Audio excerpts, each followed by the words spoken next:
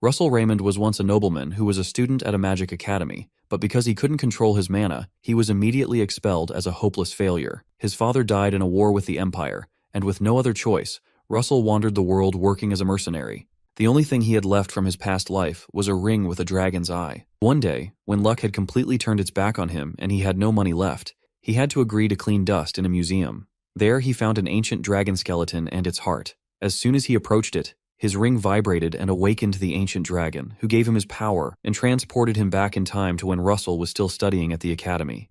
In an instant, he has regressed back in time. He can faintly hear his teacher shouting angrily at him, followed by the unmistakable sound of a book slamming directly over his head. He jolts back to attention as the teacher berates him for napping in class like that. Of course, Russell has no clue what the hell is going on or why Professor Hubert is suddenly haunting him. After all, as far as he remembers, Hubert already passed away. He glances around curiously, looking left and right at the students, then down at himself. It doesn't take him long to realize he's somehow been sent back to the past. Meanwhile, Hubert kicks him out of the class as a punishment. Russell, on the other hand, still has no idea what kind of magic could have triggered his regression. Now that he thinks about it, he is sure that it must be the doing of that dragon who talked to him. Then he notices his ring is missing, which makes him wonder for a moment if his mother might have something to do with this. Right at that moment, the teacher comes out of the class. Even though our boy apologizes for his mistake, the teacher isn't satisfied with it and invites him to the office for a one-on-one meeting. Although Russell is in trouble, he is actually liking this feeling. But he soon gets a solid slap to the back of his head. Of course, it's a group of classic bullies here to mess with our boy. One of them, a guy with blonde hair, decides to slap Russell too, but his friend stops him because the professors are watching. Russell recognizes the blonde guy as Coma Frederick. Frederick then shoots him a death glare and orders him to follow them to the bathroom if he values his life. With that, they walk off, while Russell just feels exhilarated once again to finally get a chance to experience all of this. Suddenly, his notification system prompts him to teach these bullies a hard lesson. In return, he'll earn a magic stone. Russell isn't sure what kind of illusion this is, but before he can figure it out, Frederick calls out to him again, telling him to follow them, or he can try running away. Either way, they wouldn't mind. Since these guys are clearly asking for it, Russell makes up his mind and decides to teach them a lesson before doing anything else. After several years of living the mercenary life, the shallow threats and death glares Frederick gives him are nothing compared to the terror he felt when facing down monsters. In comparison, these guys are like cute teddy bears you can cuddle with.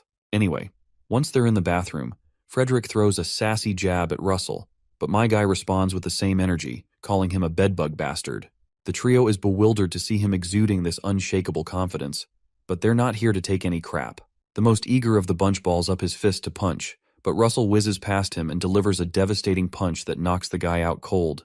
The second one, seeing his friend go down, charges at Russell as well, but he too gets rocked with a punch that's strong enough to knock him out in one hit. Even then, this isn't enough to scare Frederick. In fact, he's getting more cocky. He throws his smoke pipe aside and prepares to fight.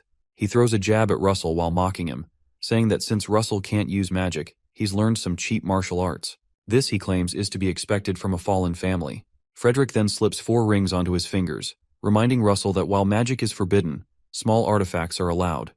With that, he launches himself at Russell, but my guy just grabs the fist coming his way, twists his wrist, and watches Frederick's knees buckle in pain. Russell's cold glare shakes Frederick to his core, and he's livid that someone like Frederick would dare mention his family name. With one final punch, Russell takes care of the bastard. Once he is done drilling the hard lesson to these bullies, Russell leaves the bathroom and sits against the wall on the floor, wondering if he went a little overboard. Right at that moment, the system notification materializes before him, and he receives the lowest grade magic stone as promised. As soon as the stone is in his hand, the system tells him to consume it, while Russell is not sure if he's really supposed to eat it. He believes that this must be another opportunity that's mixed in with being given a chance to live life the second time. He starts to chew the stone, and he realizes it tastes really nice. Suddenly, a red energy called mana starts to appear around his body. The energy soon envelops him, and it freaks him out. The screen notifies him that he has obtained the mana contained within the stone. Suddenly he feels a sensation coming from his chest, and he's still freaked out. Our guy suddenly realizes what's happening, and he places his hands on his chest to stabilize himself. He realizes that the mana he consumed is flowing out, so he calms down so it can do its thing. The screen comes back and tells him that the mana in the circle is increasing. The mana isn't just increasing. The mana he received is being absorbed by the magic circle around his heart. He remains calm and is glad that it's finally stabilizing. Our guy suddenly grins because it looks like he's hit a jackpot. With this new method, He can finally overcome the mana vein narrowing that he has always dreaded. He thinks about the fall of his family, and then his expulsion from the academy.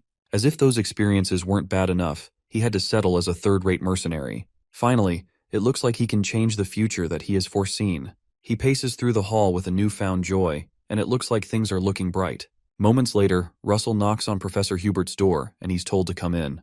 He walks into the room and the old man tells him to sit. Russell sits down dejected, and the professor calls his name the way elderly people do when you get into trouble. Professor Hubert tells him that he's not his usual self today.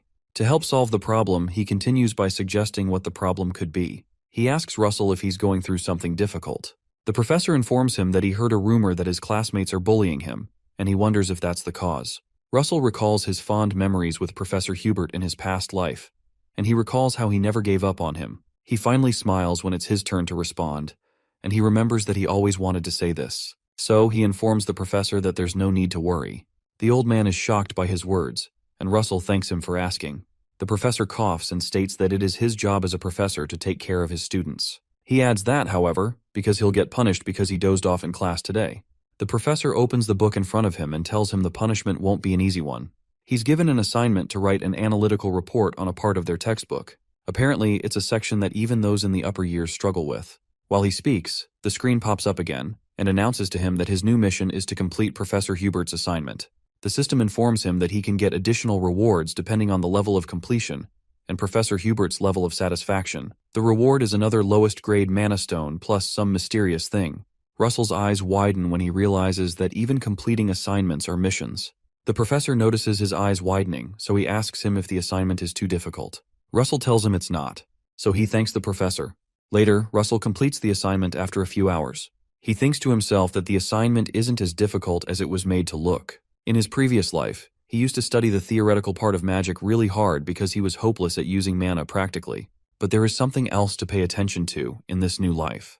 There's something else that's just as important as studying. That thing is called mana vein training.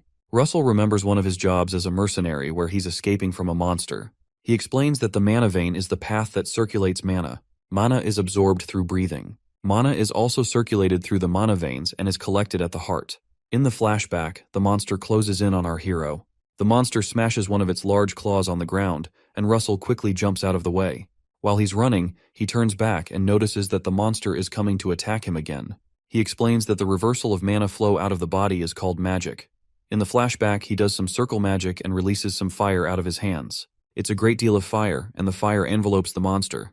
The thing is that the stronger your mana veins, the more mana you can collect and the faster you can release it. After the fire clears out, the monster is obviously unscathed. It seems that he couldn't release a fire that's strong enough to hurt it. He realizes he's cooked, so he tries to generate a shield to block the monster's next attack. Before he can complete the chant to cast the spell, he feels a sudden impact. The monster quickly gives him a sucker punch with its tail. The monster finally moves forward to finish him off. Still in the flashback, Russell explains that his sickness made fighting monsters an absolute nightmare. He remains in the rock, slightly unconscious. Suddenly, he regains his consciousness. He's quickly met by another hit by the monster that launches him deeper into the hollow stone. He wonders if the skies sympathized with his unlucky fate, or if it could just have been luck. The thing is, that fall launched him into an underground site. When he gets up, he groans and tries to find his way out. Inside this site, he finds 2 grimoires containing strange secrets. Our guy walks towards the books and goes to pick them up. The first book is called Overvein, and the other is called Wizard Body. Back in the present, Russell goes on a jog to continue his mana vein training. He explains that the book named Overvein trains the physical body and broadens one's mana vein. The other book called Wizard Body teaches you trainings that help substitute your muscle tissue for a part of the mana vein. In other words, the stronger your body gets, the more firm your mana vein gets. Russell recalls that the change he experienced doing this as an adult wasn't so much. But since he's in his growing stages now, he'll be able to see greater results. Our guy trains vehemently, determined to overcome mana vein narrowing this time. Shortly after, the sun starts to set while he's still training. Our hero goes to rest near a tree, and he confesses that he can't go on anymore. He gives himself a pat on the back that this much training should be enough for his training regime for one day. Suddenly, the screen appears again and notifies him that the mission to practice the ancient skill called Overvein requires him to run 5 kilometers, but he's only done 0.05 out of 5. The reward of going 5 kilometers is that the speed improvement resulting from practicing the skill will increase. Russell winces after reading the notification. To give him an incentive, The system notifies him that while practicing over vein, he can repeat this mission once a day. The system also adds that based on how he improves, the distance that's required each time will increase. Lastly, after he reaches a certain level of over vein, the mission will no longer appear. Russell becomes alarmed and asks the system what the rush is. The notification sounds like a threat, so he decides to train. He reasons that he barely managed to obtain such an opportunity, so he can't just sit still and let it pass him by. Shortly after, our guy pushes further and goes 1.4 km out of 5. He goes further and does 2.7 km out of 5. At this point, his legs begin to shake. It gets to a point that he has to take a break because it feels like he's broken his knee. He checks the screen and notices he's gone 3.6 kilometers, so he comforts himself that he's almost done. He decides to give it one last push. With all his remaining strength, our boy runs like a madman to meet the target. Late at night, he finally sees the notification that he has completed the mission and there are rewards for it. He lies on the ground and he feels like he'll die if he takes another step. The great achievement makes him smile, and he wonders how he's going to walk back to the dorm. The next morning, Professor Hubert goes through Russell's report, and he can't believe his eyes based on how in-depth it is. He looks up at Russell and asks him if he's sure he was the one who prepared the report. Our guy gives a sly smile and affirms that he did it himself. The professor notices his confidence. Professor Hubert finally speaks and tells him he's very satisfied with his report. Suddenly, the screen pops up again and notifies him he has completed the mission, and he'll now receive a reward. His rewards are another lowest grade mana stone and an additional gem of the same size. He also receives increased understanding of the art of summoning beasts. Because of this increased understanding, he'll get an increase in power, a decrease in mana consumption, and reduced casting time. Russell realizes that the higher his level of understanding becomes, the stronger he becomes. He quickly decides to leverage on that. The professor commends his work and tells him he can take his leave now. Before he leaves, Russell decides to ask the professor a favor. Moments after Russell has asked the favor, the professor asks him why he would want to use the faculty library. The man mentions that the student library should have enough books to suit all of his needs. Our boy informs the professor that he's read all the books in the student library. That sounds hard to believe, so the professor asks if he's really read all of them, to which Russell replies affirmatively. His teacher says that's shocking to hear. However, he says that even if he's being truthful, it's an entirely different matter to allow him to use the faculty library. The professor tells him that he'll put him through tests to ensure if he's qualified for that. Russell lights up and agrees that that is totally understandable. Shortly after, several mission windows pop up, all requesting that our guy complete each assignment that the professor gave him to get the rewards. While he's out running, he thinks about how many assignments the professor gave him and reasons that he's quite a picky man. Considering that the better one can understand theory, the stronger their magic, our boy decides that it will be worth it. He determines to get access to the advanced level knowledge in the faculty at all costs. Eventually, he considers that he'll also get a mana stone from each mission, so it's like killing two birds with one stone. While he's enjoying his drink of water, someone walks up to him and calls his full name. The boy's name is Anton Frederick, and he seems to be related to Koma. Anton mentions that Koma, his friend, had to suffer because of him. Russell sharply retorts by asking what's wrong with that, and he asks if Anton is here for revenge. Anton laughs and says there's no point in coming here to take revenge against him, and his friends laugh with him. He tells Russell to stop deluding himself. He jokes that no one would take revenge on a worthless piece of shut like him. Anton tells him that he'd rather trample him than take revenge here. The bully walks past him and intentionally collides with him, reminding him that they'll meet in class. Russell remembers that they have class soon, and he wonders why Anton is so smug about it. He suddenly recalls that the class they have together is Practical Magic Combat Studies, where students are graded based on their sparring matches with each other. The bad part about it is that in his fights against Anton in his past life, he was always humiliated in that class. He recalls Anton always beating him at fire magic and towering over him. He would grin and make fun of him because he doesn't have good mana veins. Russell can't believe he had foolishly forgotten that they have to do those. Our boy decides that he has to quickly start preparing for it. Better late than never. Suddenly, the screen notifies him that he has a new mission to achieve the second circle by increasing the level of understanding of the attributes that he currently possesses. That day, Russell spends all this time doing each and every assignment the professor gave him, and he works into the night. The next morning, he brings a pile of papers to the professor's office to submit the assignments.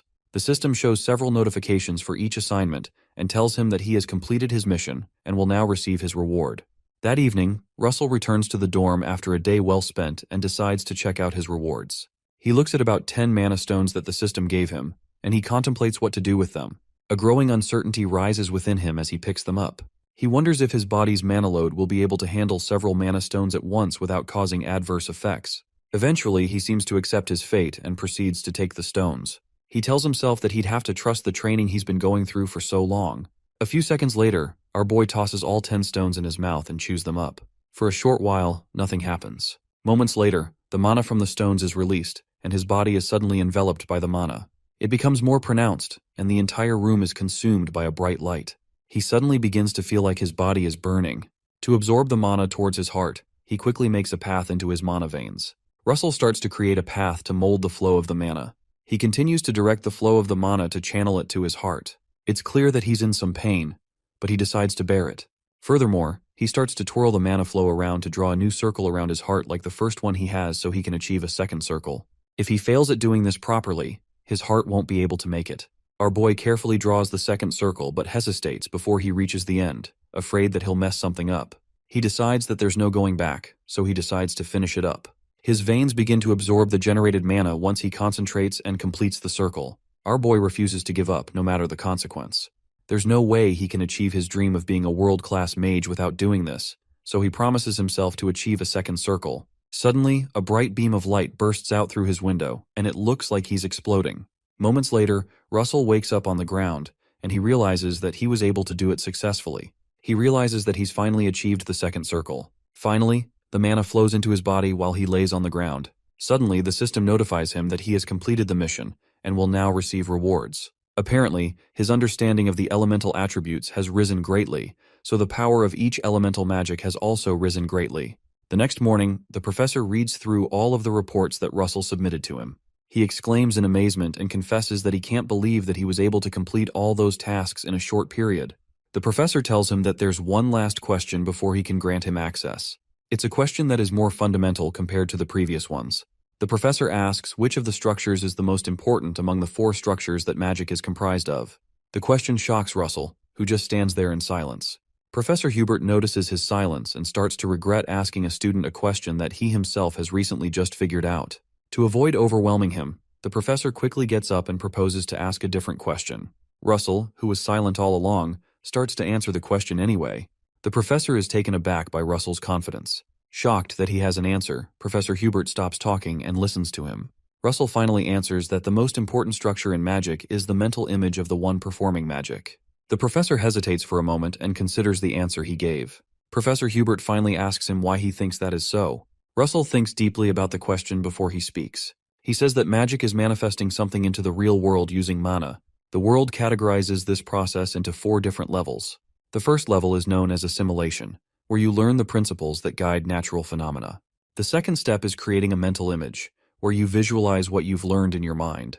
The third step is called construction, where you construct formulas in order to manifest the visual image. The final part is manifestation, where the magic comes to exist in the real world through the formula. Russell adds that understanding construction and manifestation can be learned through enough effort and studying. However, mental image is not something that can be reached through effort. Breaking out of one's limits and reaching freedom of imagination through courage is what decides the level of mental images. Our boy holds out his hands and generates a flame to explain his point. He explains that he can choose to pretend that this flame is an arrow and visualize that in his mind. If he does that, the flame will become the second circle magic fire arrow. True to his words, the flame in his hands morphs itself into the form of an arrow. Next, he says that he can also choose to imagine something else. Apparently, the flame will follow his imagination and will become something entirely different. He says that he doesn't have to place a limit on his mental visualization, because doing that can allow him to create something that doesn't exist in this world. The professor just listens keenly and affirms all that he has said. Russell says that it all begins with understanding how the world ends and then twisting the rules of the world to achieve something beautiful. Russell puts out the flames and confidently ends his explanation. Professor Hubert, who has been listening all along, thinks about how remarkable Russell seems to have become. He finally speaks and says he's been able to confirm what he's been thinking. The professor smiles at him and says that the student library is too small a world for him. Suddenly, the system notifies our boy that he has accomplished the mission of gaining entry into the first floor of the professor's library, and he'll get 2 low-grade mana stones. Later that day, Russell walks into the first floor of the professor's library. Only the first floor seems to be pretty expansive, which he finds intriguing. To him, this is very different from the student library. He quickly starts digging through the books and finds a few. He goes to have a seat and starts reading through the books. To him, these books are more practical than what they usually have access to. Suddenly, a woman steps into the library and watches Russell from behind. She finally exclaims to get his attention, and she tells him that he's reading quite an interesting book.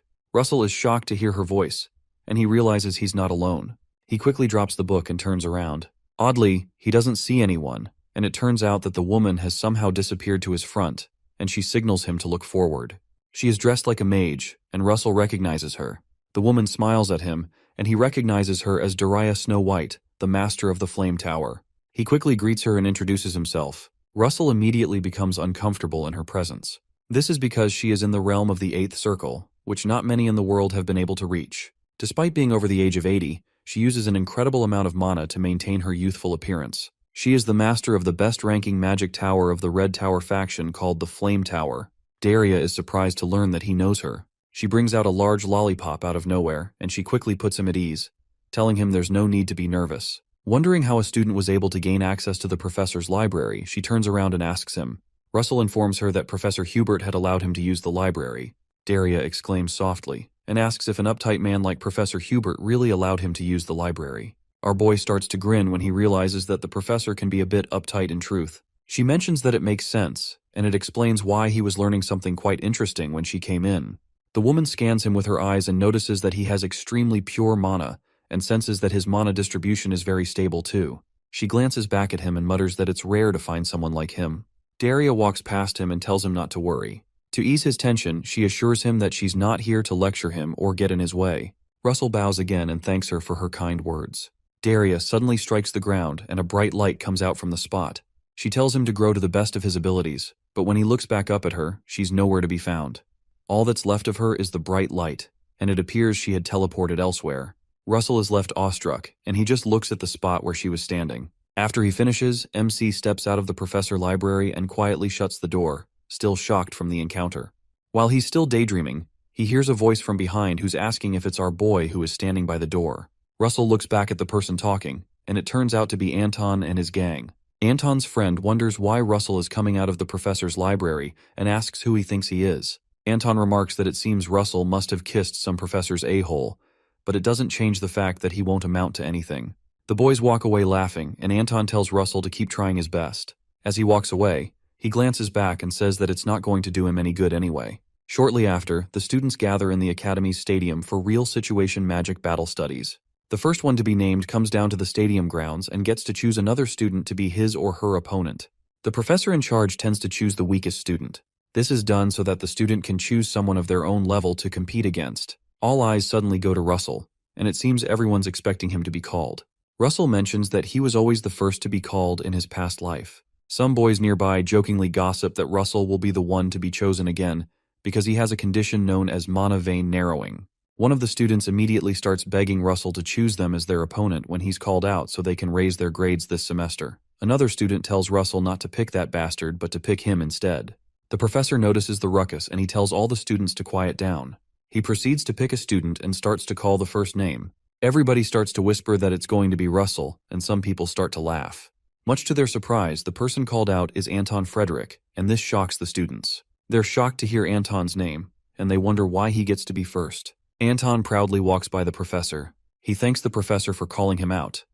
But the professor tells him that this is nothing compared to the favors that he receives from the Frederick Merchant Association. Russell becomes alerted and says within himself that he was expecting this to happen. Anton walks to the center of the field and stops to pick one of the students. He looks right at Russell and tells him to come down to the stadium. Meanwhile, Professor Hubert receives an unexpected visit from his teacher, and he says to her that it would have been nice if she had told him she's coming beforehand. It turns out to be no other person other than Daria Stone White. She proceeds to take her seat and says that it's fine. She retorts that it's not a big deal for a teacher to visit her student. Recalling the student she met in the library, the teacher asks him if he gave a child named Russell a professor-used library entry pass. Hubert quickly affirms that, and he worriedly asks if the child made any mistake. Daria informs him that he didn't, but it's just that she hasn't seen something so rare and precious in a long while. Hubert agrees with her and says that Russell's mana vein narrowing is an uncommon illness, even on this continent. The master tells him that he's a fool, because she wasn't talking about that at all. Her words shock Hubert, who promptly looks up to know why she said that. She informs him that Russell has managed to overcome his own problem, and Professor Hubert asks her what she means by that. She doesn't speak for a while and continues with her tea. When he doesn't seem to understand what she's talking about, She finally breaks the news and notifies him that the child has managed to make his second circle. Professor Hubert is sincerely shocked, and he wonders how that's even possible. Meanwhile, the two boys take their spot and prepare to spar on the Academy's stadium. Before the game begins, another screen pops in front of Russell. The screen notifies him that the next mission is to win during magic training, and he can receive lowest grade magic stones and have a compartment that can carry things weighing 40 kilo. Russell is happy to learn he'll be getting a compartment, because this is magic that only the wealthiest mages can use. The compartment allows you to store things, so it'll be quite useful when storing magic stones. While he's still thinking, Anton calls out to him and calls him an insect. The bully asks him if his body is frozen. Anton tells him his only option of surviving this fight is to beg. Our guy just laughs. Suddenly, Russell covers up his entire body with energy and asks Anton if he's talking to him. Anton notices his transformation and wonders if it's what he's thinking. While they're chatting, the professor coordinating the games tells them to move back to their spot in the circle so he can start the match. He recalls the magic that Russell just used and wonders if someone with mana vein Narrownig was able to achieve second circle, but he quickly dismisses the idea because it's not possible. Once the game is started, Anton quickly releases a second circle magic called Flame Throw. He pours out a stream of flames and shoots it right at our boy. Russell quickly spots the flame heading right for him and responds. He quickly summons a shield that deflects the fire. The fire hits the shield and moves upward, unable to penetrate through the shield. Russell keeps the shield in place and continues to endure the stream of fire. One of the professors watching nearby is shocked by his splendid response. The professor anchoring the game watches also and is shocked at Russell's performance. Anton, who has been pouring out flames for quite a while now, quickly grows tired of keeping his arms in place, and he's shocked that Russell is able to endure the onslaught of fire. Suddenly the stream stops because his body needs to regulate the mana he's losing, and Anton starts to curse because the fire has ceased. Our boy notices the stoppage and quickly takes advantage of it because he's been expecting that to happen. Russell also uses a second circle magic known as a fire arrow. He quickly launches the arrow at Anton, who has stopped shooting flames. Anton is shocked to see him use the fire arrow and immediately tries to respond. He starts to wonder if Russell was able to achieve his second circle, and he quickly surrounds himself with a shield to stop the arrow. The arrow smashes into the shield but doesn't reach him. Anton feels the impact of the fire arrow and wonders how an insect like Russell can put up such a fight. While he's still holding the shield to protect himself from the impact of the still burning fire arrow, he notices something else.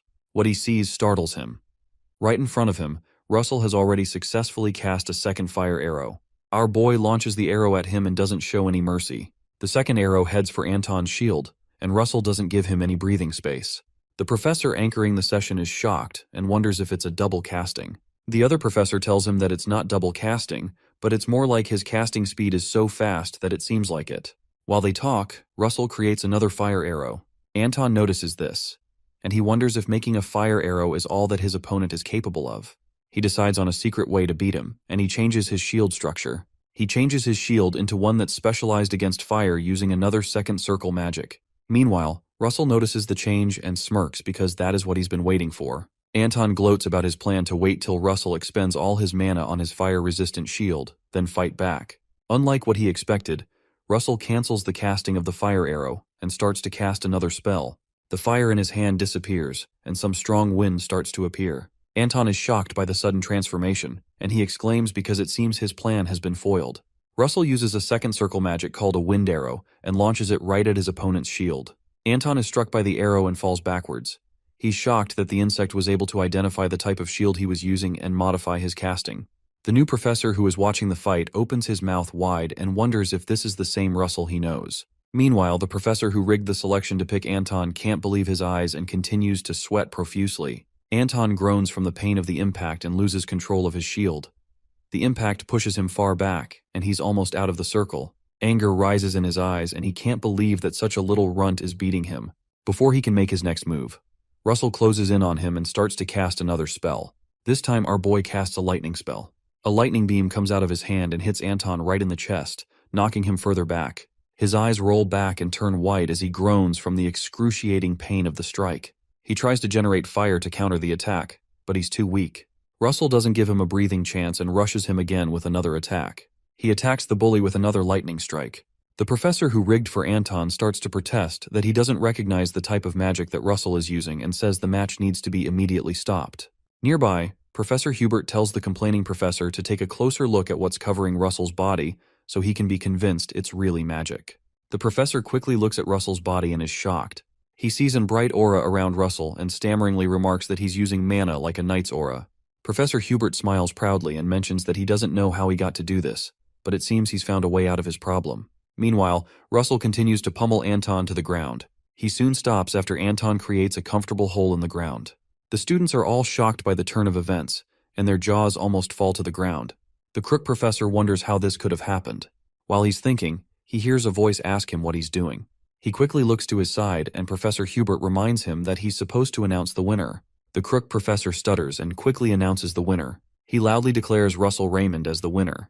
Due to the odd turn of events, the professor slowly walks towards him. He awkwardly commends Russell and tells him he can leave, but Russell says that it's not over yet. When the professor asks him what he means, our boy reminds him of the class rules. According to the class rules, unless a victor surrenders, they should be allowed to call upon the next opponent.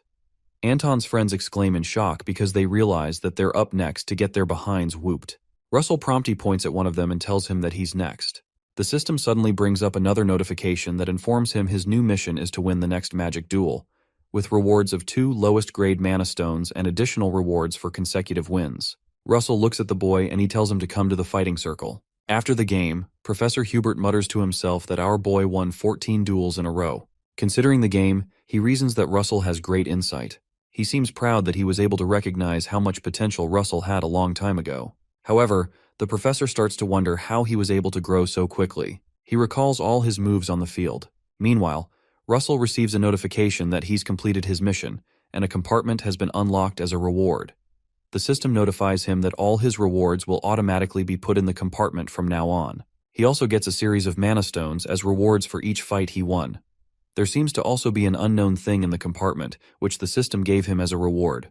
Russell glances over at the notification about the unknown thing and wonders what it could be. He summons the compartment to find out. Our boy reaches into it and checks around.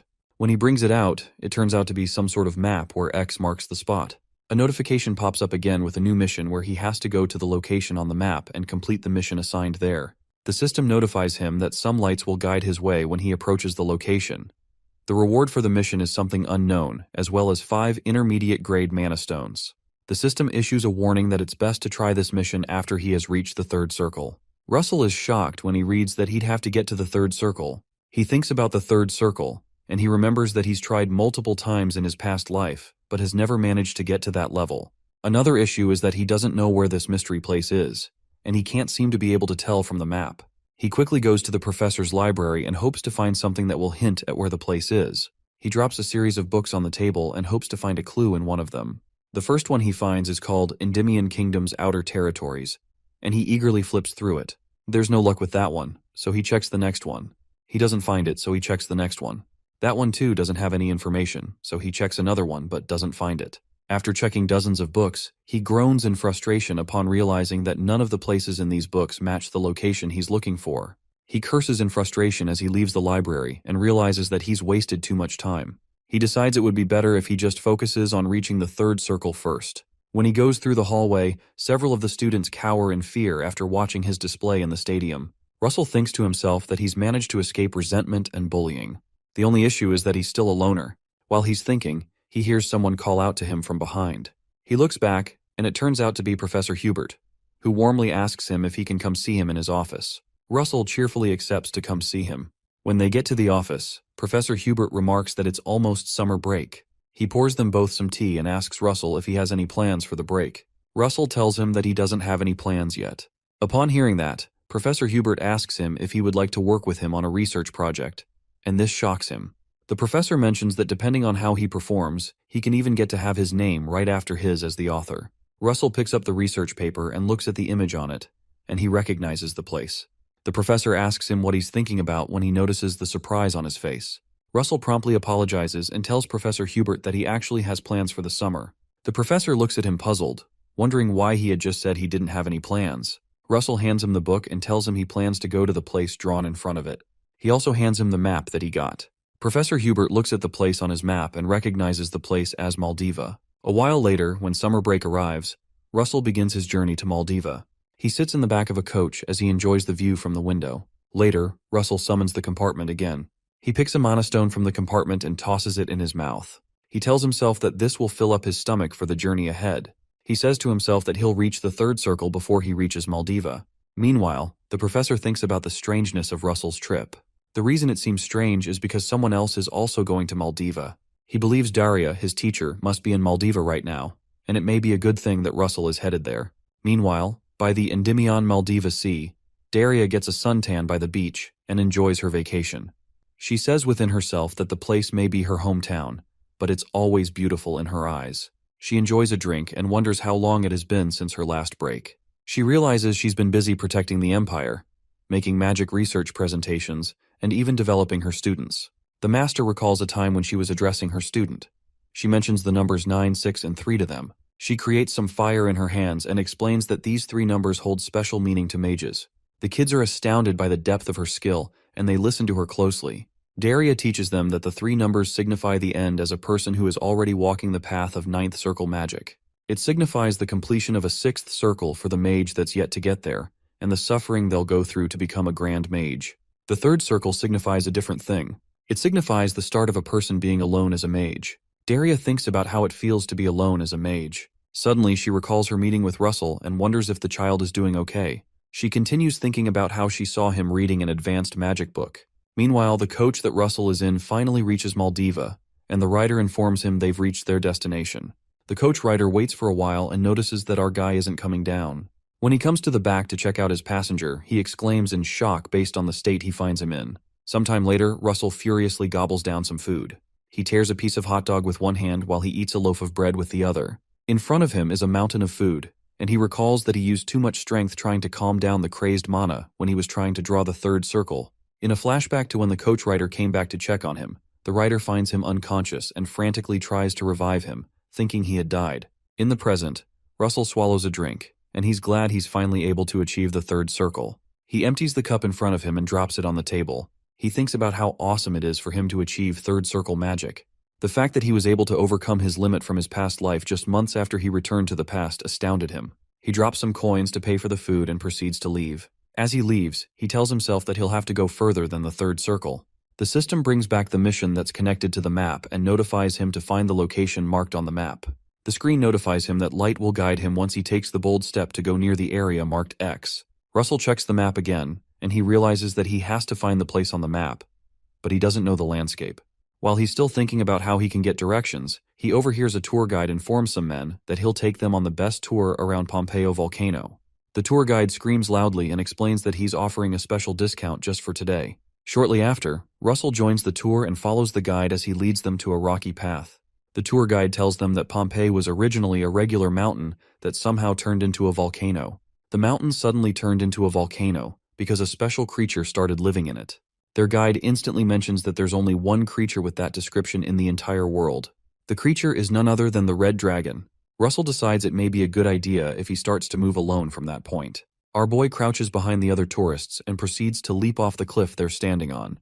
While the guide is still telling the other guys about the location, Russell jumps off the cliff. Our boy jumps on the nearby river and begins to walk on water. He says within himself that there may be a connection between this place and the reason he was sent back in time, his growth, his missions, and the rewards he's been receiving. As he follows the map up to a waterfall, he reasons that it could be that all that was to lead him to something. Our boy believes that everything he's gone through recently may have something to do with the dragon that once lived here. While he looks at the map, portions of light come out of it and float in front of him. The light mixes up and turns into something circular that looks like an eye. Suddenly, the streak of light moves away from the map and starts to head somewhere.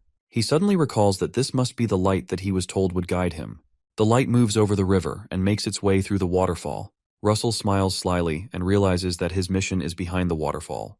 He quickly casts a wind spell. He shoots a wind arrow through the waterfall to give him a clear passage to go through. After that, our boy leaps right through the hole to avoid getting himself wet. Once he gets inside, he lands on a rock and finds out there is a lava cave right behind the waterfall. He remembers that the system warned him to wait till he achieved the third circle to come here, but he notices that he can't see any monsters or beasts here and wonders why the warning was issued. Our boy continues to make his way through the cave, cautious of every step. He runs into some pillars, which points to the fact that someone or some people had lived there a while back. He places his hands on one of the pillars, and he wonders how long it's been built.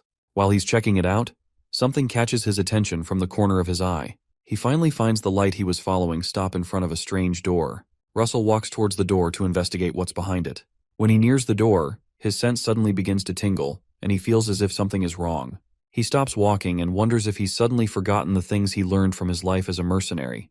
The thing is, in a situation where there are no monsters, beasts, or any sounds, there can only be one explanation. It means you've entered the territory of a strong predator. Suddenly, a huge lizard surfaces in front of Russell and looks down at him. Russell leaps backwards to avoid getting his head bitten off. When he's a few meters away from the creature, he looks at it again and realizes it's the Komodo lizard monster. He remembers from his days as a mercenary that it's a monster that can only be defeated with at least 2 teams of mercenaries. Our boy watches the monster advance towards him and decides that the only thing he can do now is to run, because there's no way he can kill it. He decides to slow it down by casting some lightning magic. Russell chooses the second circle magic called Lightning Arrow and starts to generate one. The Komodo lizard roars at him again as it gets close. Our boy doesn't give in to fear and aims the arrow at its face. He launches the arrow right at it, hoping he can land an attack and slow it down so he can get a chance to run away. The impact is so strong that it electrocutes the Komodo lizard and immobilizes it for a while. Russell is glad he's been able to stall with that move, so he decides to make a run for it. He heads straight to the stone gate where he had seen the light stop to get to the next part of this mission. As he gets inches away from the door, the 2 statues in front of the door block his passage with their staff and declare that he must prove he is worthy to enter with his mana. Russell is shocked by this and realizes they won't let him get off easy. The Komodo lizard soon reaches where he is, and it appears that it easily shook off the effects of the lightning strike. Russell looks behind him and notices he can't go this way or the other. He thinks on his feet and decides to do something erratic since his way is blocked. Turning around in rage, he tells himself he'll have to make his own path. He reaches out his hand and generates some fire that he directs toward the Komodo lizard. Suddenly, the stone on the door scans the mana that Russell is emitting. The monster notices the response the stone has to Russell's mana and watches in shock. Instead of advancing, the Komodo lizard suddenly stops. Russell is just as surprised, and he wonders why the lizard has suddenly stopped in its tracks. The Komodo lizard monster bears itself up and almost stands upright, and Russell just watches in utter confusion. Suddenly, the guards blocking the gate retract their spears and stop blocking his way into the gate. The mysterious voice that spoke earlier tells him that he has proven himself. This means he can now enter. The crimson stone on the gate starts to shine brightly. The light becomes much brighter until it envelops the entire cave that Russell is standing in. Shortly after, our boy wakes up with a terrible headache in a totally different place. He quickly scans his environment and notices that things have changed. He touches the ground and notices it's made of ice, and he wonders how he's standing on ice when he was just standing in a cave just moments ago. It's unclear where he is, as all he can see is an ice cave and some ice statues as he looks around. He remembers that he was just in a cave a few moments ago and wonders if he was taken here through teleportation magic. While he's thinking, he notices another odd thing right behind him. Right up a nearby stair that's also made of ice is some mysterious magical horn that's held down by a series of chains. While he's thinking, a screen pops up again. The screen notifies him that he has a second mission, which is to defeat all the ice golems in the area and clear out the Trial of Fire. Some noise from behind him causes him to quickly turn back to investigate. He realizes the ice statues he saw were actually golems, and they've now come to life. He looks around him and realizes that he's surrounded by about several hefty ice golems, and wonders if they're really expecting him to defeat all these golems on his own. There's no time to waste, so he decides to get right to it and starts to generate some fire magic in his palms. He curses and mentions that this mission is way too harsh, but it seems like there's nothing he can do. He generates another firebolt and fires at a nearby golem like a madman. The firebolt courses through the ice cave and heads right for the monster. The bolt hits the golem right in the chest, and it looks like it should do some pretty good damage since fire trumps ice. Russell recalls that in order to kill a golem, one has to crush the core inside of it. The golem he fired at looks completely unscathed. If it could talk, it seems like it's asking him if that's all he's got. The firebolt only managed to leave a crack on its chest. This looks like game over for Russell, and it seems he's going to be golem food. Russell winces when he sees this, and he wonders how cold the ice that it's made of is. He decides to try another approach if fire doesn't work, so he starts to create some wind magic in his palms. There seems to be an issue because the wind doesn't respond to him. Our boy notices this, and he's shocked. He wonders why his wind magic is suddenly not working. While he's still playing around, the golem rushes towards him and attempts to smash his brains into the ground. Russell responds quickly and decides to use some lightning instead. The lightning doesn't come up either, and Russell realizes he's cooked. The golem smashes into the spot he's standing. Luckily, Russell is able to move backwards before the hit lands. He drifts backward and stops when he reaches an ice wall. He thinks about the notification that came in earlier. trying to get some information as to why his magic isn't working all of a sudden. He remembers that the system mentioned something about clearing a trial of fire. Another golem comes to swat him like a bug, hoping to crush him into the wall, but our boy quickly moves backwards again. He suddenly realizes that he's not going to be able to use any magic here other than fire. Trying to avoid the monster, he trips over an ice rock. He gets pushed towards the wall, and he ends up on a dead end. All the golems trap him in that dead end, and it looks like it's about to hit the fan. Russell groans from the terrible impact of hitting the wall. His head starts to bleed, and it looks like he also hit his head against the wall. With a deadly look in his eyes, our boy creates another firebolt and walks towards the golems. He finally stands up to the challenge. The golems stare at him in awe as his entire body is encircled with fire and mana. Russell fires 3 firebolts at the same time. The ice golem looks shocked by the sudden change in tactics, but it can't move out of the way because the arrows are pretty fast. The impact of all 3 bolts is quite explosive. The golem's core is exposed by the explosive bolts. Russell proceeds to take it down. He fires another bolt at its core and smashes the golem to pieces. Russell does the same to another golem standing nearby, and the method works. He starts to pant and he realizes he's only been able to take down 2 of them so far. At this rate, he'll probably run out of mana before he can take them all out. Our boy grimaces, and he decides to try something else. One of the golems tries to punch him into the ground, but our boy quickly runs back to re-strategize. He considers that to shatter their solid ice sheet at once, he needs to use something similar to how knights shatter iron shields with one strike. To do this, he has to focus all his power at a single point. In the end, he believes he needs to pack in more mass into each volume of his attacks. This isn't going to be a simple spell, so he decides to get further away to get time to cast such a complicated spell. When he creates some space between himself and the golems, he begins the spell. He starts by creating a fire arrow. He applies the formula for amplification on the arrow to make it larger and carry more weight. To make the bolts replicate, he adds the replication formula. It all works well, and several fire arrows emerge. Finally, there's something else he needs to do to make the attack really dense. He has to merge all the arrows into one, so one arrow carries the power of several at once. He has managed to replicate 5 fire arrows, and all that's left is for him to merge them together. Russell begins to apply the magical formula for compression. He merges all between his palms and starts to make them into one. Suddenly, one of the ice golems appears in front of him. The golem rushes at him with a full punch, and it looks like it's Russell that'll get merged to the ice-cold floor. He starts to scream and begs the arrow to quickly merge so he doesn't get killed. In the nick of time, he releases the merged arrow, and a great explosion occurs. The explosion is so grand that it stops the golems in their tracks. One of them gets a full-blown hole in his chest from the explosion where his core used to be. Russell moves away and lets the ice golem crash to the ground. He walks majestically with his newly crafted weapon, which he calls the Blaze Lance. Once again, his eyes transform into those of a dragon. The system gives him a notification that his understanding of fire elements has transcended beyond limits. Russell agrees with the notification and says he can feel it. He reasons that the power he's feeling is close to something from the 5th circle. He holds onto the spear and notices just maintaining the spear is a huge energy drain. To avoid wasting energy, he makes the first move.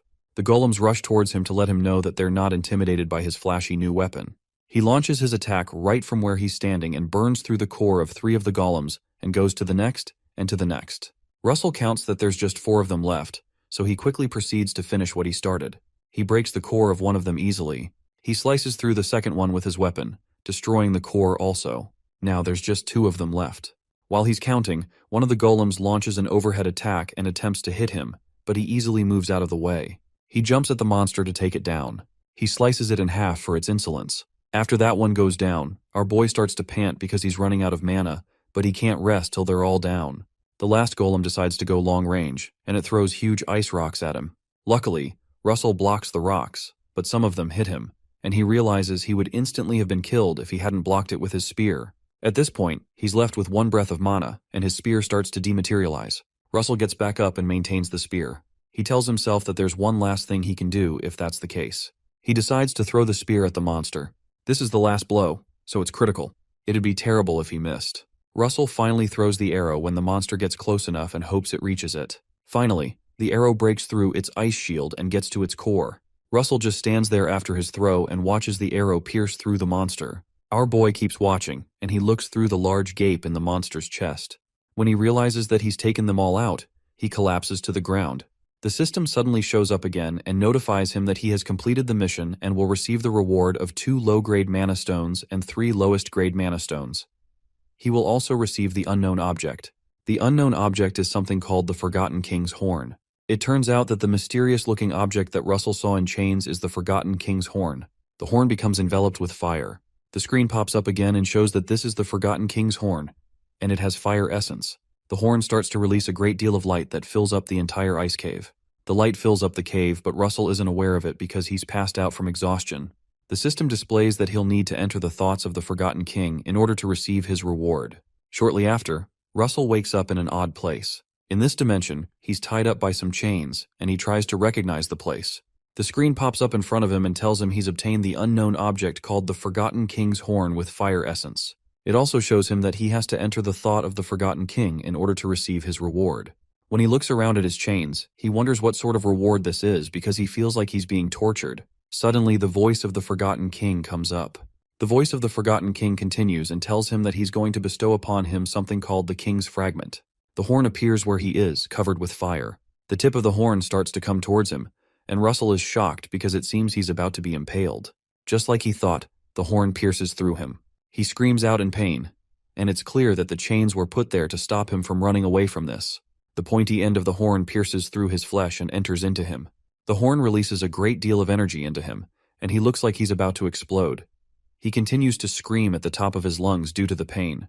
The voice continues and tells him to use the power to do something, but Russell can't hear him anymore because of what he's going through. His body starts to burn up, and he seems to be overloaded with mana. Behind him, a large dragon that seems to be the Forgotten King appears. Moments later, Russell appears on the shore after the water carries him there. He suddenly wakes up and groans because everywhere seems to hurt. He wonders what's going on and tries to figure out where he is. It seems to him that he's still in Maldiva, because the style of building seems to point to that. He looks confused for a while, and it seems his memory starts to fail him. The system notifies him that he has consumed the Forgotten King's horn and has reached a limit. He's also told that the mana that was over his limit has been stored. The system also tells him that his intermediate understanding of flame attributes has reached its limit and has become an advanced understanding of flame attributes. Russell closes his palm and tries to activate his mana to confirm what he's been told. His body suddenly releases a great deal of mana, incomparable to what he's experienced before, which shocks him. Seeing how close he is to the fourth circle, he looks around him and wonders if this mana is really coming from him. Our boy remembers the treatment he got when he was in chains, but he smiles because the rewards are pretty worth it. He suddenly hears the voice of someone from behind him telling him it's nice to see him here. Behind him is the grand Miss Daria Snow White in regular clothing, whom he's shocked to see in Maldiva. She takes him to one of the bars by the beaches and mentions that she had sensed a sudden burst of mana. She says she came to check it out, and that was how she found him. Russell thanks her as he receives the drink she gives him. He smiles and says he didn't expect to see her in this place. Meanwhile, the master scans him with her eyes and realizes he's almost reached the fourth circle in such a short time. She also notices that his mana has become more pure in that time.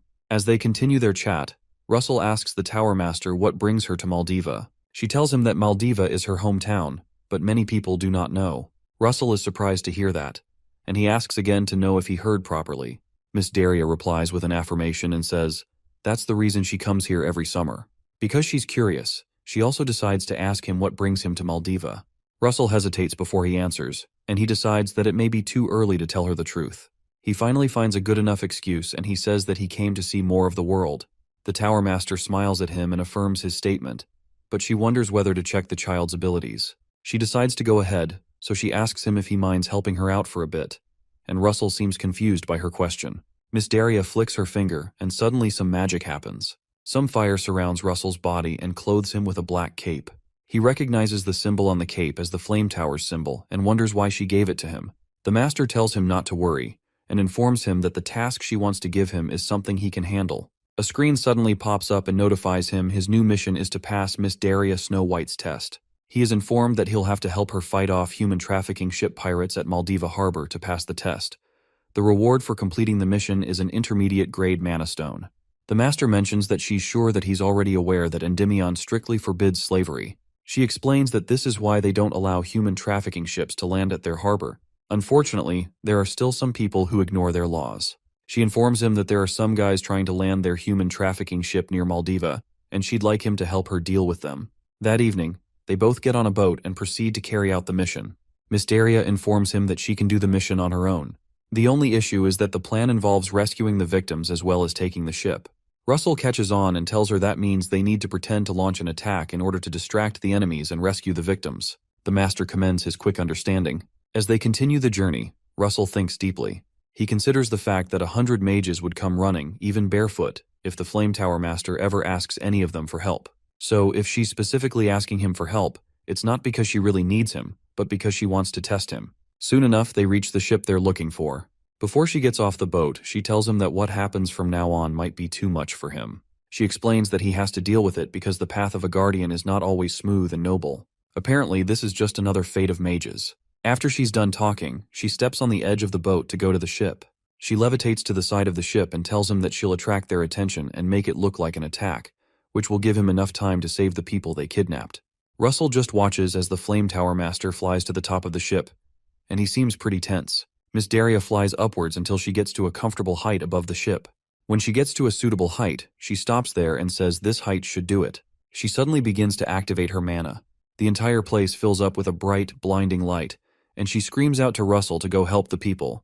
When the pirates see the bright light, they become afraid that they're being attacked. They head to the deck and start to prepare a giant crossbow to fire at the Flame Tower Master. Several of the men arm themselves with smaller side crossbows, and they prepare to protect the ship. Their leader gives the signal and tells them to fire at the light that's over the ship. Dozens of arrows fly into the sky, aimed at the light over the ship. Miss Daria just smiles from within the light at their pathetic attempts to attack her. One of the soldiers starts to curse when he realizes their arrows didn't reach the master. Miss Daria creates a ball of lava in her hands and releases it towards the ship, causing it to split into several parts. Master Daria says she'd like to see if they're as skilled as they're bold. On the deck, the portions of lava drop onto the ship and start small fires around the ship. The pirates see the fires and are shocked. One of them tries to put it out by stomping on it, but it doesn't work. Eventually, a fiery hand comes out of the fire and grabs the guy's leg. They're not fire after all, but golems made of fire. The guy is extremely shocked as he struggles with the little creature holding onto his leg. All the portions of fire transform into little fiery dwarfs that seem to also be holding weapons made of fire. The men crowd around the golems, unsure of how to deal with them. These golems were specially created by Miss Daria Stone White, and are called Dwarfs of Burning Wood.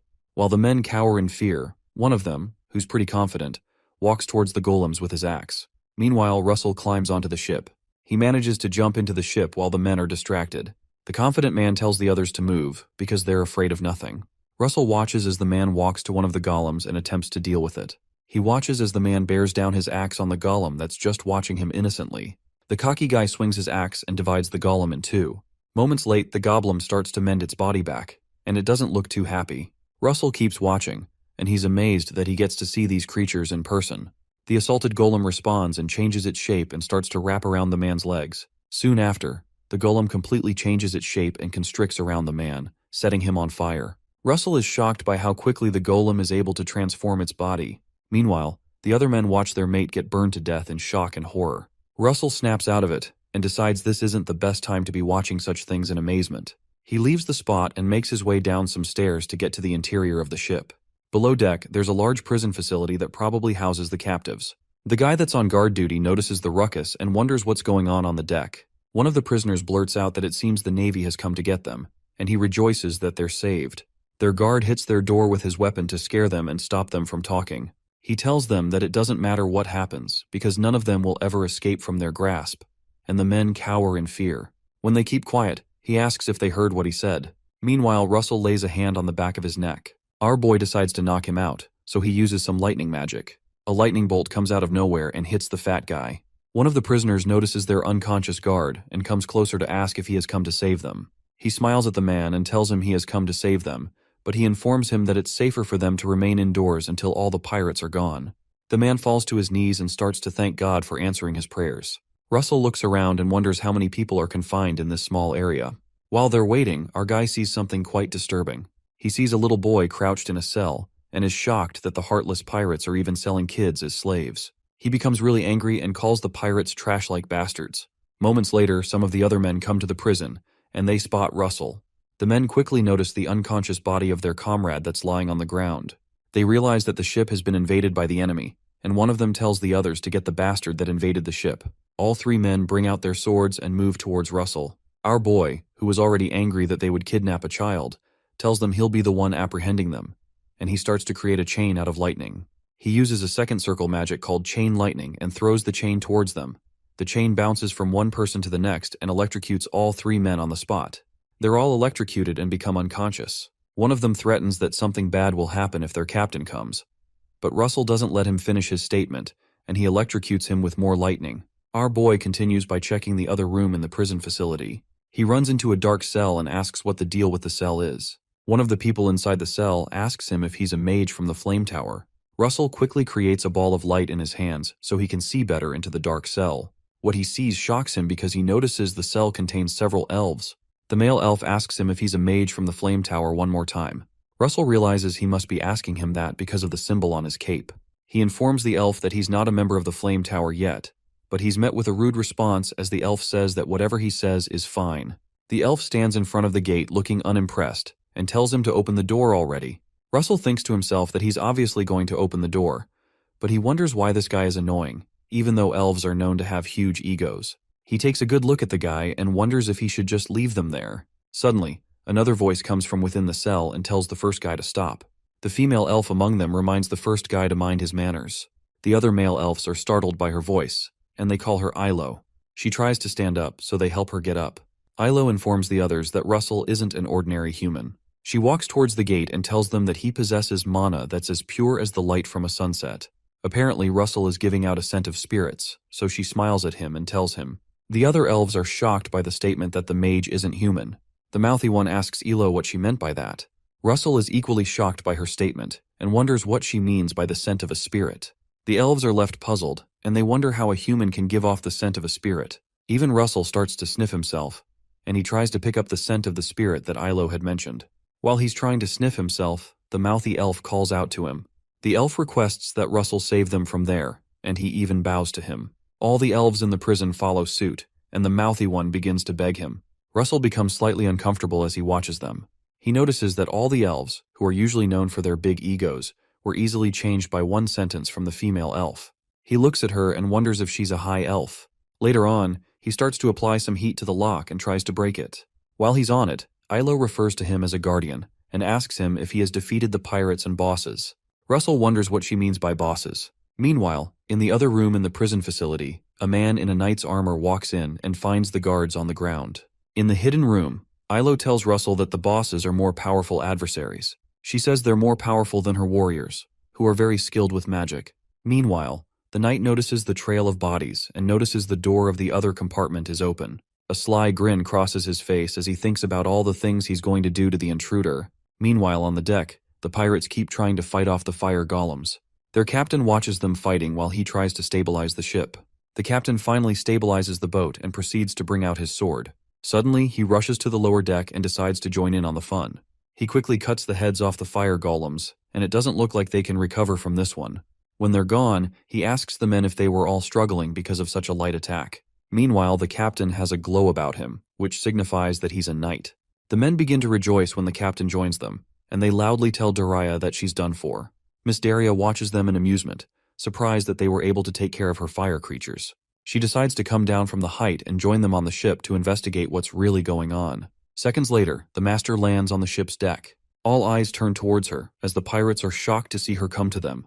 The captain smirks when he sees her and comments that she has the guts to close the distance between them. Daria cheerfully looks at him and says that it looks like he's the captain. The captain proudly affirms his position as the captain and tells her that he's called Don Click. Daria scans his body and his sword and notices that he's using something called an aura. The only explanation for that is that he must have been a knight before, so she asks him what he's doing here in a pirate ship. Don laughs for a while, and he asks her if the honor of a knight feeds you meals and pays the taxes. He laughs profusely and confesses that the Click brothers are earning so much more from the slave trade. When Don gets tired of the chit-chat, he wields up his sword and proceeds to tear the mage a new one. He covers the distance between them in the blink of an eye and tries to cut her. Unfortunately, he's unable to land his attack before the Flame Tower Master flies backwards and dodges his attack. Meanwhile, below deck, a large cut appears on the wall of the inner prison compartment. While Yahello tries to explain to him that the bosses are dangerous, he quickly turns back to check out what had hit the wooden walls. The cut turns into a loud explosion that causes the wall to cave in. Russell moves backward from the smoke, but he tries to see what's behind it. He quickly blocks himself with a shield to avoid being hit. The second Click brother jokingly points out that Russell was able to block his attack. The knight proceeds to get his sword and comes close to him. As he gets closer, he notices that Russell must be a mage. Meanwhile, Russell notices he's using an aura, which is only exclusive to knights. The system gives him a new mission and informs him that he's faced with a difficult fight. The mission is to win his first battle against a swordsman. Elo feels tense due to the presence of the knight, and she warns Russell to be careful. She informs him that the second Click brother is the vice captain of this ship, which means he's pretty dangerous. The vice captain just brings out his odd-looking sword with a large grin on his face. He tells Russell that he may be a mage, but he's still a kid. As the knight moves forward, he asks Russell why he had only knocked the men out. He remarks that he should have killed them when he had the chance to. The vice captain tells Russell that he'll show him how it's done. Russell also activates his own aura using his mana. Our boy thinks to himself that flame magic does a lot of damage in the surrounding area because it's made of wood, so he decides to use lightning magic, especially because the man is wearing iron armor. He uses a lightning bolt and fires several bolts of lightning at the vice captain. The vice captain quickly spots his attack and moves his sword to block it. Before the lightning bolts reach him, the vice captain breaks the wooden floor in front of him and throws up some of the fragments into the air to stop the incoming lightning bolts. He commends Russell's quick thinking because he had realized his sword and suit should be conductive. Suddenly, instead of blocking the streaks of lightning flying around, the vice captain charges into it and tells Russell that there's something that he's missing. Russell notices the lightning flying around isn't affecting his armor and continues to fire lightning bolts. As our boy fires the new set of bolts, the vice captain continues to charge towards him, and he tells him that his attacks won't work on him. As the lightning bolts inch towards the vice captain, he just smiles and blocks them with his iron sword.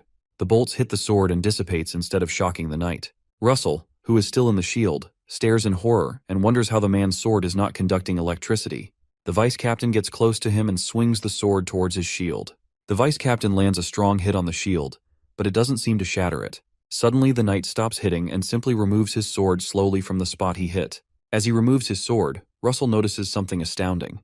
There's a large crack on the spot the man struck with his sword, and it looks like his sword isn't an ordinary one. Suddenly, the part that was struck cracks open. Meanwhile, on the deck, Don Click moves towards the Flame Tower Master quite quickly and attempts to slash her in two. He successfully cuts her in two, but he's shocked to notice that it was just a decoy that later bursts into flames. When he finishes his attack, he sees Daria in front of him, surrounded by flames, and he hisses. He remarks that she's a mage that's really good at fleeing, but Daria doesn't respond to him. When she finally speaks, she asks him if his brother is also a knight. Don Click proudly replies that his brother is also a knight, but he adds that his brother isn't as amazing as he is. While they talk, the fire around Daria becomes another flame dwarf, and Don laughs at it. He asks her if she's using the same trick on him again. The master tells him she's not and adds that it'll be a bit different this time. Don becomes alarmed and wonders what she meant. The flame dwarfs emerge from the floor. They walk towards him with their weapons, and Don wonders what's going on. Daria finally assuages his curiosity and informs him that the more of them he cuts, the more they multiply, unlike the previous ones. Shortly after, Don attacks the flame dwarfs as they advance towards him, and they become almost a dozen. These flame dwarfs are Miss Daria Snow White's own creation, and she called them Dwarfs of Hellfire. She watches him struggle with the dwarfs, and she has a look of deadly satisfaction on her face. Don starts to get tense when he realizes he's outnumbered. Luckily, he's really fast, and he keeps fighting them off. He wonders how his opponent is able to wield such peculiar flame magic, and when he looks at her again, he realizes who she is. He sees the striking resemblance with the famous witch of the Flame Tower, and he realizes she's the one. Meanwhile, there's some bloodshed below check after Russell's shield is broken. The knight notices that Russell has suddenly vanished from before him, and he wonders where he went to. He quickly looks to his side, and he sees Russell standing there, so he quickly faces him to finish him off. He wonders how Russell was able to dodge his attack when it was in such close range. Our boy just stands there and holds his bleeding chest, trying to stabilize himself. The knight recalls that his sword made contact with Russell's chest, and he could have sworn that he should have been cut into two pieces by now. When he looks closer at Russell's body, he notices that he also has an aura around him, and he wonders if he's also covering himself with magic to strengthen his physical abilities. Russell maintains his aura to speed up his physical abilities and to heal himself from the injury. The vice captain thinks to himself that it doesn't matter since his opponent is basically like a rat caught in a trap. Ilo, who has been watching the fight, sympathizes with Russell. Russell keeps panting, and he tries to stabilize himself from losing much more blood than he has. He says within himself that he knows a thing about knights. He remembers that he has met a knight one time in his previous life. This knight that he met was quite ruthless and had slaughtered an innocent mercenary group because one of them simply bumped into his shoulder. One of his last victims was Russell, who was badly wounded, but suddenly another mercenary came to his rescue. A strange man steps in front of him in the nick of time and decides to protect him from the ruthless knight. Apparently, The man who barely managed to stop this knight's madness was a mage. The mage created a shield between himself and the knight, who attacked his shield in rage. The mage was eventually able to subdue the knight. The knight would have won if not that the mage had a secret skill up his sleeves. Russell proceeds to create another shield to protect himself like the mage did. The vice captain rushes towards him again and proceeds to land another attack on his shield to break it like he did the last time. While he does that, Russell recalls the method that the mage used in saving him in his past life, and he replicates it. The vice captain lands another strong attack on the shield in an attempt to crack it. He successfully cracks the shield like he had expected, but something seems to be different this time. Russell reveals that the method the mage from his past used was to use one shield over another. That is the method he decided to replicate, and the vice captain's attack has only cracked the first shield he's using. The vice captain stands back, expecting the shield to crash, but he is surprised to see that Russell is unaffected. Russell catches him off guard and casts a wind spell. He uses the second circle magic wind arrow and lands one right in the knight's chest. The attack is so strong that it throws the man towards the other end of the room. The knight hits his head on the wall and lets out a groan, with some blood sputtering out of his mouth. Meanwhile, Russell staggers a bit, and he looks like he's yet to recover from the gash in his chest. His body seems to have healed, but he's still in pain, and he wonders if he has lost too much blood. He quickly breaks off the lock that he heated up so he can let out the elves. When the elves come out, they thank him for rescuing them. Our boy asks them to follow him out of the compartment so they leave the ship. Suddenly, the vice captain of the ship calls him a little brat. He gets back on his feet, and it seems the effect of the hit didn't last too long. The vice captain looks pretty angry, and he tells Russell he should have gone for his head when he had the chance. Russell wonders how he's able to survive when he replicated the attack that the mage that saved him did. None of that matters anymore. So he quickly tells Yahello to get the other captives and go upstairs where they'll be safe. The vice captain laughs at their planning and rhetorically asks Russell how he has time to rescue the slaves. He moves from where he's standing to land an attack at the speed of light. In a split second, he's already on Russell, but our boy quickly activates the shield. As usual, the blow from the sword cracks the first shield but doesn't crack the second one. The knight tells him that he won't give Russell any chance to counterattack him this time like he did the last time. He starts to attack the shields rapidly, breaking every generated shield in a matter of seconds. Russell has no choice but to keep creating shield after shield, and the vice captain keeps smashing every shield he creates. Russell decides to keep stalling until the elves are able to get the humans and leave.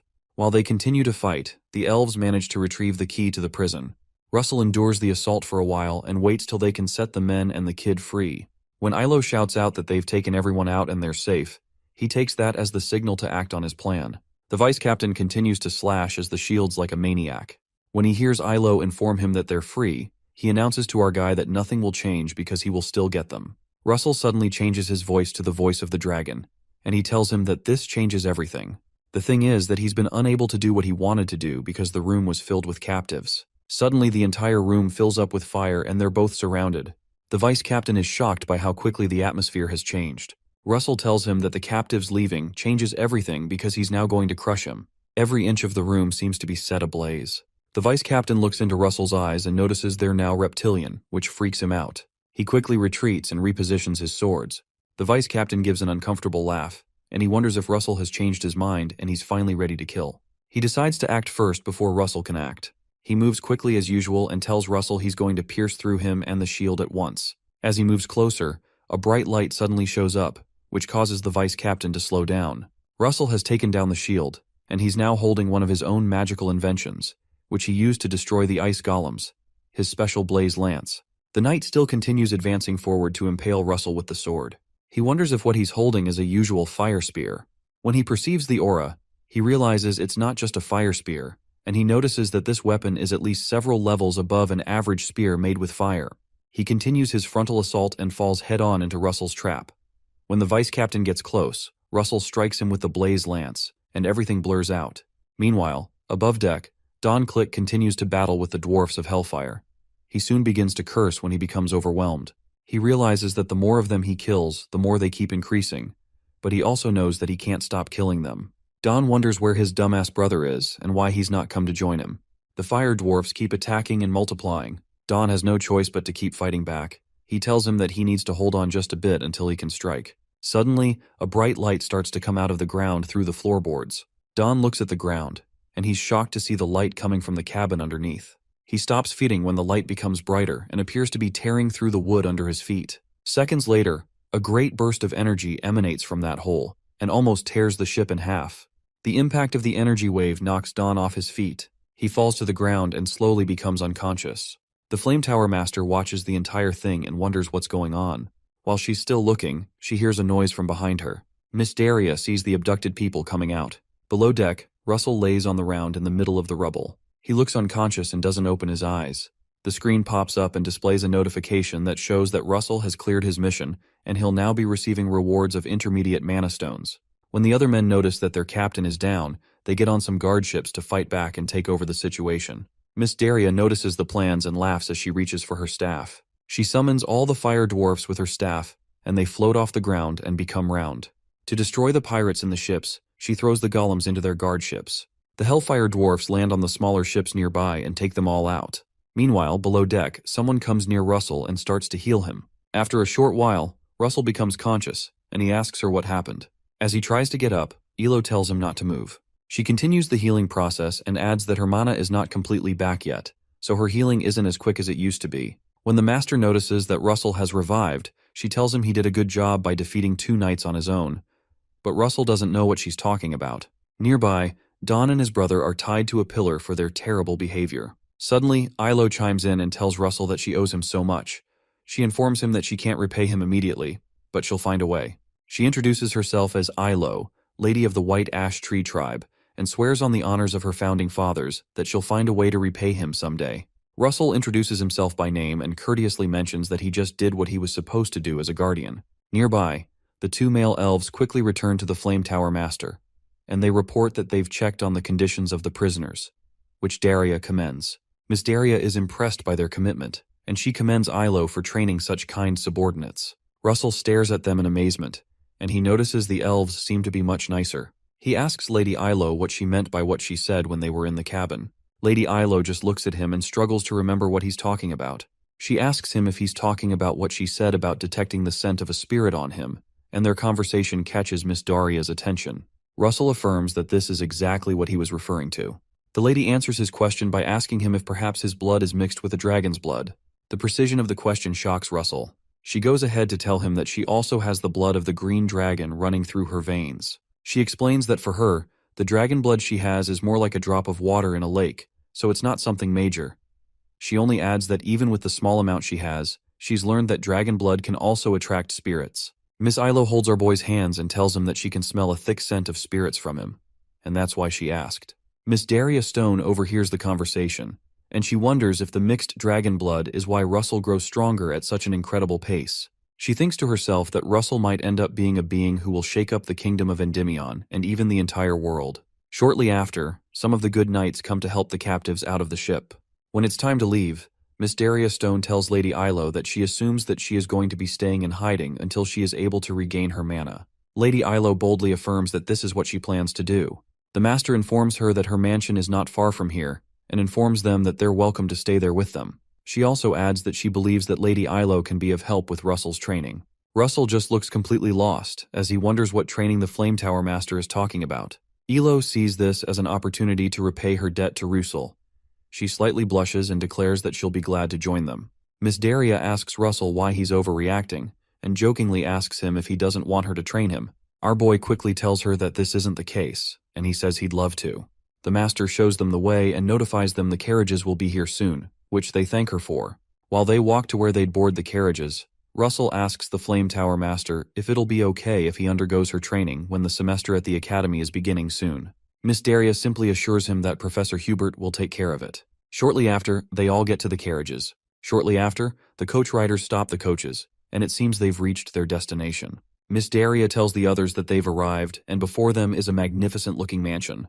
The Flame Tower Master realizes they may feel overwhelmed, so she tells them not to feel pressured and stay comfortable as they go inside. As they move through the garden, everyone keeps looking around the beautiful mansion. Elo commends Miss Daria's house and says it's a very beautiful place. She thanks Miss Daria for her goodwill towards her and her men. While they're moving in, Russell glances behind him, and he notices something pretty familiar. He stops moving and looks around for a while. Something apart from the mansion's beauty draws him to the scenery, but he can't place his finger on it. Suddenly he recalls that he came here with his parents years ago. Russell approaches Miss Daria and mentions that he'd like to ask her a question. She stops and turns to listen to his question, so he asks to confirm if the villa wasn't originally hers. Miss Daria becomes uncomfortable and tells him that people will think she stole it if they hear him, so Russell embarrassingly apologizes. She affirms his suspicions and informs him that he's right, because she acquired the villa from some merchant association years ago. Russell realizes that this villa is one of the places that his family owned before his father was killed, and his family fell apart. Russell recalls that after his family's downfall, he heard that the villa was sold at a low price. He wonders how odd it is to return here in this manner. 1 week later, Elo wakes up and enters the living room. The Flame Tower Master scans her aura and mentions that she's relieved to see that Elo has regained much of her mana. Elo tells her that it's all thanks to her kindness and help. Miss Daria asks about the matter they had previously discussed regarding helping with Russell's training. Elo cheerfully replies that she's ready as ready can be. Suddenly, Ilo stops talking and asks where Russell is. Miss Daria laughs and informs her that she sent Russell to do something. Meanwhile, Russell falls off a cliff and screams at the top of his voice. Luckily for him, there's a stream of water beneath, so he falls into the water. He quickly swims back to the top and gasps for air. He looks back at where he was standing and is worried to realize he failed at the exercise again. He recalls the assignment that Miss Daria had given him a few hours ago. She asked him what the greatest thing he needed during his previous fight was. Russell thinks back to how he had to continuously use a shield to survive that fight, so he mentions that the thing he needed the most was distance. The master affirms that and tells him that in combat, distance is the most important thing for mages. She smiles at him and asks him to watch carefully as she does something. Miss Daria takes one step off the cliff, but some fire envelops the leg that she placed on the void. Shortly after, her entire body is enveloped with fire, and the master is nowhere to be seen. She suddenly appears on the other end of another cliff, still covered in fire, and crosses over to the other side. As Russell watches, he realizes that she just used space distortion magic. This particular method is called blink. After she crosses the void between the cliffs, Miss Daria tells him that from this point on out, he'd have to try to cross the cliff with blink. She informs him that he's going to need it in the future. Suddenly, the screen pops up and tells him his new mission is to learn blink. It reveals that the rewards are intermediate grade mana stones. Russell finally makes his way out of the water and crawls to the shore. As he climbs back up to reach the tip of the cliff, he thinks about the method called blink, and he reasons that the ability to use this method isn't based on whether you're on a lower or higher circle. When he reaches the tip, he reasons that it's a magic that can only be learned by comprehending its logic. Our boy gets up again and tries to attempt it one more time. Russell takes another step of faith. He falls to the ground again and exclaims as he falls towards the water. Hours later, Russell manages to climb back up on the rock, and he wonders if this blink thing is really just practice or is a ploy to get him to work on his stamina. After he reaches the top, he decides to focus harder this time. Suddenly, as Russell takes another step, a field of fire appears under his leg. As he prepares to take the new step, his second leg is also enveloped by fire. As he proceeds off the cliff, he hears a startling noise from behind him telling him to act now. He falls once more, then he looks behind him and realizes that the person who interrupted him is Daria. Daria watches him fall and gives an uncomfortable smile, while our boy screams as he falls to the ground. That night, Miss Daria takes Russell and Ilo to a private place in a rocky area before a fireplace. She tells Russell that starting today, he'll learn about contracts with spirits. The Flame Tower Master informs Russell that Ilo will help him with that. Ilo gets up from her seat and says she's glad to be able to help out. Our boy also thanks Ilo. When they begin, Ilo asks Russell to close his eyes slowly. She asks him to imagine something related to fire. Suddenly, Russell's entire body is soon engulfed with the fire as he thinks about fire. She informs him that she'll enter into his imagination to guide him, and she does just that. In the world of imagination, Ilo appears in Russell's mind and holds his hand to lead him across the right path. Ilo starts to explain that there's something that most people don't know. She says that the door to spirits is there for everyone. It doesn't matter if you're a human, an elf, or any entity. This doesn't matter because all entities are born of nature after all. In his mind, she starts to see visions of death and great war. Suddenly, more flames are released from Russell's body. The fire is so great that even the Flame Tower Master looks surprised. Meanwhile, Ilo, who is still checking out his mind, wonders what the torrent inside his heart is. She keeps trying to recognize it, and she sees a very disturbing image of a man getting killed. And it's too much for her to take.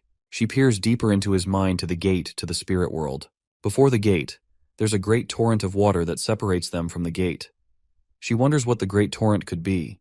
Meanwhile, Russell stands behind her, and he's weeping profusely. She keeps scanning his emotions and realizes that he's filled with hatred. When she scans deeper, she realizes it might not be hatred, but something else. In the real world, Russell frowns at the painful impact of reliving terrible memories from his past. On the spot, The mana coming from Yahello and Russell continues to increase until the light becomes blinding. The blinding nature of the mana alerts Miss Daria.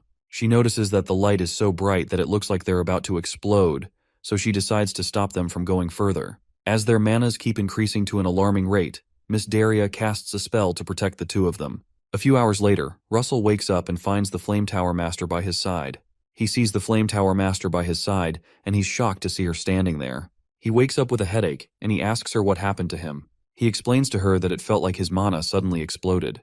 While he speaks, Lady Yahello steps into the room. He notices some bandages around her arms and asks her what happened to her arms. Lady Yahello tries to calm him down by telling him she's okay. A morbid realization hits him, and he asks her if he did that to her. Russell becomes sad and profusely apologizes for hurting her. Later that night, Russell heads out to clear his head and gaze at the stars. Meanwhile, Miss Daria watches him from inside her office. She decides to have a chat with Lady Yahello. She asks Lady Yahello what happened exactly during the training. She says that she remembers that they reached the path leading to the Spirit's Gateway.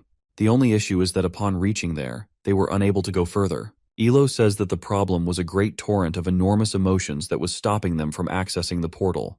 Yahello explains that the emotion she sensed was hatred, but it seemed more like sadness to her. She continues by saying that it was such a huge sadness that she wondered how he was able to hide it all along. Sometime later, Miss Daria calls Russell to herself. Miss Daria gladly informs him that he'll be doing his new training today. As Russell bows down to accept the new training, she bluntly lets it out that he'll have to do some cleaning. Russell stares at her in amazement and wonders what she's talking about.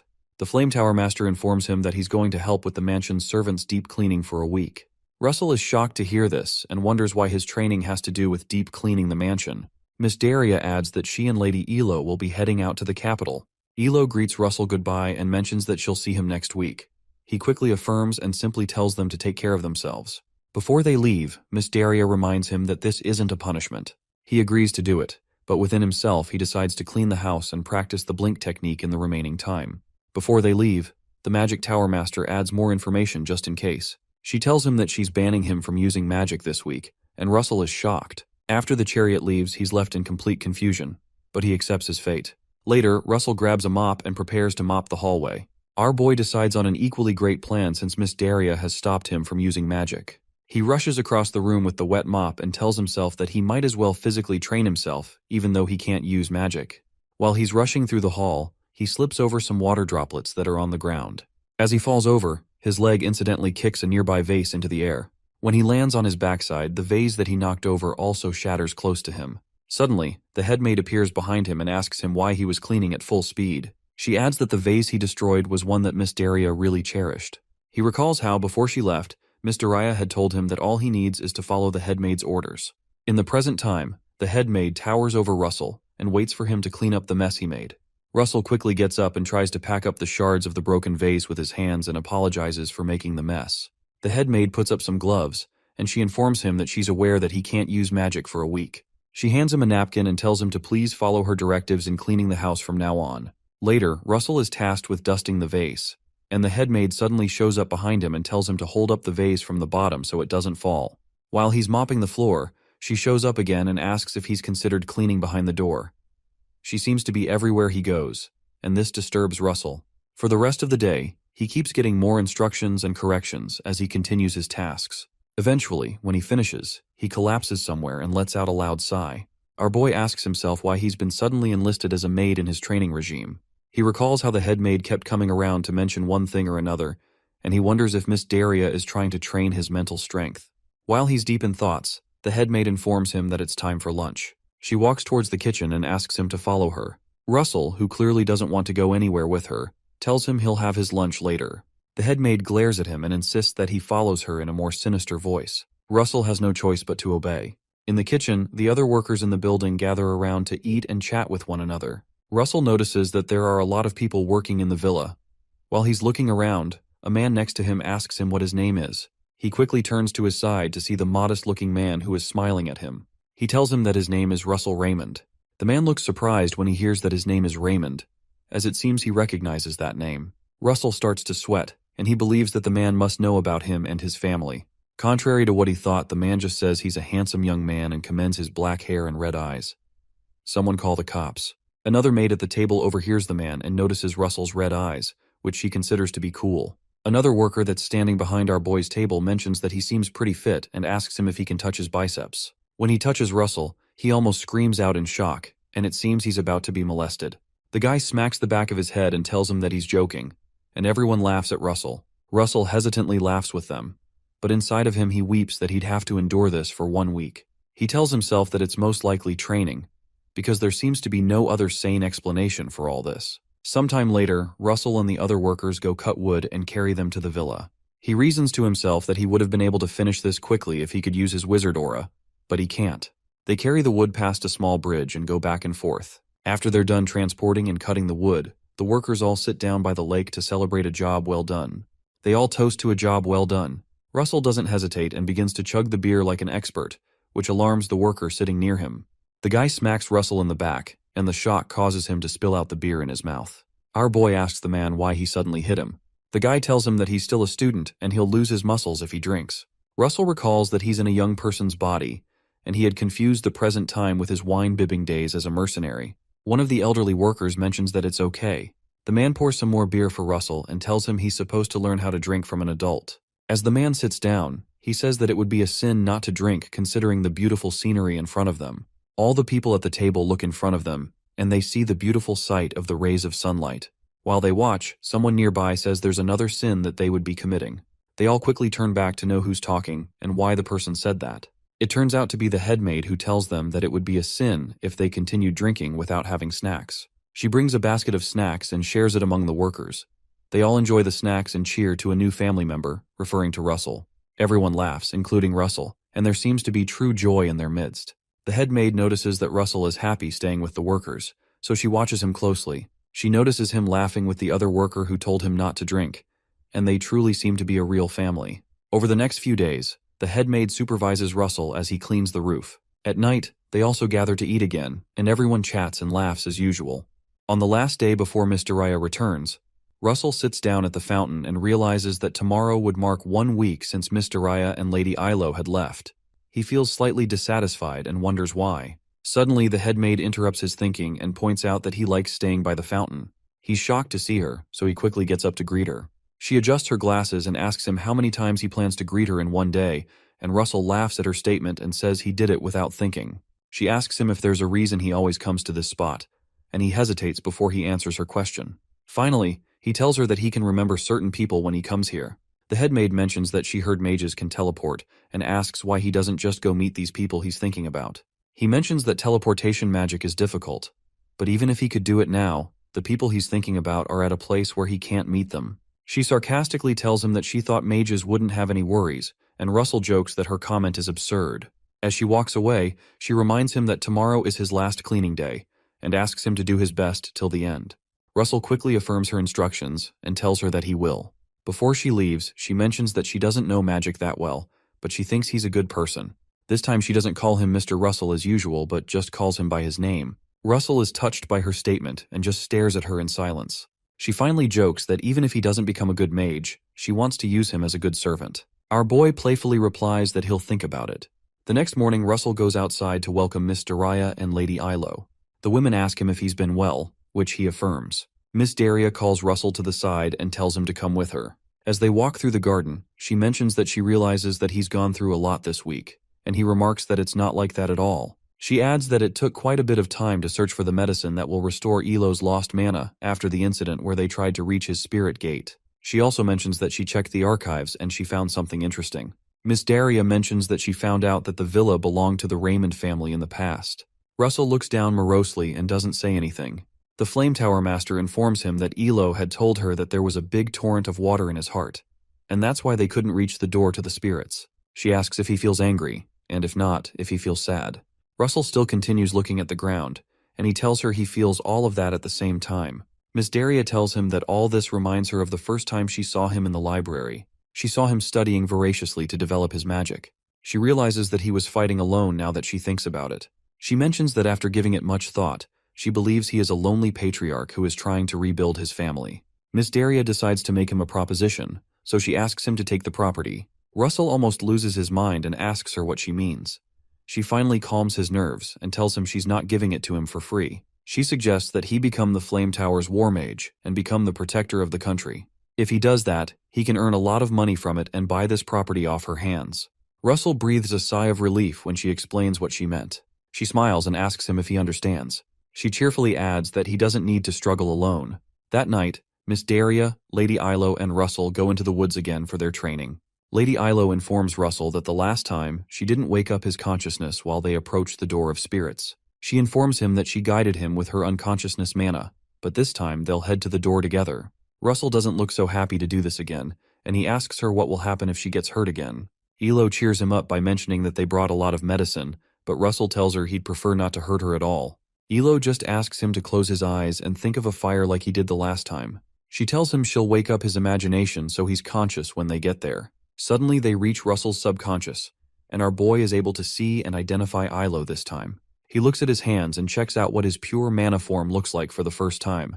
She leads him forward and says the journey will be smooth like the last time until they reach the torrent.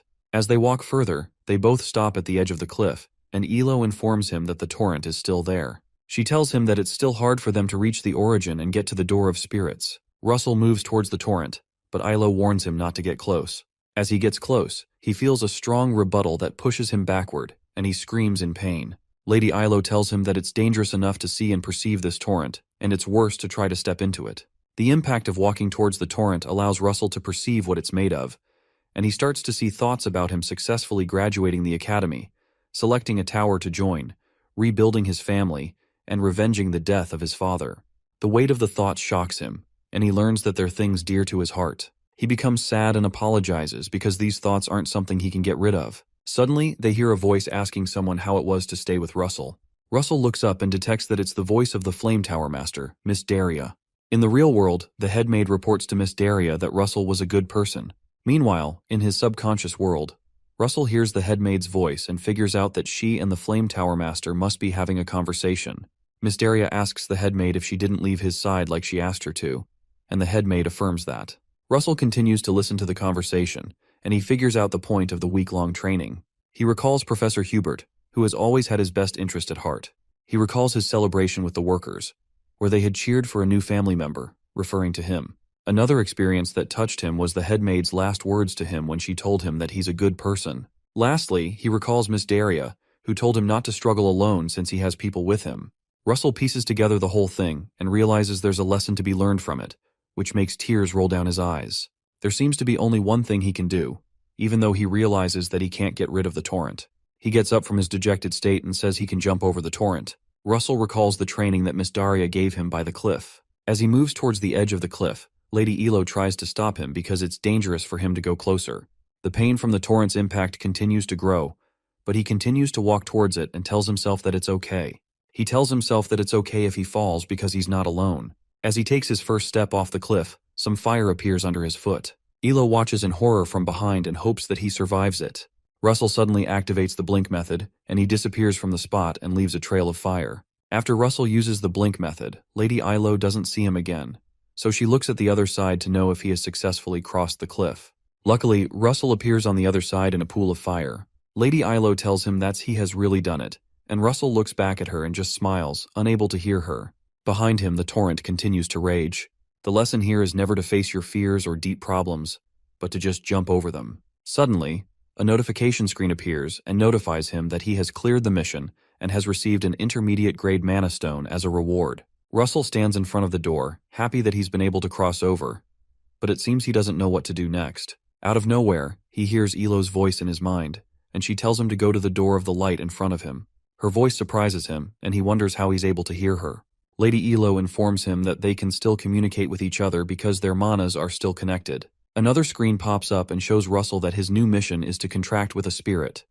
He's told to summon a spirit according to the Yahello's explanation and form a contract with the spirit. Lady Yahello asks him to put his hand into the door, and he does that. After he puts his hands in, he asks her what happens now because he doesn't feel anything. She tells him that it's now up to the spirits to decide. She adds that no one knows what will happen, so Russell continues to hold out his hand into the door and wait for something to happen. Yahello says that no one knows what kind of spirit will come. It's also possible that he might not get chosen, so Lady Yahello reminds him to hold out his hand and just wait. Meanwhile, in the real world, Miss Daria watches Russell while he's in the trance.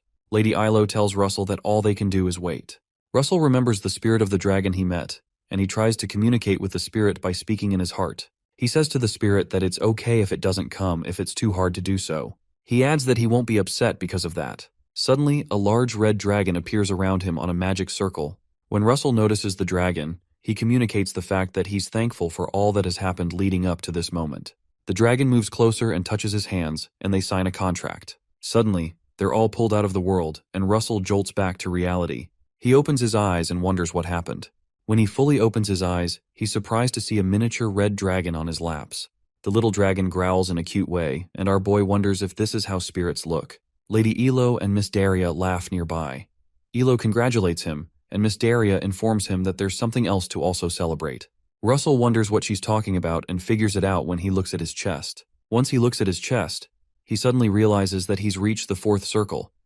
Meanwhile, the cute red dragon continues to roar. Suddenly, another screen pops up and notifies our boy that he has awakened new knowledge with the spirit summoning and has reached the 4th circle. He's told he will receive unknown extra rewards. Russell reads the text and wonders what the extra rewards could be. While he's thinking, the little red dragon roars again, trying to catch his attention, and flies upwards. The dragon jumps on his head and cuddles into his hair. The little dragon starts to bite his hair and continues to roar. Elo comes to play with the dragon, and she mentions that she doesn't think it's a normal spirit. She asks him if he'll give him a fitting name. She tells him that naming him would complete the contract. Miss Daria affirms her words and tells Russell to give him a good name. Russell stares at the little dragon and tries to figure out a name. He mentions that it's red. Because it's red, he suggests to name him Bacon, and the ladies open their mouths in shock. Russell realizes his dark humor and laughs. Our boy thinks again and asks what they think about the name Pepper.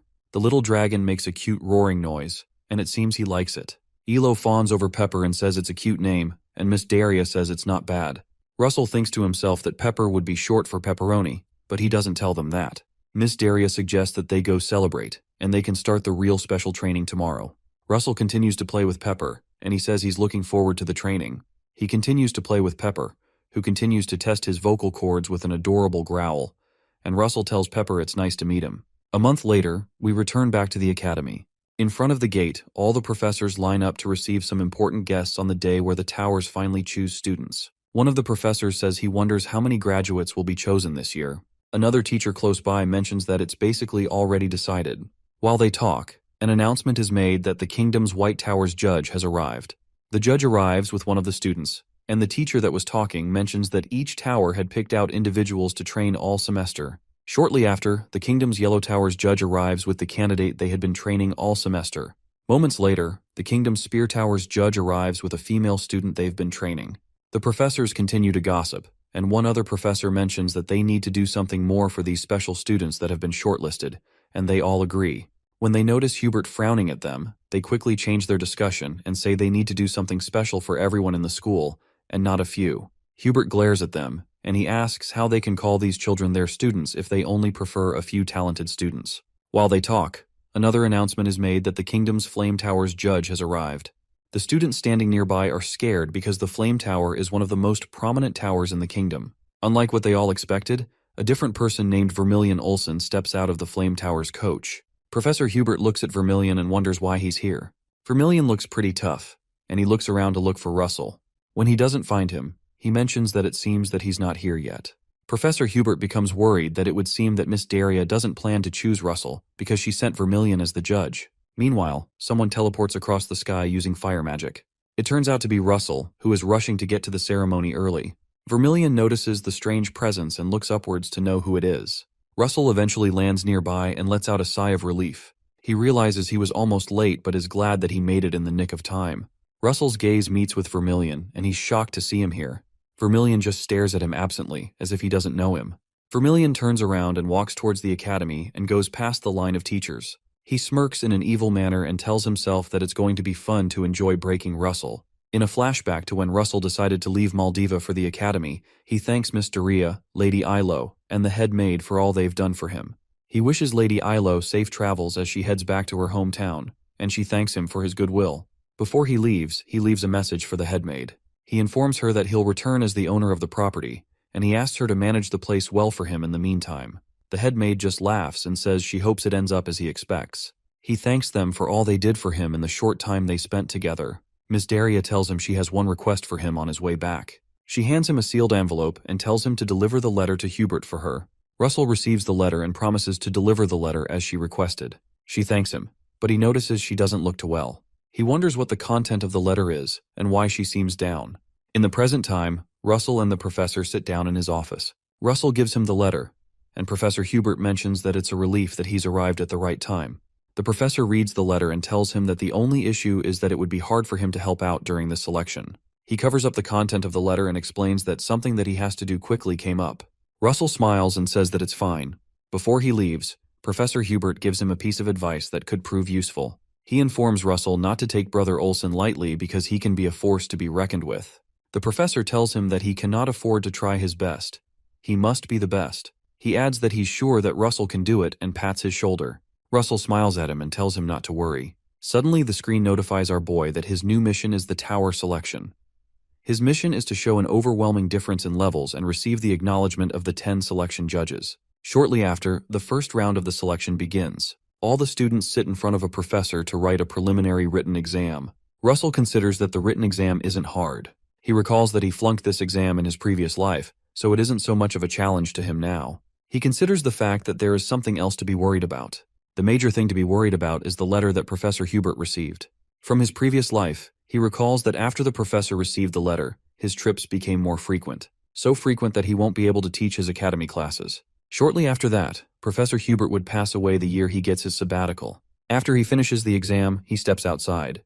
He thinks to himself that he doesn't know what exactly happened to Professor Hubert in his past life. He believes his death occurred due to a really dangerous task. He mentions that Professor Hubert must have passed from a really dangerous task that is left to a high-ranking mage in the Flame Tower. After the results are collated, Russell Raymond is announced as the student with the top score in the written exam. Some of the students are shocked he got the top score.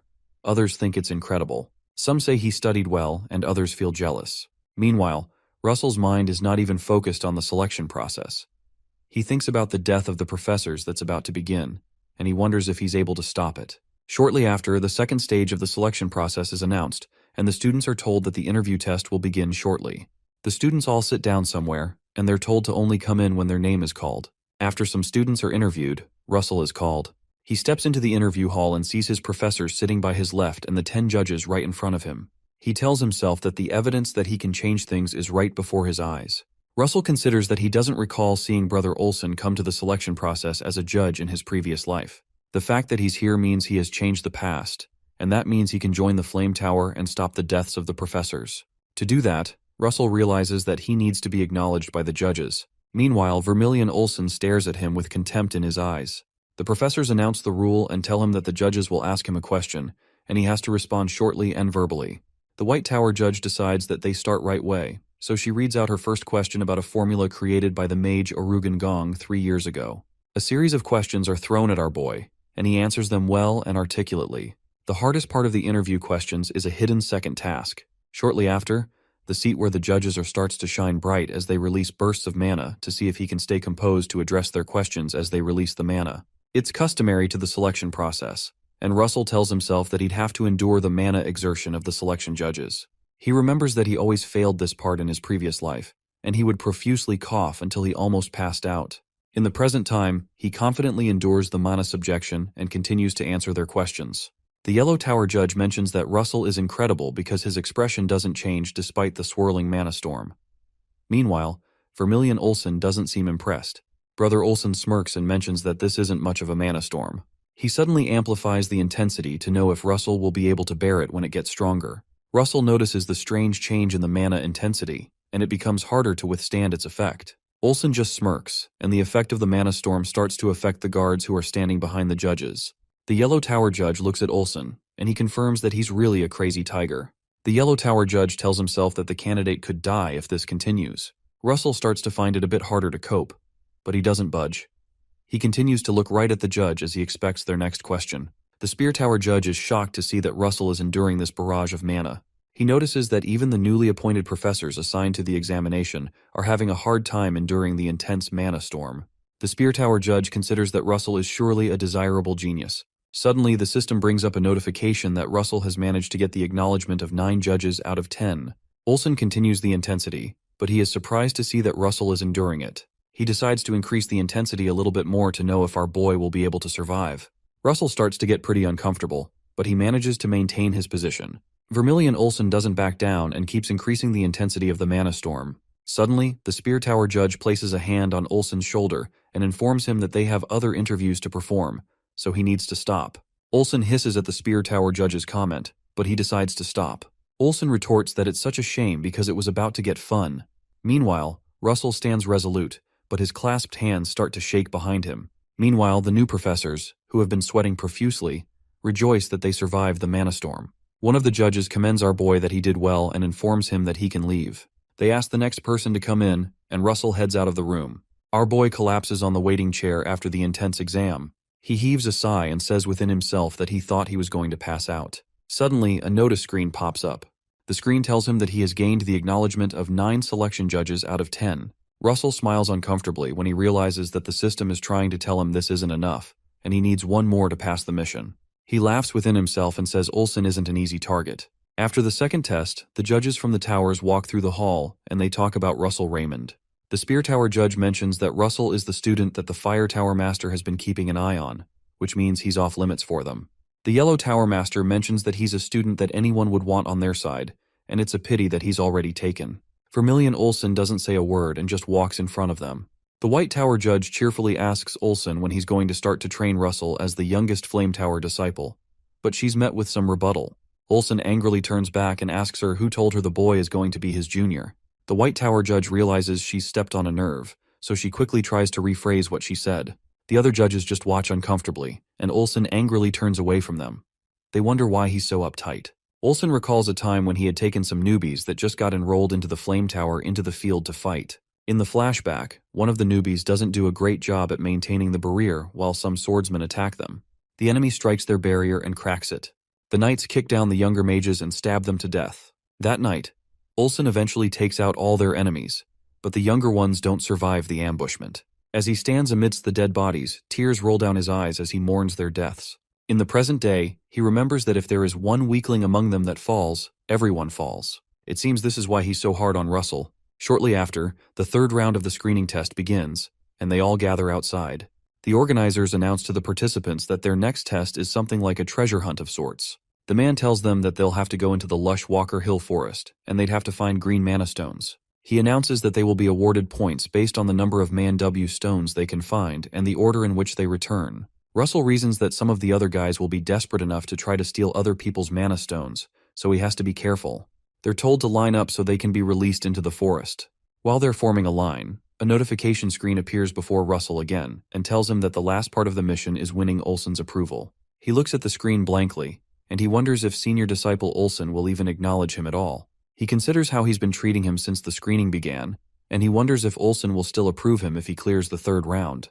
While he's still thinking, he hears the announcement to start searching. Russell joins the other boys, and they scurry into the woods to find the green stones. As the boys rush into the woods to find the stones, our boy decides that there's one thing he can do to find the stones faster. Moments later, Russell uses some fire magic and begins to summon Pepper.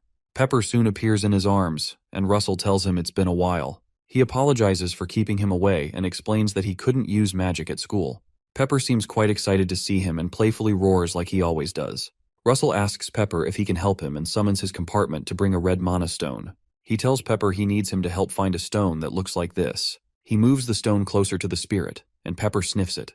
Pepper picks up the scent of the mana stone and flies away when he detects a scent nearby. Russell notices Pepper heading in a direction and excitedly mentions that it seems he's found one. For some time, our boy follows the spirit through the woods as they continue their quest to find the stones. Soon after, they reach a spot where there seems to be a red magic circle. Meanwhile, in another part of the kingdom, some people have a discussion inside a magic material store. A man in a cloak who appears to be a Flame Tower guardian questions the store owner and asks him where the mage he traded with went. The man, who looks quite confused, tells him that he doesn't know, and all he did was to sell him some raw materials for a ritual. The interrogator changes his voice and asks him if he knows the truth about the ritual he speaks of. He asks him if he knows that the mage came to buy those materials for a pagan spell. The man is shocked to hear that his customer had bought materials for a pagan spell. The guardian pushes him roughly to get him to talk. He tells the man that aiding a cult is the same as treason against the kingdom, and the man realizes he's in a lot of trouble. The guardian, who is now very angry, asks one more time if he knows where the mage went. The man stammers and repeats that he doesn't really know where the man went. He goes on to say that all that he heard was that a snarly woman who kills people by burning them had taken a disciple, and this mage they're looking for has gone to check it out. In a flashback, this dangerous mage watches as Miss Dadia speaks to Russell in Maldiva. The mage watches as Russell receives a cape of the Flame Tower Guardians from the Flame Tower Master. The Guardian lets go of the man and thinks to himself that the person these people from the cult have a grudge with is no one else but his teacher. He uncovers his face, and it's clear that it's Professor Hubert. The professor rushes outside, and he tells himself that Russell is in danger. Professor Hubert's body is consumed by fire, and he runs from the place using teleportation magic, running to warn the academy about how dangerous the screening test is. Meanwhile, one of the students looks around and curses when he can't find any of the mana stones. He complains that he's unable to use light magic because he doesn't want to attract the attention of other contestants and become their target. As the guys walk further into the woods, he notices a dark, strange figure. The boy stops when he sees the moving figure, and he exclaims. The boy sends a wind arrow at the strange figure, but nothing happens. The attack doesn't seem to do any damage. The boy notices that it looks like a man, so he tells the person that he startled him. The candidate keeps watching the strange figure, and he wonders if he's also a candidate. When he doesn't get a response, he decides to turn around because he thinks he's dead. He wonders whether to check on him, but he decides to ignore the man since it's a competition, and it's every man for himself. As he walks away, he gets an idea. He looks back at the strange figure and reasons that this strange guy might just have a stash of mana stones he can take. When he turns back to check out the man's dead body, he doesn't find him there. When he notices the spot is empty, he wonders where the strange figure went. He notices something moving behind him and quickly glances back, and he's shocked by what he sees. A loud scream ripples through the forest, and it's clear the contestant is down. Meanwhile, Russell keeps following Pepper around to find the mana stones. As they move in, Russell wonders if they've gotten to the middle of the forest. Right in the middle of the field, there's a bag that looks like it's filled with a bunch of green mana stones. Russell comes closer and wonders why the mana stones are in one place when it was supposed to be a treasure hunt. Russell pats Pepper in the head and tells him he did a good job, but he reasons that something seems strange about this place. He notices something else inside the bag and crouches down to see it. It turns out to be a golem's core. Our boy picks up the core and notices that it's broken. As he inspects it, he notices that it looks like it was broken before a golem was even summoned. As he investigates, Pepper seriously growls at something behind him, so he turns behind to see what it is. Suddenly, a series of spikes emerge from the earth and try to impale Russell. The spikes keep coming out of earth and keep advancing to where our boy is crouched. Russell notices the spike and wonders what the heck is going on. The spikes from the earth start rapidly moving forward and extend higher, so Russell quickly activates his wizard body aura and jumps out of the way. As he jumps out of the way, he sees a different attack with light magic, and Russell wonders how his attacker is quickly able to switch magic like that. Balls of light float in the sky and shoot dangerous beams to the ground. The balls keep shooting beams at our boy, but he manages to dodge each attack because he's quick on his feet when he uses his magic aura. As the attack continues, Russell figures out that he's not being attacked by one person. Suddenly, some magic spears are fired at him while he's not looking, but luckily Pepper spots them. Pepper quickly releases some fire out of his mouth and burns the spears before it reaches Russell. Russell looks behind and realizes Pepper had deflected the attack, so he commends him for doing a good job. Our boy quickly summons his firebolt. He shoots bolts of fire through the light balls and breaks them. The explosion from the impact is quite great, and it causes smoke to break out in the surroundings. Russell tries to peer through the smoke, and he wonders why he's being attacked. Even though the attacks have suddenly stopped and there's a moment of silence, Russell still maintains his firebolt. When the smoke clears, Russell sees the three mages he's been fighting against hiding in the bushes. When he looks closely, he recognizes them as the honor students that have been selected by the towers.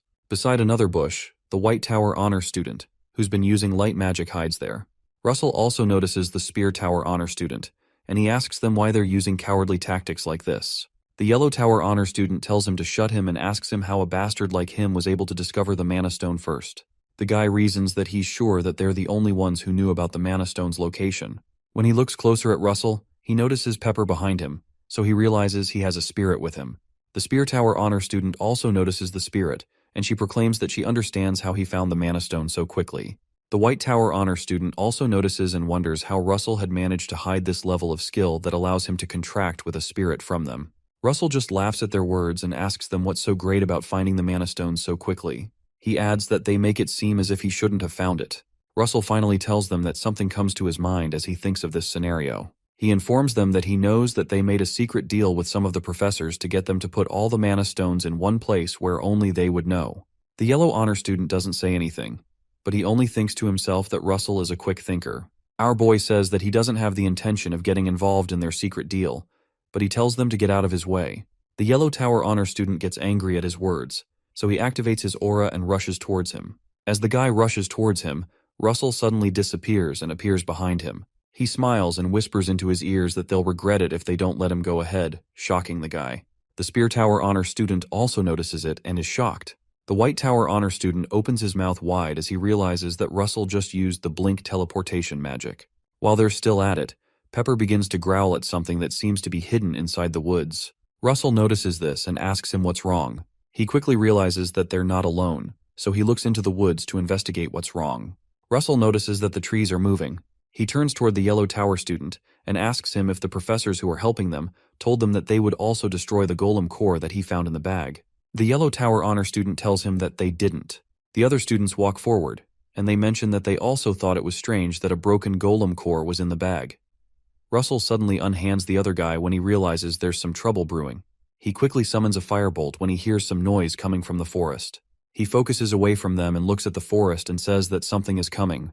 The birds in the forest also begin to fly away in response to whatever is disturbing the peace. Inside the woods, some ferocious and dark-looking monsters with green eyes rush towards the boys. When Russell spots them, he exclaims, and mentions that they're the undead. The Spear Tower honor students ask how the undead got into the testing area, and the rest of them look scared.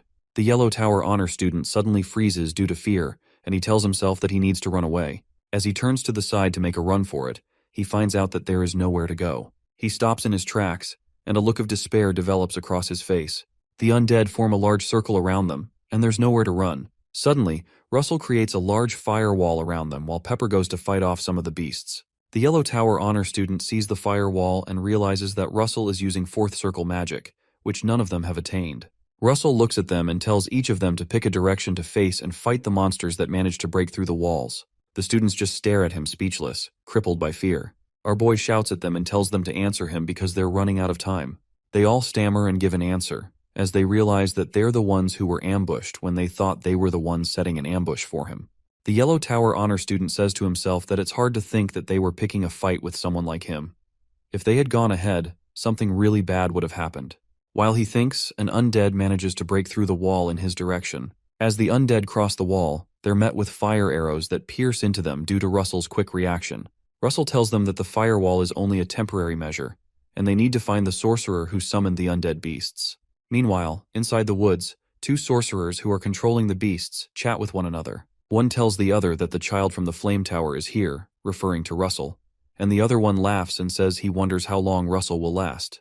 In the middle of the forest, some of the undead keep breaking through the firewall. One hefty-looking zombie guy breaks in again. He ends up with a hole in his head as he's hit with a bolt of fire. Russell stands in front of the headless zombie, and he thinks about how these undead monsters must have surfaced. He thinks about the heretics who seek forbidden magic. He recalls that in the past, the Flame Tower Master had brutally killed the members of this heretic cult. He wonders if these new ones are remnants of the old heretic movement that survived the destruction. Our boy wonders what the heretics are now planning to do by coming here. As he's thinking, three undeads who have managed to break through the fire come towards him. He releases another firebolt and creates wide holes in their heads. Russell realizes that going deep into his thoughts will affect him, so he decides to focus on the fight in front of him. He analyzes that the magic that they're using is a type of curse. Russell recalls that one of the characteristics of such curses is that it uses low levels of mana. So the longer the fight drags on, the more they'll be at a disadvantage because they're expending a lot of mana to fight this swarm of undead soldiers. He quickly turns back at the other guy and tells them to use their mana efficiently. He explains that they can do this by decreasing their firepower and aiming for the vital points of the undead army. The Yellow Tower honor student hears him and says that's easy to say but harder to do. The White Tower honor student agrees and says that the selection judges will be here soon anyways, so they only need to hold out until they arrive. The Spear Tower honor student overhears him and tells him that the selection judges won't come, and the Yellow Tower honor student asks her what she's talking about. Russell agrees with the White Tower honor student and says he's right. He adds that there's no way that the selection judges won't notice this. They're sent from the capital's prestigious magic towers, and they definitely would have noticed this wicked form of energy around them. The Spear Tower honor student doesn't agree and says that their enemies are probably using a trap to erase all signs of mana. Russell remembers the circle he saw just moments before discovering this site, and it seems that the girl's theory is right. The Yellow Tower Honor student starts to get worried that they'll have to face this many people on their own. The Spear Tower Honor student realizes the best thing they can do is to follow Russell's advice, so she tells them to reduce the size of their attacks and make the edges sharper, and she does the same to her ice spears. She reshapes the spears and fires 3 of them at the heads of 3 zombies, and the attacks knock them down easily. Meanwhile, the White Tower Honor student starts to streamline his beam of lights to minimize the amount of mana he's using. One of the sorcerers notices that the students are saving their mana, so he informs his fellow that they're quick-witted. The other sorcerer, who appears to be his senior, tells him that it doesn't matter because he's about to give them a problem that will cause them not to be able to save their mana. Right behind them, there's a large undead troll monster with a huge metal axe. In the middle of the firewall, the students notice something different coming through the fire. This time, the large monster easily walks through the fire, bearing his metal axe and armor. It looks like it's about to go down. The monster looks at them with green eyes and growls angrily. The students all stop fighting, shocked to see a troll in their midst. The Spear Tower Honor student quickly creates a trail of ice in front of the troll to make it slip and lose its footing, while the White Tower Honor student tries to attack it. The White Tower Honor student releases some light balls and attempts to fire deadly beams at it. The student fires the troll with several beams with a magic called Crystal Laser. After the attack ends, the troll doesn't look affected at all, and there's not a single wound on the beast. All their attacks did was to make it angrier. The troll raises its sword and proceeds to pummel the White Tower Honor student to the ground. The student just stands in front of him, crippled with fear and unsure of where to run. The boy just stands there, scared to his bones. Suddenly, Russell summons his signature move and brings out the Blaze Lance. Before anyone can say Jack Robinson, Russell leaps to weeds the monster with his lance in hand and cuts through its chest with maximum release of power. The lance cuts through the troll's chest and burns through its body. Russell lands back on the ground and watches to see how much damage was done. Meanwhile, inside the woods, the core that the sorcerer was using to control the troll suddenly breaks, and that shocks him. The junior laments to this senior that Russell managed to take down a whole troll in one blow, but his senior just angrily fumes. Inside the firewall, the Spear Tower Honor students notice that the magic that Russell just used is distinct. She scans the sword and realizes that the power from it rivals the destructive power of 5th level circle magic. She keeps staring at Russell, and she wonders if he's a student in the same academy as she is. Russell doesn't notice her staring at him, but something in the sky suddenly catches his eye. He looks into the sky and notices Pepper flying around a particular region. In the camp of the enemy, the sorcerers notice Pepper hovering over them, and they're unsure of what to do. Russell smirks when he picks up the signal, and he excitedly mentions that he's been able to find out where they're hiding. Russell activates his wizard body to give him more strength to do what he's about to do. He bends backward with the blazing lance and proceeds to throw. His eyes whiten and fill up with rage as he gathers all his strength to make the throw. Russell throws the lance with all of his might and a little more, so he tells them that it's his turn to attack them. A blast of fire emerges from where the boy is and heads right into the woods to where the sorcerers are staying. The 2 sorcerers see the advancing bolt coming towards them, and the junior tells his supervisor that they need to dodge because their location has been exposed. The blazing lance keeps tearing through the sky, and it heads for the 2 sorcerers. The senior sorcerer decides not to dodge the attack and says that they need to block it. To block it, they control several of the undead to stand in the way of the blazing lance and take on the impact. The undead rush right towards the lance as if it's their long-lost cousin. The zombies collide with the lance with a strong impact, and an explosion ensues. The senior sorcerer becomes shocked by what happens next. It seems that his idea of using the undead as a body shield doesn't work so well, because the lance rips through them and continues to head towards them. The man quickly starts to create a shield to repel the lance backwards. Soon after, a great explosion occurs in the forest, and the students see it from where they're standing. Russell looks at the spot and wonders if he was able to get them. The undead army that was attacking them seems to have stopped after he sent an attack to those who were controlling them. From the spot where the explosion occurs, the senior sorcerer curses that Daria seems to have raised a monster. The sorcerer holds up the junior sorcerer, whom he had used as a body shield from the attack. He mentions that they were saving a secret weapon to fight the selection judges. The senior sorcerers smirks and say that it seems that they'd have to use it on Russell first. In the middle of the forest, Russell sees something shocking. Some undead skeletons advance toward them while holding some students from their academy hostage. About a dozen undead skeletons come out with a student from their academy each, and they're unable to fight back without injuring their colleagues. In the academy, some of the crooked professors try to stop Professor Hubert from entering the examination center and respectfully protest that only selection judges are allowed in there. Hubert doesn't listen to them and charges inside to speak to his superior, senior brother Olsen. Olsen sees him and asks him if the mission he went on is over. Professor Hubert quickly informs him that the cult followers are also on the move. Professor Hubert tells him that the cult members are after Russell and that the candidates at the examination grounds are also in danger. This provokes Olsen, who asks how the cult members got the effrontery to cause trouble where he's present.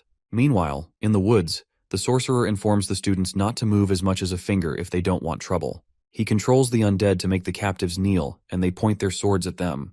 The sorcerer tells them that he'll kill all the captives and turn them into his soldiers if they make any funny moves. Russell remains silent, and he notices that the sorcerer had gagged all the captives to prevent them from casting spells. He considers teleporting towards the guy using his blink method and piercing through him with his blaze lance. The issue with that is that the guy can quickly control the undead to kill the captives before he dies, and that not be a good plan. He'll not only kill the captives, he'll kill them all. The sorcerer tells them not to try to resist and says they should step forward. The sorcerer specifically requests that Russell steps forward, referring to him as the kid from the flame tower. Russell confirms his suspicions that they came here to get him. He clenches his fist and creates an aura, but he decides it's not a good idea to fight back. Our boy slowly walks forward, as was instructed, to avoid any bloodshed. The sorcerer tells him that he thinks it's impressive that he'd give up his life to rescue his friends. Russell scoffs and says these guys are barely his friends. He says they're people who prey on the weak to their own advantage. The Yellow Tower honor student overhears him and realizes they're fried. He also adds that they're those who will get closer to the strong to their own advantage. The Spear Tower honor student overhears him, and she doesn't feel too good about herself. Russell continues by saying that all he ever got from the other students was scorn, loathing, and envy. He says that they're all just people that are jealous of others. The sorcerer looks at him in silence, processing what he had just said. Russell breaks the silence and tells him he probably cannot understand. He says he's doing this because it's the mission of a guardian to protect people. His words shock the rest of the guys, who had expected him to express hatred and enmity. The sorcerer doesn't understand his logic, and asks how he can still be thinking about missions and justice in a world where the strong preys over the weak. The sorcerer says that words like that are too big to be coming from weak people. Russell smiles at his remark and retorts that it's funny he's saying that because he's been hiding at the back all day and hasn't had the courage to kill his enemies by himself. His words sting the sorcerer, who tries to calm himself. The sorcerer decides to respond and says he'll oblige him since he wants him so much. Suddenly, one of the undead skeletons comes behind Russell and ties up his arm.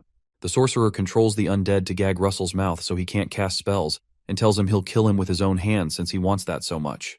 The sorcerer calls him the Flame Tower Kid, as an evil aura surrounds him entirely. After our boy is subdued, the man grabs an odd-looking green sword and jokes that it's a shame that he won't be able to hear his screams as he kills him. But he realizes that he doesn't have a choice. The man walks closer to him and brings the knife closer to stab him. Russell recalls that there's a type of magic that does not need you to chant spells to use them. This type of magic is one that you can cast from within your mind. He remembers the time when he had just contracted with the spirit, and the system appeared to inform him that he would be gaining an extra reward for attaining great enlightenment by summoning spirits. He remembers wondering what the additional reward was. In the flashback, the system delivers a strange ring to him.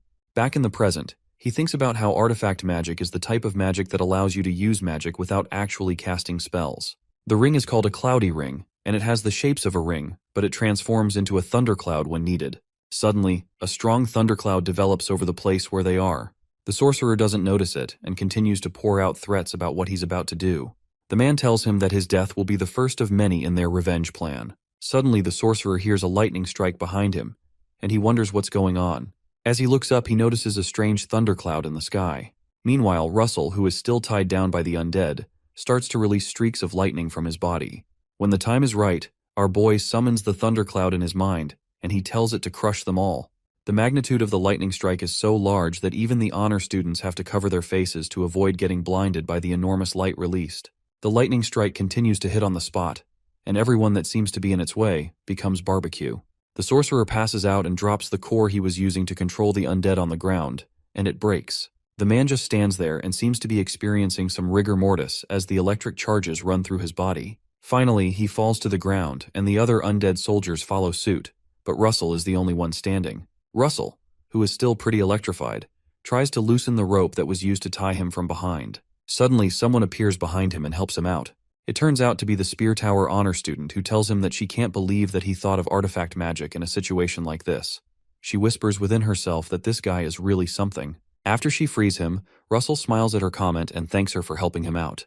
The Spear Tower honor student scratches her head and tells him that they're the ones that are supposed to be thanking him. She quickly turns around and says that they have to call the judges here quickly. She informs Russell that it looks like everyone needs treatment. Meanwhile, The Yellow Tower honor student removes the rope from another student's hands and tells him not to forget to notify the judges what he did for him.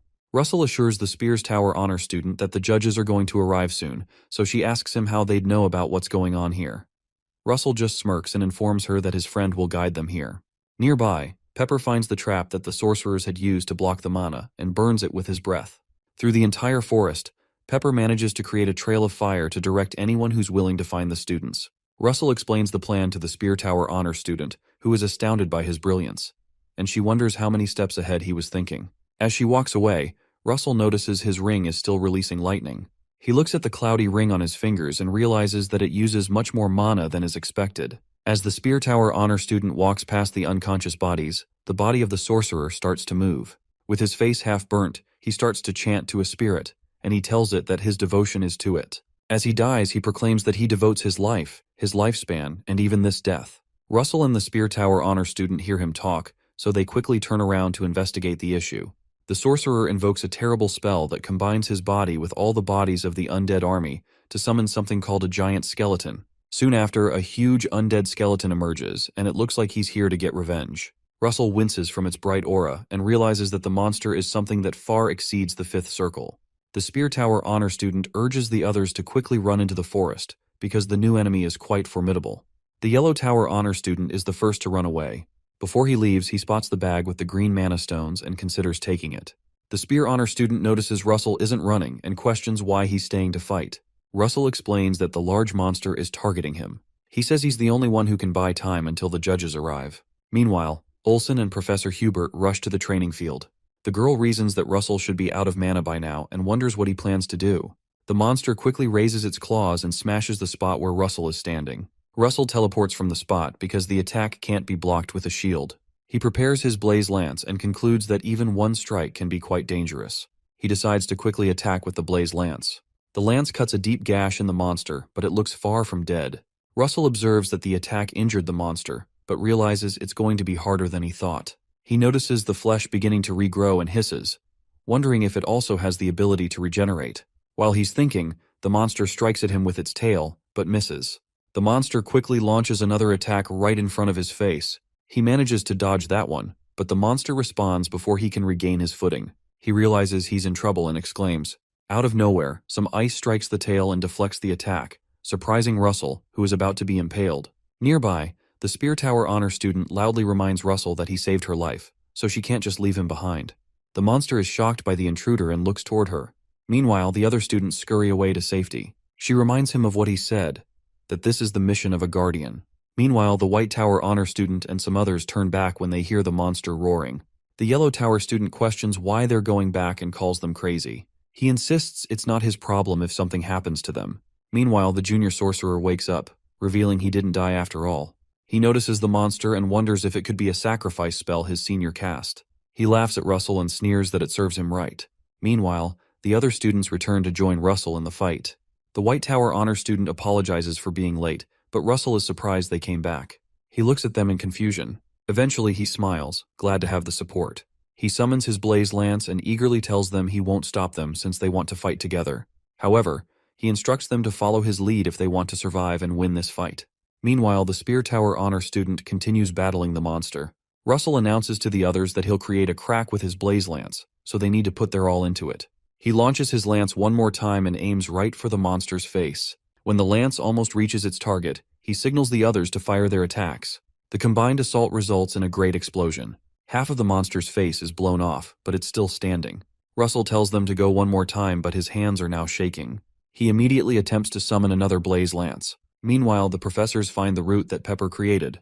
Russell declares that everyone has joined him because it's the mission of a guardian, so they have to push further. He tells himself he needs to protect them, so he generates another blaze lance and sets it to full output. His eyes become reptilian, signaling that he's in his dragon mode. He fires the lance at the monster at full power as the other students launch their attacks. The great fire from the lance flies through the air and strikes the monster's face again. Shortly after, Vermilion closes in on the huge monster. He's shocked to see the students fighting a massive skeleton. He wonders what these weaklings are trying to accomplish together, and remarks that they should have just run away. Vermilion Olsen believes that being fragile is a weakness. To him, if one person falls, everyone else falls along with them. Meanwhile, he observes Russell generating his blaze lance at full output and directing it at the monster. As he waits to see what will happen, he notices the lance tearing through the monster.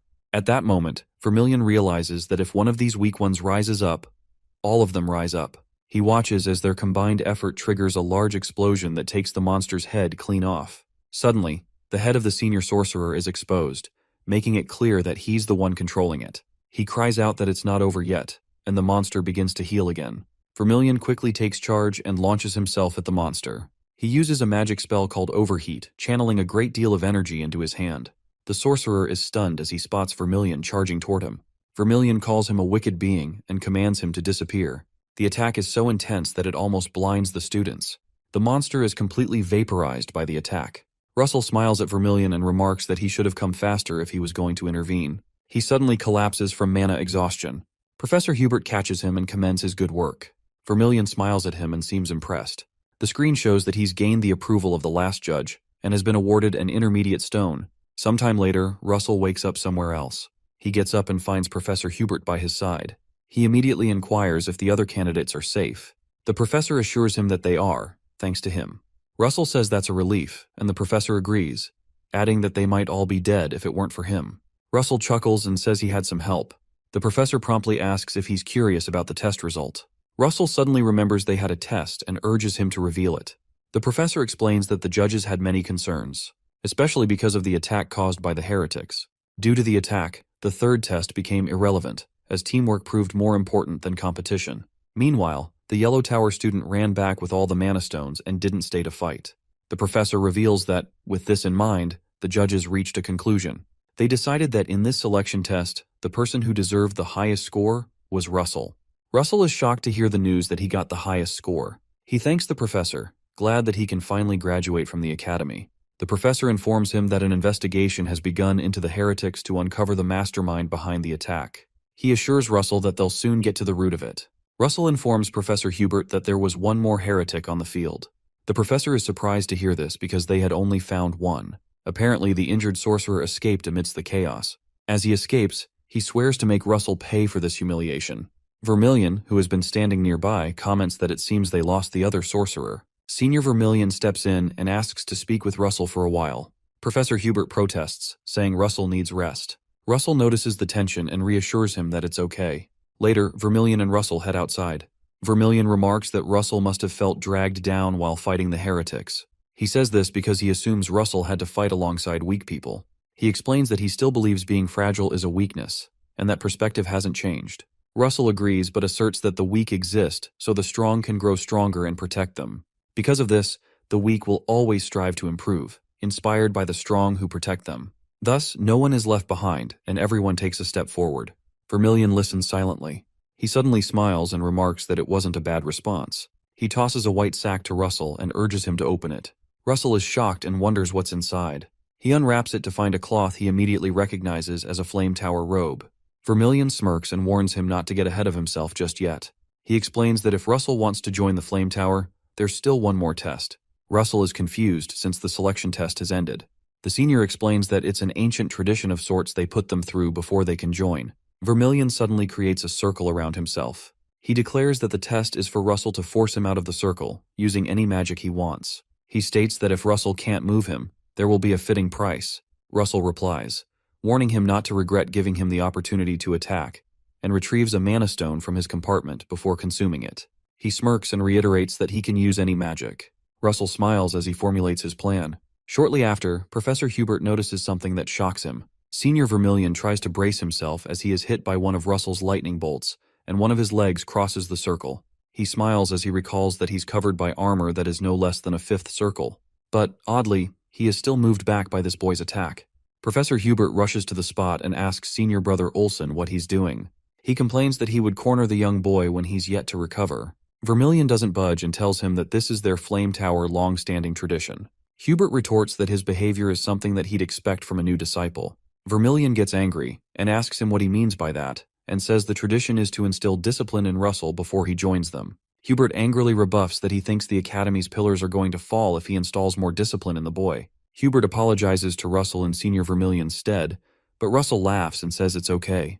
Vermilion ignores Hubert's comment and tells Russell that he's the only person who has passed this test since he started doing them. It seems that Russell used a specially crafted magic that he invented using the power of his magic ring as well as the blaze lance at once. Not only that, much to Vermilion's surprise, he summoned a spirit to add to the attack.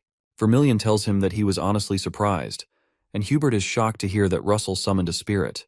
Russell summons Pepper and introduces him to them.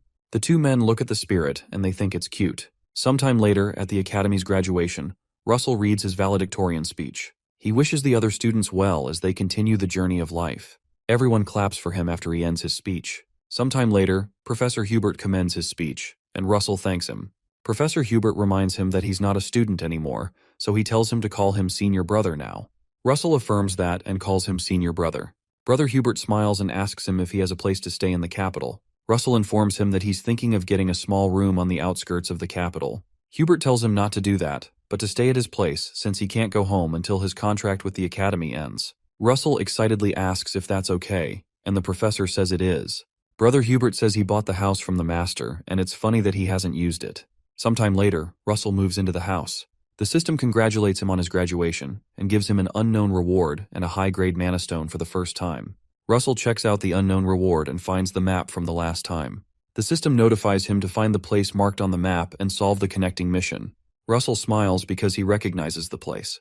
It's a forbidden island that humans are not allowed to step on called Kulil Island.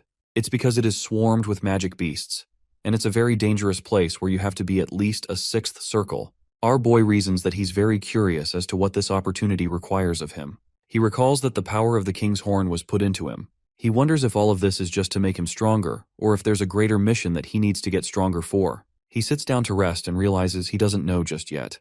Regardless, he concludes that he has to get stronger because there's a lot to protect anyway. Sometime later, on a coach, Vermilion asks Russell if this is his first time going to the capital. Russell tells him it's not because he's been there before. Vermilion recalls that he's from the Raymond family, so he should have known. Russell suddenly tells Senior Brother Vermilion that he has something to ask him. He asks him about the duty that Professor Hubert was tasked with, and asks if it's something that's related to the heretics. Vermilion just stares at him and listens. Our boy says that if that's not the case, there's no way that the professor could have returned when they were attacked. Vermilion smiles and comments that he's quick-witted. He affirms his suspicions and says that Hubert's mission is to track the Society of the Heretics. He says that he's not sure whether it's right to call their cult a society. Russell excitedly confesses that he would like to help with that mission as well. Vermilion is shocked by his statement and asks him if he's serious. He watches the boy closely, and he notices that it doesn't look like he's bluffing. He grins and tells Russell he's a man, so it's okay that he dreams big. He promises to inform the master about his interest, and Russell thanks him. Vermilion says he'll only do it if he can learn the magic he'll teach him before they arrive at the capital. Russell laughs when he realizes Brother Vermilion really likes to place bets. He says that the magic is called overheat. He grins and says it's a magic that kills with one hit. Vermilion triggers the magic and says it's a one-hit kill spell done by focusing one's mana in one spot, although it's temporary. He says you could think of it like pulling back on your mana and shooting it like a slingshot. He smirks and asks Russell if he can do it. Later, the two of them get down from the coach to see if Russell can use overheat.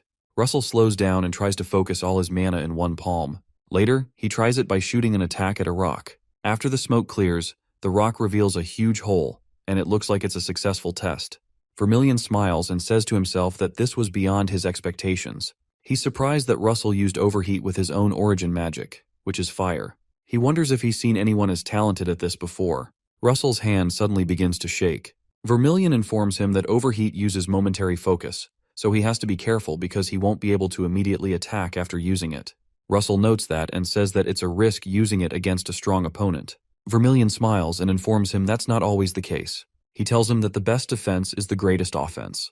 When they reach the capital, Vermilion reminds him about what he said about not knowing when a stronger person will appear. He says that, however, the strong are bound to underestimate the weak, and they always have a moment when they let down their guard.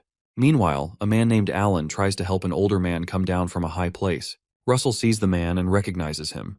Vermilion continues his explanation and tells him that if he's in such a situation, the trick up his sleeve will decide who wins the fight.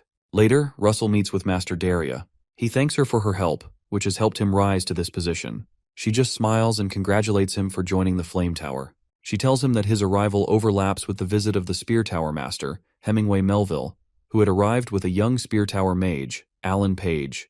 Melville speaks and says he was wondering why Daria chose today of all days to meet him. He says that he now realizes that it was to brag about a disciple she got in her later years, and Dariah tells him that he's right. She says that Russell is a hero who took down a heretic at a young age. Russell looks at Alan Page again, and he recalls that in his past life, he obtained the title of the youngest Sixth Circle in a few years. He recognizes him as a strange genius, and he recalls he was the mage that saved his life. Melville jokes with Daria and says it's normal for him to brag. He says that if she looks at it objectively, Alan's skills are better. Vermilion becomes tired of them going at it again. Daria asks Melville if he has forgotten that their newest disciple is younger, and Melville says he knows. The two oldies jab each other in a back-and-forth quibble.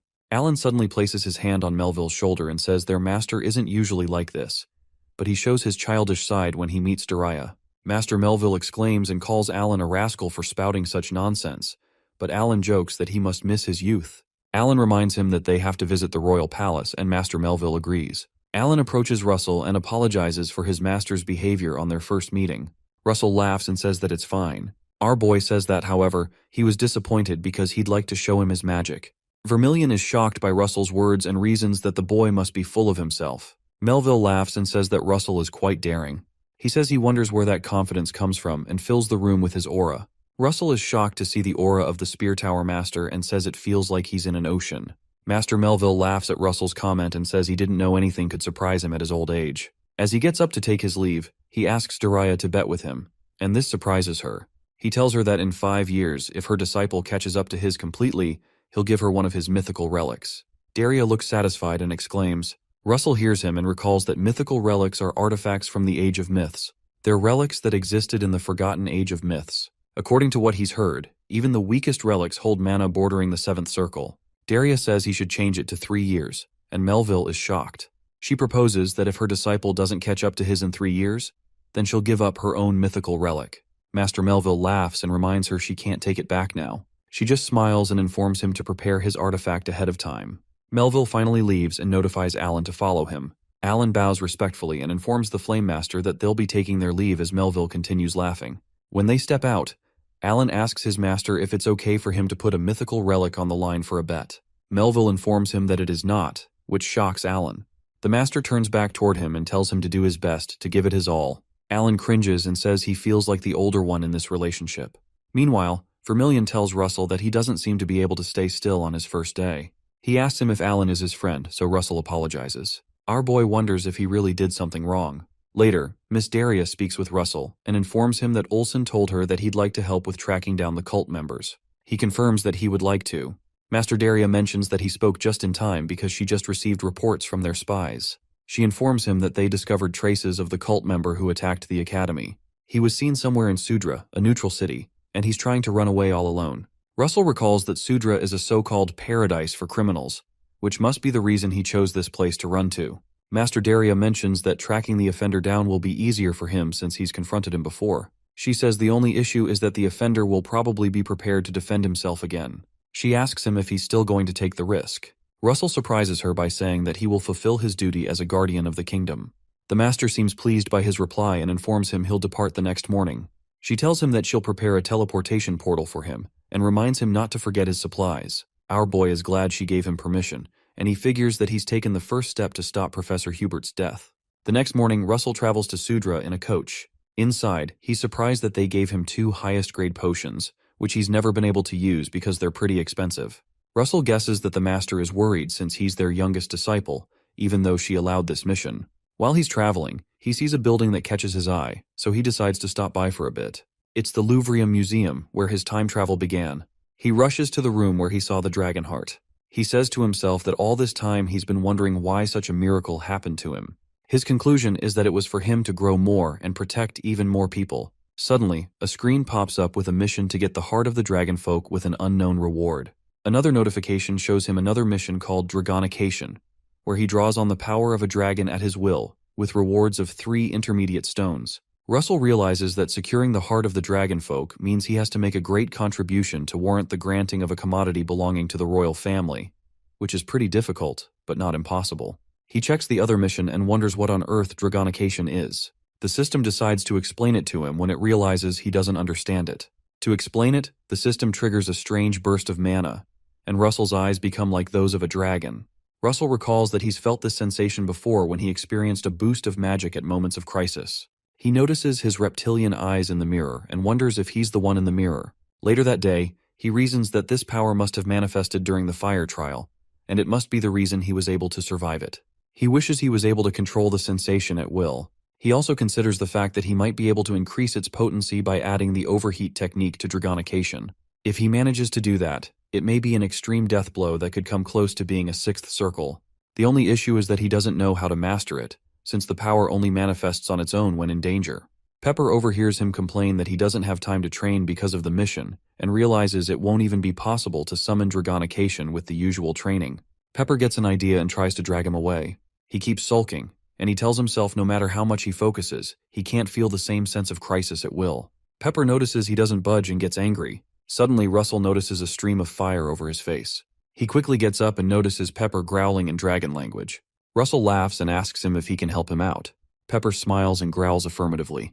Later, Russell sits attentively as Pepper sits on his head. He tries to cross over into the mana world, just like Lady Ilo taught him. He soon appears there in his mind and remembers he was here with Ilo. The flow of time here is different compared to the normal world, and it might be the perfect place for magic training. The only issue is that he doesn't have a sparring partner. Suddenly, he looks back when something startles him. A huge, massive dragon appears, and it's clear that it is Pepper.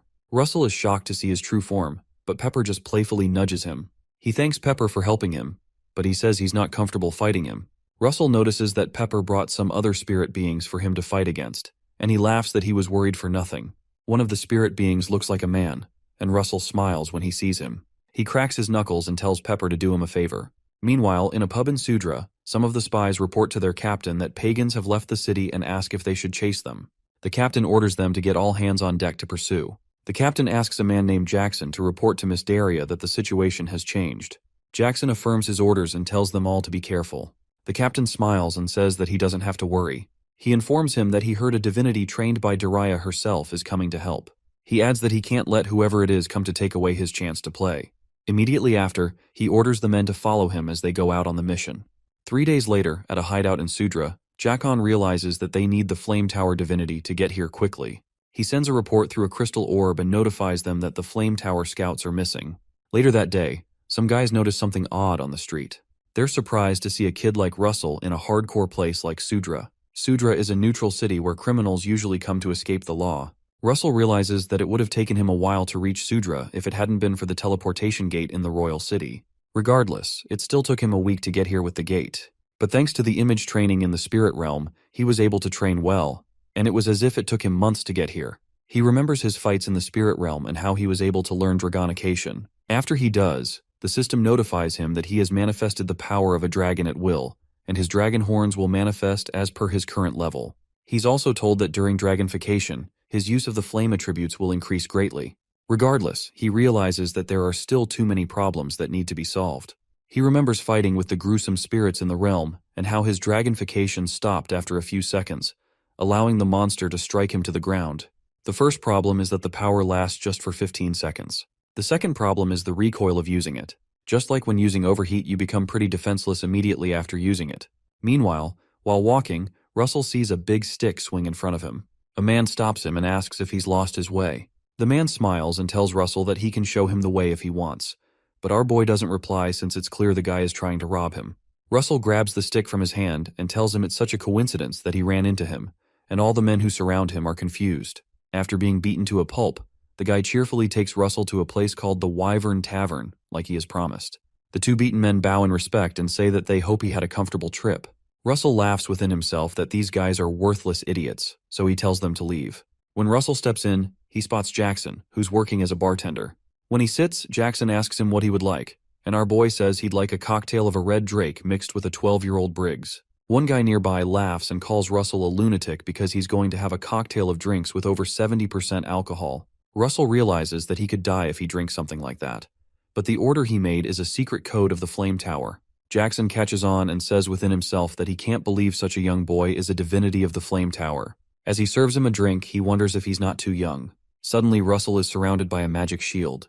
Jackson tells him that it's soundproofing magic and the customers cannot hear their conversation. He introduces himself to Russell and informs him that he's a mage of the Red Tower dispatched here. He says he works undercover as the manager here at the Yellow Wyvern. Russell also introduces himself and suggests that they go somewhere else.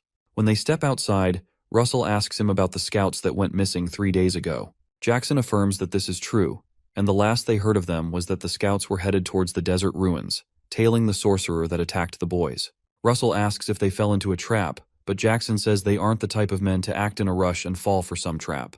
Russell asks him if he has the map for the path to the desert ruins, and Jackson wonders what he needs one for. Our boy says he needs to rescue them, but Jackson tells him that place isn't one where he can go alone. He says that the ruins where the scouts went missing are close to the Empire's borders and are quite dangerous. Russell reasons that Jackson doesn't seem to trust his capabilities, but Jackson suggests that he waits for extra reinforcement. Suddenly, Russell activates his mana aura, and this shocks the man. Jackson recalls that he heard he reached 4th circle recently, but the energy he's giving off is at least 5th level magic. The worst part is how easily he's controlling it. Jackson coughs from the impact of the mana aura and confesses that it seems he was a bit hasty. He says he'll tell him the way to the ruins.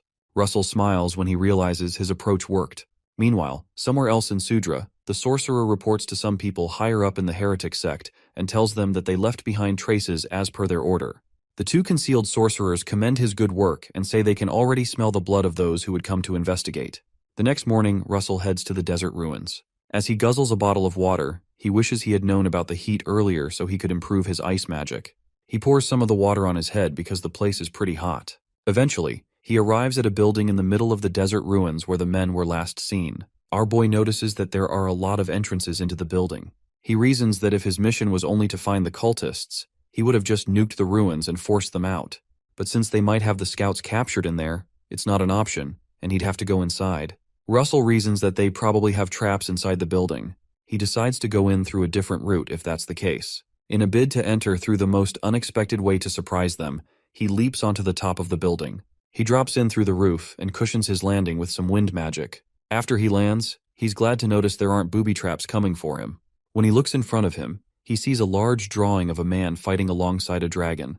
The man that's standing next to the dragon seems to be a black-haired warrior. He looks to the end of the drawing to see the opponent, but realizes that part of the image has been torn out. While he's looking, he hears someone say it's a surprise to see him. He turns around and spots the sorcerer from before. The sorcerer comments that he can't believe it's the guy from the academy that's chasing him. With him, there is an army of enemies on both sides. The sorcerer says he's glad he walked in here on his own, so he won't have to go through the trouble of finding him again. The army is made of undead soldiers as usual. The man says that he'd grant Russell death as a show of his gratitude. Russell laughs and asks him if he hasn't been running a bit too far for a guy who talks so big. The sorcerer becomes angry and his eyes burn bright. He orders that he dies, and the undead army launches forward at Russell. The sorcerer considers that these are the corpses of elite soldiers who died on the battlefield. This means they'll be much stronger than the ones Russell fought before. He grins and tells himself that this will be the boy's grave. Russell suddenly responds, and he creates a firewall around him like the last time. The sorcerer is shocked and asks if he's using the same magic again. Russell just laughs and says it's not the same one, but it's going to be different this time. Our boy recalls that draconification isn't the only thing he practiced during his time in the spirit realm. He relies on his training and starts to expand the magic firewall. After that, he decides to add a vector formula to make it mobile, and it becomes a fire wave. The undead army remains around, unable to cross the firewall. Suddenly, the wall burns fiercer and grows. The fire reaches outside and envelopes the undead monsters. The fire burns them up and even covers up the entire room. The sorcerer watches in shock as the fire wave burns up his army, and he feels it shouldn't have been so easy. After the fire settles, Russell walks towards him and says that he can see him. The sorcerer is shocked that Russell can see him because he was using an invisibility cloak. He's shocked that Russell was able to use detection magic amidst those flames. He curses when he realizes he's in trouble and it's too late to run away. Russell runs towards him with a maniac grin on his face and announces that it's too late to run away. The impact of the attack is so strong that a massive explosion rips through the entire ruin.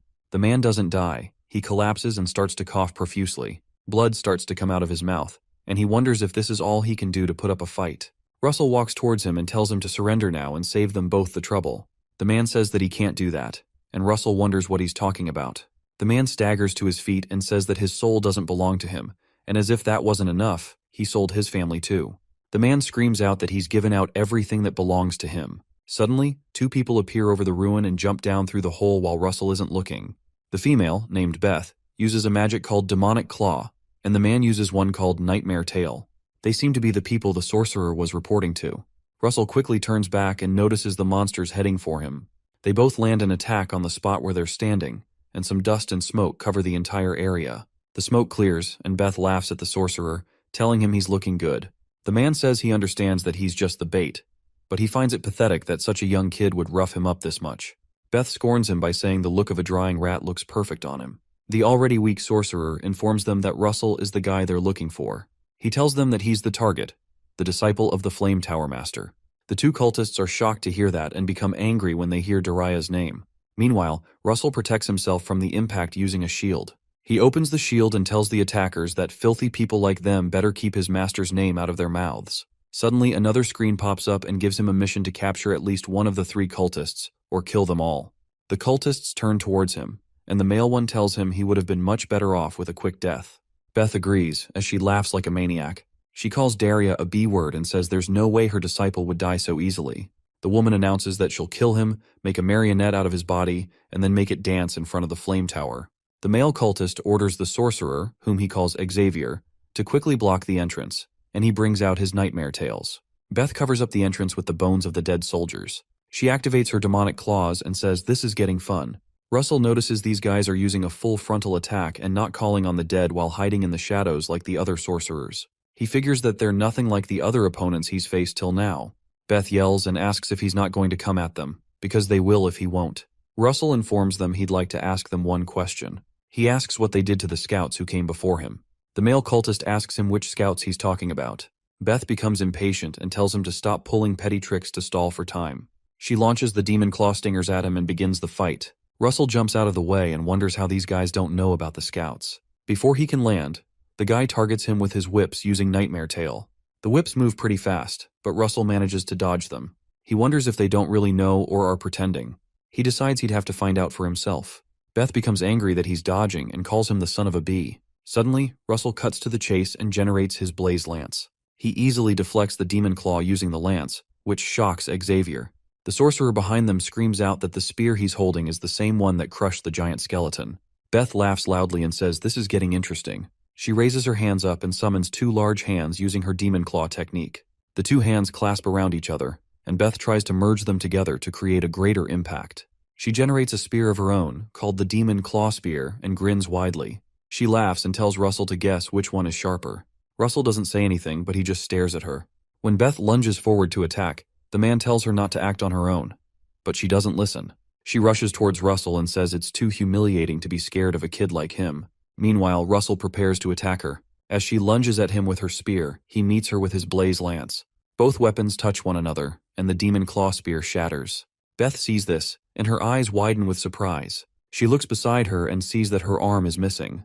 Beth screams at the top of her voice when she realizes that her arm has been cut off. Suddenly, the man stretches out his whip and cuts off Beth's head, much to Russell's shock. He calls her a moron and says it's her fault since he had told her not to act alone. He faces Russell and calls him the disciple of the Flame Tower. He says he's his enemy, but he acknowledges his skill. Suddenly, his eyes begin to shine, and he creates a web around him with whips, releasing a mana breeze. Russell just watches him in confusion and waits for him to make his move.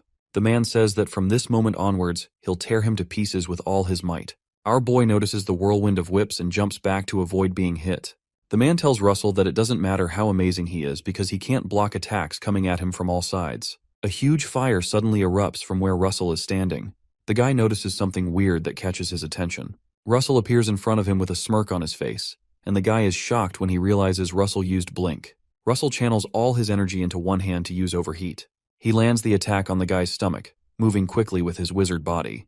The guy groans from the impact of the unexpected hit. Xavier witnesses the whole thing and is surprised. He notices Russell towering over the male cultist and wonders what is going on.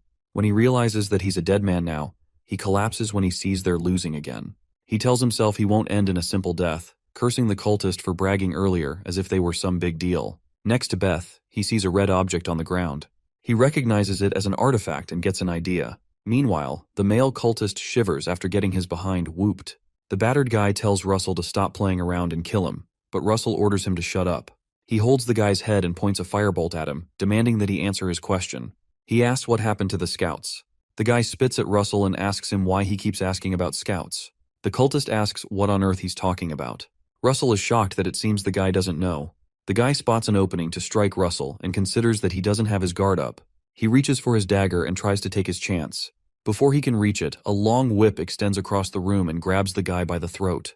Russell is shocked and looks to his side to see what's going on. He sees Xavier performing another sacrifice spell with the artifact, morphing into a monster. Our boy is shocked that he has to face yet another sacrifice spell again. The cultist sees Xavier and wonders if what he's holding is the Hell Giant's heart. He's soon dragged across the room by the whip that came from Xavier. Meanwhile, Xavier keeps devoting the life and death of himself and others to complete the spell. As the cultist is dragged toward the forming Hell Giant monster, he tells himself he can't let himself get merged with this guy's monster. It's too late, as he's dragged into the monster and impaled in every part of his body. Xavier calls out the creature he calls the Abomination, and asks it to descend as the sacrifice is completed. Suddenly, the giant mass forms into the creature referred to as the Abomination.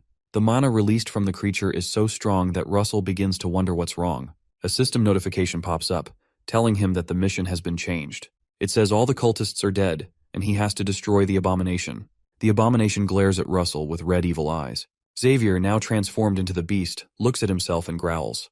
He asks Russell how he dares to make him turn into such a mess. The monster uses a magic spell called Demon Claw Stinger, and tells Russell that he will make sure to rip him into pieces.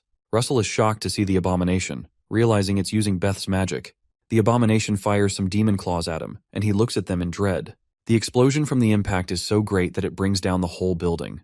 Luckily, Russell creates a firewall around himself to protect from the imploding stones. He calls Xavier a bastard, realizing he barely made it out.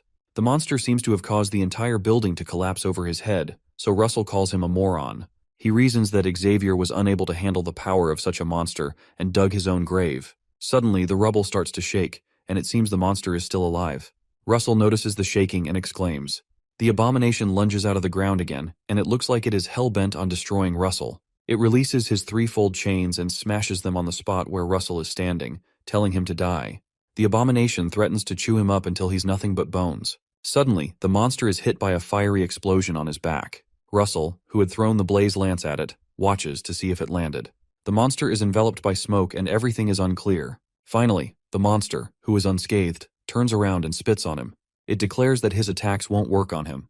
Russell grimaces and realizes that the monster is right because he has unbelievable defense. He realizes that he needs to think of a way out, but the monster quickly attacks him with its spiked chains. It tells him to think all he wants and smashes the chains on the spot he's standing. Russell quickly disappears from the place and tells himself that he needs to find a way to buy time. The monster mocks him and insists that he run away in despair in the face of his overwhelming power. Russell scoffs and says, as if he'll ever run from such a dimwit. He says to himself that this is just the beginning and quickly summons Pepper. When Pepper appears, he asks him if he can give him a hand, and Pepper excitedly agrees, as usual. Our boy creates some fire in his hand and decides to get started. He quickly erects a firewall between him and the monster. After he does that, he turns it into a fire wave and directs it at the Abomination. The giant wave hits the monster, but it manages to block it, even though it inflicts some damage on it. The Abomination calls Russell a fool and asks him if he really thinks such a magic spell could inflict damage on him. When the monster looks up, he doesn't see anyone in front of him and wonders where Russell went. Russell, who had hidden himself, smiles and tells Pepper to act now. While the Abomination is still looking around, Pepper rushes towards him. The dragon fires a stream of fire at the unsuspecting monster. Pepper quickly runs circles around the monster and pours fire on it as it tries to catch him. Meanwhile, Russell flies above to land his final attack. Our boy is glad that he's been able to keep the monster's attention off him because he'll now be able to land his attack. He starts to generate the blaze lance but combines it with overheat because it's the only magic he knows that has overwhelming penetration power. When Pepper realizes that Russell is done creating the weapon, he steps out of the way. Meanwhile, the monster tells Russell to stop playing around and come out. Russell, who is jumping down at his head with the peculiar blaze lance, says he'll grant him his request. Shortly after, our boy lands the blaze lance on the monster's head with great power. The monster's head and body fill up with fire, but it informs Russell that all he's doing is useless. Russell tells him that he knows and laughs that he's yet to see his real deal. Suddenly, our boy summons lightning. He creates a large lightning sheet over the monster's head to attack it with. Suddenly, he summons the lightning to strike the top of the monster's head. The magic is something called a Thunder Giant's Hammer. The bright lightning rips through the monster's entire system. The impact is so strong that the Abomination explodes on the spot. A large smoke covers up the area, and it's hard to see anything. Finally, Russell lands on his feet and wonders if he has finally destroyed the monster. He looks closer and sees that the topmost part of the monster has exploded and revealed Xavier's skeleton. The system brings up a notification and informs him the mission is over and he will now receive his rewards. Russell is relieved to see that the mission has ended and collapses on his back. Pepper appears on his shoulder, and Russell commends him for doing a good job. Suddenly, the skull slips off the skeleton and falls to the ground. It bounces from where it falls and lands in front of Russell, shocking him. The skeleton calls his name and mentions that Daria trained quite an amazing boy in her final years. The skull asks who would know that her prodigy would be a Raymond, and Russell is shocked that the skeleton is talking. The skeleton continues and says that he wonders if the son will be more interesting than the father. Our boy just remains shocked as he listens to the skull. Russell becomes angry and grabs the skull, demanding to know who's speaking, as it seems that someone else is speaking through the skull. The skull laughs and tells him he'll find out sooner or later. The skull also says he'll find out how his father looked in his last years as well. Suddenly it explodes in Russell's hands. The voice laughs and says that his father had quite a fierce look. Our boy begins to cry in the rain due to the frustration of learning that the enemies know his father. In the rain, he demands that the voice tell him who on earth he is, and he begins to curse. Pepper comes to his side to comfort him. The remnant of the abomination's body remains immobile in front of him. Meanwhile, someone watches Russell with a telescope and informs his fellows that their battle is over. The man orders his subordinates to send a report to the base. We switch to the 12th Desert, among the 2nd Battalion of the Imperial Army. Inside the base, the battalion commander, Viscount Montmartre, reads the report from the men. He learns that the clash between the man assumed to be a mage of Endymion and a cultist resulted in the mage's victory. The report also says that judging from the magical force, the magician's level is also estimated to be over the 5th circle. The information surprises him, and he calls for the intelligence officer. Commander Viscount demands to know how it's possible for him not to realize that a mage of this caliber came this close to their territory. The intelligence officer apologizes and says that there were no reports of any unusual movements of high-ranking mages of Endymion. One other officer sitting nearby says it's possible that the person is a new mage. He adds that there's a rumor that the Flame Tower has a new youngest member. The intelligence officer tries to defend himself by saying that the mage must have just graduated from the academy, so there's no need to worry as long as they don't come close to the borders. The commander calls him a moron and tells him that that fresh graduate is estimated to be above 5th circle already. He says that means he could be a major force of Endymion in the future. Both men keep quiet, and the commander just sighs. The commander curses and says he doesn't want to have to deal with it. He says he has no choice but to call that maniac to deal with the threat, referring to an unknown person. Meanwhile, under the hot desert sun, Russell sits on a sandhill and chugs some water. He's in deep thought and keeps thinking about something. He wonders if the cultist really killed his father. Russell tells himself that he has to focus on the mission to find the scouts right now. Especially now that he has people trailing him, he can't afford to lose focus. He looks to his side and figures the people must be scouts sent by the Empire. He notices they haven't attacked him, so he supposes that their objective is just surveillance. Suddenly he sees a strange figure far away on the desert ground. As he looks closer, the person starts to shine bright. Russell rushes towards the person with his wizard body to catch him. When he gets closer, the person completely disappears. He mysteriously sustains a cut to his cheek, and he falls to the ground. Russell gets up and wonders if all he has seen is a magical aura. A system notification comes up and tells him that he's encountered an enemy of a level he has never encountered before. His mission is to escape the clutches of the enemy unharmed with rewards of 5 intermediate-grade mana stones. Russell is shocked, and he looks at his attacker to know who he is. The guy appears to be a swordsman, and he recognizes him as someone named Spandam. Spandam just smiles at him and says he definitely aimed for his neck. The guy says that it seems that the report about a master above the level of the 5th circle was true. Russell frowns at him and recognizes him as the Empire's superhuman. He's the disciple of the great master swordsman, McRae. Spandam smiles like a maniac and tells Russell that it'll be fun slashing him. Russell says that in the end, the best way to describe Spandam is Spandam the homicidal maniac. The swordsman is surprised that Russell knows his name. He stretches out his sword at him and tells him that's a relief. Russell doesn't move and just frowns at him. Spandam says that since he knows his name, he'll be able to accept the time of utter pain he must endure. Our boy thinks about why Spandam is called homicidal maniac Spandam. Spandam's sword starts to shine with a crimson aura, and Russell remembers having seen it. Just because they bumped shoulders with him in his past life, he brutally cut down the whole group of mercenaries and killed them. Russell also almost died. If it had not been for Alan's intervention, they would have been cooked. In the flashback, Alan jumps into the scene just as Spandam is about to kill Russell. Spandam isn't scared and just smiles like the maniac that he is. The knight and mage clash in a fierce battle. Even at that time, Alan Page, who had crossed the wall of a mage, was barely able to subdue him and was injured. Russell tells himself that Spandam is an unprecedentedly powerful enemy. Spandam gets tired of waiting, and he says it's time to get started. The knight uses a slash attack called Flying Blood. Russell quickly creates a shield to block it and creates 5 layers. The attack lands on the shield and smashes through it entirely. Russell is shocked that one attack is able to break through 5 layers of shield. He has no choice but to jump backward to avoid the line of attack. The Flying Blood lands on the spot he was standing and creates an explosion in the sand.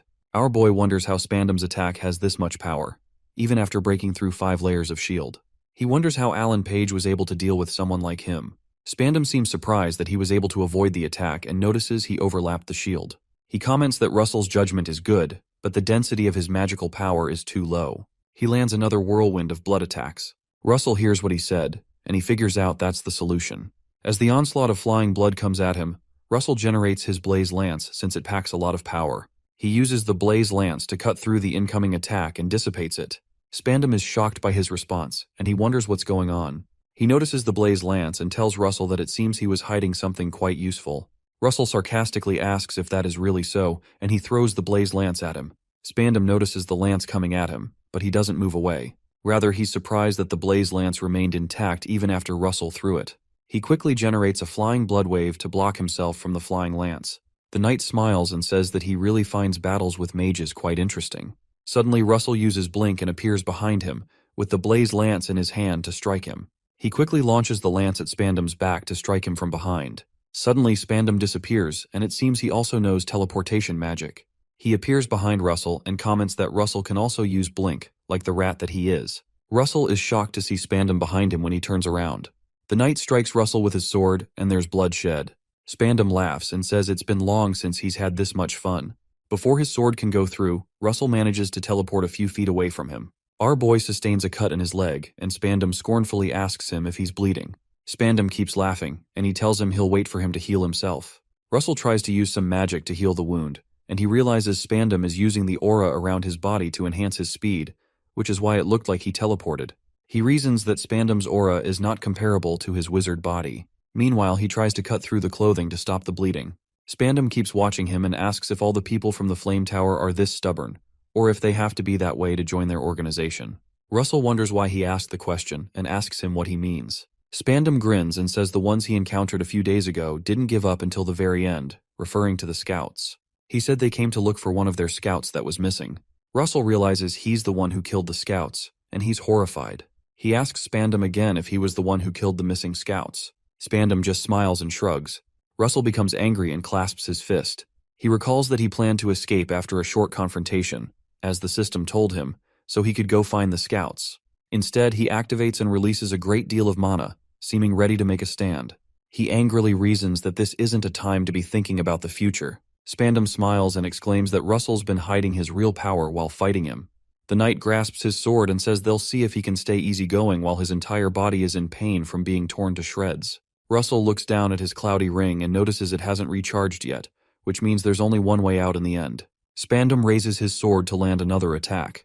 He uses something called a Roddle Torrent, causing a torrent of blood. Russell sees the torrent rushing toward him, and he decides to use his last option. He activates his Draconification. Russell's entire body is suddenly covered in flames as he sends out fire to burn through the torrent of blood. Spandam is shocked that the boy is able to pierce through the attack. Meanwhile, Russell doesn't emerge from the pool of fire he's in. Suddenly, he jumps out after activating his Draconification. He starts a countdown and realizes he has just 14 seconds before the power runs out. Quickly crafting his Blaze Lance, he rushes toward Spandam. Spandam smiles as he watches him and reasons that this might be quite dangerous. Regardless, he doesn't move out of the way as Russell leaps toward him with the Blaze Lance in hand. Russell launches a destructive fire blast at the spot where Spandam is standing. Shortly after, the flames clear, and Russell stands in the fiery furnace. He looks around for Spandam, but the knight appears behind him. Spandam speaks from behind, shocking him. He says he doesn't know what trick Russell used. He attacks Russell with his sword, but our boy deflects the attack with his hand. Spandam tells him he's sure he only temporarily boosted his powers. Russell keeps counting down and realizes he has 9 seconds left. Spandam proceeds to attack again, slashing across Russell's face with his sword, but our boy quickly retaliates with a swing of his lance. The effect of the attack results in a great explosion. Spandam jumps out of the way to avoid the explosion, and Russell counts that he has 6 seconds left. Spandam scorns him, saying that if buffing up his power isn't enough to kill him, then it's a useless power. The knight leaps upward, saying it's time to end this. He uses a skill called Cyclone Typhoon, and a typhoon of blood slashes emerges. Russell looks up at him and frowns. The knight leaps downward toward our boy, aiming to tear through him with the attack, but Russell blocks with the lance to match the attack. Spandam's sword clashes with Russell's lance, but Spandam quickly uses a blood wave to deflect the lance and redirect the attack. Russell's lance hits the ground, and he mistakenly fires into the ground instead. The resulting explosion is massive and engulfs the entire fighting ground. After the fire clears, Russell collapses to his knees. Our boy pants, looking exhausted, as Spandam stands in front of him. Spandam watches him on his knees while the fire clears out. Russell keeps counting and realizes he has 2 seconds left. Spandam laughs and asks if he's finally done. Russell tells him there's still one more thing. He says he still has 1 second and places his hands on the ground for his last attack. The attack he uses is 6th circle magic, and it shocks Spandam. The ground beneath them begins to crack and fire begins to rise. The crack widens, and Spandam looks genuinely shocked. The fire turns to magma, making it look like they're both inside a volcano. Russell transforms the entire area into a volcanic zone using a skill called Meltdown. In a flashback to when Russell was studying in the professor's library, he remembers reading about the Meltdown method. He recalls that he was able to understand the principle behind it, but because it needed 6th circle magic, he couldn't use it. The skill works by starting from small fire embers and then covering the whole area with magma. In the present, Pepper comes to Russell's rescue and carries him out of the magma. In the sky, Russell thanks Pepper for his help. Meanwhile, Pepper struggles to keep him up because of the difference in weight. From the top of a rock, Russell looks down to see what had become of Spandam. Suddenly, someone appears behind him. Russell quickly turns around to see who it is.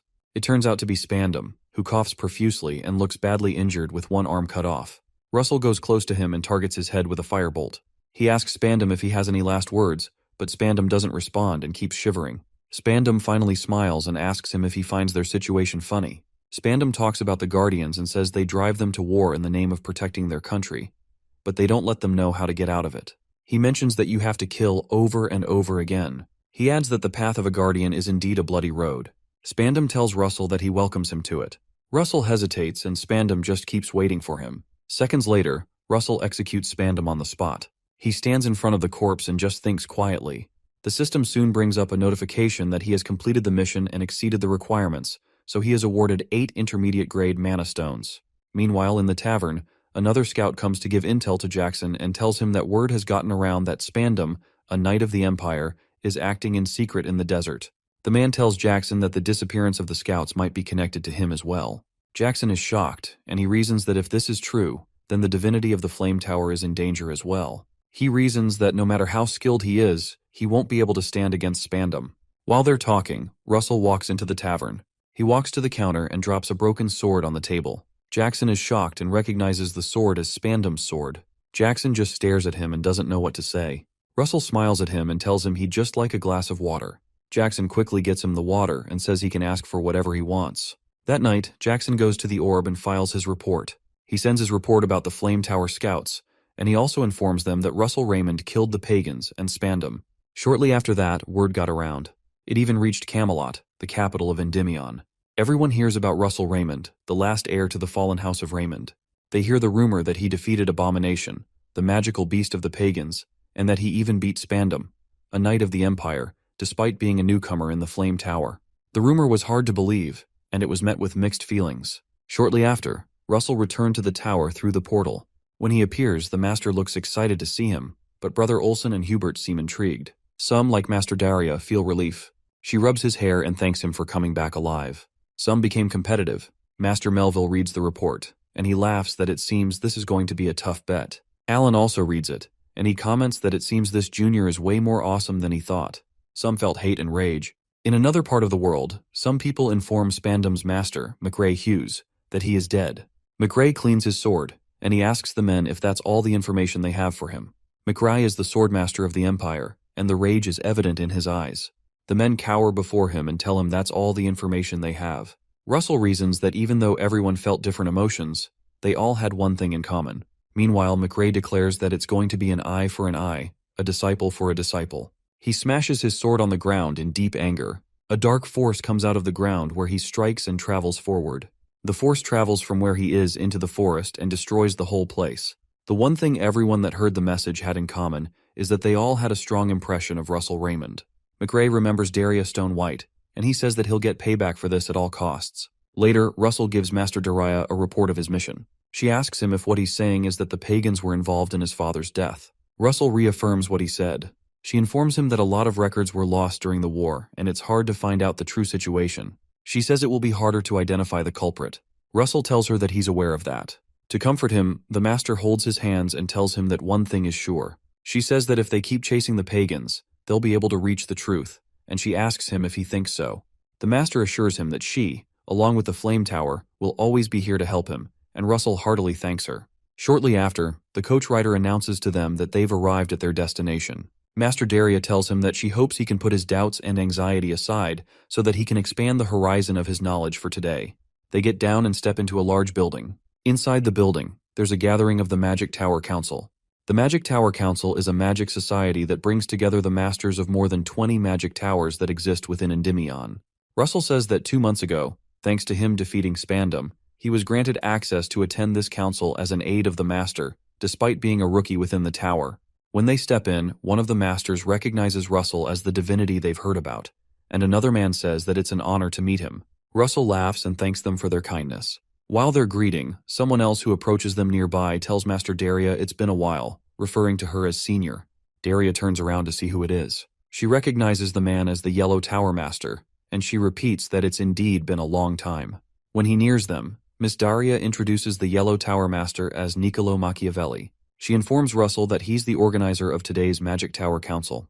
Russell quickly bows and greets the master. The man laughs and tells him that he doesn't have to be so formal.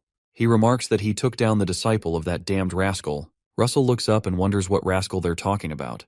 Miss Daria informs him that he's talking about McRae Hughes, the Empire's swordmaster. She informs him that the man he took down was his disciple. Niccolo points at the slash across his eye and says it was refreshing to hear the news.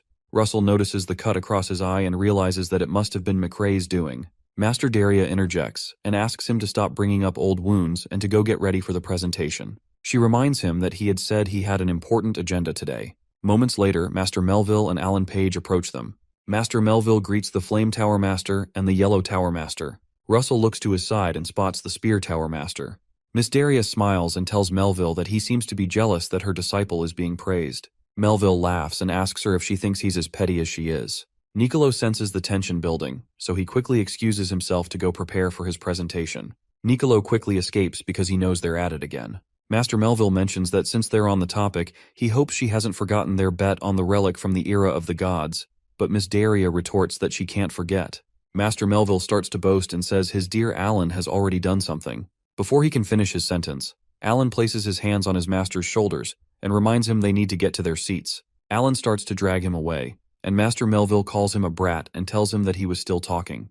He screams at Alan to let go of him. Russell begins to laugh at the display by the master and his disciple. Shortly after, the presentation begins, and Master Niccolo announces that they start this session of the Magic Tower Council. He announces that the main agenda for this meeting is about the ruins being excavated at Mount Calvain. He says that the ruins appear to date from the end of the mythological era, and evidence of them having been looted is yet to be found. This means there's still a good chance a relic is intact, so he grins widely. Russell thinks about the idea of a relic from the mythological era, and Master Daria comments that they just may unearth an artifact that will rock the times. Niccolo announces to the masters that this is why they need their help to secure the site. Master Niccolo calls on Sir Alan Page of the Spear Tower to help out. He also mentions Russell from the Flame Tower, and he says he would like to ask them both a favor. The people begin to whisper, and they say that's a good idea since Russell has already proven his skills. Miss Daria gloats and says to herself that it's certain they'll have to choose Russell, and she asks whose disciple they think he is. Suddenly, one of the masters objects to the motion. Master Daria swiftly turns to her side to see the person who objected. It turns out to be a man named Blaine Trilogy, the Red Tower Master, who had come to the meeting with a boy named Giron, a mage in the Red Tower. Master Blaine walks to the middle, and Niccolo is surprised to see him. Master Niccolo asks him to explain why he objects, if he doesn't mind. Master Blaine mentions the name Alex Raymond, Russell's father. He turns aside to look at Russell, who is shocked to hear his father's name. Blaine says that he objects because of Alex Raymond's defeat. Some of the people ask how the son can be blamed for his father's defeat, and another man says that the war with the Empire was a long time ago. Blaine insists that even though they're correct, the defeat cost the kingdom's finest elite soldiers their lives after he left the fight without permission. The entire room quiets down and nobody talks. Miss Daria interjects and says that is pure speculation because they have no records of that time. Blaine tells her that she's wrong because he was there. Russell and Master Daria are shocked to hear that.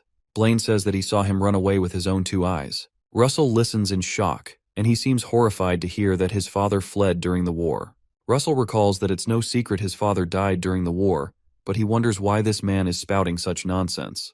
Blaine declares to the masters that the Raymond family owes a debt to the kingdom they must pay back. He adds that they need to consider how cheated out of the kingdom's youth would feel if they entrusted such an important mission to the Raymond family. Master Blaine says that the Red Tower will not provide any support to this expedition if Russell is in charge of the guard. Some of the men consider their options because Russell is known as the Rising Divinity, but it's hard to leave out the Red Tower from this. Niccolo watches the situation and realizes that Blaine has swayed the crowd with just a few words. He reasons that this is expected of the Red Tower, and Blaine must have also expected this because of the backing he has.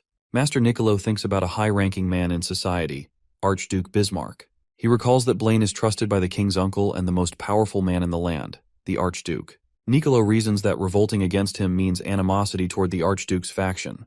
He recognizes that the only people who aren't careful when interacting with him are Master Melville and Master Daria. Meanwhile, Master Melville listens to Blaine's explanation and says that this is just ridiculous. Daria senses Russell's anger and tells him not to get involved because she'll handle it. Suddenly, Russell informs the Red Tower Master he'd like to ask him something, against Daria's instruction. Blaine turns around, and Russell asks him if he can take responsibility for what he has just said.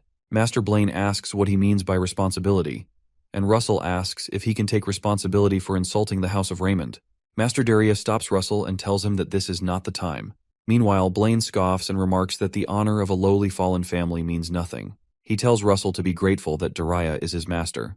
He says if she weren't, he would have torn out his tongue and turned him into an example for all the other arrogant and impudent mages. Suddenly, someone enters and mentions to the Red Tower Master that he acts more and more royal every time she sees him. She comments that one could mistake him for His Majesty, the king himself. Everyone turns around, shocked to see who enters. The intruder is Hecate Rathmos, the princess of the kingdom. The masters promptly bow down to greet the princess. Blaine also bows to greet her but wonders why the princess is here. Princess Hecate says she was listening from outside, and she thinks that the Red Tower Master has a point. She says that if someone owes a debt, they have to pay it back. Miss Daria tries to interject, but the princess says there's a but. Princess Hecate says that for the person to pay back, they must be given the chance to do so. Finally, she announces to them that she's ordering that the Spear Tower and the Flame Tower act as guards, along with the Red Tower. Blaine hears her verdict, and he's surprised. Princess Hecate simply smirks at him. Blaine reacts and reminds Her Highness that this is not a matter to be taken so lightly. Princess Hecate calls on Niccolo and asks him who the greatest sponsor of the excavation is. Master Niccolo mentions that she is the great sponsor. The princess smiles and says they're going to proceed as she said. After she makes her statement, she leaves the room. Blaine looks at her and smiles uncomfortably. Niccolo quickly quiets everyone down and announces that the next item on the agenda is the schedule of the excavation. Russell seems dumbfounded by all that just happened and thinks about Princess Hecate. After the meeting, Blaine reasons that this was his chance to nip the Raymond family in the bud, but he can't believe the princess interfered. Suddenly, Geron notices something on the track of their coach, and he jumps to the roof, wielding a crimson sword. The coach rider stops abruptly when he reaches someone blocking their path. Master Blaine comes down and tells Daria that he can see she still has no manners. Daria simply smiles and says he's not the only one who doesn't have manners. Suddenly, Geron points his sword at Daria's neck. She smiles at him and asks if he thinks his sword is enough. Geron just looks at her, not understanding what she means. Master Blaine steps forward and tells Geron to put his weapon away. Geron is surprised by his master's change in tone, so he bows and leaves. Blaine tells Daria that, from knowing her, he knows she's not here for an apology, so he asks what she wants to say. Daria says she wants to talk about Alex Raymond, and Blaine seems surprised. She asks him if he also witnessed Alex's death, and he informs her that he didn't exactly see it. Miss Daria says that's a shame because she's trying to get to the bottom of his death and thought she'd ask him just in case. Blaine comments that he doesn't believe she'd go to such lengths and asks if she was acquainted with the dead Raymond. Daria angrily rebuffs that it's a matter concerning her youngest disciple, and a disciple's matters are their master's matters. She adds that she's simply trying to help her disciple settle a score, and she's going to find whoever was responsible for his death. She immediately strikes her staff on the ground and disappears, leaving the men surprised. Master Blaine orders the rider to turn the carriage around and head to the Archduke's mansion. He says there is something there he needs to check. Meanwhile, in the Archduke's mansion, a skull is placed in a dark room with a heretic inscription on its forehead. Suddenly the skeleton comes to life, and its eyes burn bright. Sometime later, Master Daria asks Russell if he's still leaving tomorrow. She asks him how he will be able to perform well in the mission when he's so distracted during his training. She asks him if what that old man said is still bothering him. Russell continues his fight against the monsters, and he tells her he's not. Master Daria looks closely at him, and she recalls that people had praised him as divinity, and now suddenly they're slandering his late father as a coward. She wonders if there's a way that he wouldn't be shaken by it. Master Daria comes down to speak to him. She tells him that the truth will eventually come to the surface, and she wishes he would just focus on walking on his path. Russell thinks about what she said about walking his path. Finally, he asks Master Daria to guide him once again. The master laughs and seems pleased by his statement. Russell realizes that it's not going to be an easy path, but it's a path that must be walked. He tells himself that children must step out of the shadows of their parents. Meanwhile, Princess Hecate walks out in the public and conceals her identity. As she looks back at the palace, she thinks about how large the shadow of her parents is. She turns away from the house and proceeds to explore the city. 3 days later, on Mount Calvane, a portal opens up from the Flame Tower. Russell walks through the portal and steps onto the mountain. He looks around at the scenery of the mountain that he's heard about. Suddenly, he realizes how cold it is and starts to shiver. He flips his finger and releases some energy to warm up the atmosphere. The people around are surprised to see that the air has suddenly warmed up. Meanwhile, one of the people working in the excavation center looks like the princess. One guy asks Russell if he is the Russell Raymond of the Flame Tower, and he affirms that he is. The man tells him that they've been waiting, so he shows him the way. As Russell follows him, he spots several flags. He spots the flag of the Royal Path Yellow Tower, another for the Everall Yellow Tower, and another for the Chaos Yellow Tower. He realizes that all the experts of Earth-type magic have gathered here for the work. The man asks Russell if he thinks the scale of the work is impressive. The man tells him that they even made the entire building out of magic crystals. Russell notices how reflective the building is, and he says they're like mirrors. The man affirms his statement and says this is why they call the ruins the Temple of Mirrors. Shortly after, they meet an old man who welcomes Russell. He introduces himself as Spiegelman of the Yellow Tower, the man in charge of the expedition. Russell respectfully greets him and introduces himself. Russell recognizes the man as a skilled one who rose from his status as a commoner to an elder of the Royal Path Yellow Tower. He is also the archaeologist and adventurer who's unearthed more ruins than anyone else in the kingdom. Russell wonders if he can ask him some questions that have been on his mind. Suddenly, Alan arrives, and he acknowledges Russell's presence. Our boy is excited to see him, and he comments that he came so soon. They both shake hands, and Russell says it's nice to meet him. Russell jokingly calls Alan a diligent genius, and tells him that's cheating, but Alan laughs and says he wants to protect the mythological relic. Alan says they'll have to wait for the Guardian of the Red Tower to arrive so they can talk about their shift and their missions together. Mr. Spiegelman reasons that it's definitely comforting to have the divinities of the kingdom guarding the excavation site. He also wonders what trouble they could ever have at these stinking ruins that made them send all these personnel there. Spiegelman thinks deeply, and he feels it's a bit excessive. While he's thinking, a loud explosion catches the attention of all three men in another part of the site. Some of the workers run away, and Russell asks them what's happening. An ice golem emerges from the spot and growls at them. Spiegelman recognizes it as a crystal golem, and Alan quickly tells everyone to run to a safe place. The crystal golem becomes irritated and fires several crystals at them. Spiegelman protects the workers from an impact using shields, but the crystals break through them and impale the men. Spiegelman is shocked to see that the shields didn't stand a chance. He decides to use something else, so he hits his hands on the ground. His actions cause the earth to protrude forward to act as a wall between them and the monster's crystals. Spiegelman tells everyone to raise an earth wall to block the attacks. Princess Hecate finds one of the injured men and helps him up, telling him to hang in there. Suddenly, the golem appears behind the princess and the man she's helping. The monster reaches out its large hand and shoots out crystal bullets, and the princess exclaims when she turns backward. She raises her hands and tries to release some mana to stop the onslaught. Before she can respond, Russell comes to her rescue with his blaze lance and burns away the crystals with a sweep of his weapon. The princess is surprised to see him, so she doesn't respond. He turns towards her and asks her if she's okay, but he sees something that catches his attention. He sees her purple hair, and he remembers that he's seen that somewhere. He realizes she's the princess and calls her by her position, but Hecate seems dissatisfied that her identity has been revealed. The monster growls at them and stops their little funfair, drawing Russell's attention once more. Meanwhile, Alan Page uses an original magical construct of his called the Glacier Bow. He fires an arrow at the monster's back, but the attack doesn't seem to do much except make it angrier. Alan reasons that he tried to destroy its entire torso, but it seems quite hard. Suddenly, the monster is attacked by a great force that shatters through it. The strength of the explosion causes Alan and Russell to protect themselves. Jaren appears and uses one of his original magical constructs called the Bloody Flame Sword. The impact of the attack smashes the monster to pieces, surprising everyone around. After the monster is destroyed, Jiran mentions that he doesn't think he's late. He introduces himself as Jaron of the Red Tower. Russell doesn't say anything but just stares at him. Jiran also just stares at him, wondering why he's staring at him. 3 days earlier, Jiran and his master, Blaine, went to a secret room in the Archduke's house. Blaine asks the mysterious skull about Alex Raymond. Blaine informs the skull that Daria has started investigating his death, and he asks the skull if it has any idea about that. The skull thinks for a while and says he can't think of any other reason other than the fact that Blaine ordered his death. Blaine just keeps quiet and looks into the distance. The skull asks him what's wrong and asks if he's worried that he'll get caught.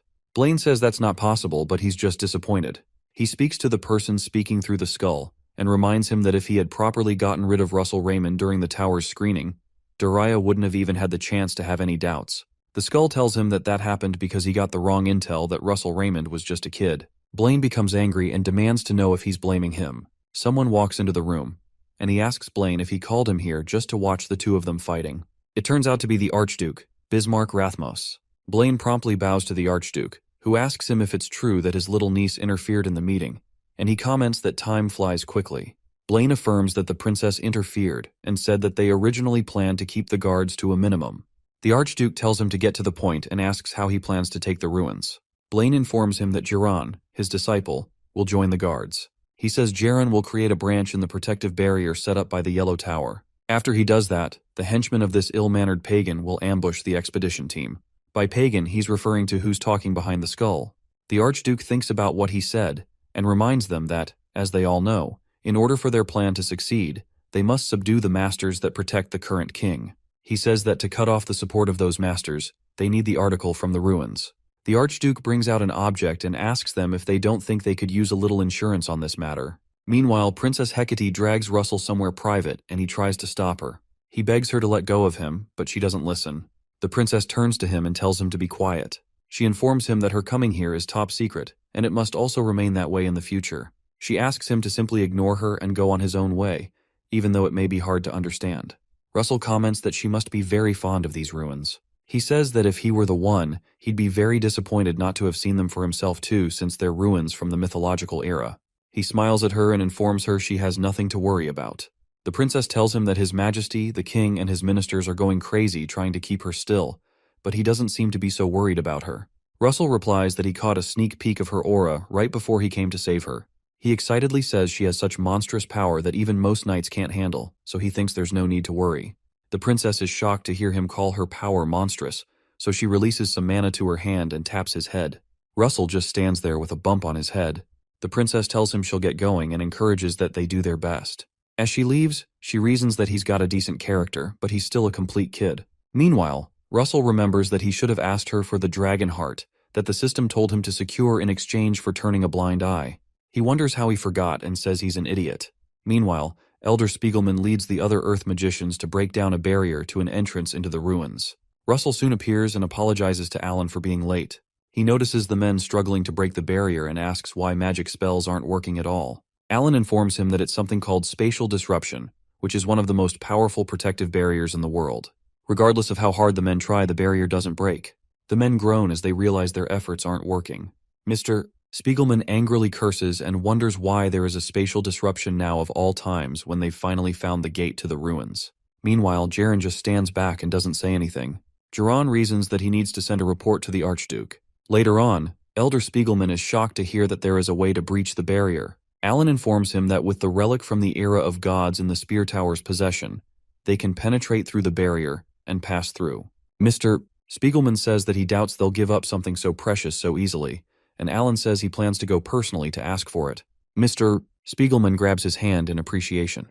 He tells him that if he can sort out this issue this time, he promises to repay him for the favor as a representative of the Yellow Tower. Alan just smiles and says he'll try to get back as soon as he can. Alan goes to meet the other mages and tells them that although it's against his will, he is indebted to both of them for covering for him when he leaves. Russell says it's not like that and assures him that everything will be okay. Jaren doesn't say anything but reasons that with Alan's page gone, that leaves only one war mage here, and that's Russell.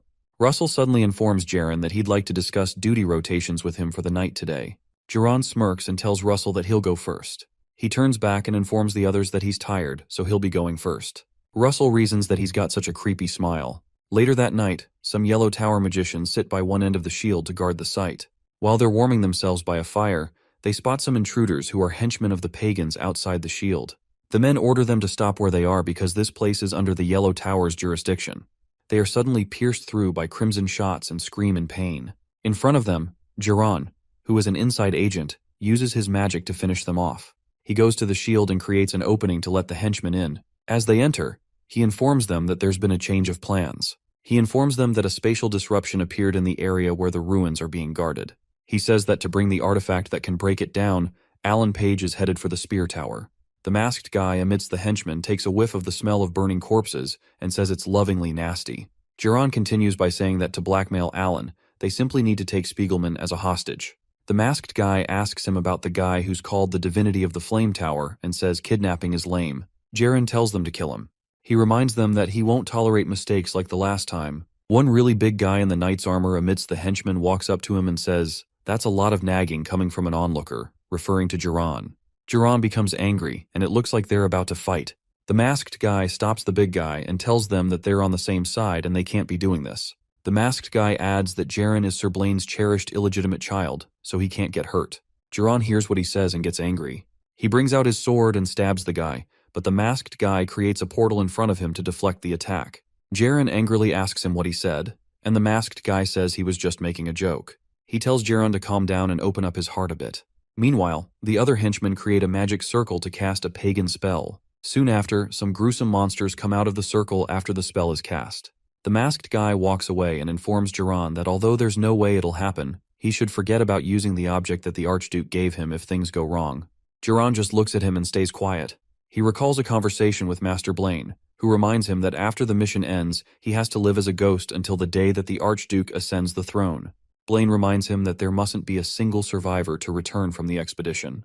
Jiran asks him if it's okay to use the object that the Archduke gave him if things go south. For a while, Blaine keeps quiet and just looks at him. Finally, he asks Jiran if he doesn't want to be acknowledged by him. He tells the boy that he's simply going to carry out the mission well and ensure that nothing goes wrong at all costs. Back in the present, Jiran concludes to do as his master pleases. As he watches the fiery monsters come out, he decides that he'll become a ghost after the mission ends. He says he won't just become a ghost, but one that spreads fear and despair. Meanwhile, Russell goes to speak to Elder Spiegelman about his questions. Mr. Spiegelman confirms if he's asking about a dragon with multiple horns. He asks Russell why he's asking him this all of a sudden. Russell mentions that he saw a dragon while he was on the mission, and it caught his eye because it was unusual. Mr. Spiegelman tells him even he can't give a precise answer. Russell looks dejected and asks if that's so. Suddenly, Elder Spiegelman tells him that there's one entity that comes to mind. He informs Russell about something called the Divine Dragon King. Russell wonders what the Divine Dragon King is and wonders if there's such a thing in existence. Elder Spiegelman says that, however, due to the lack of historical records, very little is known about its achievements. He says that it's said to have raised those worthy to face some great evil. Russell remembers the image he saw of the black-haired warrior. Suddenly, Pepper appears over his head, startling Russell.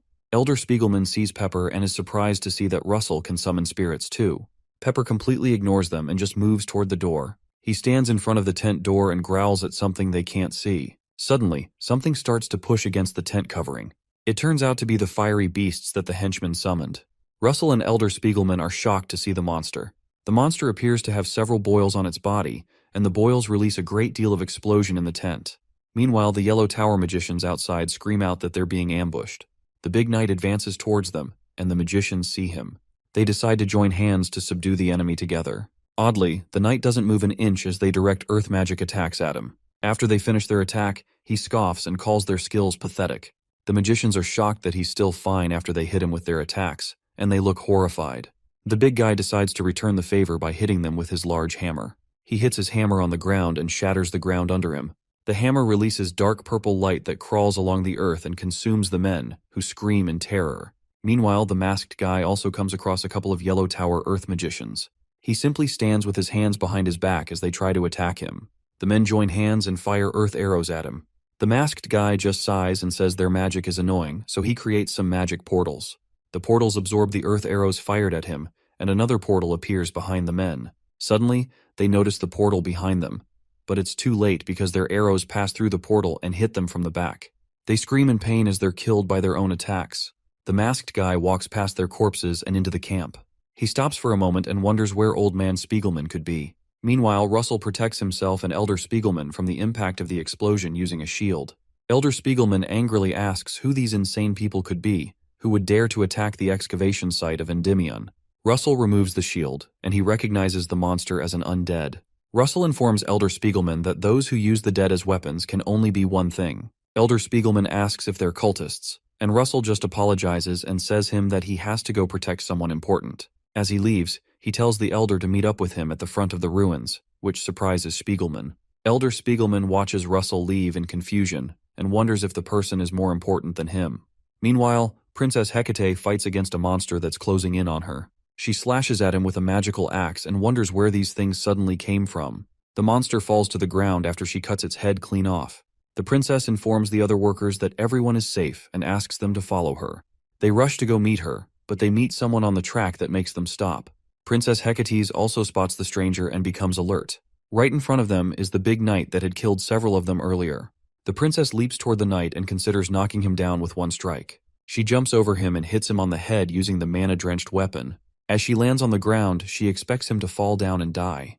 The knight just looks at her, and the princess is shocked that he was able to survive that. The monster looks at her and asks her who she is, but she doesn't respond. She wishes she had a proper sword to fight because that would be helpful. The princess reasons that she can't lose her momentum here for the sake of the people in danger. She tells herself that she is Hecate Rathmos, the princess of the kingdom of Endymion, and she will protect her people. She suddenly releases a burst of mana and proceeds to face the monster. The big guy prepares to fight and says it looks like this fight is going to be interesting. Russell suddenly appears and tells the big guy that he'll make it more enjoyable. He appears in a flame of fire and hits the guy with a blaze lance attack in his chest. The attack throws the knight backward and sends him tumbling into a rock. Russell looks back at the princess and asks her if she's all right.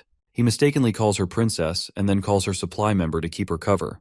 The princess glares at him for making the mistake, and Russell cringes. From the smoke, the big guy says that this seems to be the famous warrior that uses the Spear of Flames. He gets back up and recognizes Russell as the Holy One of the Flame Tower. Russell turns back towards the big guy and tells the princess that he'll take care of this. He asks her to take the people to the ruins entrance because they have planned to regroup there with the Elder. Meanwhile, Elder Spiegelman gathers some of the workers and tries to get them to safety. Princess Hecate asks Russell if he's sure he can handle this alone. He turns back and reminds her that she said she would give him a chance to repay his debt. The princess smiles upon hearing that, so she gathers the people and informs him she'll leave it to him. The big guy announces to Russell that it would have been more fun if the two of them had fought him together, and Russell tells him not to worry because he's not fighting alone. The guy just stares at him and wonders what he's talking about. Suddenly, Pepper rushes at him with a blast of fire in his mouth. The resulting explosion is huge and it startles the big warrior. Russell uses the distraction to craft a weapon that combines overheat with his blaze lance and adds the explosive formula to it. The man emerges out of the fire and reminds Russell that his tricks won't work on him. He raises his dark purple hammer and attempts to respond with his own attack. Before he can act, Russell asks if he thinks this is just a trick, and he strikes the guy's hammer with his blaze lance. Another fiery explosion occurs, shocking the big warrior. An onslaught of fire covers the entire place. Meanwhile, some other workers try to escape to the ruins to meet Elder Spiegelman. On their way, they run into someone and have to stop. It turns out to be Jaren, who just stands there and stares at them. The men ask him if he's injured. They ask where he's been and inform him that enemies are attacking the site. Suddenly, all three men are decapitated with one swing of Jaron's sword. He cuts them all and watches their corpses fall to the ground. Immediately after, he looks near him and sees Elder Spiegelman gathering with the workers in front of the ruins. Jaron is shocked and wonders what their plan is. When he looks closer, he sees someone familiar among them and recognizes the person as Princess Hecate. Nearby, a great fiery explosion occurs. Jaron quickly turns around to see what's happening, and he sees the big warrior still standing after being hit with the explosion. Suddenly, the warrior sees something that shocks him. On the ground, pieces of his armor fall, and he's shocked that the cursed, refined black iron got shattered. After pieces of the armor fall and reveal part of the man's face, Russell comments that they finally get to see his proud face. Russell asks why he has such a sour expression, and the man calls him an arrogant fool. He shouts at Russell and tells him not to underestimate him. Russell sees the purple streaks of color around the man's body, and is shocked that the man is able to use aura like a knight. Meanwhile, the guy realizes that he has to use the heart of a knight transplanted into him against Russell. The guy has two hearts in his chest, his original heart and the transplanted knight heart. The big warrior prepares his weapon and tells Russell that he'll cut him to shreds. As he jumps forward to hit Russell with his hammer, Russell jumps out of the way to avoid the hit. He's surprised that the big guy is able to move so fast. The big guy angrily turns toward him to pursue, but Russell just smiles. Russell recalls his fight with Spandam and reasons that Spandam is much faster than him, so there's nothing to worry about. Russell jumps at the big warrior and uses a special blaze lance construct called the Cutter. He runs past the warrior and cuts him by his side before he notices.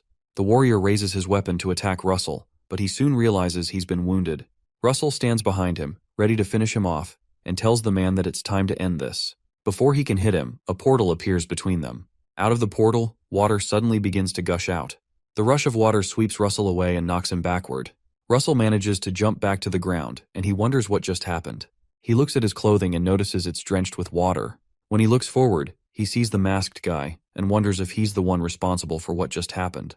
The masked guy talks about how the pressure of the deep sea is quite useful, but the guy just tells him to shut up. Russell says he won't miss this time, and he prepares to attack again. He creates another blaze lance construct called the Cyclonic. As Russell rushes towards them with the Cyclonic attack, he reasons that it's impossible for them to dodge it. Suddenly, the masked guy gets an interesting idea and creates another portal between them. The portal leads to where Elder Spiegelman and the others are rallying in front of the ruins. Russell, who is rushing towards them, spots the portal, but it seems like it's too late for him to stop. The cyclone fires into the portal and appears on its other end. The workers in front of the ruins see the bright fire and wonder what's going on. Princess Hecate, who is also among them, looks up and wonders what's going on. Suddenly, a blast of fire comes out of the portal and heads for the people with Spiegelman. Elder Spiegelman and everyone else look up in horror as they see the blast of fire coming towards them. Russell is horrified by the turn of events and doesn't believe his eyes. He tells himself that this can't be happening, but it is. The blast tears through the portal and is directed at the spot where the men are gathering. The extent of the blast is so great that it results in an explosion.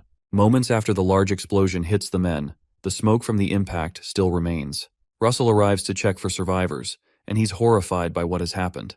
He calls out to the princess and Elder Spiegelman, but doesn't get a response. Suddenly, a hand emerges from the smoke, and the elder signals to him. Russell finds Elder Spiegelman amidst some of the rubble. He rushes to him and asks if he's okay, but Elder Spiegelman asks about the others. Russell turns around and sees some corpses, and he tells the elder that he's sorry. They suddenly hear a sound, and they both turn around to see who it is. They see Jiran carrying the unconscious princess towards them. Russell loudly calls out the princess's name, worried that something had happened to her. Elder Spiegelman is shocked to see that Princess Hecate is present on their sight. Russell finds out she's still alive, and he thanks God that she's safe. Russell thanks Jiran for rescuing the princess. Jiran smiles and stabs him. Russell looks down and sees Jiran's sword in his belly. He's horrified by the sight, and he starts to cough out blood. Elder Spiegelman is shocked by the turn of events, and he calls out to Russell. Pepper appears to attack Jiran, and Jiran is shocked since he didn't expect it. Before the dragon can attack him, the masked henchman creates a portal in front of them, and Pepper enters it.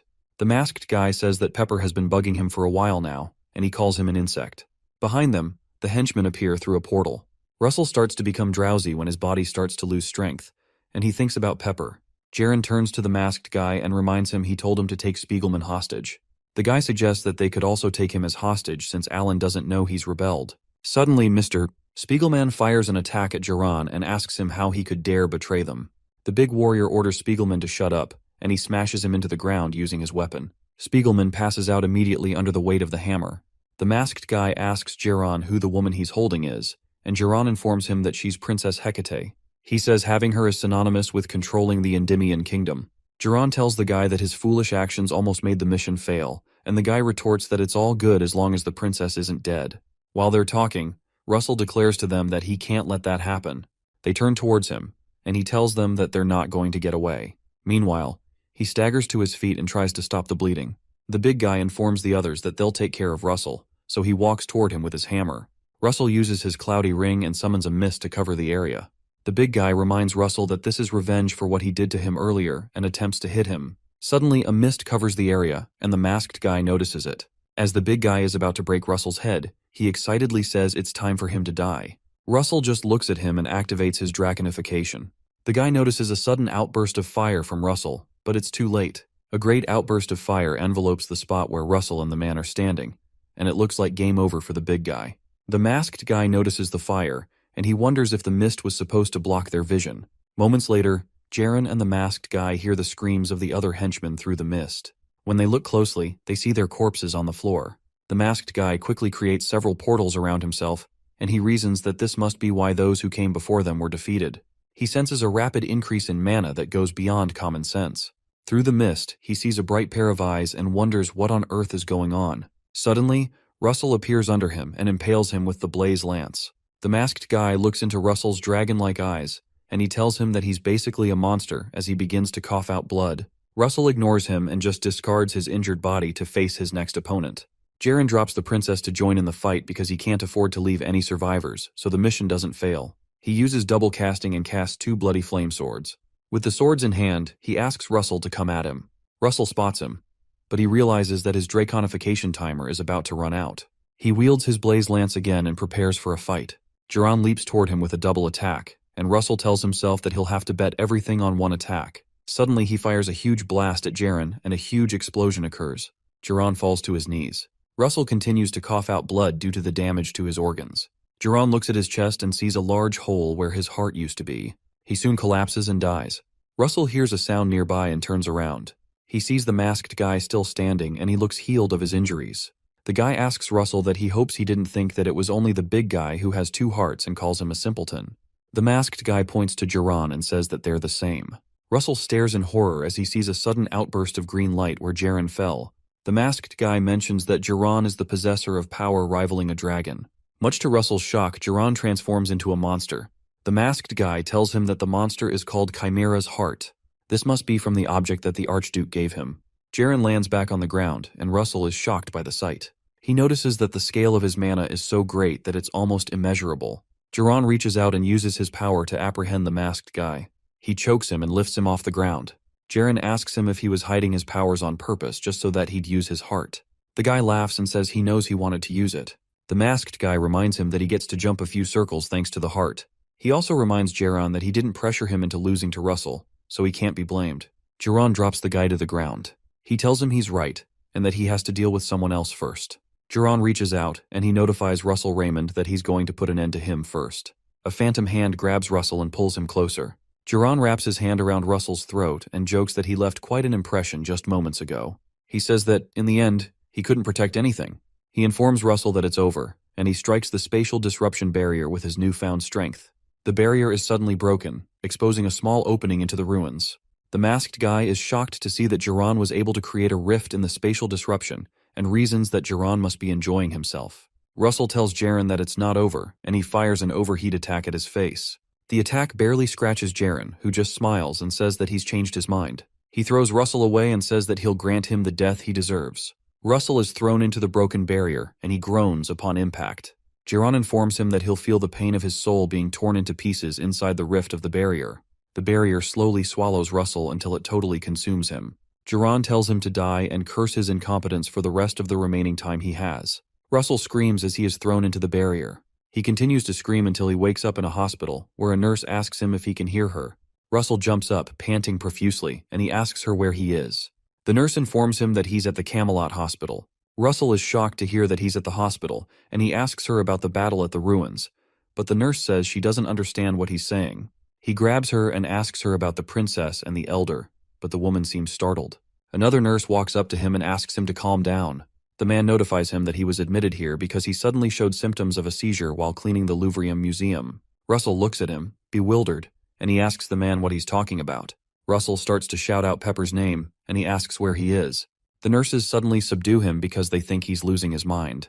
Russell wonders if he's really back to the time before he regressed.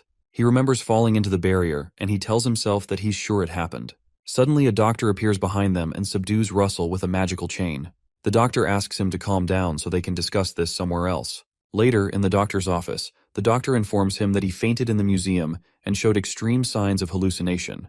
Russell says that he's never hallucinated, and the doctor tells him that she understands. She asks if he's heard about something called the nightmare tree, and Russell seems puzzled. She says it's a wicked tree that deludes people with the sweetest hallucinations and makes them starve under them, using their corpse as nutrition.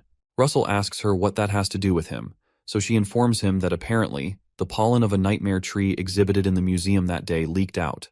She says that many other people showed signs of hallucination apart from him. Russell is surprised, so she says that the good thing is that the museum will cover the entire treatment cost, and they'll also be offering a compensation amount.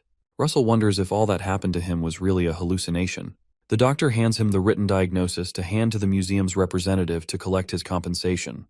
The doctor comes up close and tells him that it's time to wake up from his dream. Russell still looks horrified, and he wonders if all of that was really a dream. He's certain that it's not possible because his experience with Master Daria was definitely not a dream. Later, Russell goes to Miss Daria's mansion. He assures himself that the realistic sensations cannot be a dream, but guards at the entrance order him to stop where he is. Russell informs them that he's here to see Miss Daria, and he assures himself that the master will recognize him. The guards turn to one another and ask themselves who he is. Russell prays that all that he has experienced is not a dream. He informs the men that his name is Russell Raymond, and he was a disciple of Miss Daria. The guards are surprised to hear that, and one of them says he's never heard that name before. One of the guards says he's clearly a lunatic and orders the other guy to get him out of here. Russell gets angry, and he tries to run inside. He begs them to let him in for a while so he can see her just this once. One of the guards gets angry and pushes him to the ground. Suddenly a carriage carrying Miss Daria stops by, and Russell sees Miss Daria. The master asks what's going on, and the guard goes to bow to the master. He tells her that this guy keeps saying that he's her disciple. Miss Daria is surprised to hear that, so she turns to see the person. She looks at him for a while and doesn't seem to recognize him. After a short pause, she asks him if she knows him. Russell looks at her horrified. Russell stares at the master speechless, and she just stares back at him. After a short while, she tells the coach rider to keep moving, and Russell just remains in the rain. Later, Russell breaks into the Louvre Museum. He goes to where he saw the dragon heart, and he wonders if all that happened was really a hallucination from the nightmare tree's pollen. Out of anger, he punches the glass encasement of the dragon heart and says that this is crap.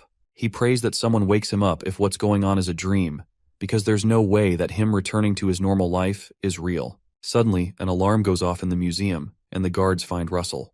The guards subdue him and demand to know who he is. The head guard tells the others to drag him out, but Russell keeps screaming that there's no way this is happening.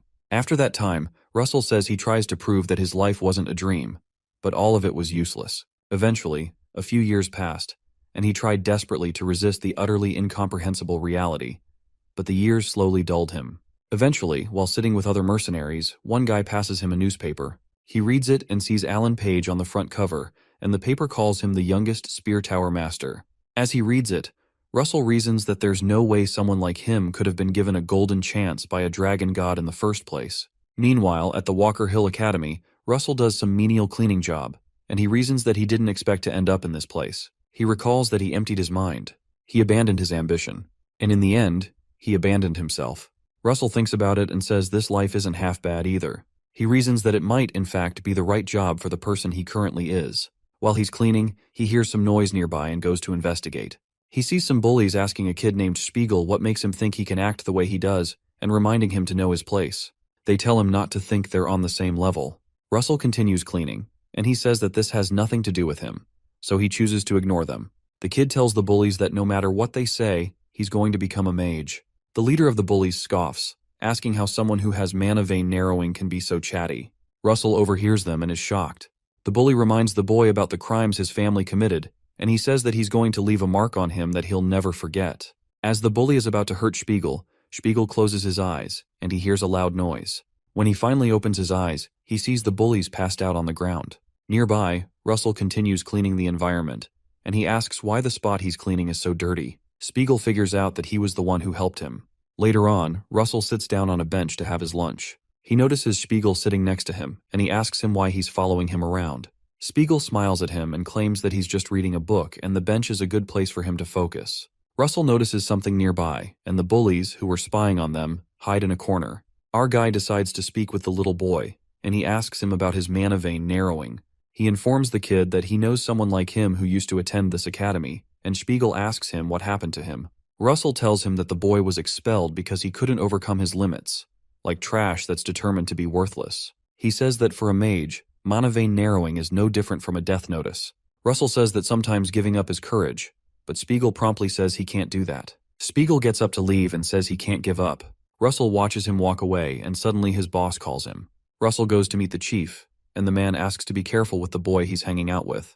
The chief mentions that he could get in trouble if things go wrong, and Russell says he doesn't understand what he means. The chief says that Spiegel is the son of the traitor that the Red Tower Master expelled, and Russell is shocked. This means that Spiegel is linked to the fallen family. Meanwhile, The pagans gather before the skeleton that Master Blaine was speaking with earlier. The skull announces that the world of the Guardians is coming to an end. It orders them to walk to the Walker Hill Academy and announce their return. Sometime later, Spiegel goes to a river to practice crystal magic.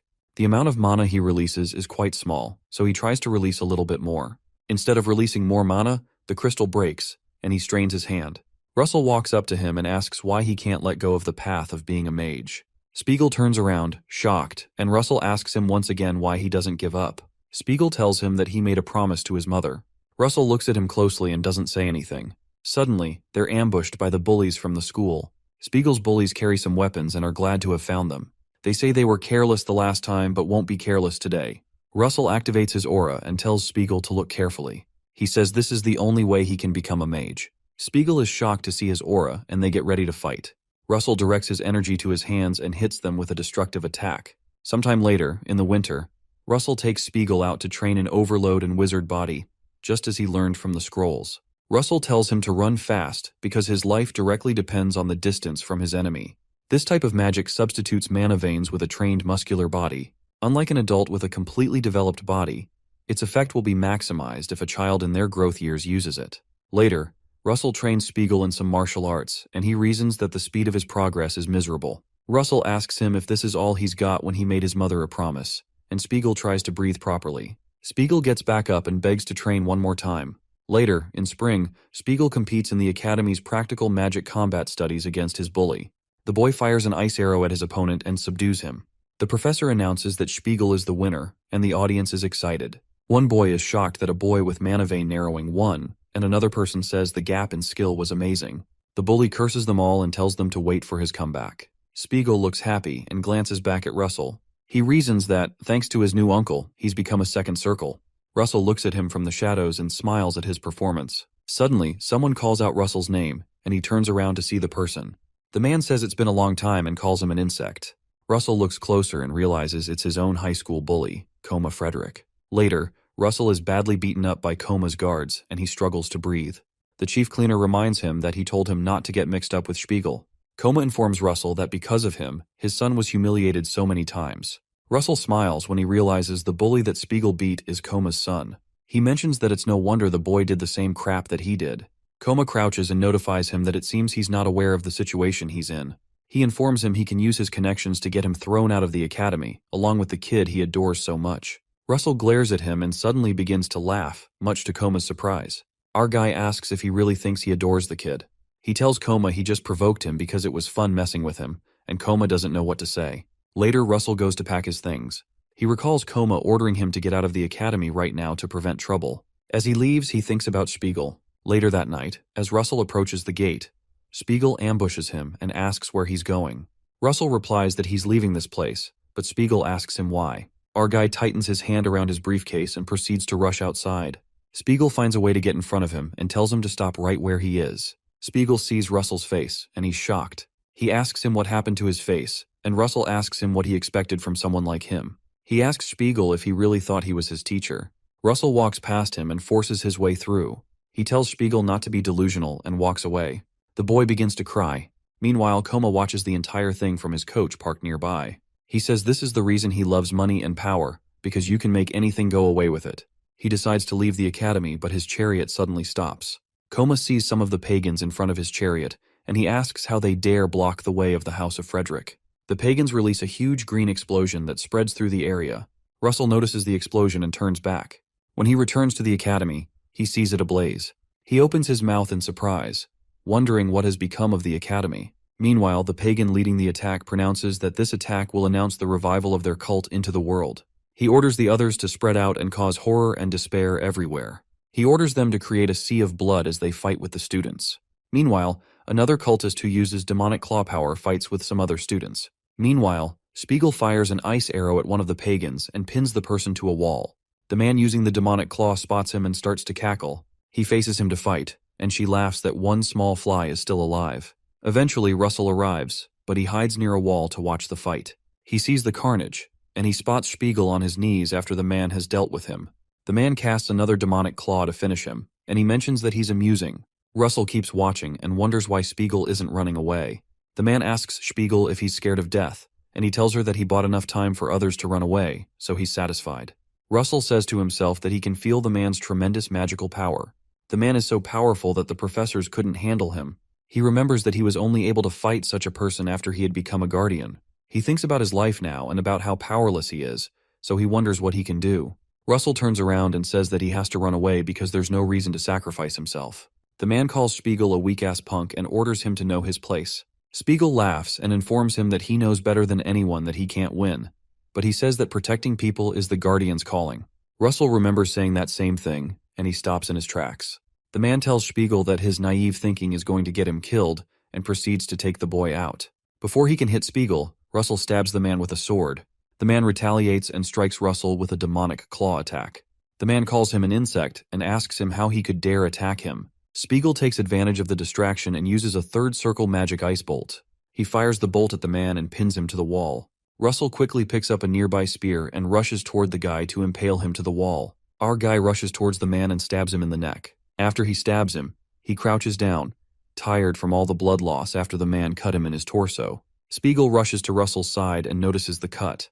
He tries to stop the bleeding, but he realizes the blood won't stop. Russell tells him to quickly leave because others will soon come this way. Spiegel says that he can't go alone, but Russell puts his hand on his shoulder. He asks Spiegel if he's going to turn him into a teacher who can't even protect one of his disciples. Spiegel is shocked to hear Russell call him his disciple, and Russell asks him to go and make it out alive so he can become a guardian. Our guy smiles at him and mentions that it won't hurt to keep one more promise. Spiegel starts to cry, and he tells Russell that he promises to become a guardian and calls him master. After Spiegel runs, Russell thinks about how Spiegel is just like his lost dream, like the courage that he abandoned, and that was why he hated him. Later, some of the other pagans come in that direction, and Russell tells them to stop. Russell reminds himself that that was the same reason he also liked Spiegel. The pagan calls Russell trash and says that even Circle 2 magic would be a waste to use on him. Russell smiles, and he says to Spiegel in his mind that, thanks to him, he was able to live. Russell leaps towards the two men, and he decides to use magic that can be learned with a principle that doesn't regard the level of one's circle. He uses blink and appears in front of the guy with his spear. The pagan cultist is startled, and Russell pushes his spear into him. The guy quickly responds with a blast of energy. A huge blast ensues, and Russell speaks within himself that Spiegel has to make it out alive. Suddenly, Russell appears in another dimension. He hears someone tell him that it's about time that he goes. He looks at his body, and he wonders where he is. A strange man walks up to him and asks if he's finally awake. The man asks him how the world he was in was. Russell informs him that he lost his dream that he persistently held on to, but he found it again and protected it. Suddenly, someone appears in front of him that shocks him. He sees Spiegel in this dimension, and he asks him if he was unable to run away. Russell rushes to meet him, but he's stopped by a transparent wall. Russell hits the wall in despair, and he realizes that in the end, he wasn't able to protect anything. The man behind him informs him that he's wrong. The man calls his name and calls him the heir to the dragon power. Russell turns towards the man and asks him who he is. The man informs him that he's the master of this wicked world. He said those people call him by another name. He tells Russell that he's called the Temple of Mirrors. Russell looks at him in shock and wonders why he's named that. The man says that this place reflects the deepest fears in one's heart. He says that in his case, his deepest fear is qualification. He reminds him of when he told himself he's just a third-rate magician and says he always wonders why such a power was given to him. There was also the time when Blaine said he saw his father run from the war zone, and he says Russell always wonders if he deserves to wield power. He says that, to that question, he found his answer when he told himself that he got stronger to become a guardian and protect more people. Russell collapses to his knees, asking if this long period was a test. The being replies that it indeed was, and that he has surpassed his own answer by showing that even without power, he can be a guardian by choosing to protect a boy. Russell returns to his young self and sees a vision of Spiegel telling him that he won't forget the promise. The Temple of Mirrors informs him that the boy in front of him is not an illusion, but the purest courage he's protected, and must continue to protect. The being calls him Successor, and declares that he will fulfill his long-standing oath. The man removes his mask and says there will be a new light. When he removes his mask, he transforms into Spiegel and informs Russell that it's time to move forward. Suddenly, another screen pops up and notifies Russell that he's absorbing dragon blood to reconstruct his body. He's told that he has obtained the first golden mask. Meanwhile, Jiran tells Alan that his performance is quite impressive. He asks Alan what his name was again, and Alan, who has been badly injured, apologizes to the princess for being unable to save her. The masked guy mentions that he's heard a lot about being a genius, but Alan's ability to grasp the situation immediately upon return and take action based solely on limited information was a valid move. He says he was surprised that Alan even used the artifact as bait to try to save the princess. Jiran says that all that doesn't matter because nothing has changed. The masked guy becomes impatient and tells Jiran to stop playing around so they can get down to business. Jiran flies toward the barrier with the artifact that Alan brought to break it down. With the artifact in hand, a magical contraption appears in the sky that can break down the barrier. Mr. Spiegelman recognizes the artifact as the artifact of the divines. The princess wonders if the artifact can be blocked. Jiran concludes that once he finds the item, he won't hand it over to any of these scoundrels, referring to the Archduke or the pagans. He says that he'll show the world that he's superior to them. Jiran orders the artifact to break through the barrier. The contraption fires a shot at the barrier, but the impact is suddenly stopped when a hand comes out of the rift. The weight of the power that comes out of the rift shatters the contraption. Jiran watches in confusion as the contraption is broken. The other onlookers are also shocked that the artifact of the divines was easily blocked. Alan also notices that the contraption was blocked, and he sees someone there. Suddenly, Russell comes out of the barrier with the blaze lance in his hand. The masked guy and Jiran spot the mask on him, and wonder if the mask could be the thing they're looking for. Russell flies towards the masked guy and tries to attack him. The guy quickly creates a portal to block the attack. Russell tries to cut him with the weapon, but it is stopped by the portal. Suddenly, something unusual happens that shocks the masked guy. Russell manages to cut through the portal and trashes the man. After he's done with him, Russell jumps away, and even Jaren is shocked that someone can cut through a portal. Russell goes to untie Mr. Spiegelman and the princess and tries to communicate with them. When he unties them, Mr. Spiegelman asks him what he said since they couldn't hear him over the mask. Russell removes the mask and says that he's relieved that they're safe. Mr. Spiegelman and the princess are both shocked to see that it's Russell, and they ask him how he made it. Alan smiles and concludes that it seems the bet his master made won't be an easy one. The princess reaches out to Russell and tells him she's glad that he returned alive. Russell grabs her hand and stops her when he sees Jiran advancing toward them. He suggests that they can talk about the details later because he has to handle this. Jiran comes closer and calls Russell an inferior one, saying he is becoming an annoyance. He informs Russell that just because he returned doesn't mean anything changes. He says that he'll kill him and take the artifact for himself. Moments later, a great explosion occurs in the air as Russell flies up and takes the fight to Jaren. Jiran insists that the mask belongs to him. Russell asks if Blaine schemed all this, but Jaren tells him to shut up. Russell flies into the sky and teleports behind him. He asks him to stop right now and admit that he is Blaine's shadow. Russell hits him with the blaze lance, knocking him hundreds of feet to the ground. The impact is so strong that Jiran keeps flying from one spot to another. Russell flies down to join him. Jiran replies that the truth is simple and he's not Blaine's shadow. He casts one of his original magical constructs called the Grammar. Jaren hits the ground with his sword, and a great explosive power rips through the earth toward Russell. The explosion causes smoke to cover the entire area for a short while. After the smoke clears, Russell seems unscathed, but he wields two blaze lances and is in his draconification mode.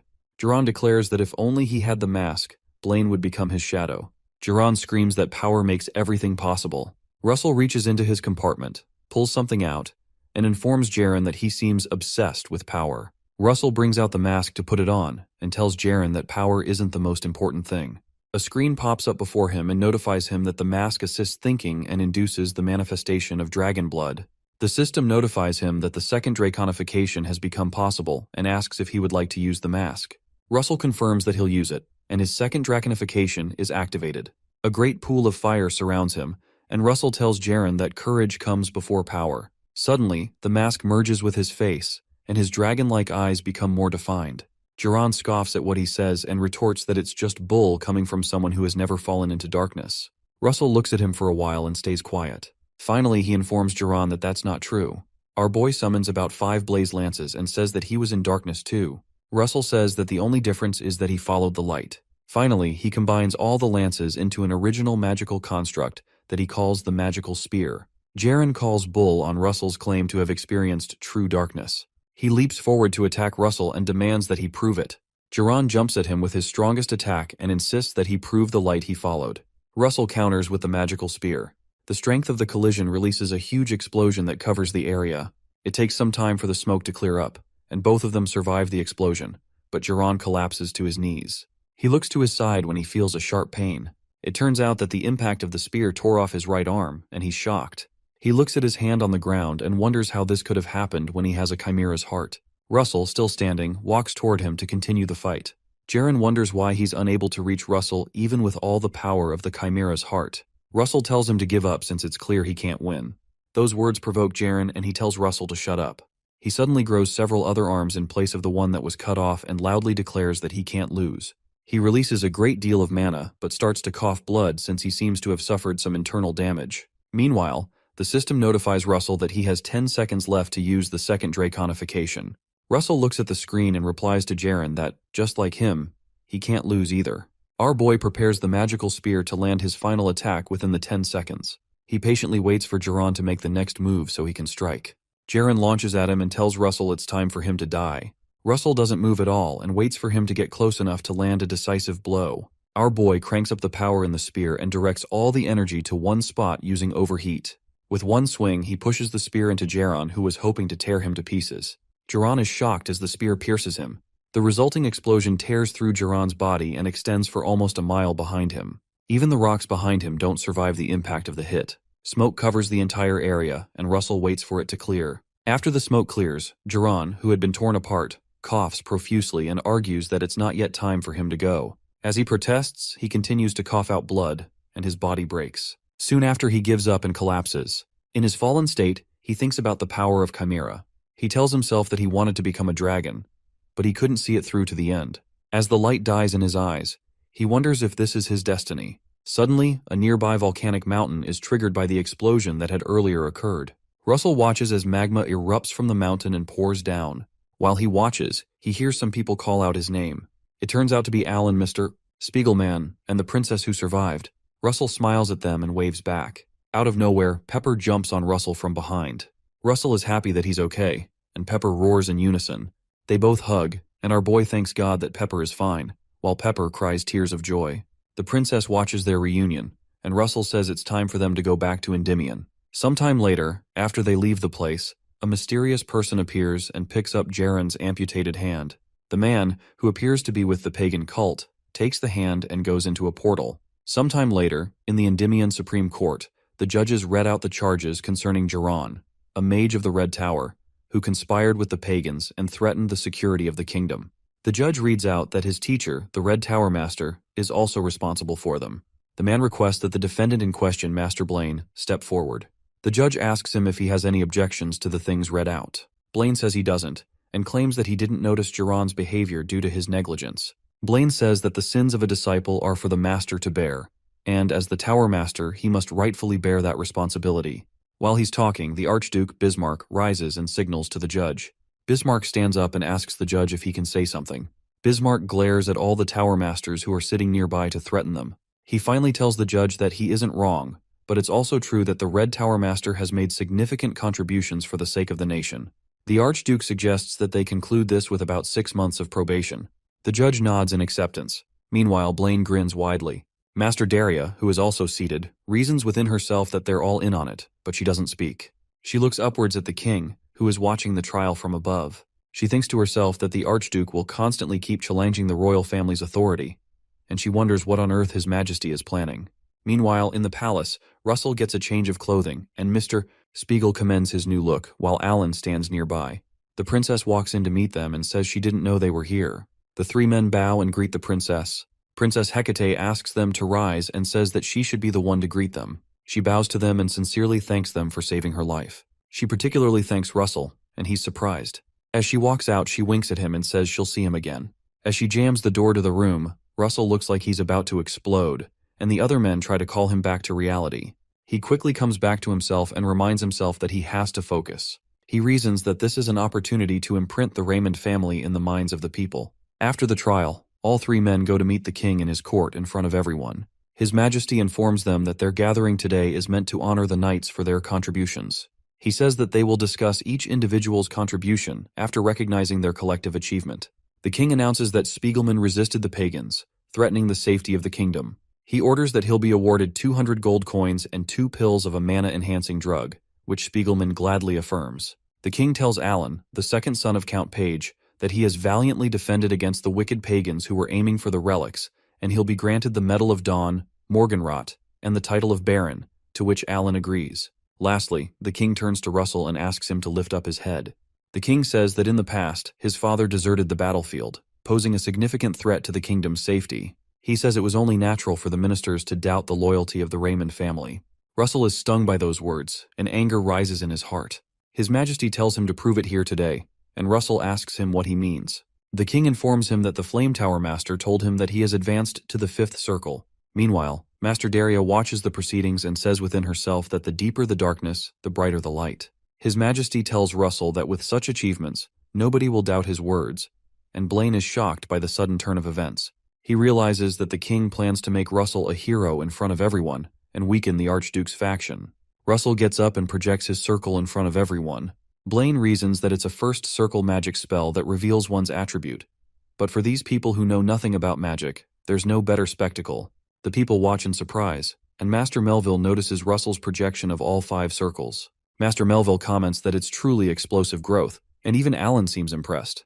As the onlookers watch, even Master Nicolo is impressed. When Russell finishes his presentation, he kneels down again, and the king says that he thought his father was a withered flower, but no one would have thought he was hiding such a beautiful seed. Russell replies to His Majesty that his praises are too generous.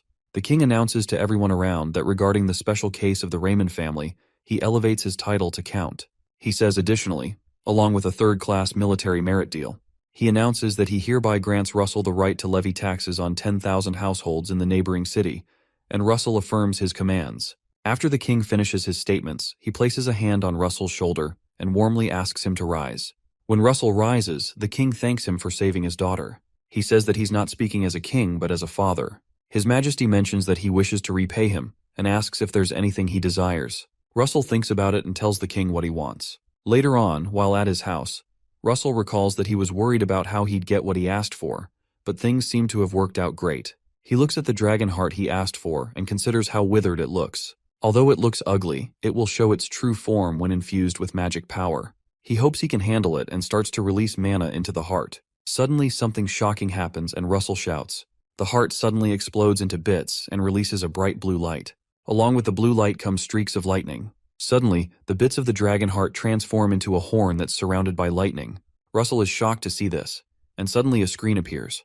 The screen informs him that the dragon heart has revealed itself, and he has obtained the Forgotten King's horn, which has lightning essence. After Russell reads the message, he realizes that the horn will have to infuse its power into him like the last one. He closes his eyes to brace for impact, but the horn just releases its essence into him without piercing him. Russell recalls his last experience and says that this one is much more bearable. He lets out a sigh and his entire body begins to radiate with lightning. He considers the powerful thunderbolt energy around him and is surprised that a third of the 5th circle is already filled, even without fully absorbing it. Another screen shows up and notifies him that he has absorbed the Forgotten King's horn with lightning essence to his limit. He's told that the mana exceeding the absorbable limit will reside within him as dormant power. The screen also notifies him that his intermediate lightning attribute understanding has reached its limit and has evolved into advanced lightning attribute understanding. Suddenly, Pepper appears out of nowhere with a roar. This time, he looks much bigger, and Russell is shocked by his new appearance. He wonders why he changed and asks Pepper if he was affected by the power of lightning, to which Pepper nods. Suddenly, Pepper turns around and jumps out. He jumps out of the window and flies into the night sky. Russell rushes to the window and calls out to him. Pepper soon returns to the window, and Russell wonders if he wants him to climb on his back. Suddenly, Pepper grabs Russell by his shoulders and flies outside. Russell is scared out of his mind and tells Pepper to wait. He suddenly stops shouting when he notices how high up they've flown. He realizes that Pepper didn't just grow in size, but his flying ability has greatly improved. Russell tells Pepper that him growing bigger means he'll be easier to spot, but Pepper signals to him not to worry. Suddenly, he lets go of Russell and transforms into a flame. The flame becomes wings that join themselves to Russell, allowing him to fly.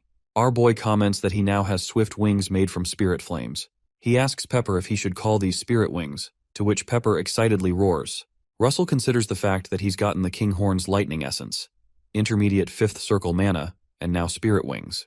He says that he feels like he can face any opponent without fear with this power. Meanwhile, Brother Hubert goes to the Master when he hears she has a mission for him. Master Daria informs him that the mission is to escort Count Kimberly, the special envoy of the Kiel Kingdom. She says that although the Kiel Kingdom's national force is weak, they maintain their position as a neutral nation because of their abundant mana stone production. She adds that, apparently, Marquis Jorio Comanche of the pro-Empire faction tried to bring the Empire in there.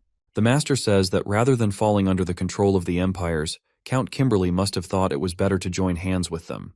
Later, as Hubert heads out, he thinks about the Keel Kingdom and reasons that this mission won't be an easy one. Before he steps out, Russell calls out to him. Hubert tells Russell that it's been a while, and Russell replies that he's glad he's well. Our boy asks him if he's leaving for the Keel Kingdom right now, and Hubert asks him how he knows. Russell asks to come along with him and informs him that Master Daria gave him permission. Russell recalls that, from what he remembers, Hubert will lose his life on this mission. Hubert seems surprised by Russell's offer, and a screen pops in front of him with a mission to make it back alive with Hubert from the unknown danger. Russell says within himself that there's no reason to stop him from leaving, so he has to go with him. Shortly after, the two men head to the Keel Kingdom, and Russell uses his cool new wings. Hubert informs him that they're almost there. He tells Russell that it's reassuring to have him by his side, but he asks if he has a reason for coming along. Russell just replies that he wants to have new achievements, and it'll be an achievement to do a mission with him. Russell flies ahead and says that he'll go ahead and check the situation out. As he flies, he recalls that the mission's failure leads to Hubert's death, and the Empire interferes with Keel's internal affairs, which means there's a high chance that the Empire was involved in his death. While he flies, the screen pops up again and gives him the mission to escort the special envoy of Keel Kingdom to enter the kingdom's territory, with rewards of 5 intermediate mana stones. Russell immediately spots some men fighting with Count Kimberly's men. He moves closer to them, and decides that he's going to eliminate the threat from the Empire. He attacks the enemies using a magic skill called a fire cannon, and tells himself that he has to prevent Hubert's death from happening. Count Kimberly notices the use of fifth circle magic and wonders who the person is. Russell soon comes down after he has helped knock down the intruders. He approaches the Count and introduces himself as a mage from the Flame Tower who has come to escort him. Count Kimberly lights up and comments that he's the famous Sir Russell. He thanks him for coming and says people started trailing him the moment he left the castle. Russell notices some problems nearby and turns to investigate. He asks the Count to give him a moment and walks toward the place. From a far distance, someone senses Russell's presence. The man reasons that Russell is at least on Spandam's level and maybe even more skilled. Some of Count Kimberly's guards struggle to fight the man off, and the lead guard orders the others that the Count must not have gone far yet. The lead guard surrounds the man with the other guards and tells them that they need to buy more time. The man just cackles at their resolve. Suddenly the fight continues, and he stabs 2 of the guards at once. Russell looks farther away and spots the person who's attacking the Count. A huge explosion suddenly erupts from the place where the fight is happening. The explosion breaks down several surrounding trees, and the mystery man stands amidst the trees. Russell realizes this man is the one who killed Hubert in his past life, and he recognizes him as McRae Hughes, the swordmaster of the Empire and the late Spandam's master. Shortly after, Hubert arrives on the scene and meets Russell with the Count. He tells them that he's glad to see they're safe and introduces himself to Count Kimberly. The Count introduces himself too and thanks him for coming to help. Hubert looks down at the dead guard and informs them that the people tailing the Count are part of the Imperial Army, based on the scent he picked up. Russell comments that it looks like they weren't trying to hide their identities. He says they either don't feel the need to, or things were just too urgent for them to bother concealing themselves. The Count is shocked by his words, and Russell turns to him to confirm. Suddenly, the princess of the Keel Kingdom steps out of the carriage. She removes her cloak and informs Russell that he's as extraordinary as the rumors say because he was able to quickly uncover the situation. She formally introduces herself as Princess Camilla of the Keel Kingdom. As they extract them from the place, the Count explains that Marquis Comanche is trying to consolidate power by having his son marry the princess. Count Kimberly explains that with the backing of the Empire, Comanche's ruthlessness might be incomparable. Kimberly suddenly asks if there's a reason they're rushing so much since they've shaken off the pursuers, and Hubert tells him that they chased them as soon as they left the fortress, and he's sure that there's another group behind. Russell, who is carrying the princess, reasons that they've created some distance and he doesn't see any signs of them being chased.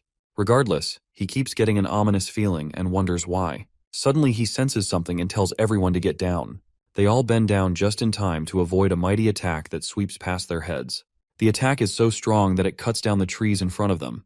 The attack on the trees causes them to catch fire, and a blaze starts. Hubert tells their friends from the Keel Kingdom to run and assures him they'll handle things. While they run, Hughes shows up and the 2 mages stand in the gap.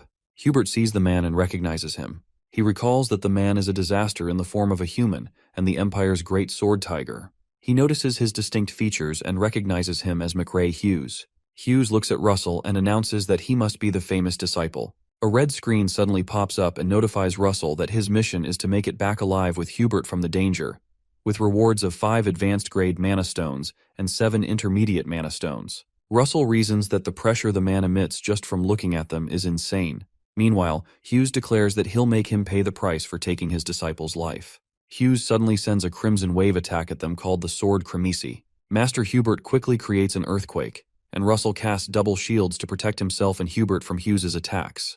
The shield rips through the ground under Hughes's feet, and he cuts through some of the rocks with his sword and jumps to avoid the earthquake. When Hubert notices that Hughes avoided the first attack, he quickly responds with another. Hands come out of the ground and grab all of Hughes's limbs, and Hubert orders Russell to attack. In a split second, Russell closes in on Hughes with his blaze lance hand. The explosion from the hit is so strong that it sends rocks flying everywhere and blocks Hubert's field of vision. Russell jumps back into position to create some distance and see what happened to Hughes. From within the smoke, Hughes tells Russell that it seems he only learned tricks from his cursed master, referring to Daraya. Russell notices that Hughes wrapped his body in aura. Hughes puts his sword down and says he'll show them something interesting in return. He brings out a small crimson sword called Sword Fuchsia. Suddenly, energy bursts out from the sword and pierces Hubert in the chest. Hughes explains that it's a sword made from the bones of a dragon and corrupted with the blood of 10 mages. He quickly grabs his sword and runs toward them to finish them off, saying it's a sword perfect for fighting against mages. Russell picks up the wounded Hubert and attempts to fly away as Hubert hits the spot they were just on. As Russell flies into the sky, Hughes comments that his skills are impressive. Russell looks around and spots some stones that look like firebomb stones. Hughes throws another attack of several crimson waves at him and tells him to dodge this if he can. The waves fly into the air towards Russell in all directions, and Russell manages to dodge them. Meanwhile, Russell tells himself that the firebomb stones should be enough to confuse Hughes. Russell drops Hubert by a tree and lands back on the ground. Hughes asks him if he's trying to buy time for his friend, who had earlier escaped because he can't beat him. Russell doesn't say anything and speaks with Hubert. Russell asks Hubert to run and join the princess and the count when he gives the signal because he plans to buy some time. Hubert asks him if he's asking him to leave him there and run. Russell begs him to trust him and promises to go back with him. Hughes becomes impatient and asks them if they're done talking. Suddenly, Russell generates some lightning in his palms. With his new lightning essence, he fires a chain of lightning at Hughes. He gives Hubert the signal, and Hubert teleports away and runs into the woods. Russell tells himself that the firebomb stones will give Hubert enough time to escape. He reminds himself that he can't take Hughes lightly, so he adds a thunderstorm from his cloudy ring into the attack. Russell also activates the second stage of his draconification and says that he'll give it his all. Finally, he drafts several blaze lances and magical spears at once to land one powerful attack. With all that power, Russell lands an explosive attack on Hughes, whom he had earlier electrocuted. Hubert, who has managed to find the Count and Princess, notices the explosion from where he is. The attack is so strong that it creates a crater-sized hole in the place. Russell retreats and guesses that his attack worked. Before he can finish his statement, Hughes says that he's really done it now and tells him not to think he'll die a peaceful death. Russell is shocked that he withstood that, and Hughes moves forward to land an attack. Hughes suddenly begins to struggle with his sword and curses, wondering what's wrong with the sword. A voice emerges out of nowhere and asks Hughes how he would dare try to harm the Dragon Lord with the bones of a dragon. Russell recognizes the voice as the one he heard in front of the dragon heart. The voice calls Hughes a ridiculous human, and the face of a huge dragon appears behind Russell. Russell wonders if it's the Dragon King speaking on his behalf. The Dragon King addresses Hughes for insolently trying to use dragon bones to harm the Dragon Lord, referring to Russell. Soon after, the Dragon King informs Russell that he's going to transfer him his power for a moment, and pleads with him to eliminate this vermin who insulted the name of the dragons. He also informs Russell to find the dragons, because their existence will allow him to reach him, and he will become the master and hope of the dragons that remain in this world. Suddenly, the power of the Dragon King courses through Russell's body, even though he doesn't understand what's going on, but he's certain that this power may help him defeat Hughes. Shortly after, Hughes is seen screaming after one of his hands is amputated by our boy.